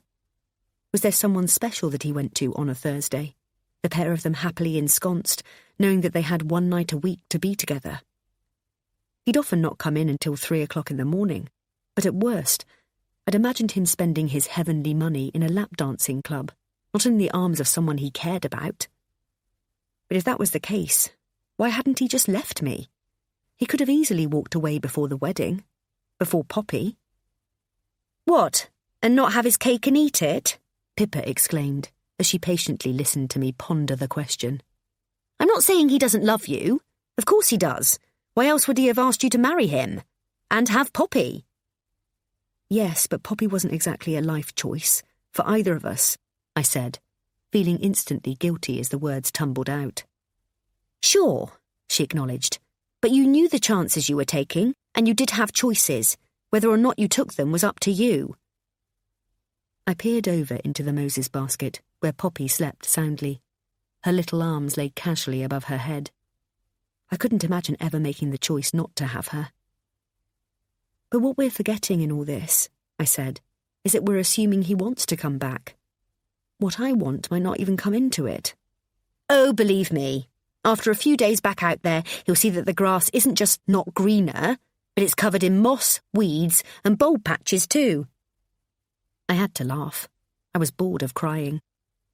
When I thought about it, I'd spent the best part of a year being miserable and sobbing over something or other. The wedding being cancelled, Pammie's abhorrent behaviour, feeling hormonal with Poppy. "Thanks, Pip," I said, hugging her to me as she left. "Love you," she whispered in my ear. "Don't let him walk all over you."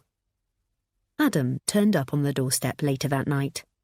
I could have sworn, slapped him, and slammed the door in his face, but instead I just stepped aside and let him in. What was the point in all the dramatics? We were parents now, supposedly responsible adults, so it was time to start acting like it. "You look like shit," I mused. His eyes were sunken into grey-coloured skin. A 5 o'clock shadow peppered his chin and cheeks. I sat down opposite him at the dining table. "Can I see Poppy?" he asked. No, she's sleeping. What do you want? I want to come home. I sat back in the chair and folded my arms. What, that's it? You're honestly expecting to turn up here and tell me you want to come back? He nodded. So, are we just going to skirt over the tiny issue of you sleeping with someone else?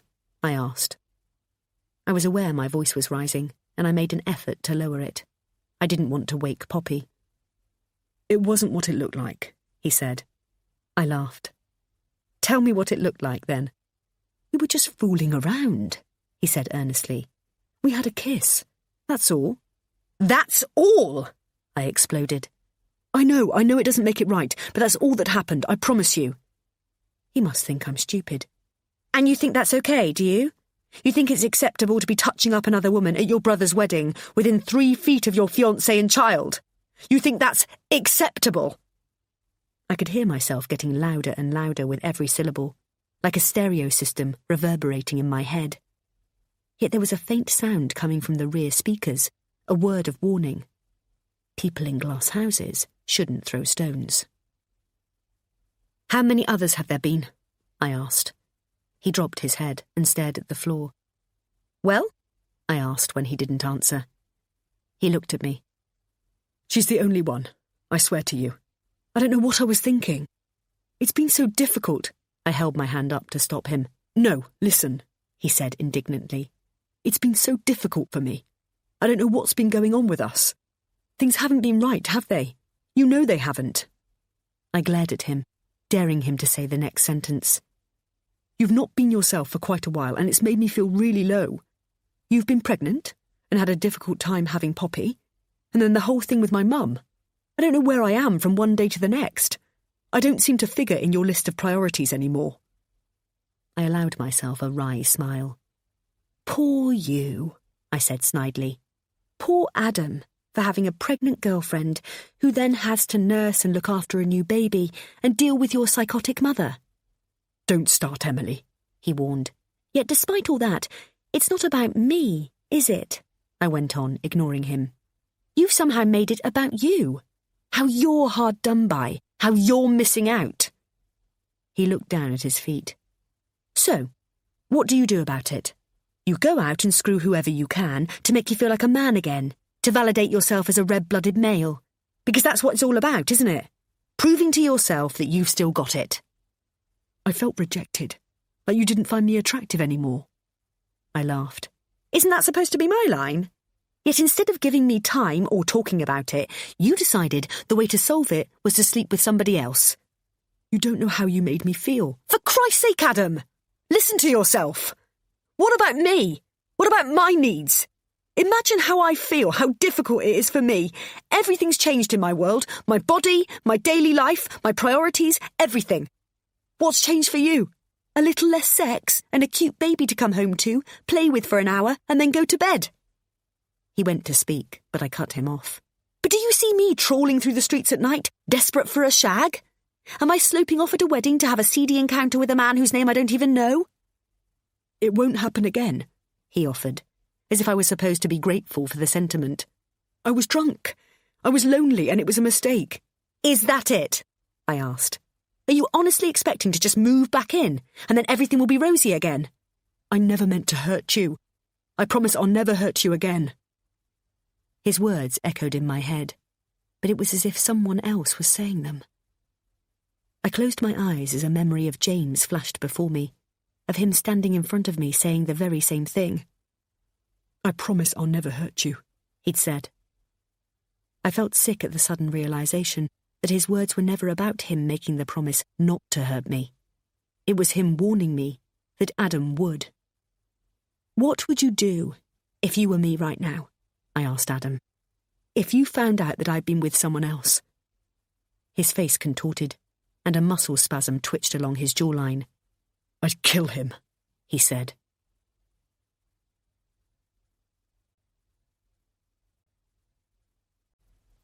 Chapter 44. Adam moved back in 2 weeks after James and Kate's wedding. His pleas for me to take him back grew louder the closer it got to them returning from honeymoon, when no doubt he'd be kicked out of their flat. You can always go and stay with your mum, I mused. Are you joking? She's bloody mad, he said. We were getting somewhere. We were finally getting there. Pammie was at the top of my list when it came to setting down a few ground rules when he came home. She could see Poppy whenever he chose to take her down there, but she was never to be left alone with her, unsupervised. But what about when... he went to say. Under no circumstances, I said, authoritatively. He nodded solemnly. There were to be no more Thursday nights out with the lads, and he could play rugby at the weekend, but after a quick drink, I expected him back home, not to still be getting drunk 4 hours later. He stayed in the spare room for a few nights, but if we were going to make it work, there was nothing to be gained from sleeping in separate beds. I didn't feel ready to be close to him, emotionally or physically, but I felt like I was sitting on a ticking time bomb, wondering how many hours and minutes would pass before he felt he was justified in getting it somewhere else. I hated that he made me feel that way. What do you want to do about the wedding? He asked one night as we were having dinner. He'd just returned from Pammie's. He and James were alternating taking her for her second round of chemo. I was surprised that she was still keeping up the charade, since Kate and James were married now. She'd failed in her attempt to stop them, so I wondered what the point was in her continuing to lie. I don't feel it's something we should do any time soon, I said, but I would like to get Poppy christened, though. He nodded in agreement. How do you want to go about that? I was thinking just a simple ceremony in church, and then have some food and drink somewhere. I'd like to do that sooner rather than later, he said. I want Mum there. I ignored the comment. Well, I'll look at it when I get time, I said. I don't think time is on our side, he said, his voice breaking. I don't know how much longer she's got. Oh, I'm sure she's going to be fine, I said matter-of-factly. He shook his head. It's really taking its toll this time round. They think it's spreading. I don't know if she's strong enough to get through this. He choked on the last sentence. I half-heartedly reached over and put my hand on his. I couldn't offer him sympathy I didn't have. I looked at Poppy in her bouncer at my feet, her trusting eyes smiling up at me, and I wondered how a mother could possibly put their child through this hell. How cruel would you have to be? What will I do? Adam began to sob. What will I do when she's gone? His shoulders shook, and I begrudgingly got up and went to him. She doesn't deserve this. She's been through enough.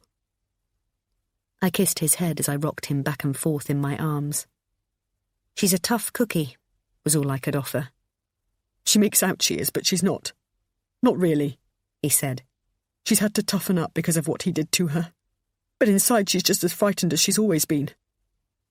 I held him away from me so I could see his face. What who did to her? I asked. He shook his head and went to lean into me again, but I held him firm. What are you talking about?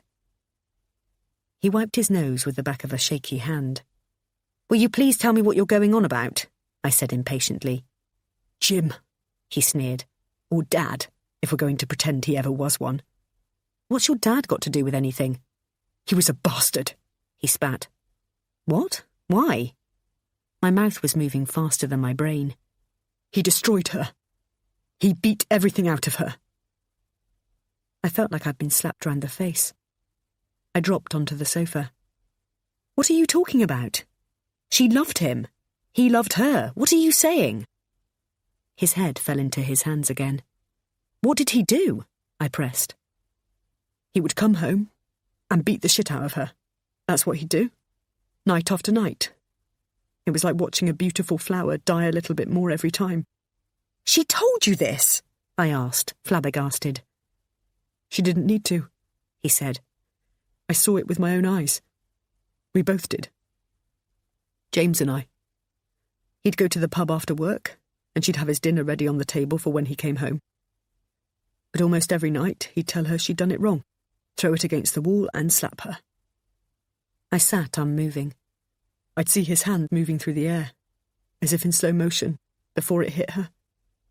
She'd make this small yelping sound, but held anything more in so as not to wake us.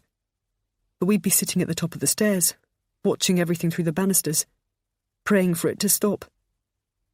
Are you sure? I mean, are you sure you saw what you think you saw? You were young. Maybe it wasn't what it looked like. I was scrabbling around for reason when all around me was insanity. I saw things no one should ever have to see, let alone children as young as us. We were too little to understand why our dad was hitting our mum and making her cry, but we knew it was wrong. We'd hatched secret plans for the three of us to run away to the seaside, back to Whitstable, where we'd been on holiday the summer before Dad died. He hadn't come with us. We'd gone with Auntie Linda, Fraser and Ewan. Mum had seemed so happy there, away from him. How did he die? I asked gently. Adam looked to the floor, as if lost in thought. He had a heart attack late one night after he'd come home from the pub. He just collapsed in the kitchen. And that was it. Mum let me and James have the next day off school and put us in shirts and ties, while the house buzzed with police and funeral directors. He smiled ruefully. I remember how scratchy those shirts were, the collar irritating my neck. I remember worrying more about that than my dad being dead. And I thought there must be something wrong with me. I didn't feel anything. I was just numb. Did he ever hit you? I asked. No, he never touched James or me. He played the perfect dad and husband whenever we were around. But I knew what he'd do later. Mum knew too. She had a fear in her eyes, but she tried so hard not to let it show. Did you ever tell her what you'd seen? He shook his head. It would break her to know that I knew. She's gone to such great lengths to pretend that he was the best husband and the best dad. Even back then, all their friends thought he was the catch and she was the lucky one. But none of them really knew him. They didn't know what he was like behind closed doors. How could they? She protected him then, and she still protects him now. I thought back to all the photos I'd seen of a couple so in love, their friends seemingly jealous of what they had. I'm so sorry, I said, going to him and cradling his head to my chest. No child should ever have to see that. None of this made any sense. How could this be? I willed myself to find a way to exonerate Pammie from everything she'd done. Surely there must be a reason in all this, an explanation as to why she was like she was. But as much as I tried, I couldn't find it. The more I rolled it all over in my head, the more difficult it was to understand her actions. If she'd been treated so badly in the past, why would she set out to intentionally inflict harm on someone else?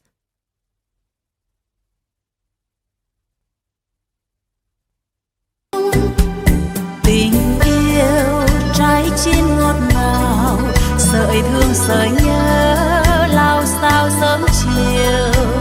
Thu về gió khẽ đông đưa, tựa như nhạc khúc cho vừa nhắc nhau. Trời thu gợi sắc thu xưa, hành hao gió nhẹ nghe mùa thu sang. Trên đê chim thanh thốt vang, bên bờ dẫu vắng đi vàng nở hoa. Tình như vẫn mãi. Chapter 45. By the time the christening came around, I'd worked myself up into a frenzy about seeing Pammie, James, and for some reason or other, Kate. In my mind's eye, she'd gone from being an ally, the only person that could possibly relate to me, to Pammie's partner in crime. It gave Pammie more power to goad me with, and I found the prospect of seeing them together intimidating. I'd bought a new dress for the occasion, something to give me confidence, I'd reasoned to myself, to ease the guilt when handing my credit card over. Blimey, that's a bit bright, isn't it? Commented Adam. I'll need sunglasses. Too much? I asked, looking down at the canary yellow chiffon. I felt good in it. The asymmetrical cut gave me my pre-baby shape back. No one needed to know I was bound up with Spanx underneath. No, I like it, said Adam. I'm just glad the daffodil season is over, as otherwise we'd have the devil's own job to find you. He laughed as I hit him with my clutch bag. Poppy was looking on from the middle of our bed, happily gurgling away as her parents bickered. Good job I put a bib on you, Missy, I said, scooping her up in a ball of ivory taffeta. We can't have you dribbling down your dress, can we? Are you sure she wouldn't be more comfortable in a Gap all-in-one? Adam asked, as he struggled to get her and her oversized gown into the car seat. I tutted and pushed his fumbling hand out of the way. There it is, I laughed, as I burrowed deep into the fabric to retrieve a strap. Now where's the other one? We should have got her a Cinderella carriage, he joked. She looked right at home in that. I didn't want to jinx it, but it finally felt like we were getting our old rapport back, on the way to becoming the couple we had once been. I couldn't wait to get to the church to show the doubters that we'd made it. Show them that, despite everything they'd tried to throw at us, we'd still survived. I don't know why I think of it as them, when in reality it's only her. But sometimes it just feels like the whole world's against me, and I struggle to keep things in perspective. But not today, because I've got what she wants. I've won. We greeted our guests as they filed through the church gate, me happily batting away Adam's rugby mate's jibes about my resemblance to a bumblebee. I saw James and Kate get out of their car, just up the lane, and busied myself with over-exaggerated hellos. I fussed over my cousin Fran's young boy and bent down with Poppy in my arms to introduce her to another baby in a buggy. Anything to take my mind off the impending arrival of the Banks clan. Without even realising, I'd turned my back and I could hear people behind me saying hello and asking Pammie how she was feeling. I coughed to clear the lump in my throat and started counting down from 10 in my head to give me time to put my face on before I turned around. Just pretend everything's normal, I said to myself. You can do this. Good to see you, Pamela, I said, spinning round, already on full offensive. You look... I sucked the word well back in. What I was greeted with stopped me in my tracks, rendering me speechless. Pammie was completely bald. Her eyebrows were missing, and her face was bloated. I was paralysed with shock.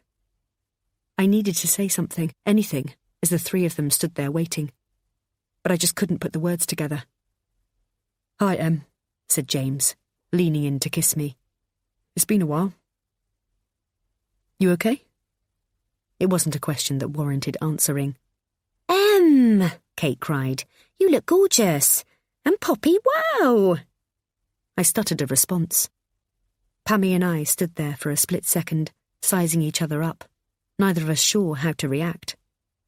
We somehow met in the middle, our limbs colliding awkwardly. She pulled me towards her and held me.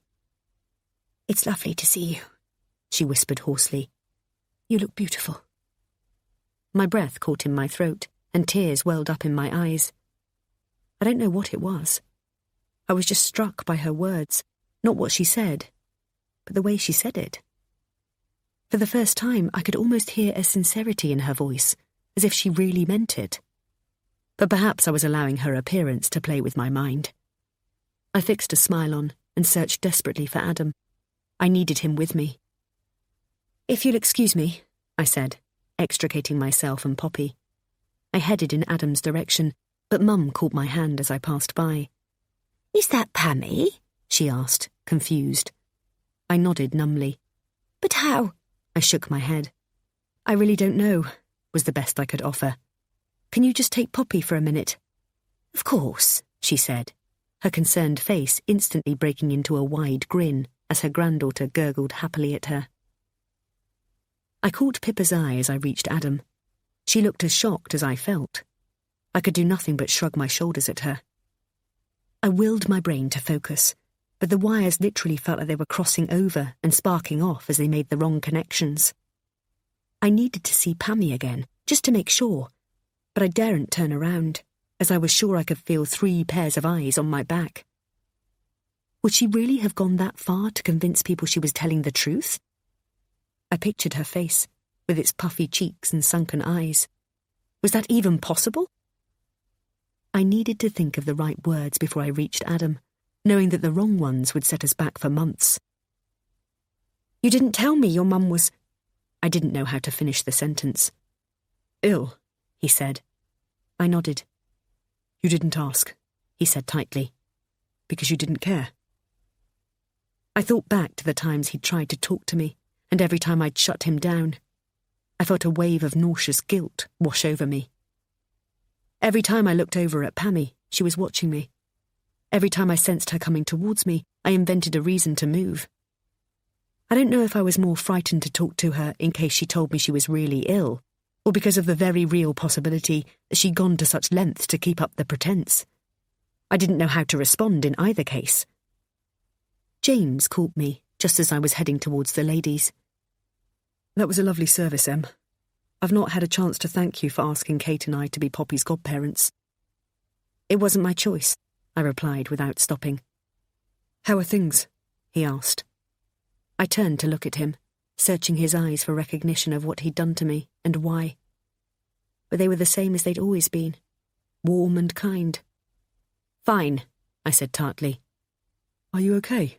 He asked. After the wedding and everything. We're working on it, I said abruptly. What have I done to upset you? Your mother told me everything, I said. I thought you were on my side. I naively believed that what we had was... It was, he said, cutting across me. I gave a hollow laugh. I am on your side, he said, and I always will be. But you made your feelings quite clear, remember? I narrowed my eyes at him. So, whilst I'm confiding in you, you're running straight back to Pammie and telling her everything? What? No, he said sharply. I never repeated anything that you said, apart from when you told me that nothing could come of us. So, she didn't tell you to come on to me? You weren't doing it under orders? What? He said, screwing his face up, as if he was unable to comprehend what I was saying. No. What do you take me for? I'd never do that. I told her I had feelings for you and how guilty I felt about it. I confided in her because she's my mother. I rolled my eyes and shook my head. You have to believe me, he said. Hey, little brother, called out Adam as he sidled up to him. What's she got to believe? James's face coloured. Nothing. It was nothing. No, come on. I'm all ears, went on Adam, his speech a little slurred. Why is my lovely lady here calling you a liar? We were just joking around, offered James unconvincingly. Nah, I'm not having that, fella, said Adam. Both James and I knew him well enough to know that he was getting bolshy, fueled by alcohol and paranoia. I put my hands on his chest and looked up at him, trying to engage him. We're just having a joke, I said. James is trying to wind me up, and he's doing a good job of it too.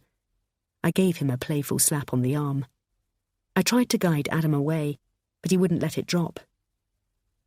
So, what didn't you believe? He asked again. I gave a big sigh. For God's sake, we were just fooling around. It was nothing. It didn't look like nothing, he said petulantly. I stopped him in his tracks and put my arms around his waist as he turned to face me. I love you, I said, reaching up and kissing him on the lips. Now go be with your mates. Enjoy yourself and I'll see you later. He kissed me back. I love you too. As I walked back in, Pammie was at the doorway, practically ready to pounce. Emily, she said, almost in surprise, even though she'd clearly been standing there waiting for me. I ignored her, but when she called out a second time, loud enough for others to hear, I had to acknowledge her for fear of causing a scene. She stood in front of me as if waiting, and I honestly didn't know what to say. There was so much rage bubbling up within me, but as I looked at her, really looked at her, the anger gave way to confusion. The whites of her eyes were yellowed, and her swollen skin, smooth and shiny, was pulled tight over her cheekbones. There was nothing I wouldn't put past her. But this... Pamela, was all I could muster. Please don't call me that, she said quietly. You know I don't much care for it. Look, if you're going to start, I'm not. There's just something I need to say to you. Whatever it is, I'm not remotely interested. There is nothing that you can say or do that will surprise me anymore. You are here because you have to be, as Adam's mother. But don't for a second think that there's anything more to it than that. You can see Poppy whenever Adam sees fit to bring her down, but honestly, that's where you and I end. She ran a hand over her hairless scalp and offered a small smile. I'm sorry, she said. Truly sorry. I don't know what I was expecting her to say, but sorry wasn't on the list, especially given that there was no one else in earshot. She looked down as if ashamed, but I'd seen that 1,000 times before. She'd used it whenever she was backed into a corner and was on the verge of being found out. I'd been hoodwinked into falling for the little Miss Naive act myself, but that was a long time ago. She was never going to fool me again. "I really don't have time for this," I said. "This is my daughter's christening, and I have a room full of people more deserving than you, whom I'd like to talk to and be with. I'm not going to stand here and waste my time on you." I tried not to look at her as I said it, because her appearance was throwing me off track, making me feel guilty. "I understand that," she said, "and I don't blame you. But I just want you to know that I'm truly sorry. I never meant to do what I did to you, and I know that you'll never forgive me. But I haven't got much longer, and I wanted to at least try and make amends before it's too late. Please." She reached a hand out to me, and I backed away, but she kept coming forward, falling towards me. There was a split-second hush all around us, and then a sudden rush to catch her before she fell to the floor. If anyone had caught it on a slow-motion camera, they would have seen me walking backwards with my arms up in the air. I was the only one who could possibly have cushioned the blow, yet whilst everyone was moving forward in vain, I was moving away. There was a collective gasp as she hit the unforgiving wooden floor. "Mum!" called out James. "Pammie!" cried everyone else. "What the?" shouted Adam as he ran forwards and fell to his knees. "What the hell happened?" He turned to look at me for an answer, but I just shrugged. "Why would I think to ask you?" I could hear a sharp intake of breath from the crowd that had now gathered. "That's enough," said James. "Mum?" "I'm okay," she managed, as she was helped up to a sitting position. "I just lost my footing. I'm okay." She'd done it again. I weaved away through the throng, trying to find Poppy, who I'd last seen with Mum. "I want to go," I said as I reached her. "What on earth's going on?" she asked. "She couldn't fake this, surely." I shook my head. I didn't know what to think anymore. "Can you and Dad take me home?" I asked. Dad looked at his watch. "It's getting late anyway," he said, as if he needed an excuse. "I'll bring the car round." I gathered up the presents that had been brought for Poppy and said discreet goodbyes to Pippa and my Auntie Bet. They were the only people still there whom I cared about. The rest consisted of Adam's rugby crowd and a few of his work colleagues, none of whom would even be aware that I'd been there, let alone gone. "You okay?" said Pippa, as I hurriedly rounded things up. "Do you want me to come with you?" I shook my head. "I just want to go home and put my pyjamas on," I said honestly. She smiled. "I know the feeling. I'll give you a call in the morning." I gave her a kiss and ducked out the door. Mum insisted on coming into the flat with me to get me settled. "I'm 27, I half laughed. "You're never too old for your mum to care about you," she said. "You sure you're going to be okay?" I nodded. "I can't see Adam being much longer. The bar will be shut in an hour or so."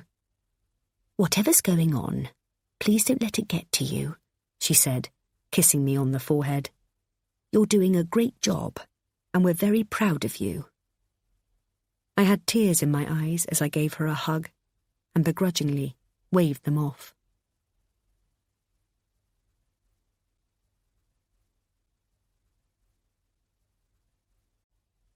Chapter 46.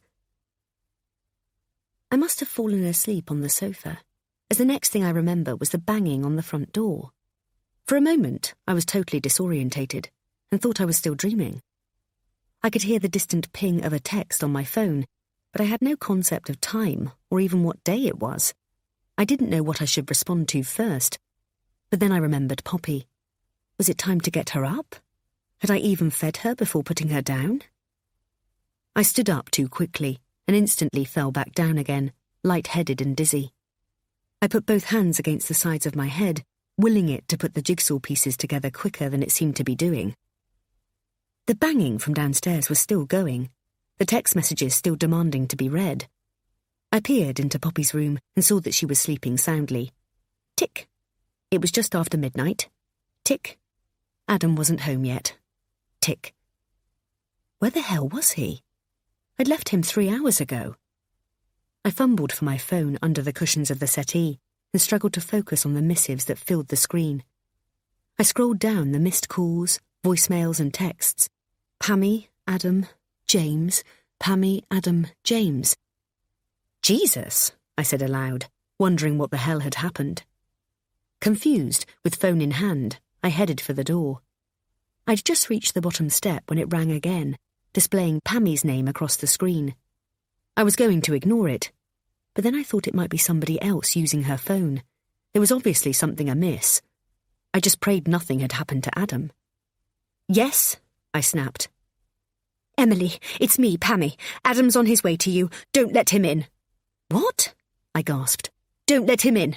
He's really mad. He knows, Emily. I'm so sorry. Don't let him in. What the hell are you talking about? He knows about James. She choked. The blood rushed to my ears as she kept talking, and I couldn't hear anything she said. What? I cried, my breath catching in my throat. They've had a fight, she said breathlessly. I'm so sorry. My head was too full of panic to think straight. I moved closer towards the door, my hands shaking as they grappled with the latch, unable to get a grip. I jumped back as a fist struck the other side, the low-grade wood barely withstanding the pounding. Adam? I called out shakily. Open the door, he yelled. So close now I could hear his breath. No, I answered. Not until you calm down. I swear to God, Emily, open this fucking door right now. Don't let him in, warned Pammie again. What have you done? I hissed down the phone before throwing it onto the floor. I wouldn't allow her lies to consume me. Us. I had to talk some sense into Adam. You're scaring me, I called through to him. You'll scare the baby. I heard him inhale and exhale slowly, deliberately. Emily, he said, his tone suddenly measured. Will you please open the door? I put the chain across. Do you promise you'll stay calm? Yes, I promise. As soon as I twisted the latch, the door took flight, the sheer force snapping the chain off its hinge. I fell to the floor as it swung towards me, my arms flailing helplessly against the power of Adam on the other side. He was looming over me, and I knew then the terrible mistake I had made. I willed myself to get up, but my legs wouldn't work.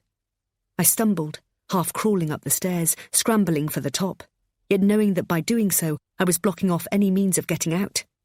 But I had to be what stood between Adam and Poppy. I couldn't let him anywhere near her. I made a grab for the top step, still on all fours, when he yanked my ankle, pulling me back down. My scalp felt like it was lifting off my skull as he picked me up by my hair. I had one arm up in the air, trying to unfurl his fist that was twisted deep into my hair, and the other reaching down to get some leverage on the stairs. My hip took the brunt as it slammed against each unforgiving step as Adam dragged me up. I wanted to cry out, but I needed to stay quiet for Poppy. I didn't know what Adam was capable of. He hauled me along the landing. I tried to get to my feet, but he was too strong, and the more I struggled, the more force he used. Please, I cried out. Please stop. He threw me into the living room and looked down on me. It was the first time I'd seen his face, his eyes bulging with fury, his features distorted by rage. Please, will you just listen to me? I pleaded. You whore, he spat, his breath reeking of alcohol. Do you think you can make a fool out of me? Spittle was hanging from his mouth. No, never. I never would. His hand flew down and struck me across the face, catching my brow bone. My skin stung, and I could feel a lump instantly form. He paced up and down, clenching and unclenching his fists as I cowered in front of him. It's not what you think, I said. Please, you have to believe me. I know exactly what it is. You're fucking my brother. He threw his head back and gave an exaggerated laugh. My fiancée, mother of my child, has been sneaking around behind my back to fuck my brother. I haven't, I implored. You're being ridiculous. He stopped, stock still, and stared straight at me with wild eyes. Is she even my daughter? He bellowed. Is Poppy even mine? I knelt at his feet. Of course she is. You know she is. I've never been unfaithful to you. Please, you must know that. He crouched down beside me and clamped hold of my face. So why is he so caught up with you then? I don't know what you're talking about, I managed. He's just dragged me away from the girl I was with and punched me in the face because apparently I was disrespecting you. The tiny part of my heart that wasn't already broken, smashed into a million pieces. You were with another girl? I asked, determined to keep my voice calm. At our daughter's christening? Yeah, and we were having a good time. A really good time, you bastard, I spat. He looked at me and laughed. Oh, you bought all that shit the last time? I didn't say a word, just watched him as he kept laughing at me. You did, didn't you? Oh, that is fucking brilliant. But here, I'll let you into a little secret. He leant in close, his breath hot on my cheek. I've never been faithful to you. How could I? There's nothing you do that turns me on. You leave me cold. He shuddered for effect. Yet you're so pathetically grateful every time I come near you. I spat at him, a big globule landing on his cheek. His hand came out of nowhere, hitting the side of my head, sending me sprawling backwards. It felt like my teeth were spilling out of my mouth one by one, like they do in my dreams, and I clamped my mouth shut in an effort to stop them. He pushed me onto my back and sat astride me, pinning me to the ground. But that's okay, because now I know you've been screwing around too. He'd reminded himself why he was so mad, and he bore down on me, putting his hands around my throat. My eyes searched his, trying to find a way back from this madness, looking for a sliver of light to make this all stop. But they were as black as night, his pupils so dilated that they almost filled the colour around them. I tried to get my fingers between his and the skin on my neck, but his grip was too tight. He wasn't squeezing yet. He was just enjoying the fear it provoked. We've never... His grip around my throat was getting tighter with every word I uttered. I felt like I was going to another place, somewhere other than here. But in the distance, I could hear a cry, faint at first, then growing louder. I snapped my eyes open at the realisation that it was Poppy, and Adam, stopped by the same sound, started to lift himself off me. No! I screamed, making a grab for him, pulling on his hair, his shirt collar, anything I could get traction on. He hit my hand away, but as he went to stand up, I launched myself at him with all my strength. I couldn't let him near Poppy. I hung onto his back, clawing and scratching at any part of him. I reached around to his face, my thumbs blindly searching for his eyes. All the time his bulk was trying to shake me free, but I clung on. I would not let him near my little girl. He reared up and smashed me into the architrave of the living room door as he went towards Poppy's room. No! I wailed again. I pulled him back with all my might, and he lost his footing, stumbling on the landing, with me underneath him. He got to his feet as I manacled myself around his leg, trying to hold on to him, but I lost my grip. Poppy's cry was getting ever louder, or we were getting ever nearer, sending my senses into overdrive. I could hear her tears, could hear my screams, but there was something else, another noise I couldn't decipher. Blinded by blood and tears, I waited for Poppy's cries to stop as her daddy picked her up. She wasn't to know that the man comforting her was as far away from a father as anyone could possibly be. "It's over," said a voice. A woman's voice. My brain banged against my skull as I willed myself to make sense of what was going on. I looked up, through the slit of an eye that was fast closing up, and saw a figure standing in the doorway of Poppy's room. I dragged myself up to a sitting position and forced myself to focus. I saw my baby first, nestled in the arms of this unknown entity, her little body being gently rocked back and forth. A fear that was almost tangible shot through me as I took in the face of the person holding her. Pammie! I couldn't make sense of it. Were they in this together? Is this what they had been plotting all along? Give me my baby! I scrambled to get up, but Adam, standing between us, pushed me back down. "It's over," Pammie repeated, her voice shaking. Give her to me! I cried out again, desperate to feel her in my arms. My mind fast-forwarded to see Pammie running down the stairs and out into the street with my baby. To where? I didn't know. My heart felt like it had stopped beating, a dead weight in my chest. Please, I begged, holding my hands out towards her. "Mum," said Adam, his tone suddenly calm.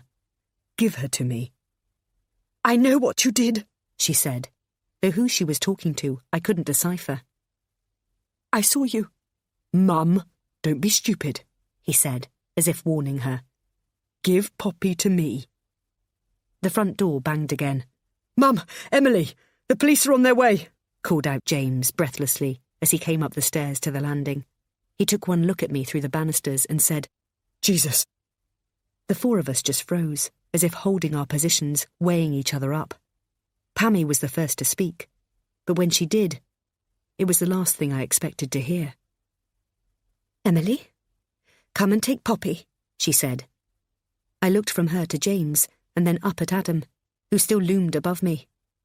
I crawled on my hands and knees towards Pammie, and once I was sitting up against the wall beside her, she gently handed my baby to me.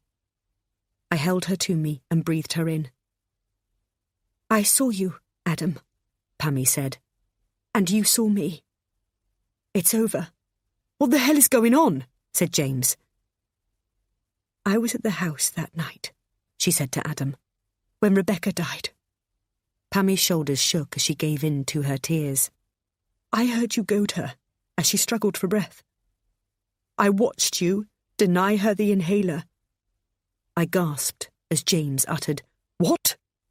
"I don't know what you're talking about," said Adam defiantly, his shoulders back and jaw set. "Adam, I was there. She begged you to help her, and you could have. You had her life in your hands. All you had to do was give her the inhaler. But you just stood over her, watching her die. How could you do that?" "You're crazy," Adam sneered, although I saw there was a panic in his eyes. "And when you disappeared and took yourself back to the train station to start your walk home again, I was left there, desperately trying to save her life." Her voice broke as she sobbed. "I will never forgive myself for not being able to." "What are you going on about?" barked Adam. "I was at work. You called me, remember? You were the first one there. You were also the last one to see Rebecca alive. Some would think that's one coincidence too many. Don't you think?" "Don't you dare," spat Pammie. "I will carry the responsibility for my part in this for the rest of my days. For the way you've turned out, and for the callous things you've done. But I did everything I could to help that poor girl, just like I've done for Emily." She turned to look at me, her eyes pleading with me to believe her. "I'm so sorry it had to get to this before I made you see what he's capable of." I could hear her words, but they weren't making any sense. "What are you saying?" I asked. "I tried to help you," she said through her tears. "I did everything I could to warn you off, but it was never enough.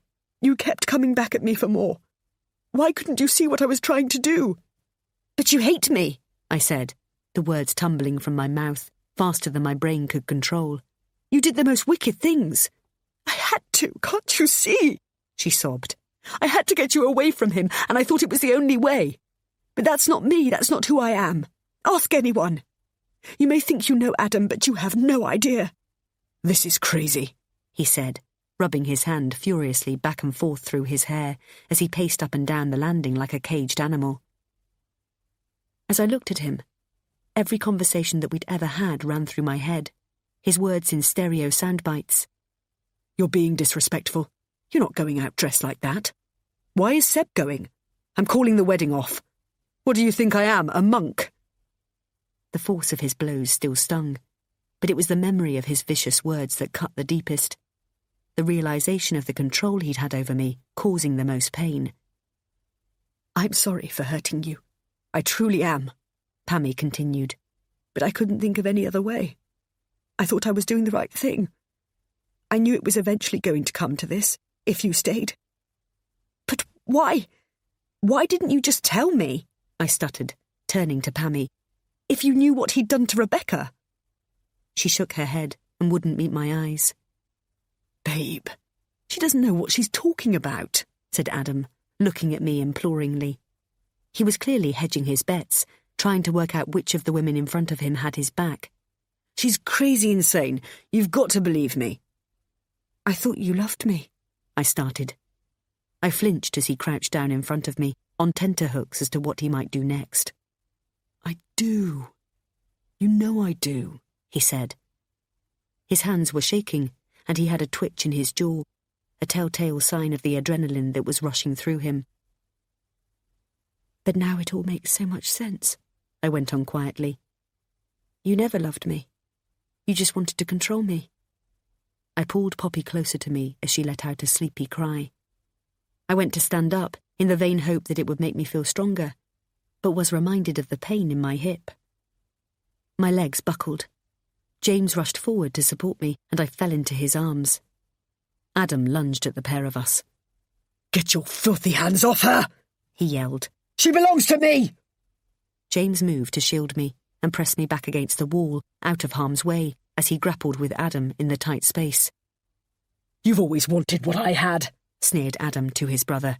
"Even when we were little. But you'll always be second best. You'll always be the poor relation." As I slid back down the wall, with an ever-protective arm around Poppy, my mind flashed to a bizarre image of 2 young boys racing crabs along a beach. I could hear the crack of its shell, and James's tears. I wondered how far back Adam's murderous tendencies ran. "Enough!" screamed Pammie, putting her slight frame between the pair of them. I can't deal with this anymore. I can't go on pretending everything is okay. Nothing has been okay since your father died.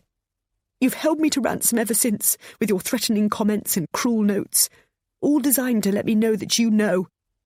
I gave you every last penny that I had, whatever I could afford, but it still wasn't enough to make you stop.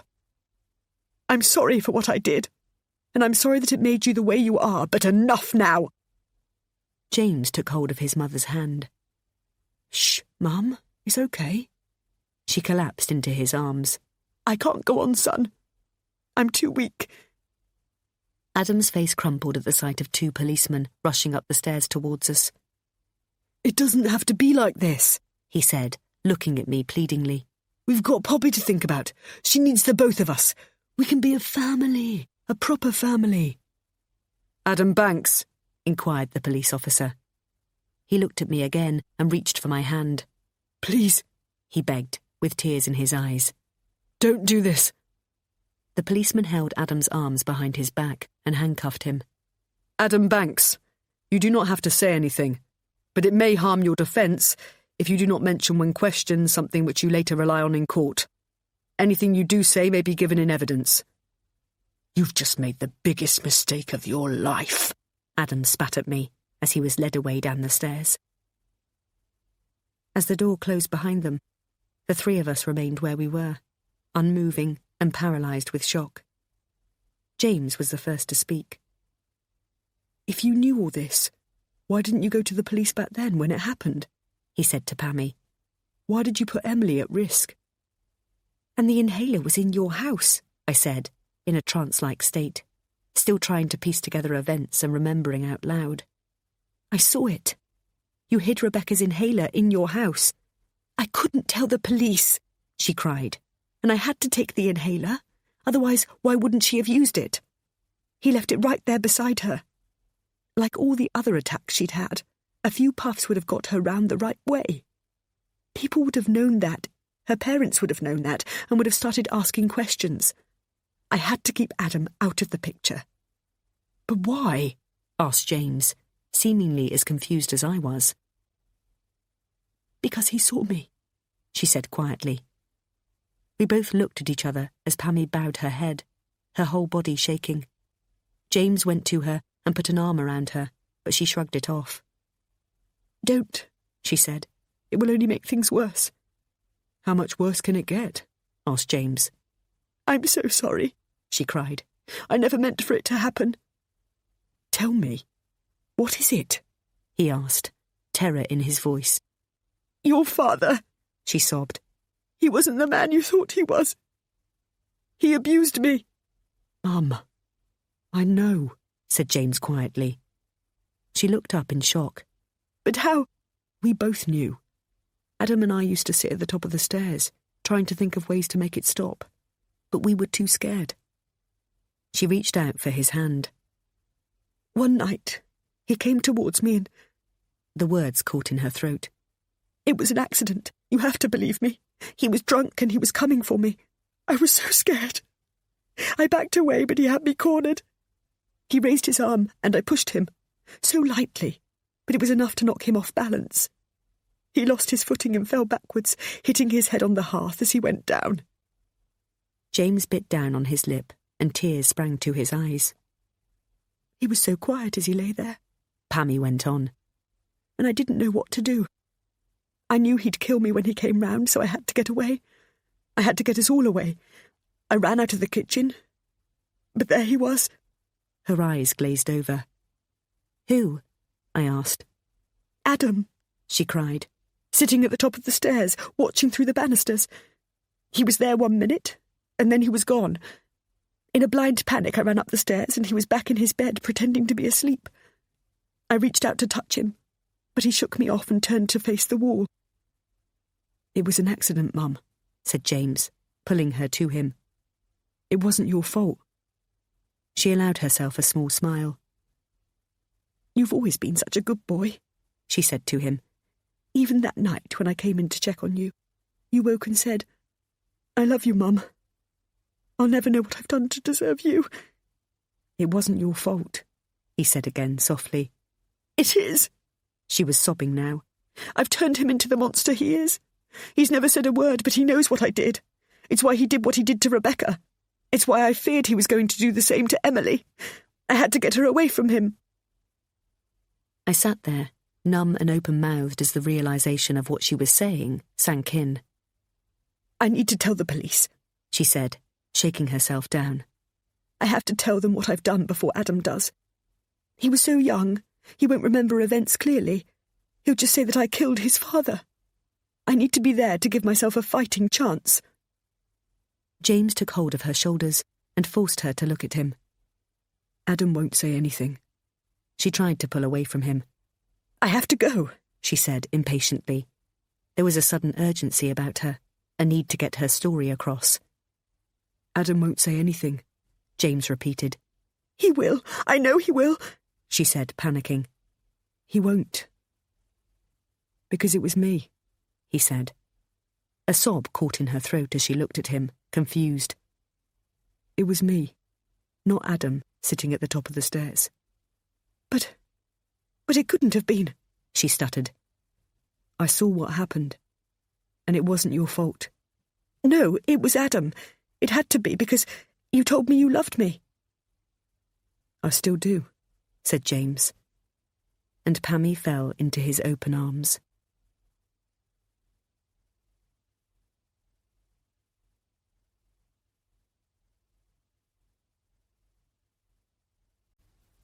Epilogue. The daffodils are in bloom, and Poppy is crawling in amongst them, much to the chagrin of her mother. She catches my eye as she scoops her up, and we laugh at her muddied knees. Poppy giggles as Emily hoists her into the air and blows a raspberry on her tummy. She looks like her mother when she smiles. She has the same kind eyes and button nose. You've got all this to come, I say as I pat Kate's hand, who instinctively rubs her rounded tummy and smiles. I, for one, cannot wait, says James, as Emily puts Poppy back down on the grass, and she immediately heads to the beckoning land of yellow again. We laugh as James crawls after her, making a roaring noise, and she doubles her speed. He'll make a wonderful dad, I say after him. I think of all those letters from a dad that Poppy will never know. I don't know what they say because I've never opened them. But he must know what he's missing. She'll be a teenager before he's out, and by then, Emily will have moved on, will be living the life that she deserves. I hope she meets someone who will love her and Poppy the way I do, who will care for her in the same way she cares for me. Not a day has passed without her coming to see me, not even when the court case was on, and I was too weak to go. You okay? She asks, as she puts her hand gently on my shoulder. I smile and reach up to hold it. Yes, I am okay. I'm free of the fear I've lived with for so long. I just wish I had longer to live. This was an audio production of The Other Woman by Sandie Jones, Read by Claire Corbett. Published by Macmillan Digital Audio. Text copyright Sandie Jones 2018. Recording copyright Macmillan Digital Audio 2018. All rights reserved. If you enjoyed The Other Woman, please continue listening to hear a clip from The Half-Sister, also by Sandie Jones. Chapter 1. Kate. Kate sees the familiar nameplate on Dr. Williams' office door and feels a knot in her stomach. She doesn't know why, after all this time, it still affects her like this. She should be used to it by now. But every time she walks through his door, she's filled with hope, and every time she walks back out, she feels utter despair and sadness, unable to believe that fate could be so cruel. As if he knows what she's thinking, Matt grabs hold of her hand as they sit in the clinic's waiting room, squeezing it, as if he is somehow able to transfer his boundless optimism onto her. He kisses her head as she leans into him. "I think this might be the one," he says, over-enthusiastically, as if believing it hard enough will prove him right. "It's certainly the last one," she says wearily. "Let's see," says Matt, with forced joviality. "Kate!" exclaims Dr. Williams as he opens his door. She should call him Ben, as he's requested 100 times. But using his first name means she knows him well, and if she knows him well, it would be admitting how long this has been going on for. "Doctor," she says as she stands up and walks towards him with an outstretched arm. "Good to see you," says Dr. Williams. "Matt, how are you?" The two men greet each other as if they're old friends, meeting at a football match. Kate finds herself wondering at what point the bonhomie will be replaced with the business in hand. She suspects it's when her legs are in stirrups, and said hand is gloved. "So, are we all ready?" asks Dr. Williams, now seated in front of them at his desk. He doesn't look up from his computer screen to see Matt's determined nod. "Okay, so all your numbers are looking good," he says, almost to himself. "We've identified the strongest embryo, which, I'm pleased to say, is of the highest grade." Kate feels Matt looking at her, knowing that he'll be beaming from ear to ear, but she doesn't have the energy to return his eagerness, because she's heard it all before. Highest grade, 4 AAA blastocyst. It doesn't get much better than this. All had been bandied around during their last 3 attempts, but it hadn't made that line go blue on the pregnancy test, had it? Matt's enthusiasm had propped Kate up at first, when test after test proved inconclusive. She'd relied on his positivity to bring her back around the right way, after they were told that the reason they couldn't get pregnant was due to unexplained infertility. "It means there's nothing wrong," he'd said, as he practically skipped out of Dr. Williams' office 3 years ago. Kate didn't have the heart to tell him that it also meant that there was nothing right. Instead, she'd adapted her diet, stopped drinking, and stood on her head after sex. But nothing had resulted in them being able to conceive. Hence, they now find themselves in the clinic. Again. Once Kate's lying on her back with her legs in the air, she sings Queen's Bohemian Rhapsody in her head to distract herself from the fact that there is a doctor, an embryologist, a nurse, and a medical student all staring intently at her lady parts. "Galileo, Galileo," she hums in an attempt to take herself to another place. "Once you've had a baby, a smear test will be like just going to the hairdresser's," her sister Lauren had offered when they'd inadvertently run into each other at the doctor's. Kate hadn't wanted to share her infertility struggles, so had been caught on the hop. Of all the things she could have said she was there for, a smear was the first thing that popped into her head. She could have kicked herself. You would have thought that an older sister with 3 children would be the perfect antidote to the situation that Kate finds herself in. Someone who would sympathize, offer unbiased advice, and a shoulder to cry on. But Lauren is not that person. Or perhaps, more to the point, Kate doesn't see that person in her. Instead, she sees a woman who is living the life she had assumed she'd be living. And, sisters or not, Lauren's perfect little setup is not the kind of support network Kate feels she needs to be immersed in right now. And anyway, she thinks, how can she possibly understand what I'm going through when she only has to look at her husband to get pregnant? She jumps as she feels a sharp pain in her groin. Okay, so we're inserting the embryo now, says Dr. Williams, though Kate doesn't know if he's talking to her or the eager student, who can't seem to get close enough to see what's happening.